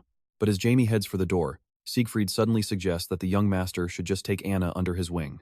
Since they're nearly the same age, he thinks it's a great match, but Jamie instantly shuts it down with a loud refusal. Once outside, Jamie leans against the wall, catching his breath. Annoyed that they're forcing him to teach, he remembers the day he lost his beloved disciples to the 12 gods, vowing back then that he would defeat those deities entirely on his own. From that moment on, he swore never to trust anyone or let them get close. He refuses to repeat his past mistakes, figuring that since Anna is smart, she'll survive on her own. Now, pay attention here because a week later at the training hall, Professor Silva announces a surprise mana evaluation. Silva mentions hearing rumors that several students in the beta class have made massive progress, and he wants to see it. Finn clarifies he's talking about the second-year class, making Anna wonder if they're the same group from last year. When Finn proudly reveals she ranked first in the beta class, Anna is shocked before Silva calls Lennon up first. Lennon immediately conjures a massive energy arrow, blasting a torrent of pure mana toward the training dummy. The screen displays a score of 199 points, shocking Silva since it's more than enough to obliterate the target. An onlooker gasps at the score of over 2,000 points, while Anna admits she's never seen anything so high. Lennon glances back, thinking Anna is foolish since she's capable of so much more. Silva orders a replacement target before Finn steps up, telling everyone to watch closely as he takes his turn. Finn feels completely unstoppable after drinking a Pouce X this morning, but his eyes suddenly drift in weird directions as he draws. Anna gets creeped out by his bizarre expression just as Finn unleashes his magical blast directly at the target. His score hits 860, with Silva noting that's an impressive 700-point leap. You and I both know Finn's thrilled with his score, but Anna can't help but wonder if something shady is going on. Silva then calls Anna up, and she nervously steps forward. Drawing her arrow, she briefly doubts her own growth before reminding herself how hard she's trained. But Silva announces her final score is just 247, leaving Anna devastated at the identical result. Lennon frowns in disappointment. While later in the office, Javelin asks Professor Jamie if he's heading home. Jamie acknowledges him, and Javelin warmly pats his shoulder, expressing how glad he is that Jamie is doing well. He offers his help just as his communicator rings with a call from the rude third elder. While Jamie recalls that elder's notoriously bad manners, Javelin answers the call, respectfully addressing the department head on the other end. Jamie realizes the elder is the head, quietly thinking about how small the world really is. His train of thought is broken when a passing student mutters about symbols and magic circle properties. As the boy mumbles about symmetrical symbol arrangements changing spell effects, Jamie turns around, wondering if he's a student from the second beta class. The boy looks terrible, clearly taking his intense studying way too far. If he lacks raw talent, he'll literally study himself to death. But Jamie decides it's not his problem as Javelin knocks on the head's office door. The door opens, revealing Professor Cognac standing there. Cognac merely glares silently before brushing past them, leaving Javelin completely confused about what that suspicious professor was actually doing inside. Though Javelin has no clue what the man's deal is, he figures they should try to be friendly as fellow professors. But then, a photo of Anna slips from Cognac's files and drops onto the floor. Meanwhile, Anna stands by a pillar in despair, wondering if she's hit her absolute limit while everyone else continues to surpass her. She desperately contemplates taking that strange potion like Finn, while Jamie spots her and wonders why she looks so broken. He tries to look away, telling himself to ignore her and walk away before he gets sucked into her problems. Yet his body moves on its own, and as Jamie asks what's wrong, a startled Anna explains her terrible mana assessment results. Stagnating since last year convinces Jamie that the poor girl truly has absolutely zero magical talent. 247 points is pathetic, but Anna proudly vows to never give up on becoming a legendary mage. Staring at her, Jamie realizes she is dead serious, making him worry if his tragic past is about to repeat itself. And that's where we leave it with Jamie walking away, hoping her burning determination won't fade. Let her come to the teacher's office tomorrow. Soon, you and I are heading right into the Blue Mage Tower. He steps inside, tracking Marcus Lynn's upstairs lab, when a receptionist suddenly greets him. She asks what brings him by. Jamie says he's here for the Tower Master. She smiles, completely shocked he'd even ask. Meeting him is not that easy, but Jamie just tells her to announce that Jamie Welton has arrived. The girl freezes. Wait, that baby's name? Confused, she eventually bows, leading him straight to the Lord of the Magic Tower's personal office. She welcomes him inside. Jamie thanks her, but as he steps in, he stops in absolute shock at the messy room. Suddenly, Marcus's voice echoes. It is pretty dirty.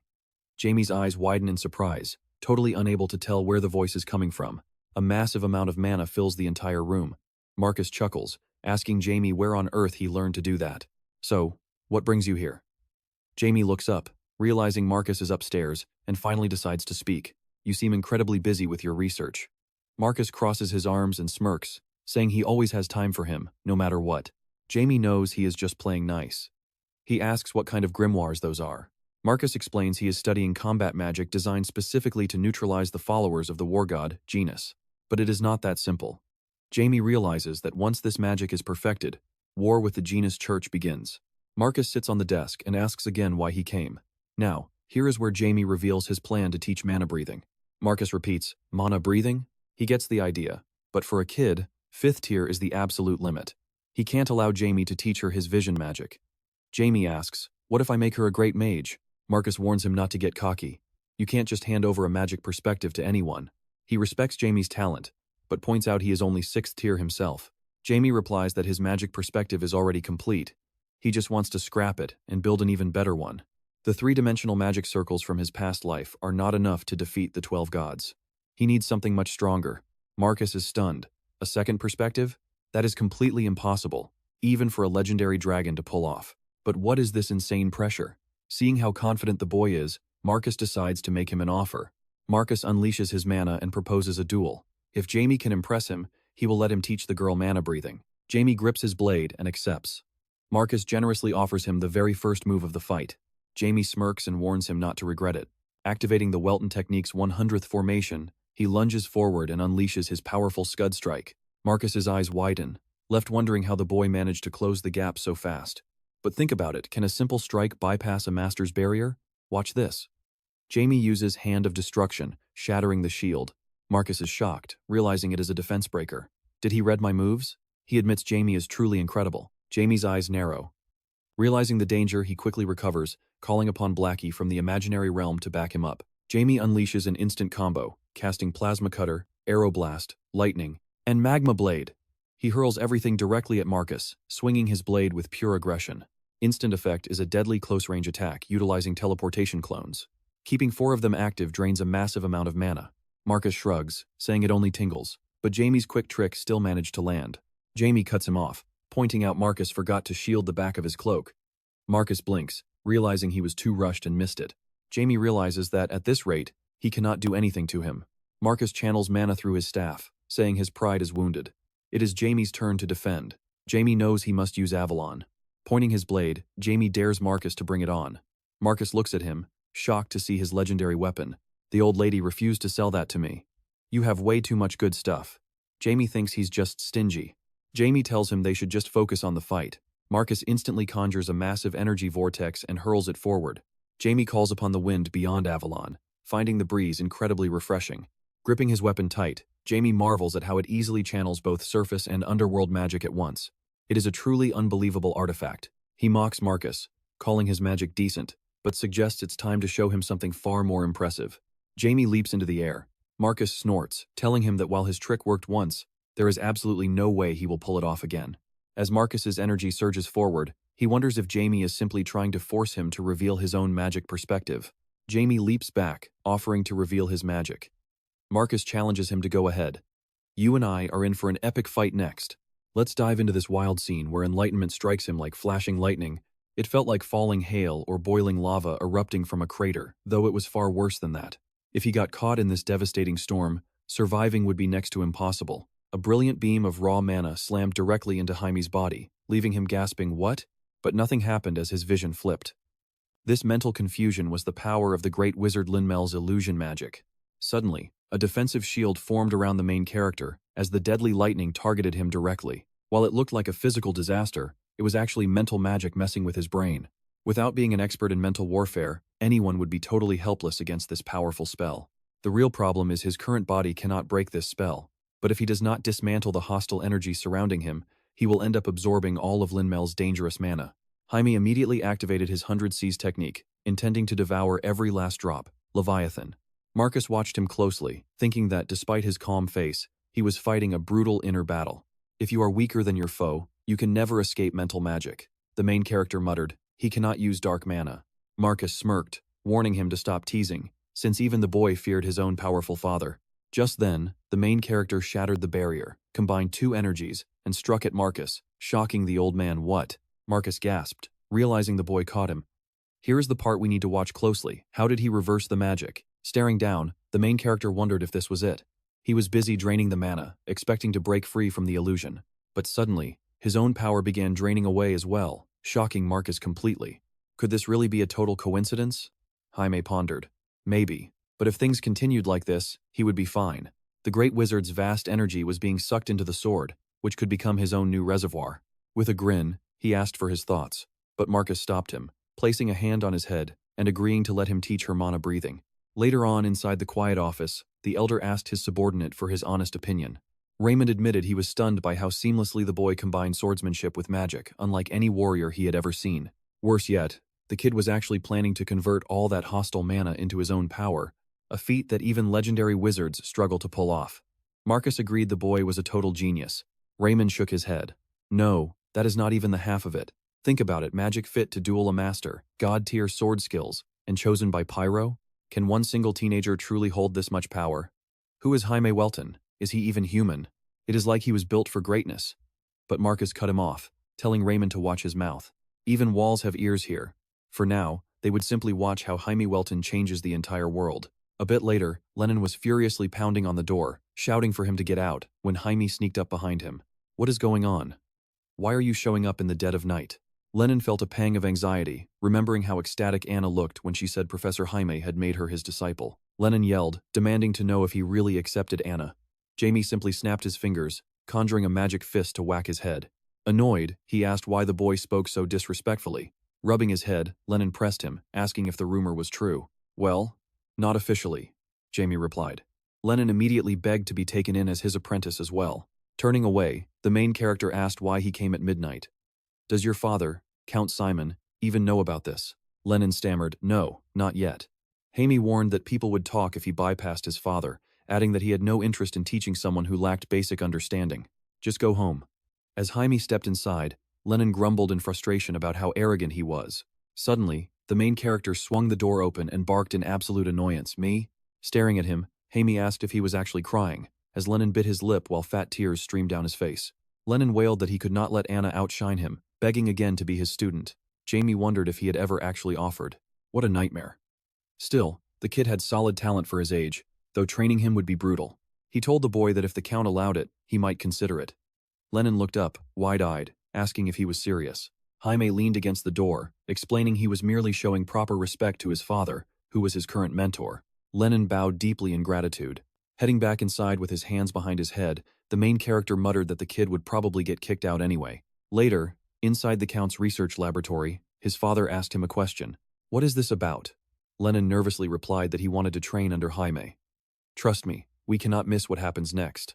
Stick with me here. Lennon's hands shook violently as he held his cup, forcing his frowning father to demand. What? The boy answered that they had already discussed this, silently hoping he had not come off as too disrespectful. Watching him closely, His father realized this once arrogant boy had finally swallowed his pride just to learn. He really had matured, prompting the Count to grant his permission. Lennon looked up with pure excitement, but his father warned him not to bring shame upon the Simon family. Sometime later, deep within a dark alley of the magic world, a robed figure muttered that the doctor was actually seeking out Apotheus X, calling it a real pity. Professor Silver was on his knees, desperately begging for more of the drug, as violent veins bulged across his entire body. Silver begged for just one single bottle, prompting Aster to mock him, sneering that even though his heart was failing, the addict still demanded another drink. Silver held out a shaking hand, begging him to pass the bottle, desperately pleading for Aster to just hand it over. He had worked hard distributing the drug to students, but now he was completely useless. Calling him an idiot, Aster violently slammed his foot onto Silver's head. Aster spat in disgust, mocking how someone like him could call himself a professor, muttering about how corrupt their world was. After brutally ending Silver's life, the shadowed figure behind him questioned if such a ruthless murder was necessary. But Aster smirked, claiming he was just having fun. Watch closely here, Aster teased that he liked his colleague, but the man sharply cut him off, saying that was enough. Aster turned around with a sigh, telling him to call whenever someone else needed to be dealt with, leaving the rest of the cleanup in his hands. Calling Aster a reckless fool, the man reached his hand toward the lifeless corpse, enveloping the evidence in a shroud of dark mana. The next morning, Jamie entered the faculty office to greet everyone, but Sophia immediately stopped him to ask if he had seen Professor Silver anywhere. Jamie replied that he hadn't, asking if something happened, and Sophia explained that Silver skipped his classes without any notice. Surprised, Jamie noted that it was highly unusual, as Silver never seemed like the type to act so irresponsibly. Javelin placed a reassuring hand on Jamie's shoulder and offered to personally check on him, asking Sophia to cover the Alpha class for the day. She agreed, telling him he could count on her, while Javelin walked over and gently told her not to worry too much. Sophia smiled, relieved that Javelin was handling it, while Jamie secretly hoped that this entire situation was just a minor misunderstanding. He walked across the busy office to clear his mind, but his peace was instantly shattered by a loud shout. "Professor Jamie!" Anna demanded to know if he really took Lennon as an apprentice, while Lennon boasted he already had permission. Jamie calmly sat at his desk and told them they were both mistaken. You can imagine their shock when they simultaneously screamed, "What?" Jamie clarified that neither of them had earned the right to be his disciple yet, leaving them totally confused. He announced they would face a grueling test right after their classes ended, warning them to prepare because if they failed to pass, it was game over.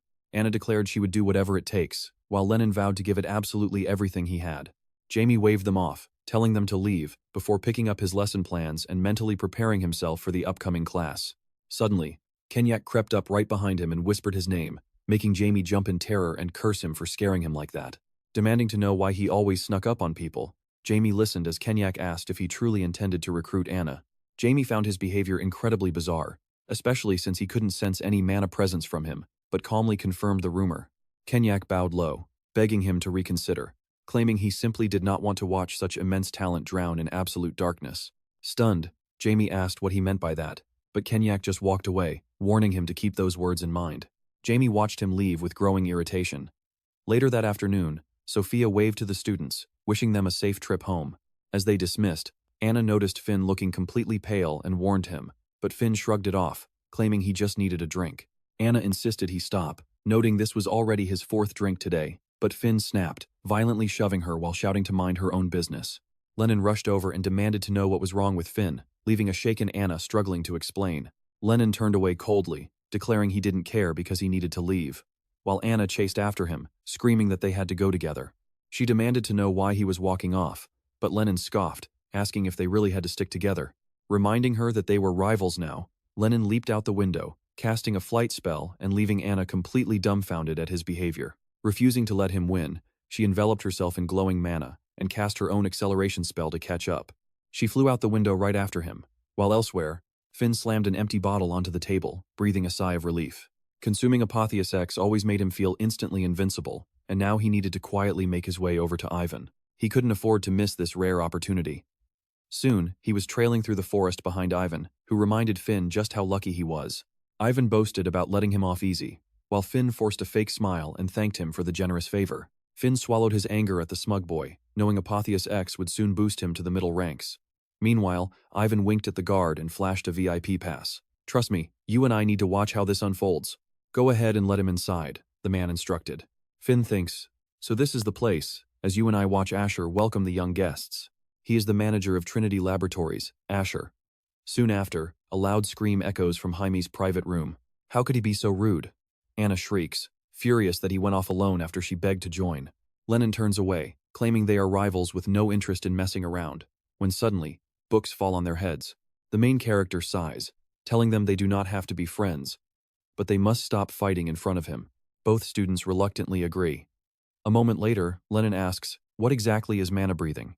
Lennon admits he has never heard of it, so the main character explains it is Marquez Linmel's signature technique. He wants us to master this today. Is it really that simple? Anna asks, visibly terrified. Lennon is completely shocked. A great wizard's technique in one day? Jaime coldly replies that if they are his students, they will find a way. And if you doubt yourselves, you can leave, Jaime warns. Refusing to fail, Anna screams that she will master it no matter what. Lennon slowly raises his hand to join in, and the main character grins, praising his determination. With a wave of his staff, Anna grabs her book while another hits Lennon. Suddenly, they are transported into a strange white space, left utterly confused. Now pay attention, because inside this pocket dimension, 24 hours only equals 12 hours in the real world. Gremia can create any shape, while Avalon controls space and time. Bringing these legendary forces together is simply incredible. The main character folds his hands behind his head, casually calling the setup quite convenient. A boy with massive magical potential but zero knowledge, paired with a girl who has a genius scientific mind but absolutely no magic. Bringing these two opposites together is genius. As Jaime declares the test has begun, researchers walk down the corridor of Trinity Laboratories. Ivan expresses disappointment that Professor Silver couldn't make it, but Asher just turns back, sounding surprised. She asks Ivan to send her regards, prompting the others to ask if the professor visited this place often. Silver trusted him completely. Walking behind the others, Finn feels that same unsettling chill once again. Ivan urges Finn to hurry up, excited that they are finally going to humiliate the fools who dared underestimate them. Finn quietly catches up with a quick nod, while Asher smirks, turning back to agree with a sinister grin. Promising that a Poos will make them superior wizards, Asher guides them into a breathtaking laboratory to reveal their latest product. Ivan is amazed by Apaus EX, but Asher boasts that this new version doubles the rate of mana absorption. Wait, twice as good? Let's see if this highly experimental drug is actually safe. Though it has minor side effects, Finn cautiously raises his hand to ask if Apaus X has them too. Asher steps dangerously close, demanding to know if he experienced any symptoms. Shaking with fear, Finn admits he has felt dizzy and exhausted. Asher dismisses it like normal muscle soreness, explaining that drinking Apaus X forces the mana core to expand rapidly. Sustaining a larger core takes massive amounts of energy, which explains his temporary fatigue, but once his body adapts, he will feel completely fine. Finn realizes Anna was right to worry, as Asher speaks up. Since they made the trip, Asher offers them APS EX, a specialized supplement designed to boost their condition. Finn stares at the glowing test tube with absolute awe. After sending them off with fake warm wishes, Asher locks the door behind the grateful students, mockingly calling them pathetic little children. He laughs at how easily they suck up for power, but suddenly, a woman snatches his pipe and orders him to stop smoking. Asher merely smirks, mockingly asking if she wants to fight him. Mary snaps that he complains way too much for someone who barely works. Laughing it off, Asher pulls her close and tells her not to be silly. Asher admits he only came here for the smell of blood, not money, before pushing her away and dismissing these childish little games. He craves real entertainment, leaving Mary to sigh over how reckless he is despite his undeniably brilliant talents. She resolves to report him to the professor. While 8 hours later, Anna is deeply focused on her magical studies. The book explains she must shatter the mana into fragments and absorb it directly through her skin. Simultaneously, she must anchor her core in multiple spots to maximize her mana capacity, realizing she finally understands the secret. By splitting the energy, she instantly feels the mana pooling inside her body, finally grasping the true nature of mana breathing. Meanwhile, Lennon screams in frustration, utterly confused why the main character is just ordering a giant bird to keep eating. Lennon is completely lost, and you and I can only wonder if the master is doing this on purpose. Let's jump back in. He looked up and asked if Anna truly understood everything. He knew she excelled at this, but the proud Simon blood ran deep in his veins. Inferiority, envy, jealousy, none of that junk mattered anymore. If those feelings helped him grow, he would burn them as fuel and do things his own way. Meanwhile, Jaime watched them closely from his chair. Jaime spoke, urging them to think as Lennon tried a physical approach. Lennon found his rhythm, but brilliant Anna still took the lead. Unfortunately, her core was too weak to handle all that absorbed mana. The real challenge was whether she could endure the agony and anchor her core. On the flip side, Lennon struggled with the breathing, but the guy had raw talent. If he mastered it, his mana would skyrocket now. You and I need to watch how Jaime gives them a helping hand. But his guidance stopped right there. The rest was completely up to them. 12 hours later, Anna felt like her heart would explode from absorbing so much mana, yet she still had to strengthen her core. Could her body take any more? She desperately wanted to quit, but then, heavy memories flooded her mind. The Mayer family were mages, but their leader was only 4th class. They were seen as completely useless. Anna bit her lip, knowing this was her only shot to raise her family's status. Jaime just smiled. Anna looked totally drained, but she had to push past her limits to become a truly great mage. Meanwhile, Lennon started aggressively drawing in mana, pushing himself harder as the hours slowly drifted by. 24 hours passed when Jaime called time. They collapsed onto the sofa, and Lennon asked what was going on. Jaime replied that 4 hours had passed. Jaime looked at Anna Mayer and Lennon Simon, declaring they both failed. Tearing up, Anna begged for another chance, promising her absolute best. Lennon asked for more time, but Jaime coldly asked what that would change. Lennon stumbled over his words, making Jaime decide to stop teasing them. He announced that they actually passed, and honestly, I know what you are thinking. It was just a test of their sheer willpower.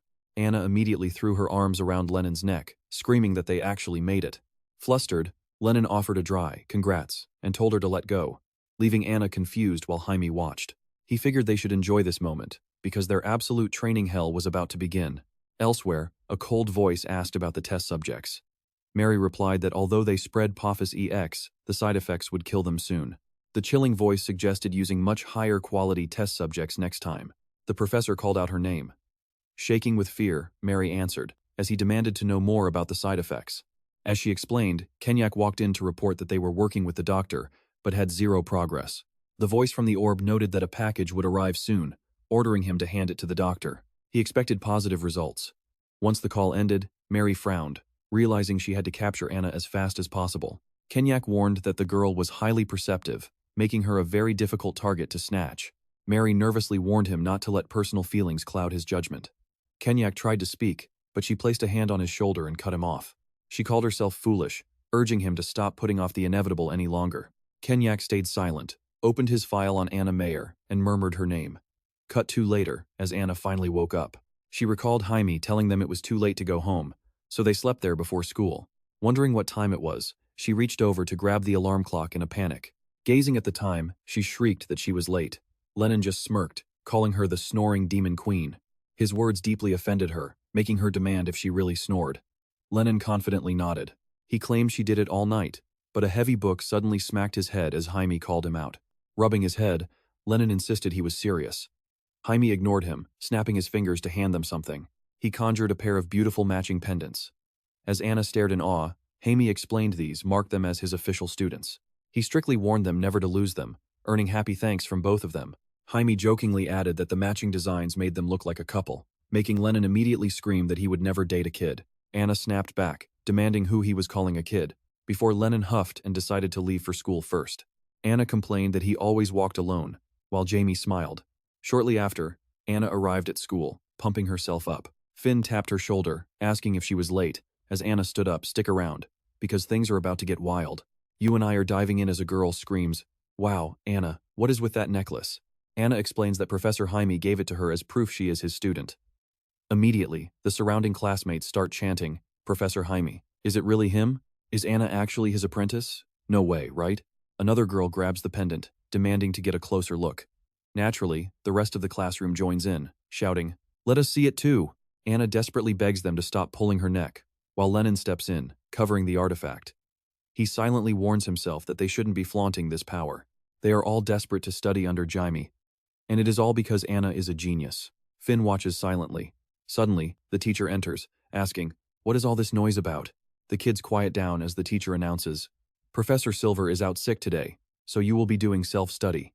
Anna wonders if Silver is okay. She turns to Finn, quietly asking, "Hey, are you feeling any better?" Finn scowls and says yes. He claims his core is rapidly expanding thanks to Opus 10. Anna gasps, "An expanding core? No supplement on Earth can do that, Finn. You need to stop taking it." "Get ready for this." Finn completely snaps, screaming at her to shut up in front of the whole class after 6 years at rock bottom. Now that he is finally rising up, why is she trying to ruin it? Anna pleads, trying to explain herself. But Finn refuses to listen. He storms off, leaving the rest of the class whispering in confusion. Anna stares after him, calling his name. Later, Finn stands by the window alone, muttering about what a total nightmare she is. He is absolutely convinced that Anna is just jealous of his new powers, even if she is Jaime's prized student. Just then, Sophia spots him and asks if he is okay. Finn turns around, surprised to see Professor Sophia. She gently steps closer, cupping his face, noting that he looks incredibly pale. She realizes the drug's effects are already wearing off. Finn sighs, admitting he just had a nasty fight with a friend. Finn mentions she called his supplement strange. Sophia acts surprised, asking, "You mean Anna?" Finn nods. Sophia leans in, asking if the supplement is a Paus 10. Finn is shocked she knows about it, but of course she does. She knows everything. She has been researching a Paus 10's true potential inside the Trinity lab. She suggests he bring his friend to her private lecture. Finn happily agrees. Sophia smiles warmly, handing him a beverage, telling him to drink up and do his best in class. Secretly, she thinks about how these test subjects are completely disposable. You and I know this is a trap, but Finn happily takes the drink, completely blind to Sophia's dark plans. She must finalize this experiment quickly. She tells herself it is all to create a world where the weak are never disrespected again. Elsewhere, a mysterious scientist declares that a miraculous cure is almost ready to reshape the entire world. Later at Phoenix Academy, Anna sits at her desk, filled with anxiety because she still has not managed to apologize to Finn. How can she fix their friendship? Suddenly, Finn approaches her with a bright smile, offering a sincere apology for yesterday. She quickly reassures him that it is fine. Anna is completely shocked but relieved he seems much calmer. He then explains that Professor Sophia has invited him to an exclusive, special training session. He asks her to tag along. Anna mentions her scheduled class with Professor Jamie, but decides she can squeeze it in if it is quick. As they shake hands, she worries that declining his offer would have triggered another explosive argument. If she just stays for a few minutes, everything will be fine. Finn smiles warmly, promising her she is going to love it. Deep inside the Trinity lab, Kenyon confronts Mary, asking if she actually went ahead and lured Anna into their trap. With a chilling expression, Mary nods, claiming Anna is the perfect subject they should have brought in from the start. The current formula of a Paus is pure perfection. Thanks to high-grade materials, the doctor has successfully eliminated almost all deadly side effects. She feels honored to witness this massive breakthrough firsthand. Kenyon warns her that Jaime took Anna in as his personal disciple. They both know the consequences of making an enemy out of someone that powerful. He tries to negotiate, but Mary gives him a menacing look, declaring that there is absolutely no turning back now. The side effects will manifest in a week. If they can just secure a cure before then, everything will be fine. He secretly panics, wondering if she has lost her mind. These desperate test subjects are relying on a highly addictive poison. It will only lead to addiction and self-destruction. Remembering his own days mentoring Anna, Kenyon mutters under his breath in sheer frustration. Mary eyes him suspiciously, sensing that his hesitant behavior is incredibly out of character. She calls Asher, who grins because, "Trust me, we both know he's the ultimate wildcard she's forced to rely on. Let's dive right in." Simon walks straight into Siegfried's office, asking if he was summoned, wondering if things are moving too fast. Siegfried gets dramatic about how close they've become, making Simon nervously make excuses about needing to check on his students. He just wants to escape. Siegfried happily asks if he actually has students. Simon nods, mentioning Anna and Lennon. With a smirk, Siegfried admits he helped set it up, but can't believe Simon actually took them under his wing. He describes Lennon as an arrogant, hot-tempered kid who talks like an old man. Moving to business, Siegfried brings up a request. Professor Javelin handles the Academy's daily tasks, but even he doesn't know the full picture. So it seems like they will have to step in themselves. Word is, before Professor Silver vanished, he met with some failing students from the beta class. Siegfried pulls out a mysterious flask, explaining those kids were completely hopeless and on the verge of expulsion. But after drinking this, their skills exploded and today, every single one of them skipped class. Simon stares in absolute horror, wondering if this is the stuff Anna's friend drank. Watch closely, because Siegfried asks Simon to investigate secretly so they don't draw any unwanted attention. Suddenly, Simon's necklace starts glowing, giving him an incredibly bad feeling.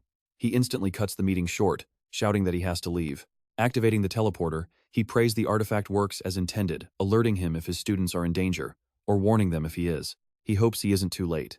Meanwhile, over in the lecture hall at Trinity Lab, Mary proudly announces that for the past 3 years, they've worked tirelessly to change the entire magical world, bringing opportunity to the untalented and hope to the hopeless.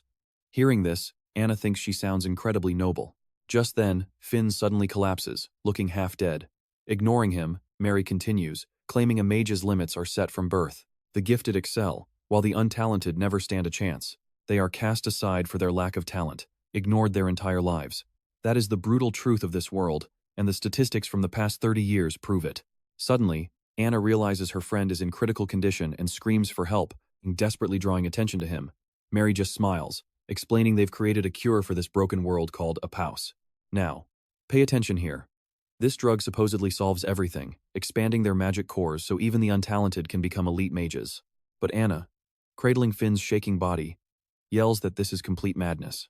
Mary asks what if the risk was removed, while Anna nervously knows that's impossible. To gain power, you must pay a price. Yet, some prices are too heavy for humans to bear, so how did they bypass it? Simple, by making someone else pay. If the target taking the blow isn't human, they can easily handle the backlash. Anna gasps in horror, asking if they're channeling a god. Mary aggressively grabs her face, sneering that she's wrong, but it's a clever guess. She praises Anna's intelligence, knowing how much it hurts to be cast aside just for lacking talent. But now, everything changes. She forces the drug on her, calling a POUS her ultimate salvation. Out of nowhere, Kinyak attacks with magic to stop her, yelling to release Anna. Mary snarls in fury, cursing him for interfering. She tries to strike back, but Kinyak effortlessly neutralizes her spell, shattering it completely. He warns her she cannot win, but Anna suddenly screams a frantic warning about a threat behind him. Instantly, Asher blurs into view, slashing Kinyak's back with lightning speed, joking that he almost took his head clean off. Relieved, Mary commands Asher to step up. Asher smirks, telling them to entertain him so he doesn't get bored. Right then, Finn groggily wakes up, completely confused as to why he is on the ground. Asher spots him, calling him that same annoying brat, before deciding to end this once and for all. Suddenly, Kinyak uses his final ounce of strength to trap Asher's leg with a magic line, reminding him that he's still in this fight. Asher answers with a brutal kick to the face, mocking that since he's begging to die first, he might as well oblige. Anna screams hysterically at the brutal sight. Mary violently slams Anna's head onto the table, screaming that if she just drinks this, she'll finally obtain legendary power. No one will ever look down on her again. But right then, Simon bursts in, demanding to know who dared touch his student. He asks if they are ready for the consequences. Spotting him, Mary gasps in sheer terror. She stammers, asking how he found them, but Simon snaps that she doesn't need to know. With a devastating spell, he blasts Mary into the wall before teleporting Anna and Finn to Gria. Trust me, things are about to get wild. Let's dive into this epic clash as Asher smirks, deeply disappointed that Mary let a mere kid catch her completely off guard.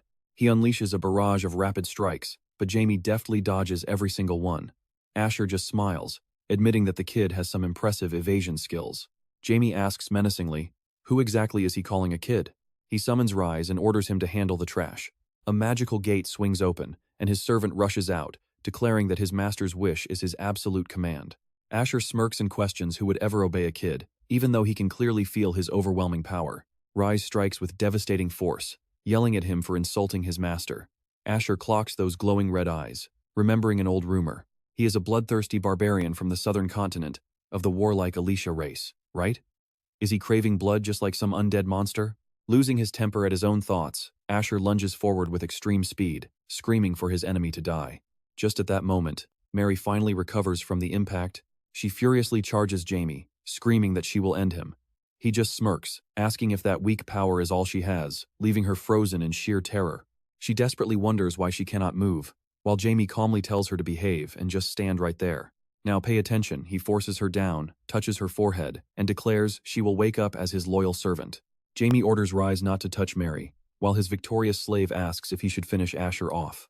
Jamie stops him, saying Asher could actually be quite useful. Rise slowly lowers his blade, wondering if that is really true. Jamie nods, thinking he might as well train him. Rise sighs, grabbing Asher and dragging him straight into the pocket dimension. As the portal seals shut, Jamie smiles, pleased to have acquired yet another highly capable servant. Now it is time to focus on the main task.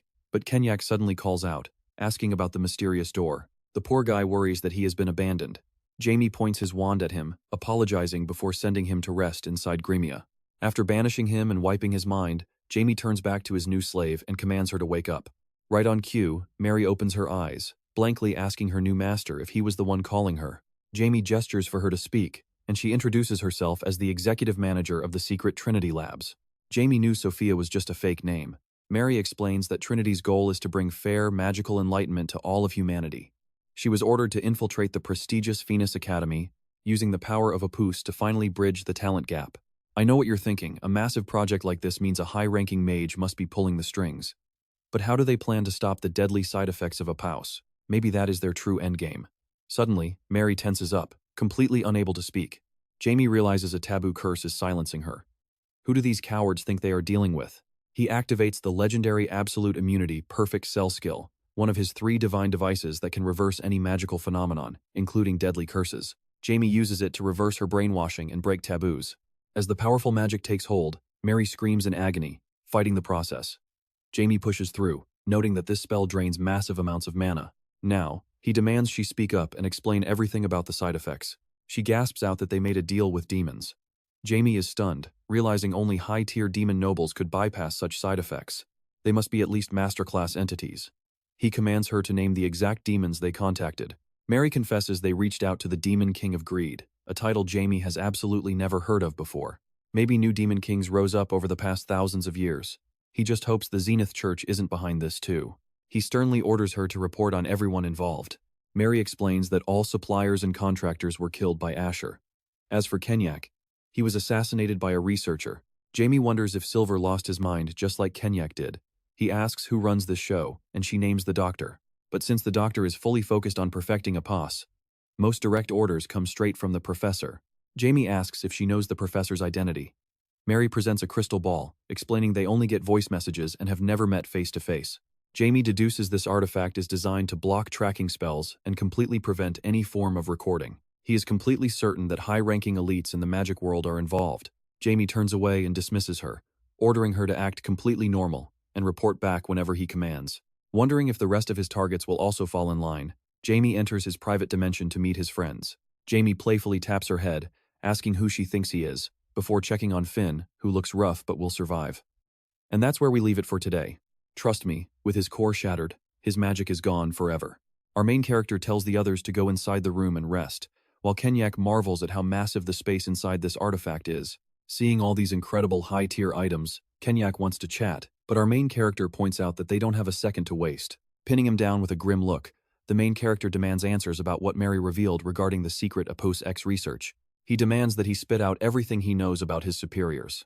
Kenyak admits he doesn't know the professor, but he has worked directly with the doctor. When asked for a name, the man physically chokes up, leaving our main character wondering if a powerful taboo is blocking him. Placing a hand on his face, our main character threatens to pry the truth directly from his mind, though Kenyak claims it's impossible. Piercing his forehead, the main character asks if he is a homunculus.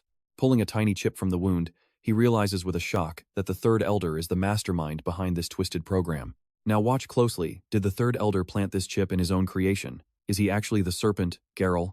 Given his intense hatred for anyone with actual talent, a twisted scheme like this fits him perfectly. Stunned, Kenyak asks how he knew, since his creator made him physically incapable of speaking his name. Could he truly read minds? Our main character silently confirms it, having even wiped the memories of black magic. Out loud, he says he pieced it together himself, and since Kenyak looks exactly like his creator, the culprit was painfully obvious.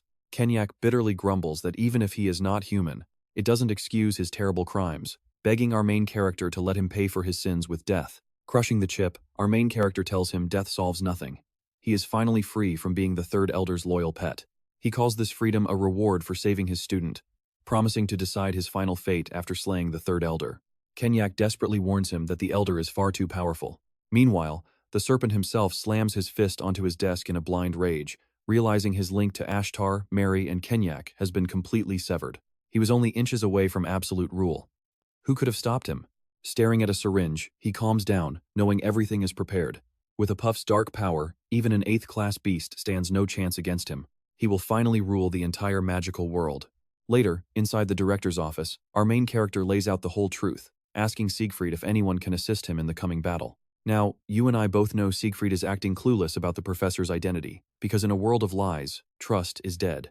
If the Third Elder is the mastermind, our main character wonders if his suspicions are right. Since they traveled outside the magical world together, he can actually be trusted. But the King's faction, where the Third Elder sits, is dirty. Their ideology of forced equality mirrors Apopus's sick plans. And while Linmel seems clean, demons are master deceivers, meaning he cannot be fully trusted. Our main character is confident they can handle it. Siegfried promises to deal with the Third Elder and tells him to get some rest. But as our main character leaves the office, he runs right into Professor Javelin, who asks why he is still here. He simply replies that he had business with the director. Smiling warmly, Javelin offers to help him with any of his academy lessons, before casually asking if he has seen Professor Sophia around. Our main character calmly replies that she seemed to leave early. Javelin flashes another smile and wishes him a safe trip home, but suspicion lingers. As the vice principal, Javelin is involved in everything, giving him the perfect cover to feed secrets to the third elder without anyone batting an eye. Calling out to him, our main character asks if he has contacted Professor Silver lately. Javelin smiles, admitting they spoke today, but notes that it seems the man will have to step down from teaching. With a knowing smirk, our main character asks if Sophia is just taking a break, or if he should call her Mary instead.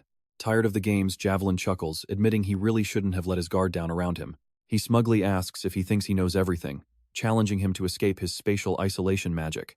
Staring into his eyes, our main character realizes Javelin must have made a contract with a demon. Flaunting his ring, the vice principal boasts that despite his careful planning, his secret has been totally exposed. And that's where we leave it, with our main character staring down that ring, wondering if it really lets him see the future. Alright, you and I are jumping right into the chaos as a portal rips open behind our main character. Unleashing explosion magic on his foe, the main character remarks he never expected the guy to crawl back so fast. The serpent furiously yells that he will force submission, but the main character activates White Ocean and dares him to try. First, he needs to get rid of Javelin, but as he strikes, Serpent binds him. The main character calls it a pathetic trick, trying to activate his skill but nothing happens. Mocking him, the third elder asks if his mana is gone, proving they planned for everything. Arrogant geniuses always let their guard down, and this is the result. Suddenly, an enraged Siegfried crashes into the battlefield, screaming in absolute fury at their betrayal. Javelin and Serpent expected him, knowing he never changes, as a massive magic circle suddenly lights up the hallway. Here is where it gets crazy. The main character sits paralyzed, while inside his mind space, Kinyak laments his mistakes. Maybe the demons orchestrated everything from the very beginning, and he realized their grand trap far too late. Begging Anna for forgiveness for his massive mistakes, she simply smiles, reassuring him he will save them anyway. Now that the truth is clear, he can finally spend his remaining days atoning. Right? Kinyak agrees, hoping he is not too late to do everything in his power for such a brilliant child. A true genius. Which makes it tragic that she was never blessed with any magical mana. He always feared she would give up on magic, because deep down, Kinyak truly wanted to be a great mentor. He was only spiteful because he inherited his creator's twisted, dark personality. Yet, he poured his soul into teaching. Why was he never kinder? Was it just because he was a snake homunculus? No, that is just a weak excuse. Anyone can change if they want to, just like he is now. Turning around, he thanks her for holding on, reminding her that Professor Jaime is a legendary mage of supreme talent. He will lead the future of magic, and she was lucky enough to become the apprentice of such a giant. Under his wing, she can overcome all her flaws, so she must listen to his teachings very carefully. The path ahead is brutal, but she must hold on to her dream and never give up. Deeply moved, Anna promises never to yield. Kinyak only wishes he could watch her grow into a magnificent mage. Wishing her a path filled with absolute glory, his spirit fades away into the light. Back on the battlefield, a bound Siegfried curses the enemies for pulling another underhanded trick.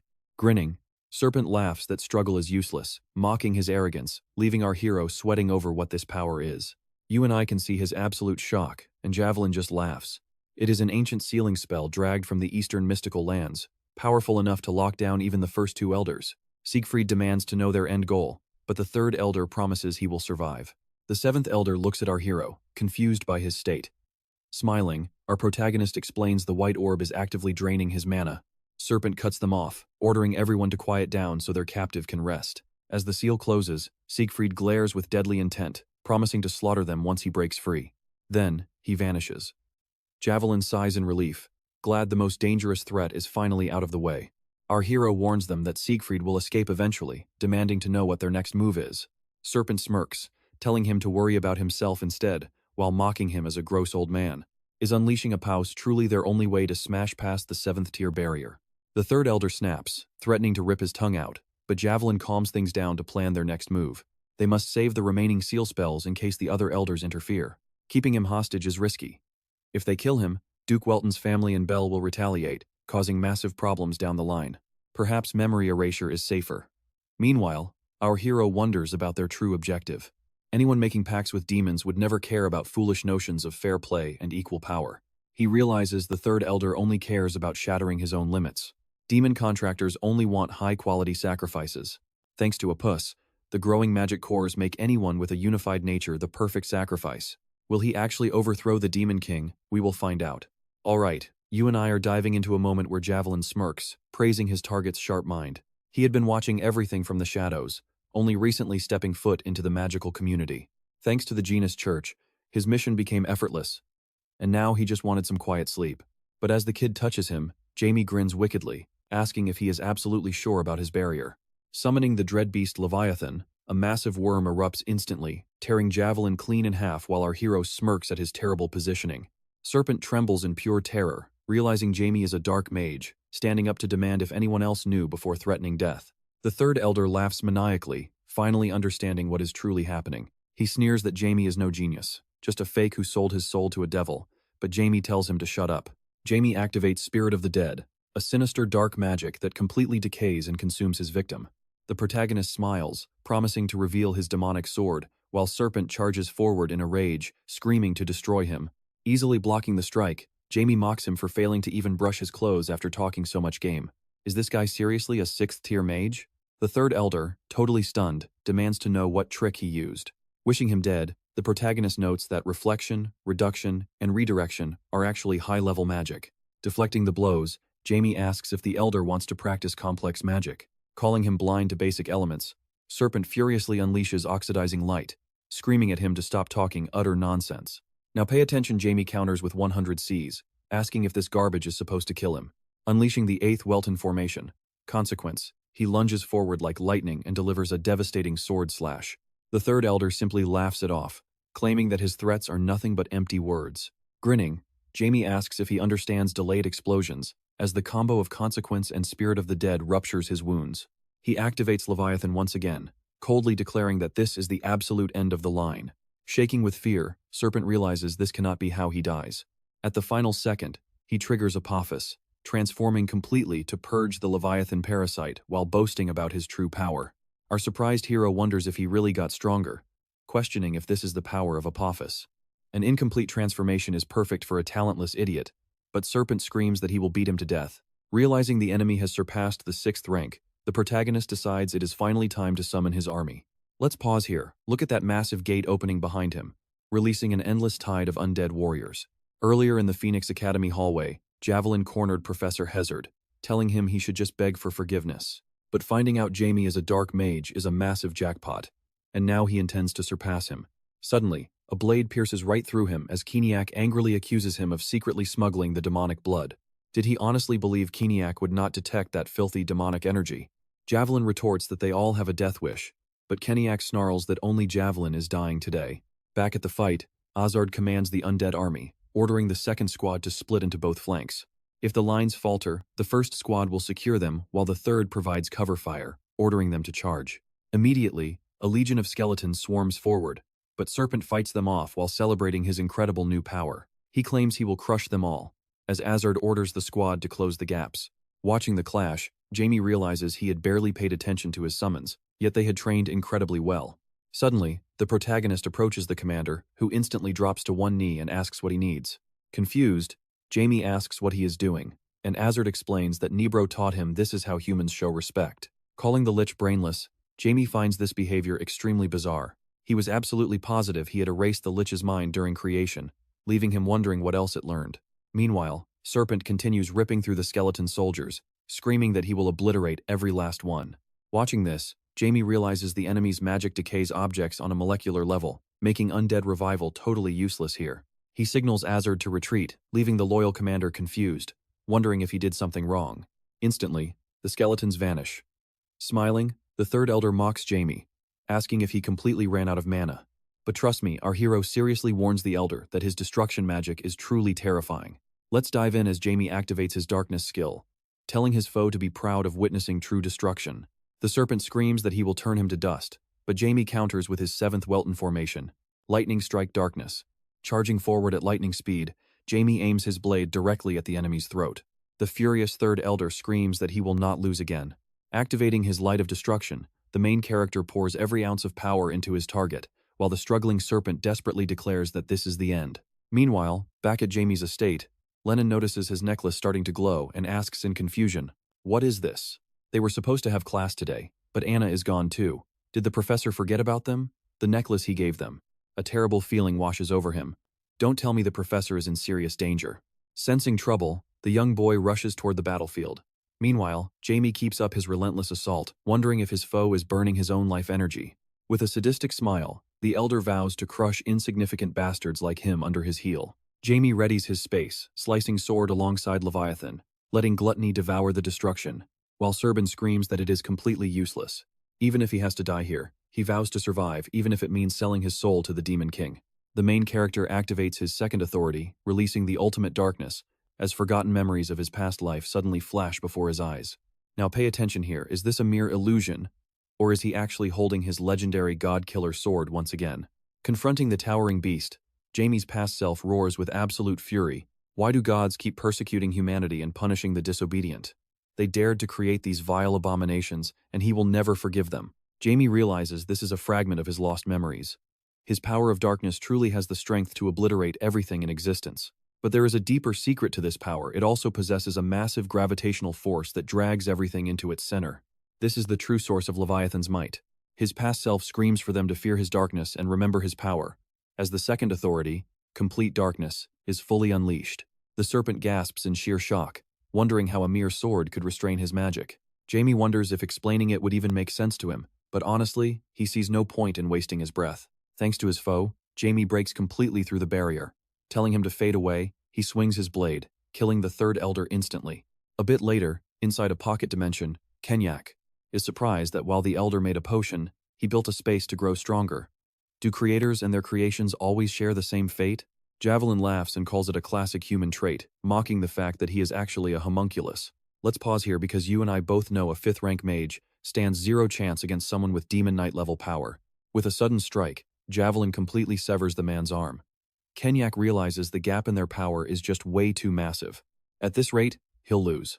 Javelin declares that it is finally time for him to make amends. Kenyak recalls a voice from the shadows speaking of a ceiling, realizing someone there knows him. If that is true, it has to be Siegfried. Kenyak slams his fist into the ground to trigger his skill, while Javelin attacks in a rage, screaming that this is impossible. Though treated like a mere puppet created by the serpent, Kenyak had actually learned and adapted from many others along his journey. Demanding his growth and freedom, Kenyak screams in fury, asking if Javelin seriously expected him to hand over the children's future. As the strike approaches, he drops his shield and lets Javelin hit him, realizing he never had any intention of dodging the blow. Using the absolute last of his strength, Kenyak unleashes Cube Destroyer, instantly shattering the pocket space into a million pieces. Siegfried appears, telling him he did an amazing job and that he can finally rest now. He owes him a great favor. Watching on, Javelin wonders in terror if this is the true form of a battle mage. The 7th elder calls out, reminding him of his promise the moment he got out, he would finish him off once and for all. Realizing he stands no chance, the boy flees in pure panic. But Siegfried instantly cuts him off, punching him in the gut and asking where he thinks he's going. Reeling from the blow, Javelin realizes he has one split second to act. Desperately trying to tear open a portal to the demon world, he is immediately pinned to the dirt by Siegfried, who promises he won't die easily. He is going to writhe in pure agony for as long as possible before the end. And this is just the beginning. The elder traps him inside a conjured cube and crushes it. Meanwhile, Jamie commands his sword to absorb the fallen enemy's remaining power for himself.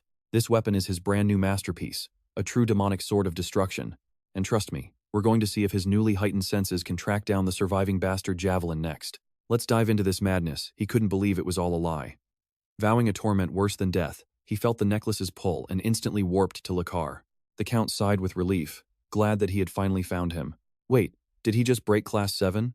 He shrugged, saying it just happened, but warned there was no time to talk with demons nearby. Suddenly, they both sensed a surge of demonic energy and rushed toward it. Siegfried was already battling a massive beast, shouting that the monster had just shifted into its final, deadliest form. Our hero shouted, asking if this was the Javelin's true form. The elder yelled back that he wanted it smaller, but it kept growing.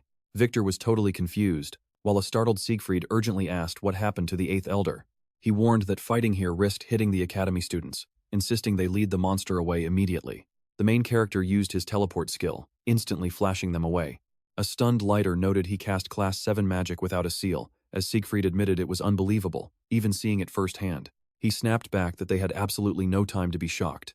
Now pay attention to this. Our hero unleashed Irit's hand, creating a massive blazing tornado that made Lighter look dead serious. Lighter admitted the kid was amazing, but fire was his specialty, activating his family's signature spell, Flame Emperor. This technique dominates fire, known as the Red Lotus. The stunned main character realized his own flames were being completely manipulated. So, this was the absolute peak of the Eighth Elder's magic. Controlling the blaze, Lighter coldly ordered him to burn alive. He unleashed a devastating blast of pink fire, whipping up a ferocious, burning vortex around the enemy. With a grim face, the Count asked the Seventh Elder to protect them from the fallout. Siegfried smiled as he threw up a magical barrier, joking that he knew he would ask for help. Watching the spectacle, our hero marveled at the Red Lotus, captivated by its beautiful yet terrifyingly destructive power. Siegfried noted his power was as terrifying as ever, but Likar snapped that he didn't want to hear it from him. The Seventh Elder turned to the main character, asking if he really reached Class 7 in such an impossibly short time. He smiled back, simply confirming that he had. Siegfried laughed, saying the other elders would die of shock, but Likar warned him not to take this so lightly. He needed to remember his place. Scoffing at his former slave status, the Count turned around and suggested they head back. Confused, our hero asked if they should confirm the kill, but Likar scoffed, asking if he dared doubt his magic. Unless he is a demon lord, surviving that blast is completely impossible.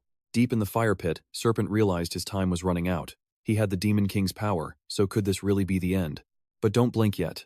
A sinister voice praised him, demanding his body so it could escape and slaughter everyone in its path. Vowing to slaughter everyone, Serpent launched a sudden, vicious ambush at our protagonist. Sometime earlier in the wasteland behind the academy, Marcus approached a crowd, asking what had happened. Ofen replied that he had absolutely no idea himself.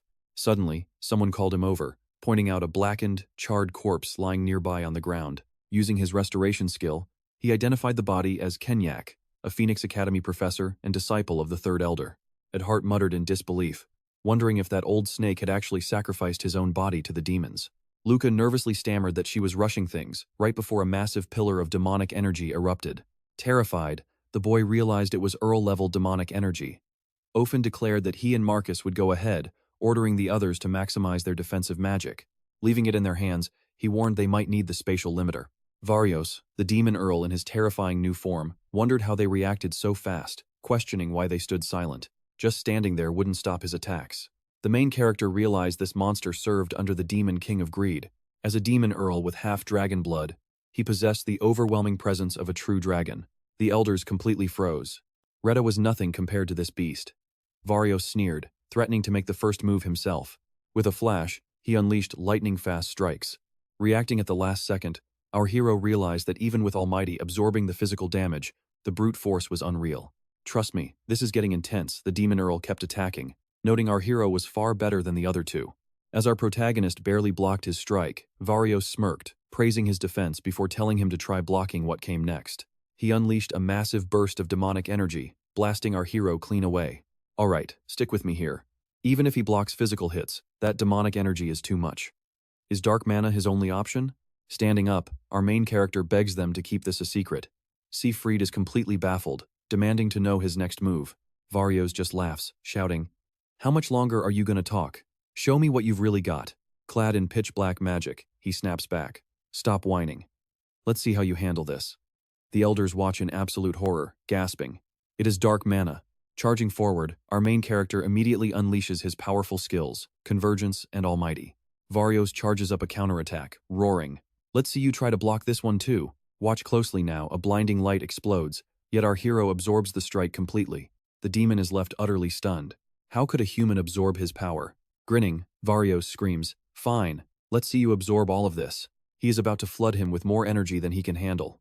Our main character just smiles, saying he was waiting for this. He has never lost to weaklings before, right? Activating Dark Recovery, he completely shuts down the massive onslaught. Staggered, Varios wonders if that was even a normal absorption. Smirking slyly, he asks, "Is this actually going to get fun?" But he won't fall for that trick twice. This next strike is going to kill him. And yeah, you and I knew the elders wouldn't sit back. They trap his hands in cubes, demanding an explanation for his dark magic later. Pooling their magic together, they unleash the Golden Flash skill, completely blowing the demon's arms to pieces. Drawing his blade, our main character promises to tell them everything once this fight is finally finished. Channeling Converge demonic dragon energy, he strikes with the space-cutting sword Almighty version, sending the monster flying backward. Howling in agony, Varios thrashes wildly, screaming, "How dare these weak, pathetic humans do this to me?" Landing safely, our main character asks them to seal this space to prevent any escape. Siegfried gasps, unable to believe he wants to keep fighting. They have to regroup with the other elders. But Lighter admits he sees this dark mana is different from typical dark magic. Even so, the few of them cannot defeat this demon. Our hero warns them that even if every single elder gathered here, they still would not stand a chance. Without the sword masters, the entire magic world falls. Realizing there is a plan, Lighter sighs, saying we will do exactly what you say. Siegfried agrees as well.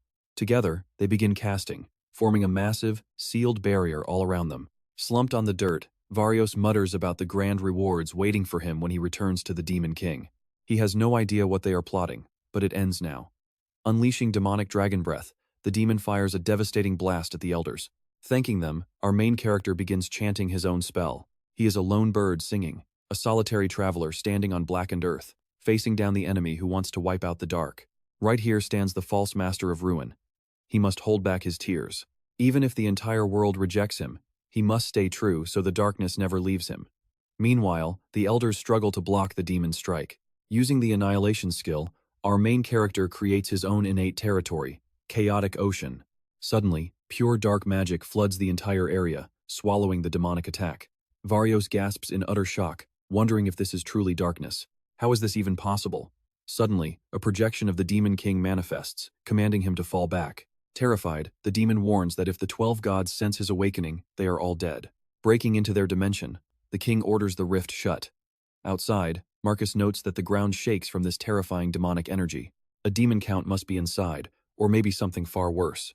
Another mage asks about the two elders. Ophin replies that they likely sealed the area. Is this the doing of the 7th elder? It looks like he used up all his strength. This feels more like a total seal than isolation. Raymond asks anxiously if he is planning to end everything inside that barrier. Ophin warns that if so, they must prepare to die using their trump card. He orders Luca and Adhart to get it ready just in case, praying they won't actually have to unleash it. Back inside, our hero is shocked. He never expected a demon to breach his natural territory just to fight a superior foe. Jaime had invented this lethal magic of terraforming, a space where dark mana merges completely, letting the creator surpass all human limits to become a literal living, breathing weapon. Our main character wonders if they realize the danger of summoning a far stronger demon in a crisis like this. But how did it force its way into his domain? Even the 12 gods couldn't enter. Suddenly, the Demon King approaches him, muttering that he doesn't understand and trust me. We are dying to see what's next. All right, let's jump into this madness. Waking this monster up is incredibly risky, but there's no turning back. Waking the Demon King shatters the world's balance. The 12 gods should have sent down an avatar to stop this, but they aren't reacting at all. If Fiero found out, she would be absolutely screaming to destroy him on the spot. Sure, his dark mana could mask the presence and fool the gods, but only he possesses that kind of power. It has to be him. Our main character steps closer, radiating a terrifying aura as he demands to know, "Are you the Demon King?" Hearing those words, the demon was so overwhelmed with excitement he nearly collapsed. Staring right at him, the Demon King wipes blood from his mouth and demands to know how he wields this power, but our hero has no clue why he's asking. This power belongs to him alone, completely uncontrolled. Unleashing crushing pressure, the demon points a finger and snaps, "Don't get cocky." There's no way that's true. The kid is just drunk on his own useless courage. Standing firm against the overwhelming pressure, our main character shrugs off his aching bones and asks, "What are you trying to find out?" The Demon King grabs him tight, roaring, "Answer me. What is your connection to that man?" Now, look closely. Right here we see a strange purple glow in his eyes, which means this dark mana wasn't gained by chance. That specific hue proves the power was gifted directly by his creator. The Demon King screams, "Where did you get those identical purple eyes?" Our hero fires back, asking where he got his own dark mana in the first place. How could a vile demon possess it? Shaken, the Demon King lets go and asks, "Is this really your power?" It's impossible. His spirit was broken. He demands an explanation, or he will send him straight to hell. Trace slowly pulls off his helmet, staring in absolute horror. Shocked, our main character asks, "Wait, are you Trace?" The demon asks in confusion how he knows that name. Our hero replies, "Do you remember the Lanfort Mountains?" We flash back to Diablo sitting beside a dying Trace. His wounds are fatal, but with a smile, he asks if he wants to become undead. Diablo warns him that serving him is the only option as undead, but Trace smiles and says that sounds perfect. He begs to be reborn as a loyal servant, wanting to be Diablo's ultimate sword until the gods are destroyed. He pleads with him to save humanity and never betray them, promising to stand by his side even in death. With a grin, Diablo calls him an incredibly annoying brat, but decides he will take custody of his pathetic life and protect it. Trace wept with gratitude. Back in the present, the shocked Demon King gasps, "How?" Only he and his master knew those words. Pointing his sword, he yells that this sacred memory belongs to just the two of them. I know what you're thinking, but wait, Diablo is finally ready to reveal his true identity to him. He reveals he is that very Diablo. Trace drops to his knees, crying as he asks, "Is it really you?" With a warm smile, he apologizes for taking so long to return. The Demon King admits he thought his master died fighting the 12 gods. Diablo explains he was sealed in an infinite void, but is finally reincarnated into this young body. The knight wonders what the plan is. He can't possibly hope to slay the gods in this weak state. Our hero chuckles, pointing out that this body is only 10 years old, yet he has already reclaimed a fraction of his strength. Even with his memories, standing against Varios after just 1 year of training is insane. But at his current count level, Trace knows this is exactly what makes his master legendary. He has no doubt that in 10 years, Diablo will fully restore his peak power. Diablo asks about him instead. If he grew any stronger, he wouldn't even be able to gauge his own limits. Trace sighs, noting that over 60,000 years have passed. It is much easier to show him than to explain, and suddenly, he remembers the day Diablo ordered all of his familiars and undead armies to abandon him. Right before the final catastrophic battle, every single subordinate retreated under his strict orders. Yet, the proud undead king he created was the sole warrior who refused to leave his side. Trace swore to stay until the bitter end. Smiling, Diablo warned him that his final mission would be incredibly tough. He trapped him inside a magic cube and forced him away, leaving Trace screaming in absolute panic. Why did he do that? That is how he was cast into the demon realm, enduring a brutal first 100 years. Tossed into a foreign world, he kept wondering why his master discarded him. Wasn't he a useful tool? Why let him keep the dark mana? He spent the next 1,000 years slaughtering his way through every doubt. The dark mana should have run dry, causing Trace to fade away into nothingness. But by absorbing demonic energy in battle, he preserved his body and rose to become a mighty demon count. Stick around, because their epic reunion is about to shake this world. Alright, you and I are jumping 10,000 years into the future, where a subordinate returns with insane news. The 12 gods are erasing every record of the middle world. That is when Trace realizes his destiny. He has to finish his master's work. He would avenge the one those 12 gods hunted down and despised, making every single one of them pay. From that exact second, Trace declares himself the Demon King of Vengeance, becoming a complete joke to every demon except his loyal followers. But tens of thousands of years later, his terrifying strength silences even the 5 great demon kings. Then, his golden opportunity finally arrives. A massive rift breaks out among the 12 gods themselves. Trace vows to wipe out all those pathetic humans who betrayed his master and now live like parasites under the gods. He does not care about the bloody process, only the ultimate destruction at the end. With his vengeance finally within reach, our main character looks back on a life spent in absolute, crushing despair. Now pay attention here. He actually wanted to fade away, thinking death would bring peace. Trace calls out to him, asking why he was sent to the demon world in the first place. The main character just smiles, admitting he had absolutely no idea where he would land. Flinging him into another dimension was simply the only way to keep them both safe. He only wanted them to survive even if he died, never imagining his loyal knight would end up in the demon realm, so he begs for forgiveness. Trace just laughs it off, saying none of it matters now that they are reunited. The main character drops to his knees, thanking him for enduring such hell. Deeply moved, the Demon King tells him to rise. He was only doing his duty as his loyal Dark Knight. He smiles softly, realizing he finally has to admit his human emotions are still very much alive. He thought he had built an unbreakable wall around his heart, but suppressing his feelings only made them flood back stronger. His past and present lives are completely separate.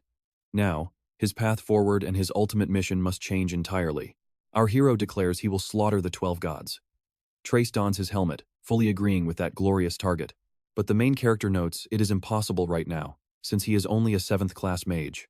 Comparing his current weak self to his past life as a 9th class archmage, he is basically starting from scratch. To slaughter the 12 gods, he needs to grow exponentially more powerful. But Trace insists that if his master desires anything, he need only command it. You and I both know there is nothing yet, but he promises to call him when the time comes, so they can battle side by side. He sincerely thanks him for waiting. Trace kneels, stating these were the exact words he wanted to hear for millennia. He swears to stand by his side until the very end. Meanwhile, outside the chaotic ocean, Leader asks if this really is dark mana. Siegfried admits he is not entirely sure. This energy feels completely foreign, and the barrier inside is totally cut off from the rest of their world. Even magic cannot pierce through to see inside. Lister notes that even his own spatial spells are completely useless. Siegfried nervously stares, hoping that since the orb remains intact, the young master is safe. But what if Jamie is already dead? Suddenly, the magic sphere starts fracturing. The elders instantly prepare for a brutal battle, resolving to unleash the Red Lotus immediately if someone else steps out. As the sphere shatters, our hero steps out with a faint smile, gasping that he can finally breathe, before instantly collapsing onto the ground. With Jaime hospitalized, the elders scramble to restore order to the magic tower, while the heavily damaged Phoenix Academy is shut down temporarily. Fried takes on the role of Jaime's personal bodyguard, keeping watch as worried elders and students crowd the halls. 3 days later, our hero slowly opens his eyes and realizes he is in a hospital room. Sitting up, he calls out to the elder. Fried rushes to push him back down, telling him to rest. He needs 3 months to recover. Confused, Jaime asks if everything is fine. What actually happened? The elder explains everything, and the main character sighs in relief that the situation was handled. Smiling, Fried casts a quick soundproofing spell, demanding a real explanation. What on earth was that raw power? He had kept it from the other elders, but our hero decides there is no point in keeping secrets anymore. He reveals that Jaime Welton is actually the reincarnation of the legendary first Dark Mage, Diablo Vulpier. A bewildered Fried asks who that is. Jaime sighs inwardly, realizing he got too excited seeing a face from his past. He completely forgot that the name Diablo does not exist in this era. The elder understands that he is a dark mage, using dark mana, but since he is reincarnated, they will put aside Diablo's identity for now. But was he really claiming to be reborn? While it sounds completely absurd, trust me, you and I know his journey has only just begun. Let us see why his magic was known as the absolute best in history, along with his deadly swordsmanship and fearless attitude toward killing it finally all made sense. The main character grabbed his hand, saying it was easier to show than tell. Fried was simply too valuable an ally to lose. Knowing the truth would keep him loyal. Jaime told him to read his memories. The elder placed a hand on his head and began. Outside, Lennon asked Anna if she thought the professor had finally woken up. She admitted she had no idea. His official teaching duties had ended yesterday, but Lennon pointed out they were still his personal students, so of course they cared. Anna mentioned hearing that Lennon had actually begged the 8th Elder for help. Lennon snapped back, asking how she knew. He claimed he was not worried, he just did not want to lose his classes. Anna teased him with a smile, asking if he was actually being nice. He angrily insisted he was just being selfish. She just giggled, telling him to relax since she already understood his true feelings. Suddenly, Leiter approached and invited them to see Jaime together. They met the dwarf assistant, who said he had been trying to reach them. Jaime was awake and speaking with the 7th Elder. Anna immediately asked if he was going to be okay. Lennon blurted out questions about his spiritual state and magic, but Leiter unleashed a terrifying aura, ordering them to shut up. They quickly bowed and apologized. As the elder climbed the stairs, he asked if anyone else knew the boy had awakened. The dwarf confirmed only the 7th Elder knew, and Leiter warned him not to spread the word just yet. Now watch closely as Fried dives straight into the mind-blowing memories of a young Jaime. On that day, Janus, the war god, summoned his holy army, mocking his opponent for showing his face after such a defeat. He laughed, telling him to crawl back into the dark. Diablo roared back in fury, shouting that restoring humanity's dignity was his true and only calling. With a cold smile, Janus countered that no matter what he did, the fate of humanity was already sealed. Our hero snapped back that a bunch of cowards could never decide that. The war god mocked him for fighting for humans who had already betrayed him. How pathetic. Diablo simply replied that he understood, then challenged him to try and kill him. An explosive clash began as Diablo unleashed devastating attacks. Janus sneered at his sheer arrogance. He ordered his forces to tear him apart. A brutal war between angels and demons erupted. After a brutal struggle, Diablo was heavily wounded. The war god claimed it was over, telling him to stop struggling because defeat was certain. Diablo laughed it off, saying he had survived worse. He mocked Janus for hiding behind other gods like a coward. It was pathetic. The 12 heavenly gods could not even defeat him. Their only option was to unite and seal him away. How could he not laugh? He dared them to seal him again. But when he wakes, their bright light will turn to absolute darkness, leaving them to beg him for a swift death in endless despair. Janus promised to eagerly wait for that day. Back in reality, Fried stumbled backward in pure horror, gasping that this was impossible. Asking if this was a dream, the main character revealed these memories were 66,000 years old. This was the exact era when humanity was forced into slavery under the rule of the 12 heavenly gods. I know what you were thinking, but the main character reveals that humans actually still are slaves to this day. Those 12 gods wiped out and rebuilt civilization repeatedly, altering humans as they pleased. Even now, humanity is constantly being watched. Seer asked in shock if this was by some grand design. Jaime explained that while close, the followers of the dragon god Brahman were specifically made to spy on humanity, but the gap in history between his sealing and now remains. The elder questioned the lost history from 10,000 years ago. Jaime agreed, noting that all true history was strictly forbidden. As they tried to make sense of it, a warning came that a dragon would soon appear. Suddenly, Likar broke their soundproof barrier, demanding to know if this was actually true. Jaime confirmed it, adding that humanity is completely trapped on this continent under the watchful eyes of dragons. Likar furiously roared that he knew humanity was not actually this weak. They were right. A confused Siegfried asked who they were talking about. Likar apologized, admitting he had stayed quiet because he assumed no one would believe him. But things have changed. Now, he wanted to introduce Jaime to a very specific, secret organization. They are a group dedicated to making humanity the true rulers of this world, ending their oppression by stronger species. And trust me, we are about to see how they stripped humanity of their true, godlike powers. Let's dive into the crazy proof they just uncovered. 10 years ago, Project Dawn launched an expedition into Capri, one of the 6 forbidden territories. A powerful swordmaster, a great mage, and 12 elite archers were hired for this mission. Though the outcome was tragic and only the swordmaster returned, they didn't come back empty-handed. Deep inside, they witnessed a breathtaking ancient human civilization. The swordmaster returned carrying a single artifact, an arc factory. It was the core storage of a colossal battleship, built long before their current civilization even existed. Our main character was shocked, wondering if battleships still existed. Those ships were supposedly destroyed during the Fourth Great War. But Leiter explained they recovered countless ancient records from the site. The lost technologies were vastly superior to anything they have today, proving that ancient humans were once far more powerful than dragons and elves. To them, Jaime represents the rebirth of ancient humanity. He is the legendary savior destined to lift their species off its knees, the one they have waited for.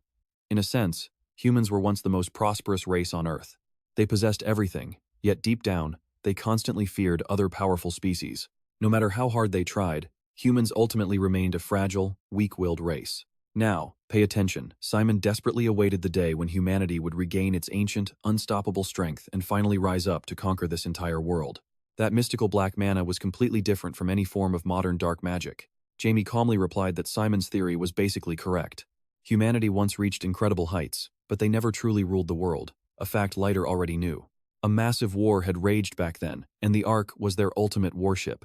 Jaime agreed, explaining that the Ark was a destructive weapon he and his allies created specifically to hunt down gods. Siegfried smiled, agreeing that the Ark was indeed designed to capture and execute gods. Jaime then sat up from his bed, admitting he had been listening, and decided to properly introduce himself. He was Diablo Vulpier, the legendary leader of the Human Liberation Army. Left entirely alone, he invented dark magic to eradicate the gods, leaving Leiter completely stunned by his solitary battle. Confused, Leiter asked who they were liberating humanity from, but Jaime offered to show him instead of explaining. The dark mage touched Leiter's forehead, transmitting his ancient memories directly. Shocked by the horrific vision, the Count asked if this nightmare was the true, fallen history of their world. You saw that too, right? Leiter suddenly kneels down to pledge his absolute loyalty to the legendary king of humanity. Confused, Jaime questioned what he meant by that title, but Leiter explained that he had rightfully earned his leadership. Even when completely abandoned, he fought to his dying breath, thinking only of humanity during his horrific final moments. To Leiter, he is the true sovereign, swearing absolute allegiance, but Jaime quickly asks him to stand up. He insists he isn't a king and dislikes formal treatment, asking Leiter to simply lend him strength and speak casually. Hearing this, Siegfried happily points out that the position of Third Elder in the Magic Society currently remains completely empty. If Jaime becomes an Elder, Siegfried's own title as the youngest Elder will officially be stolen away. He looks forward to working together as equals, even though Jaime is technically the oldest soul among them. Jaime thanks him and accepts his partnership, while Leiter steps in to swear his unwavering support as well. Awkwarded out, Jaime begs them to drop the stiff honorifics, changing the subject to the guest they mentioned earlier. The Count agrees, mentioning that those mysterious allies are always watching, suggesting they might belong to the Frontiers. Leiter clarifies that the Frontiers are actually a multi-species group acting with entirely hidden motives. They are an extremist organization with highly suspicious goals, prompting Jaime to recall Siegfried's warning about them. The Count explains they are a shadow faction dedicated to reshaping the world's order and humanity's survival, promising Jaime will understand once he meets them in person. Realizing they've kept the recovering patient for far too long, they prepare to make their exit. Siegfried bids him farewell, urging him to rest. But just as they turn to leave, Jaime's dramatic disciples burst through the door. Panicking, they desperately ask if he's okay, but Jaime calmly reassures them that he's perfectly fine. Lennon acts tough, claiming he knew Jaime was fine, but our main character notices Lennon's tears and feels guilty for making his new students worry so much. Anne calls him out, teasing that she only cried because he did, which makes Lennon aggressively deny everything. Jaime just smiles warmly at them, telling his disciples to focus on training hard from now on. And that's where we leave it. 3 months of hospital rest changed everything in this magical world. Alright, you and I are jumping right into a world where the Seldom Church just purified anyone connected to the demons. But the side effects of Os were devastating, leaving countless victims fighting for their lives or dead. Luckily, Finn had the sheer willpower to break his addiction and somehow make it out alive. Meanwhile, the third elder, Serpent, the man behind it all, was branded a traitor to humanity, destroying his entire family line. Kenyak, who was dragged into the mess, was labeled a dangerous criminal until everyone realized he sacrificed his own life to save the entire academy, proving his innocence. Using his headmaster authority, Siegfried held Kenyak's funeral right at Phoenix Academy, letting the grieving students say their final goodbyes. Amidst all this tragedy, the magic world finally got some incredible news. The ultimate prodigy, Jamie, officially became a great wizard at just 10 years old. Recognizing his genius, the royal palace temporarily appointed the young boy as an official magic elder. Eventually, our main character finally got out of bed, reflecting on his long recovery. But first, you and I need to see what his classmates are up to with their magic training. Lennon was focusing hard on summoning fire and water simultaneously, believing he was incredibly close to succeeding. Out of nowhere, Anna accidentally blasted him with a jet of water, making him scream at her to watch where she was aiming. Just then, an insanely powerful aura washed over them. Our hero walked up, calmly telling them to stop fighting. Anna immediately rushed over, asking if he was fully healed, but he just asked if they finished their multi-elemental homework. After all, multi-elemental summoning was a core basic skill. Failing it meant they were doomed. Lennon then mentioned that the director wanted our hero at the Magic Tower's central office upon discharge. He wondered if they were already putting him to work. He warned them to finish their task while he was gone, or they would be forced to wear the dreaded red hat. Over in Siegfried's office, the headmaster stared at the mountain of paperwork, mourning his lost freedom. Still, he had to push through to support the young master. Suddenly, a maid walked in to announce Jaime's arrival. Our hero entered, asking if he was needed, while Siegfried offered him a seat and asked about his health. He assured him he was fine, asking why he was summoned. The elder realized the boy had not heard the latest news. Now, watch closely, because the palace sent an official decree demanding Jaime's absolute obedience. He was ordered to attend the Great Mage anointing ceremony tomorrow at noon at the Fever Palace, leaving our hero totally baffled. A royal ceremony? In the palace? Siegfried smiled, knowing the boy would hate this, but assured him he would accompany him the entire way. The young mage groaned, saying that made it worse, and asked if this ceremony was normal. The elder smiled, explaining that master-rank wizards are national treasures. Whenever such a person emerges, the entire kingdom celebrates. So, the massive festival is just part of the official protocol, right? Siegfried laughed, praising him for knowing so much about noble customs despite his young age. Remembering his own childhood, he realized the young master was on a whole different level, then mentioned that the Count had also sent a letter. Ever since the incident, 3 months ago, when the Count was banned from visiting, he kept sending letters. The elder promised to look away so he could read it in private. Realizing a whole month had passed since the last update, our main character began reading the letter from his father, who desperately wanted to know if he was healed. His mother was apparently soaking her handkerchief with constant tears, just worrying about him. His little sister Sarah had been screaming that Dad was a liar, demanding they bring her big brother home after 15 long nights. Wondering why he was not back, Arjuna wrote that the little girl was crying constantly for him. Honestly, his father admitted he was also heartbroken over not being able to see his son. But he understood the burden of fighting demons and respected why he hid his struggles, so he would never hold him back. He was just proud. Knowing his son was destined for greatness, he looked forward to their reunion on the day of the ceremony. It was a letter filled with pure love. Reading those words, the young wizard smiled, realizing how deeply he missed his warm family. He did not even know what he would say upon meeting them. But then he noticed a line asking if he remembered the Bell sisters. Apparently, they were attending too. He admitted he had almost forgotten them, recalling that the older sister was actually Jane's reincarnation. The younger sister is incredibly energetic, and trust me, you and I know he is no match for them. Alright, you and I are jumping right back into the action where Siegfried calls out, teasingly asking if our hero actually believed he would keep his eyes closed. The guy looked pretty good. A bit later, Adelhard approaches our protagonist, calling out that they need to talk. Jamie, sighing, asks with irritation if it is really her bothering him again. Furious, she snaps back that anyone overhearing would think she visits him every single day. Jamie calmly replies that 6 days a week is basically every day. Was she planning on challenging him to another round of mana arm wrestling? Adelhart scoffs, demanding to show him her personal research lab instead. Jamie raises an eyebrow, confused. The Equalist lab?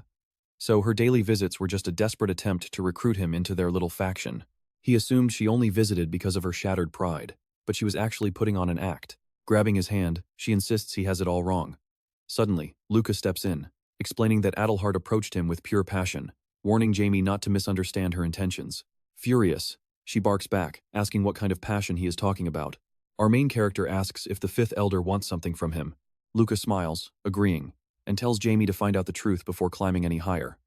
Pay attention, because this gets serious. Later in the Equalist lab, Luca sits at his desk, guessing Jamie already had tea in the seventh elder's office. He suggests trying a unique drink that is incredibly popular among the local commoners. It is called cola, and it tastes amazing. Would he like to try a cup? Jamie agrees, taking a sip and admitting it tastes incredible. He jokingly asks if they spiked it with something. After all, delicious things can be addictive. Adelhart smirks, mockingly asking if he can handle chugging an entire bottle at once. Jamie completely ignores her, flatly asking why they dragged him here anyway. Luca smiles, saying he wanted to talk about power. Confused, Jamie asks if he means the balance of power inside the magic world. Our hero considers the royal tutor and first elder, who firmly controls the king's royalist faction.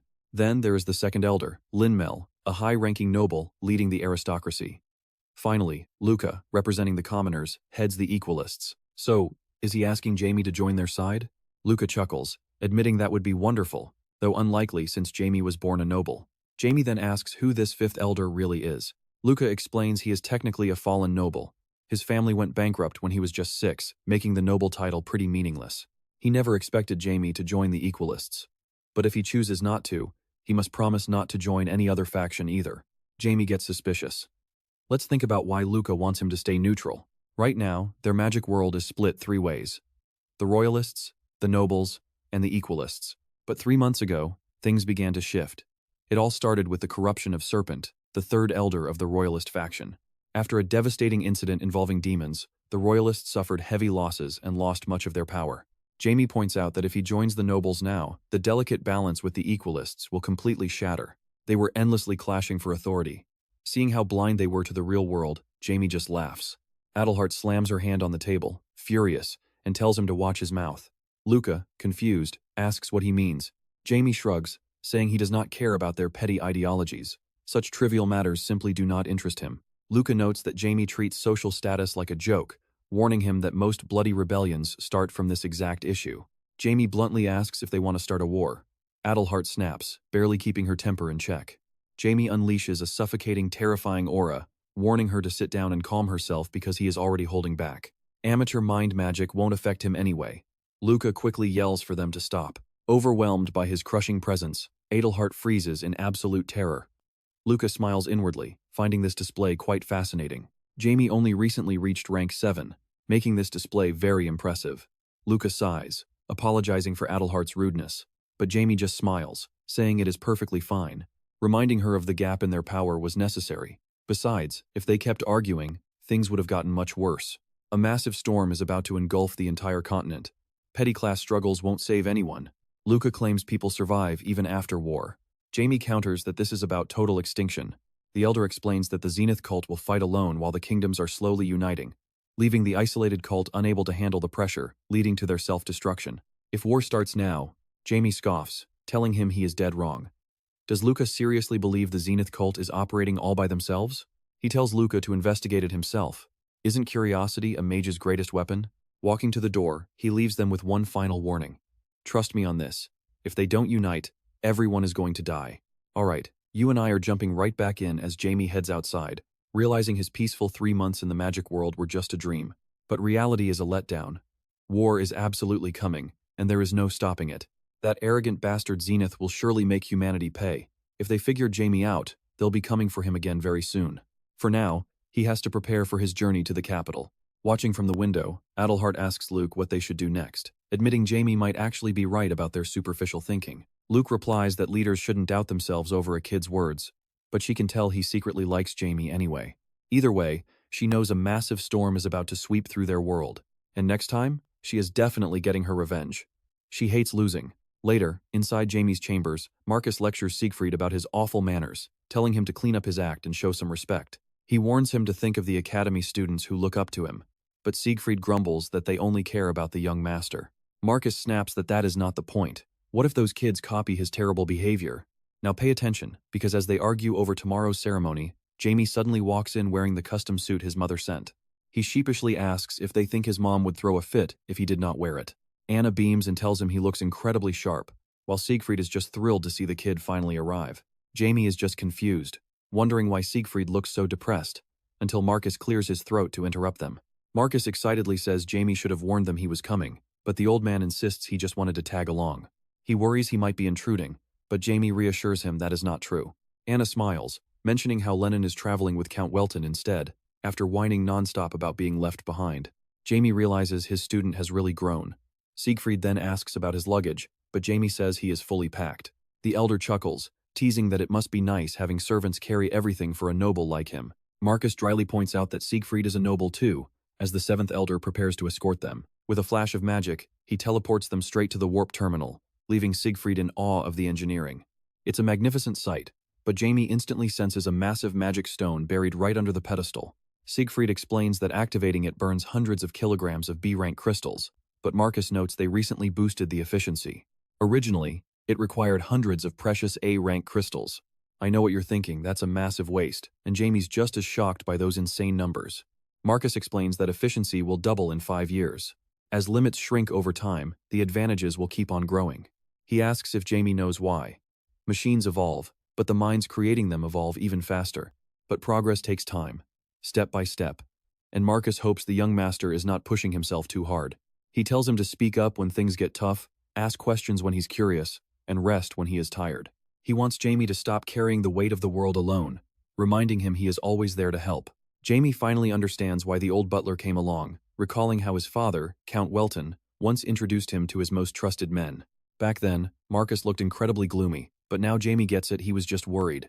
Reincarnation or not, Jamie is still like a grandson to him. Just then, Anna calls out that their preparations are complete. Siegfried happily jokes that they should leave that crazy old coot behind and head out right now.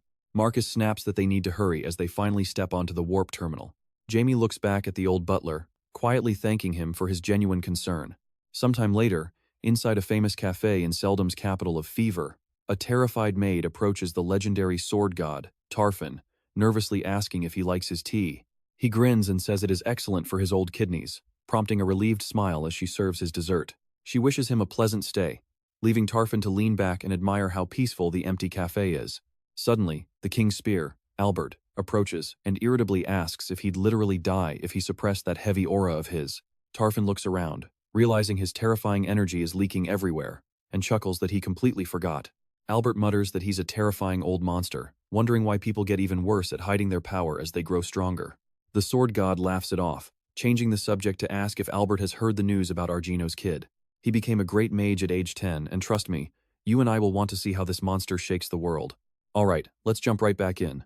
Tal shrugs, saying he doesn't know, while the kid notes he's never interested in anything anyway, asking if he's visiting the king. The sword god puts on his hat with a nod, warning the kid to just look around and stay put. He's eager to test his skills, praying this visit doesn't end as terribly as their last disaster. Albert claims he's on a winning streak, so there's no need to worry. Tal stands up, ready to witness those legendary skills firsthand. He decides to bill the restaurant tab to the Fang family. Meanwhile, at the warp terminal, Marcus notes the teleportation tremors are much weaker today. Siegfried nods in agreement, saying the travel experience is way better than last year. Jamie realizes that modern teleportation magic has improved tons, mostly because magic was barely popular in his past life. Suddenly, poor Anna gets motion sick and throws up. Jamie looks around in disbelief, seeing everyone else suffering too. The seventh elder chuckles, noting that only great mages survive this trip without a spinning head. Jamie quickly casts a healing spell on her. She thanks him with a smile, saying she feels so much better now. Anna suddenly spins around, eyes wide with joy as she admires the view. The royal palace of Scadium is absolutely stunning, exactly what you'd expect for a king. Now pay attention here. Jamie realizes the entire royal palace is actually built at the center of a massive magic circle. Marcus explains that Scadium is more than a palace. It represents the heart of Seldom. Jamie adds that it creates a perfect focal point, and the old man smiles, knowing he would understand. Suddenly, his mother calls out his name and runs over. Sears tightly hugs her son, asking if he's all right. She was terrified when she heard he got hurt, but Jamie reassures her he's completely fine, apologizing for causing her so much worry. The rest of the family approaches, and Argino tells him to please be far more careful. Sarah starts crying when she sees her brother, though she tries to hide it. Argino notes they must be exhausted from their long trip. He tells them to follow him, and soon, They arrive safe and sound at Count Argino's mansion. During a warm family dinner, Sears mentions that little Sarah was incredibly upset that her brother was gone for so long. Jamie chuckles, thinking they look identical. His mother angrily asks him if he thinks this is some joke. He has to promise not to lie again, and let her visit the magic world whenever she wants. Argino chimes in, suggesting Sarah hug her brother since she missed him. But Sarah pouts, declaring that she absolutely hates him, leaving our main character completely frozen in shock. Sears smiles, saying she totally understands. Argino watches them, thinking about how hard it was trying to cheer everyone up. Seeing this, Jamie walks over to his sister and sincerely apologizes. Let's pause here. Their father realizes it has been forever since they last gathered, and his son has grown so much already. Seeing Jamie's mind-blowing progress always fills him with a mix of awe and regret, wishing he'd started training him in swordsmanship much later. If only they had met the seventh elder sooner, he believes his son could have enjoyed a normal, peaceful childhood. In the end, it was just his own selfish desire as a father to keep his son close for a bit longer. Soon, his son will outgrow him completely and become the center of the world. Sears picks up Sarah with a grin, saying apologies won't work, but maybe a kiss will. A blushing Jamie shyly kisses his little sister on the forehead. His mother happily demands he visit her every single day. Argino watches them, hoping that despite his son leaving soon, their lively family will always gather like this. He walks over and wraps them all in a massive hug. Later, his father sits down, amazed that though it feels like he left just 2 days ago, Jamie has grown into a completely different person. Sears adds that they are incredibly proud of him, but immediately asks about the girl he brought along, teasing if he actually has a girlfriend. Argino grins, asking how a 10-year-old could already have a girlfriend. Sears happily squeals about how fast her babies are growing, mentioning that Viscount Altor's son from the neighboring territory is already visiting. Jamie quickly cuts her off, telling them to stop imagining things because she is just his student learning magic. His father just chuckles, saying the kids sure seem to enjoy playing school. Sears agrees, joking about what kids get up to these days. Jamie sighs, realizing they won't take him seriously no matter what he says. He starts casting teleportation, telling them to hold on. A second later, Anna suddenly materializes right on the couch next to him. Jamie asks her to explain their real relationship, but Sears just smirks, teasingly calling her son surprisingly aggressive.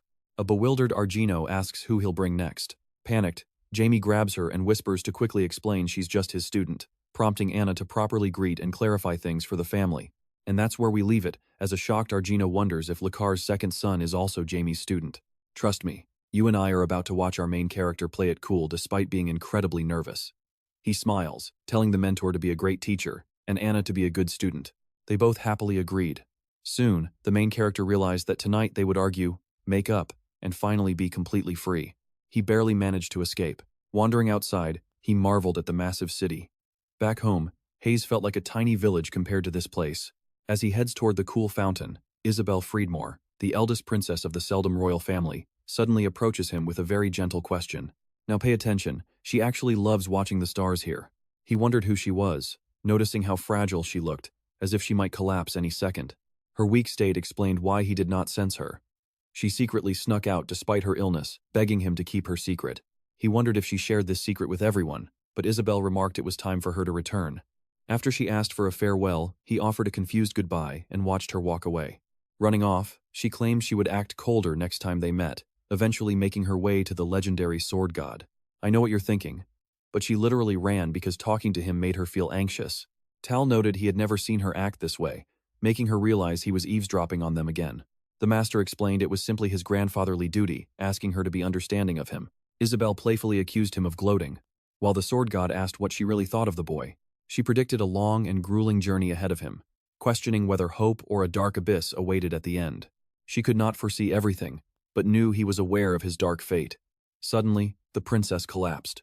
Tal used magic to stabilize her, urging her to stop exerting herself before she requested to go rest. Instantly scooping her up, he sped back to the palace.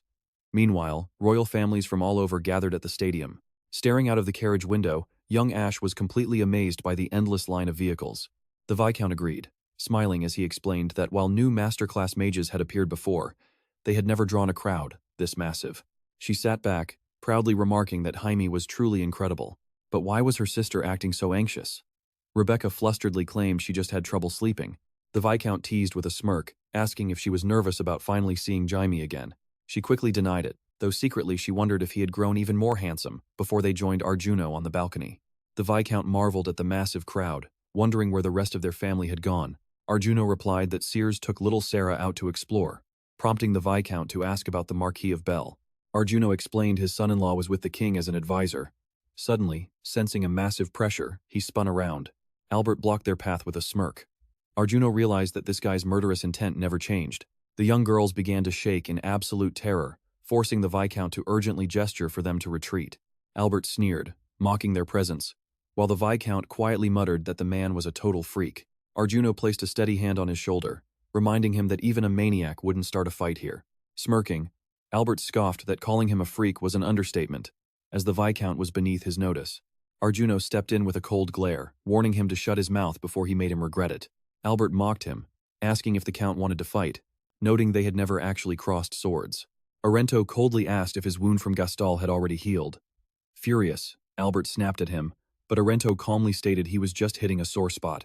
He dared to pick a fight after a crushing defeat. Why, he couldn't even survive 10 of his blows.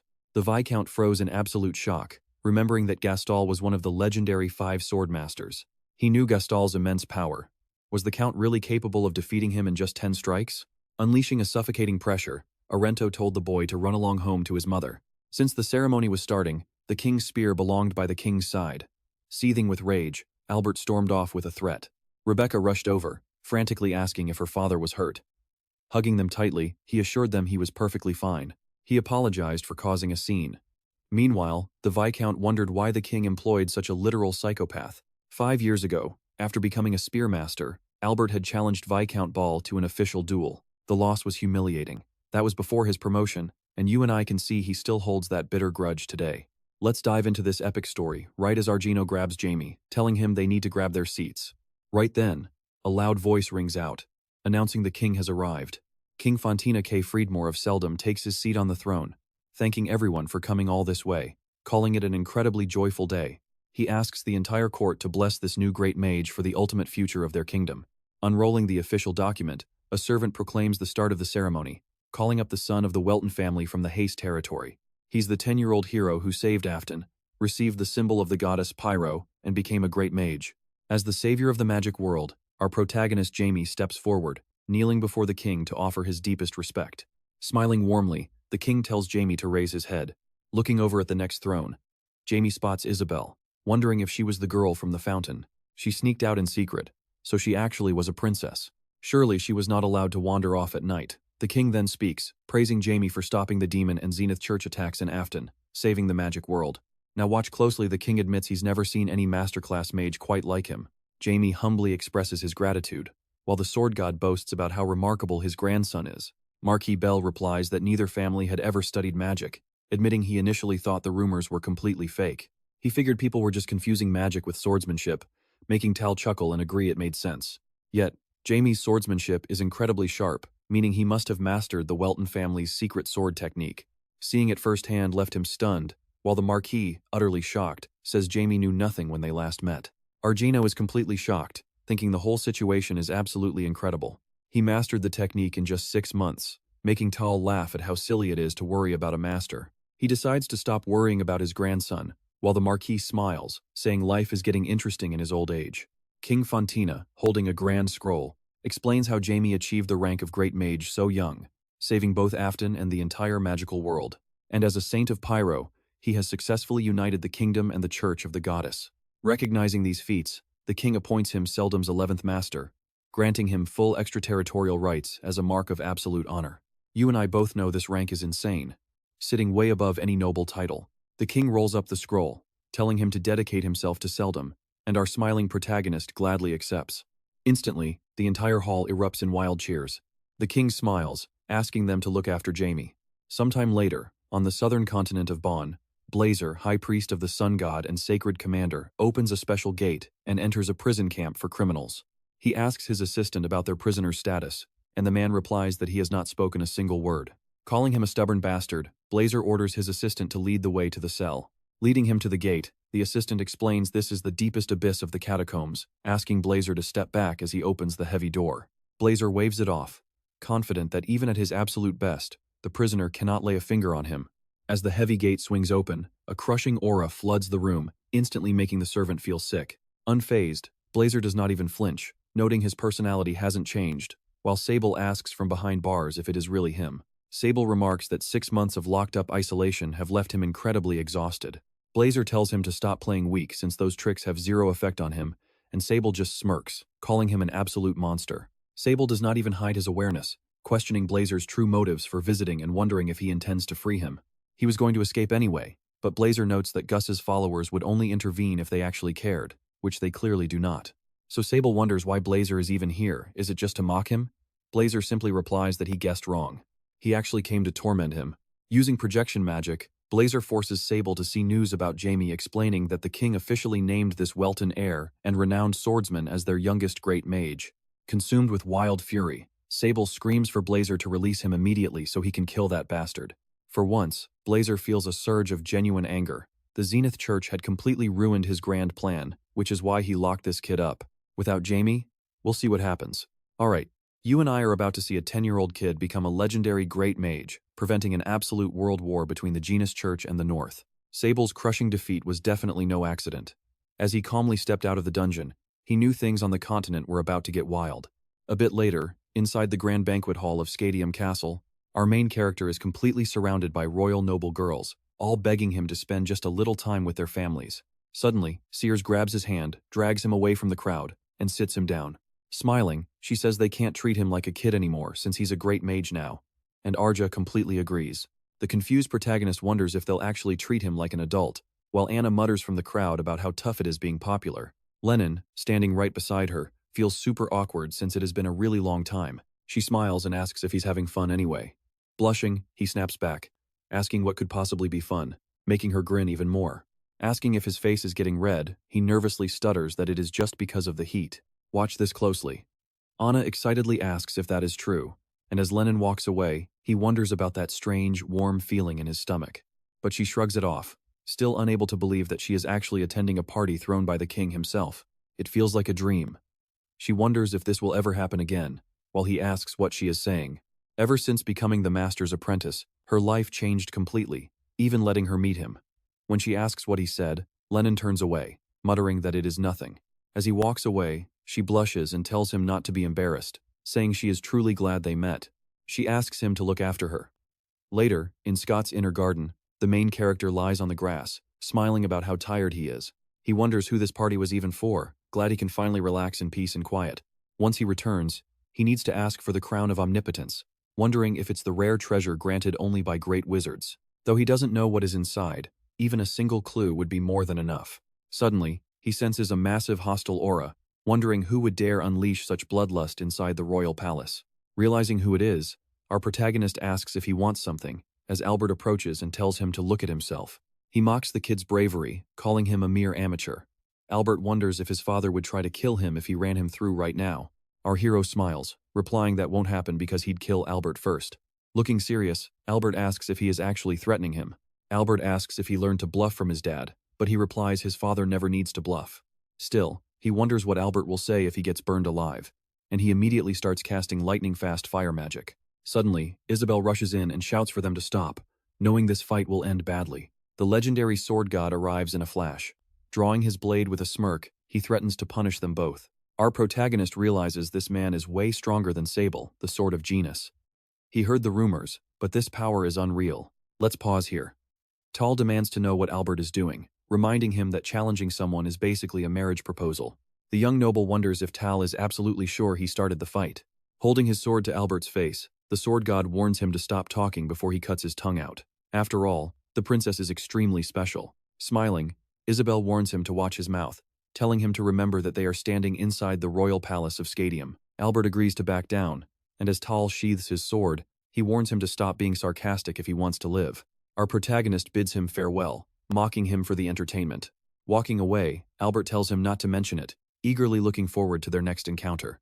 Once he leaves, the princess asks if he is okay, begging for forgiveness and admitting she tested him yesterday with no excuses.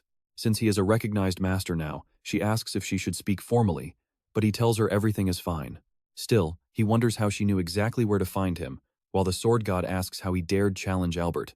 Given his current strength, he stood no chance. But our smiling hero admits he knew the sword god would show up. Sensing the strange energy in the air, he knew help was coming, causing Isabel to burst out laughing in surprise. He is incredibly confident, whereas most masters are far too proud to ever rely on others for backup. He responds that pride will not keep you fed, and he has no time to waste on someone like Albert.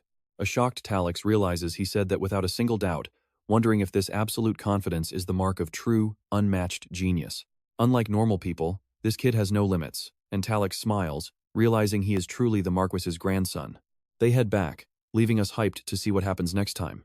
Alright, let's jump back into the royal castle, where the prince warns that the legendary king's spear is rotting away daily. He urges for strict limits, but Fontina points out that even granting him that grand title did absolutely nothing to restrain him. But what about Jaime? The prince firmly believes he is the only one who truly belongs by his side. Actually, since Jaime is a true master now, he cannot be spoken of so lightly, but the prince still wants him as his right-hand man. But the king warns that controlling a master is never that easy. The young prince promises to use absolute sincerity to win him over, and Fontina tells him to go ahead and give it a shot. They both represent the future of their kind, and it seems the crown of omniscience is finally going to be used. What will Jaime witness through its power? Is he really the savior they have been waiting for?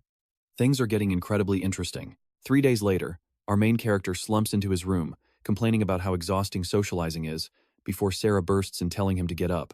Their grandfather has arrived. Moments later, the Marquis Morris enters the room and notes just how incredibly exhausted the boy looks. He asks if this is his first time dealing with such massive attention, and the tired hero admits he is completely drained. Grandpa explains that talking to crowds drains a lot of mental energy, though it is something he himself is quite skilled at. He asks what it feels like to be a recognized master, but our main character honestly replies that he has no clue. Maris laughs and calls it a solid answer. But pay attention here, because things are about to get way more intense. The entire world will track his steps, and the weight of that constant pressure is far heavier than he can imagine. On top of that, enemies will swarm. He must keep his guard up and never underestimate the sheer cruelty of humanity. The main character knows his grandfather is right. In this life, he does not need to dwell on his tragic past. He fights because humans must police their own sins, so he simply smiles and promises to remember those wise words. As his grandfather stands up to leave, the main character stops him, quietly transferring divine power, while noting that the old man looks exhausted. So this is his departure gift. The Marquis smiles warmly, realizing it is pure, revitalizing divine power. Grandpa promises to bring him an even better gift when they next meet in the magic realm, then bids him farewell. The next morning at the warp terminal, Sears tightly hugs him, begging him to stay safe and write to her every single week. He agrees. Sarah then steps forward with teary eyes, softly asking her brother if he really has to leave them behind. Our hero smiles gently, apologizing and promising to stay in touch, while Arento tells everyone to keep their chins up. They will not be parted forever, after all. Still, Sears asks if he feels any sadness, and he claims he is fine. Besides, shouldn't parents send off their grown son with a bright smile? His father silently wonders when his boy grew up so much. He calls him over, handing him a sealed envelope, explaining that his grandfather had left this for him before passing away. The old man wrote down all his secrets here, including details of the terrifying, world-shaking disaster he had once witnessed. Unlike his grandfather, the father took a different path in life and never saw that event, always staying out of trouble. You and I both know it's probably best to give this letter directly to him. He is not forcing anything, so the boy can burn it if he wants. It is better to destroy old ramblings than to carry an unwanted burden. Only those carrying Welton blood share these family secrets. He tells him to stay safe and display real courage on his upcoming journey. Sears reminds him one last time to write, as our hero steps toward the portal, smiling and wishing his family good health until his return. Later on, mid-journey, he falls asleep and finds himself drifting through a cold, lifeless void. Is he trapped in the same suffocating dark prison where his past life ended? No, it is surprisingly bright, and his body moves freely. He is definitely somewhere entirely new. Out of nowhere, a mysterious, echoing voice begins calling out to him. Our main character senses the voice drawing closer and closer from the fog, until a sudden voice shouts out, telling him never to let that arrogant bastard boss him around. Instantly, our hero snaps awake, breathing heavily and questioning if it was just a dream, though the experience felt far too realistic. An outsider had deliberately invaded his dream, breaking into his mind to twist and blur the line between reality and illusion. Who could possess such power? That is when he spots a glowing artifact resting in a puddle on the floor, the legendary crown of omniscience. 1 week later, inside the grand meeting hall of the central magic tower in the magic realm, Marcus addresses the council, reminding them that as the first elder, he stands as the official leader of the royal faction. He demands the third elder be locked up and held accountable for his monstrous cruelty, leaving his heavy duties to be divided among the others. Luca reviews the reports, marveling at how the elder managed such an incredible workload completely on his own, with Marcus praising his absolute commitment. He ran the entire magic realm, and trust me, you and I are going to see some serious chaos next. Alright, let's look at these useless elders who haven't done anything. This is their chance to learn. Confused? Siegfried asks what they mean by doing nothing. They have worked hard, right? The first elder turns to our main character, telling him the new third elder needs to take his job seriously. Suddenly, an elder asks when he will use the crown of omnipotence. Marcus wonders if its power adapts to the desires of the user. He wonders what the young master will see. The main character requests to use it now. Siegfried wonders if they have any reason to stop him. Everyone wants to use it immediately. Smiling, he agrees, knowing he did not delay this on purpose. A strange voice haunted his dreams all week, and it happened again today. He does not know why, but he wants it. Marcus says he can use the crown right now if he wants. Our main character smiles and asks them to get it ready. He thinks that should do it. Soon after, they head down to the very bottom floor of the central magic tower. Now watch closely here. Siegfried asks if he is nervous, but our main character is too calm. He really should worry like a normal kid. The main character replies that Siegfried is the only one treating him like a kid. The seventh elder notes that everyone treats him like an adult. Marcus is just glad to see they have become such close friends. Alright, they have arrived. A massive gate looms ahead. The old man opens it, stating that only the boy may enter. He steps inside with a smile, promising to return soon, thinking about how incredible the energy feels inside. Powerful mana floods the entire room. The closer he gets to the glass pedestal, the thicker the magical energy becomes. This is the crown of omnipotence. Suddenly, that mysterious calling voice echoes once more. Our main character picks up the crown and wears it. Instantly, massive data floods his mind, pulling him into another dimension. Garblin, the first king, welcomes him, explaining that he built a brand new civilization here 10,000 years ago. He represents the crown of omnipotence itself and founded the modern era. He has been waiting for the ultimate user. Our main character is stunned. Is this really the first king? He thought it was just a sentient record keeper. But honestly, sorting through this overwhelming mountain of data is incredibly tough. Garblin extends his hand, asking his thoughts. Our hero wonders why on earth the first king is inside the crown. Do the other elders know? The king smiles, saying, of course not. He only shares this because the boy is special. Garb says their connection is special. Now, you and I know our hero is sharp. He immediately asks if this synergy unlocks deeper information. Garblin brushes it off, saying those details are totally trivial. Annoyed, our hero snaps that this is exactly why he came. The king suggests he simply ask whatever he wants. Most people ask about the dawn of the world. The main character admits he wants to know, but doubts the king can answer. Garblin grins, boasting of his own omnipotence. He promises to show him exactly what the beginning looked like. Instantly, ancient memories flash before our main character's eyes. He expected to see fragments of his own past life, but instead, he is witnessing the birth of civilization. The king displays these memories, explaining this was the village he once ruled. Even though people nearly shunned him for his blue skin, he used his magic to assert ultimate dominance over them. Before long, people worshipped him like a living god, and his tiny village blossomed into a 1,000-year empire. But since his ageless face would raise questions over the centuries, he relied on shadow puppets to govern the nation. He truly believed his mighty empire would endure forever. Yet the rulers of the last century were utterly useless. Nobles did whatever they wanted, sparking violent rebellions. As the empire crumbled, the Church of the 12 Gods arose, soothing the broken people while spreading their holy teachings. Within a century, the empire split into 5 nations, leaving our main character completely stunned. So the 12 Gods never existed at first? Garblin asks if that surprised him. He probably assumed they were ancient deities, but they actually appeared out of nowhere and banished him. The divine disciple cornered him, but he used a decoy appearance to escape, ultimately forcing him to hide inside the crown. Our main character finds it highly suspicious that he could alter his form so effortlessly. Garblin explains this is the world's true history, noting how his vessel occasionally fell into the hands of early kings.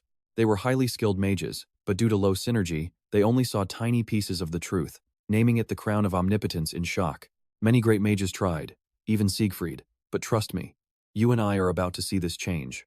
Let's dive in as our main character questions if magic even relates to synergy, while Garb just shrugs it off. With the 12 gods no longer watching, something felt off. Garb seemed to explain everything, yet conveniently left out the most crucial part. Our hero casually points out that those 12 gods really should have just teamed up with him instead. So why kick him out? Garb starts sweating bullets, unable to answer. Our protagonist raises his hand, asking if he's refusing to speak. Or maybe he'll just answer for him. After all, he knows exactly what went down 10,000 years ago. Garb belongs to a parasite race that existed long before humanity. The real reason this coward could never be the first king is because he was just a puppet of the 12 gods, forced to build their new civilization. But after one massive mistake, they stripped him of everything and threw him out. Or does he still deny it?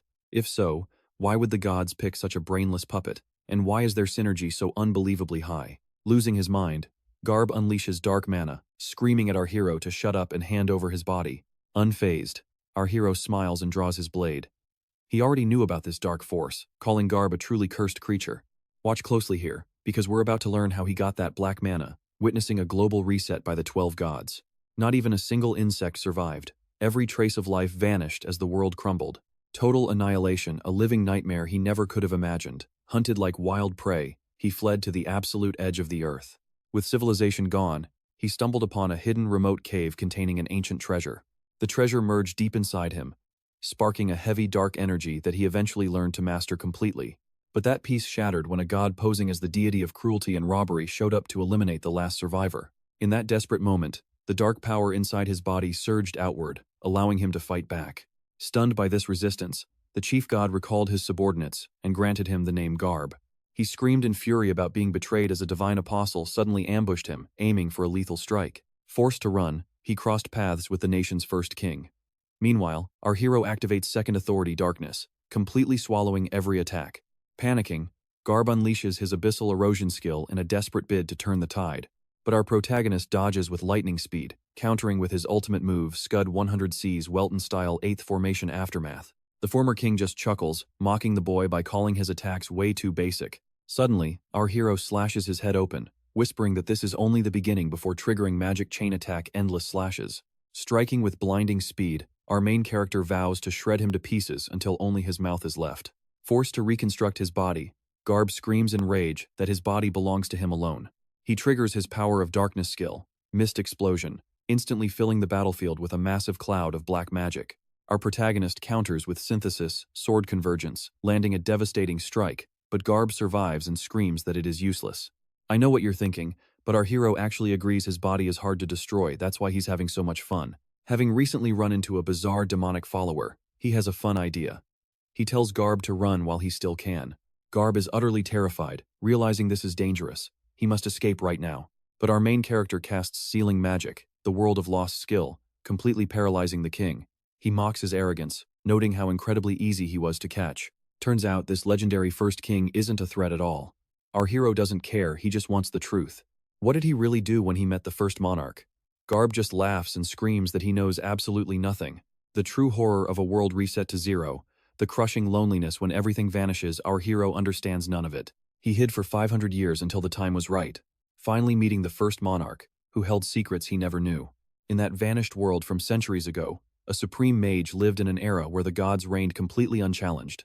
But that knowledge alone couldn't unlock the world's deepest secrets, forcing him to strike a desperate pact with him. Our hero asks if this contract forced him to serve the Empire until he found someone with high enough synergy. Garb admits he is sharp. He was a fool, believing that uncovering the truth would finally set humanity free. Ultimately, his only goal was to regain the gods' favor. Breaking free from his restraints, the former king channels an immense dark force, molding a massive sphere of black magic. He screams that the world's reset comes every 10,000 years, and this day is inevitable. He'll devour our hero's body to rule this brand new era, and that's where we leave it, with our hero absorbing the blast, leaving a shocked Garb asking how.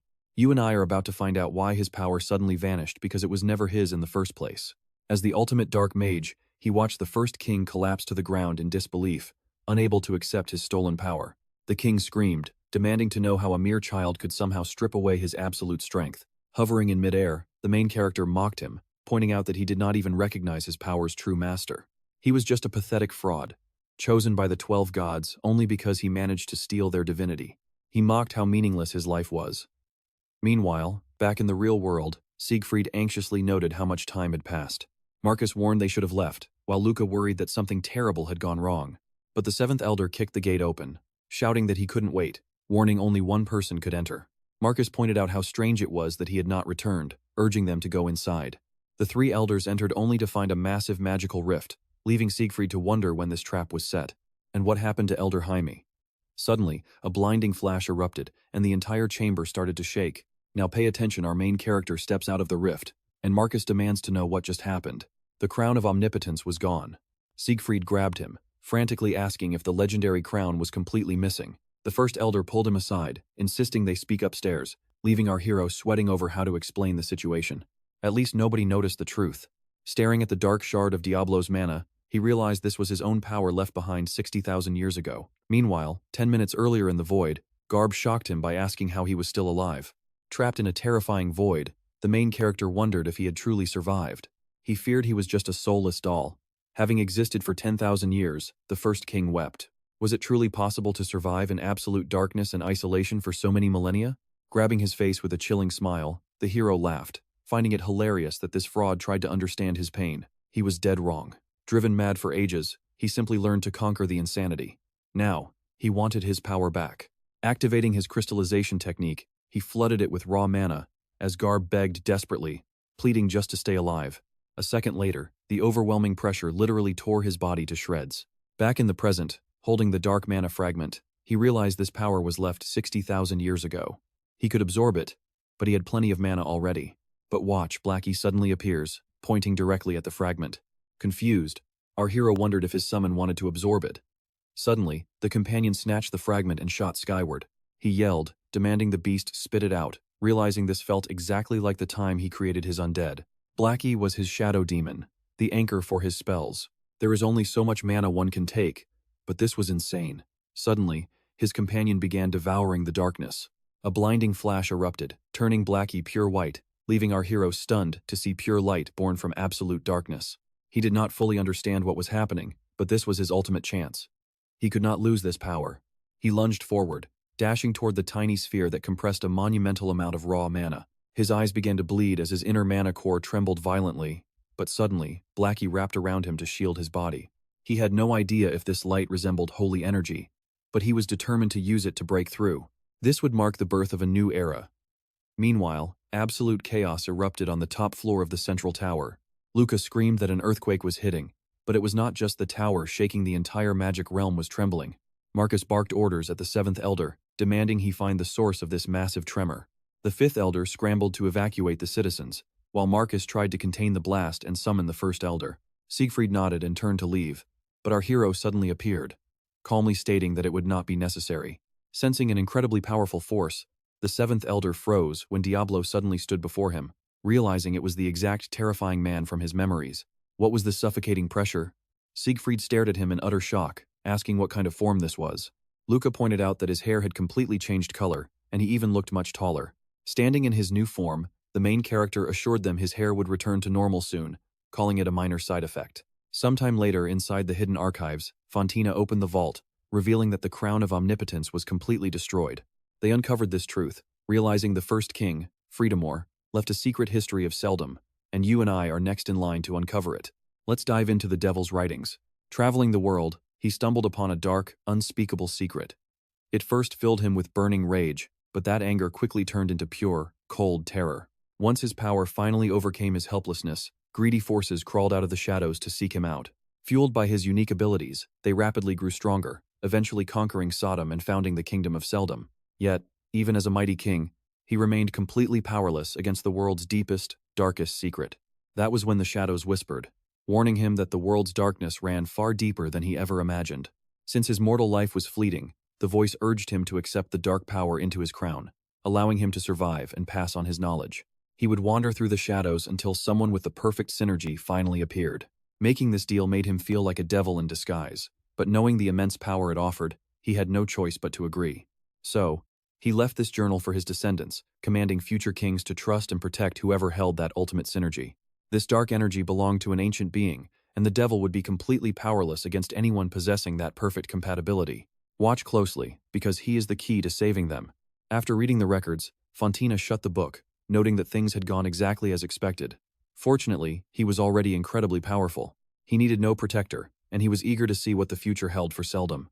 A week later, at the Linmel estate, Marcus assumed the Emperor would ignore it, but Raymond countered that something major must have rocked the Freedomore dynasty. Siegfried marveled at the revelation, never expecting the legendary crown of omnipotence to actually be their very first king. Richter added that the king had fooled the entire kingdom, admitting it was a massive oversight on their part. Still, he was relieved it was finished, praising young Master Jamie's massive contribution. Smiling, Jamie replied that he had merely returned the jewel to its rightful state. The seventh elder then asked what his next move would be. Jamie explained that he planned to completely immerse himself in intense training for the next couple of years. Marcus wondered if he would break their deal, but Jamie reassured him, asking instead for 5 years of absolute, uninterrupted focus. By then, he would reach rank 9. Realizing that only at that level could he stand at the very front of this race. I know what you're thinking, and yes, Zenith won't stand a chance once he is done. He vowed to destroy those frauds and strike down their leader. Meanwhile, at the main temple of Pyro, Ross introduced himself and stepped inside.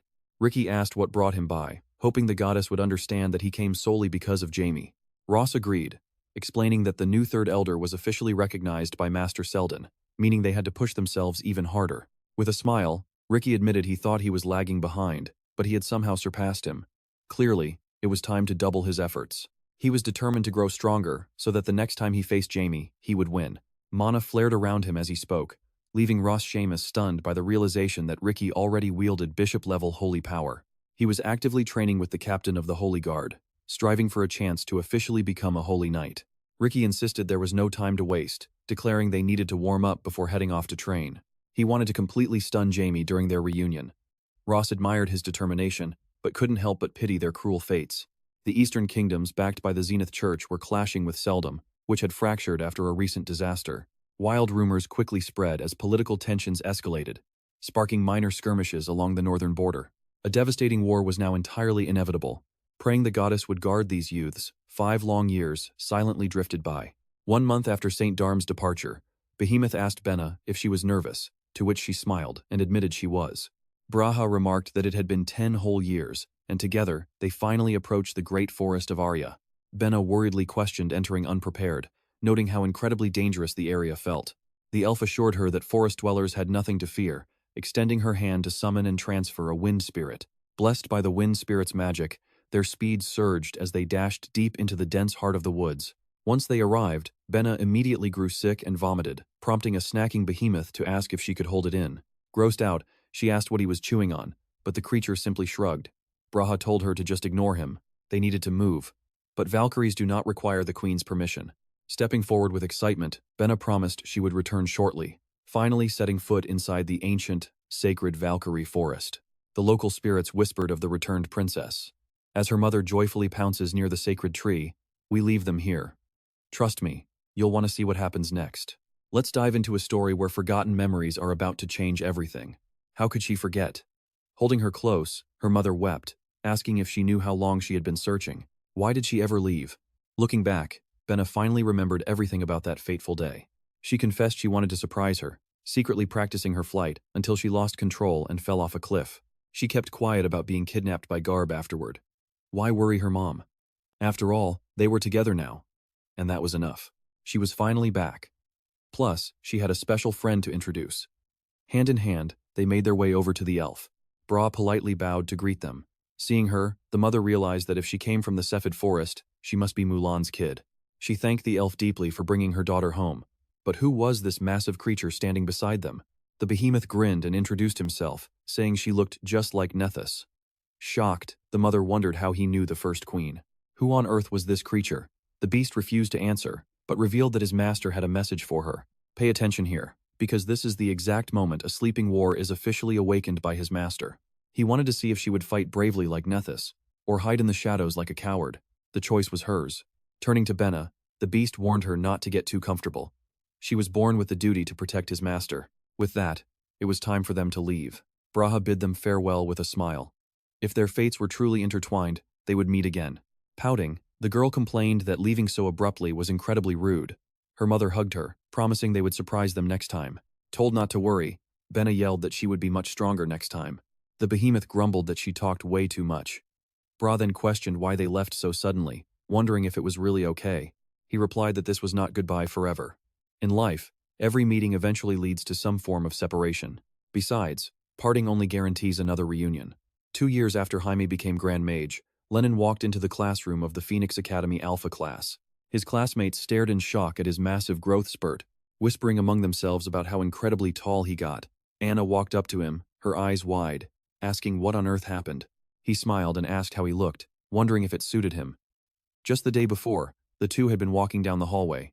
Lennon had nervously complained about losing sleep all because of their demanding teacher. The master piled on endless tasks during their prime growing years. Anna smiled, pointing out that his training actually helped them, and he was taller now. Lennon immediately lost his temper upon hearing that. She could not understand why he obsessed over height. Anna chimed in, saying their teacher was a legendary mage and not short at all. With tears in his eyes, Lennon silently vowed that he would surpass his teacher in height no matter what. He retreated to the research lab, desperately trying to brew a growth potion. After another failed, useless attempt, he slammed his fists onto the table, cursing in pure frustration. It was all complete garbage, and he needed a brand new approach. I know what you're thinking, is his crazy plan actually working? Let's check out the note left by his master telling him to look in the mirror. Staring into the glass, he saw his massive new frame and screamed in sheer disbelief, convinced that Jaime was literally a god. Back in the present, Anna was deeply suspicious. Remembering Office, she nervously wondered if Lennon had swallowed some highly volatile potion. Did he really do it? She had to know. Later on, Lennon went to fetch a special reagent for his master. The second he entered the room and closed the door behind him, a blood-curdling scream echoed outward. Anna rushed to the door, demanding to know what was wrong. Lennon yelled back, begging her not to open it, claiming he was fine. But class was about to start. Out of options, he wailed in absolute despair that his height had shrunk right back to normal. After coming clean about the whole ordeal, the two of them headed into the classroom. Anna consoled him, saying that guys usually hit their growth spurts later. He would probably catch up to their teacher in 3 years. Besides, he was already pretty decent. Blushing, he snapped at her to quit teasing him about it. Later, back at Hayes, the Welton estate, our main character stretched his arms and noted how great he felt. His life bead was stronger than ever, thanks to the monstration, paired perfectly with his incredible family genes. It felt amazing to finally have a body that fit his power. He had reached 15 years of age now. He quietly asked his staff if Blackie had finally woken up today. Ever since he created the monstration 5 years ago, Blackie had remained asleep. He was certain nothing else was wrong. If his loyal companion stayed asleep, he would have to find an alternative. But for now, it was time to move. As he stepped outside, Hamilton suddenly called out to him. Stick around, because this training session is about to change everything. All right, stick with me, as our hero smiles, saying he never skips his morning runs, making the young boy beam with absolute excitement. The mentor was proud, but our main character just smiles, crediting him for teaching him all the basics. With a quick farewell, his buddy asks if he has gotten even stronger, but Hamilton says the Count will handle his lessons now. A bit later, the main character starts his daily run when Argento shows up, teasing him about training hard yet again. Calling it the perfect routine, he uses telekinesis to grab his sword, yelling that they need to stretch first. Our hero is shocked. Even for a legendary swordmaster, telekinetically moving a blade is an insanely advanced complex technique. Grabbing his own weapon, he promises he won't even break a sweat. Time to start as he unleashes the Welton technique. Executing the 100 Cs in spill skill, he launches a blindingly fast strike, wondering if a mana cyclone is a good approach. But Argento instantly disperses the energy, effortlessly repelling the strike and telling him he is overthinking things. The main character retreats, totally confused, wondering how he dispersed that mana. Now watch this part closely before he can even process the 100 Cs. His father lunges with a lightning-fast attack. Desperately searching for any opening to counter, our hero realizes his opponent's guard is absolutely flawless. Since he can't use magic, he's barely channeling any mana, and yet every single clash is utterly devastating. Clearly, the rumors are true. A swordlord's power is second only to an actual swordmaster. His father's stance shifts, preparing for the finishing blow. He always hits a wall right here, but this time, he is determined to break through. He activates the Welton 10 formations, initiating the 7th formation, the lightning strike. Airborne, he realizes that since his father's attack is unblockable, he has to strike first. Argento wonders if the kid is using the sun as cover, but calmly remembers his opponent is the Count himself. With a simple flick of his wrist, his father parries and dodges with blinding speed, shattering the boy's sword. Winded, our hero sighs, admitting he truly believed he could land at least one single hit. Argento smiles, telling him he has improved tremendously but is still no match. He needs to keep training hard for another 5 years. Vowing to win next time, he walks off, while Argento looks at his blade, shocked it almost broke. His skills mirror his grandfather's, and a breakthrough is near. Still, he has a long way to go to master the basics. Now, let's fast forward a bit. As they gather near the palace, Sarah happily greets him, though he says she didn't need to come. Didn't father say he would be too busy at the estate? Argento replies that seeing his son is always the top priority. Sarah skips to a nearby tree, asking for Mom. Spotted. Our main character notices his mother hiding right behind the trunk, thinking she might as well just come on out. Sears rushes over, gushing about her handsome son and sweet daughter. After a quick family chat, the main character says it is finally time to head out. His mother tells him to return early for dinner, while Sarah begs him to bring her along on his next journey. She wants to see the magic realm firsthand, and he promises they will go the moment he gets some free time. Using a massive, long-range teleportation skill, our hero instantly warps straight to the central tower of the magical world. There, fourth-class mage Hara Bolero, Jaime's personal secretary, enters the office, reporting that the Kingdom of Harmony from the Elysia continent has requested urgent aid, specifically asking for a master-level powerhouse. He is surprised.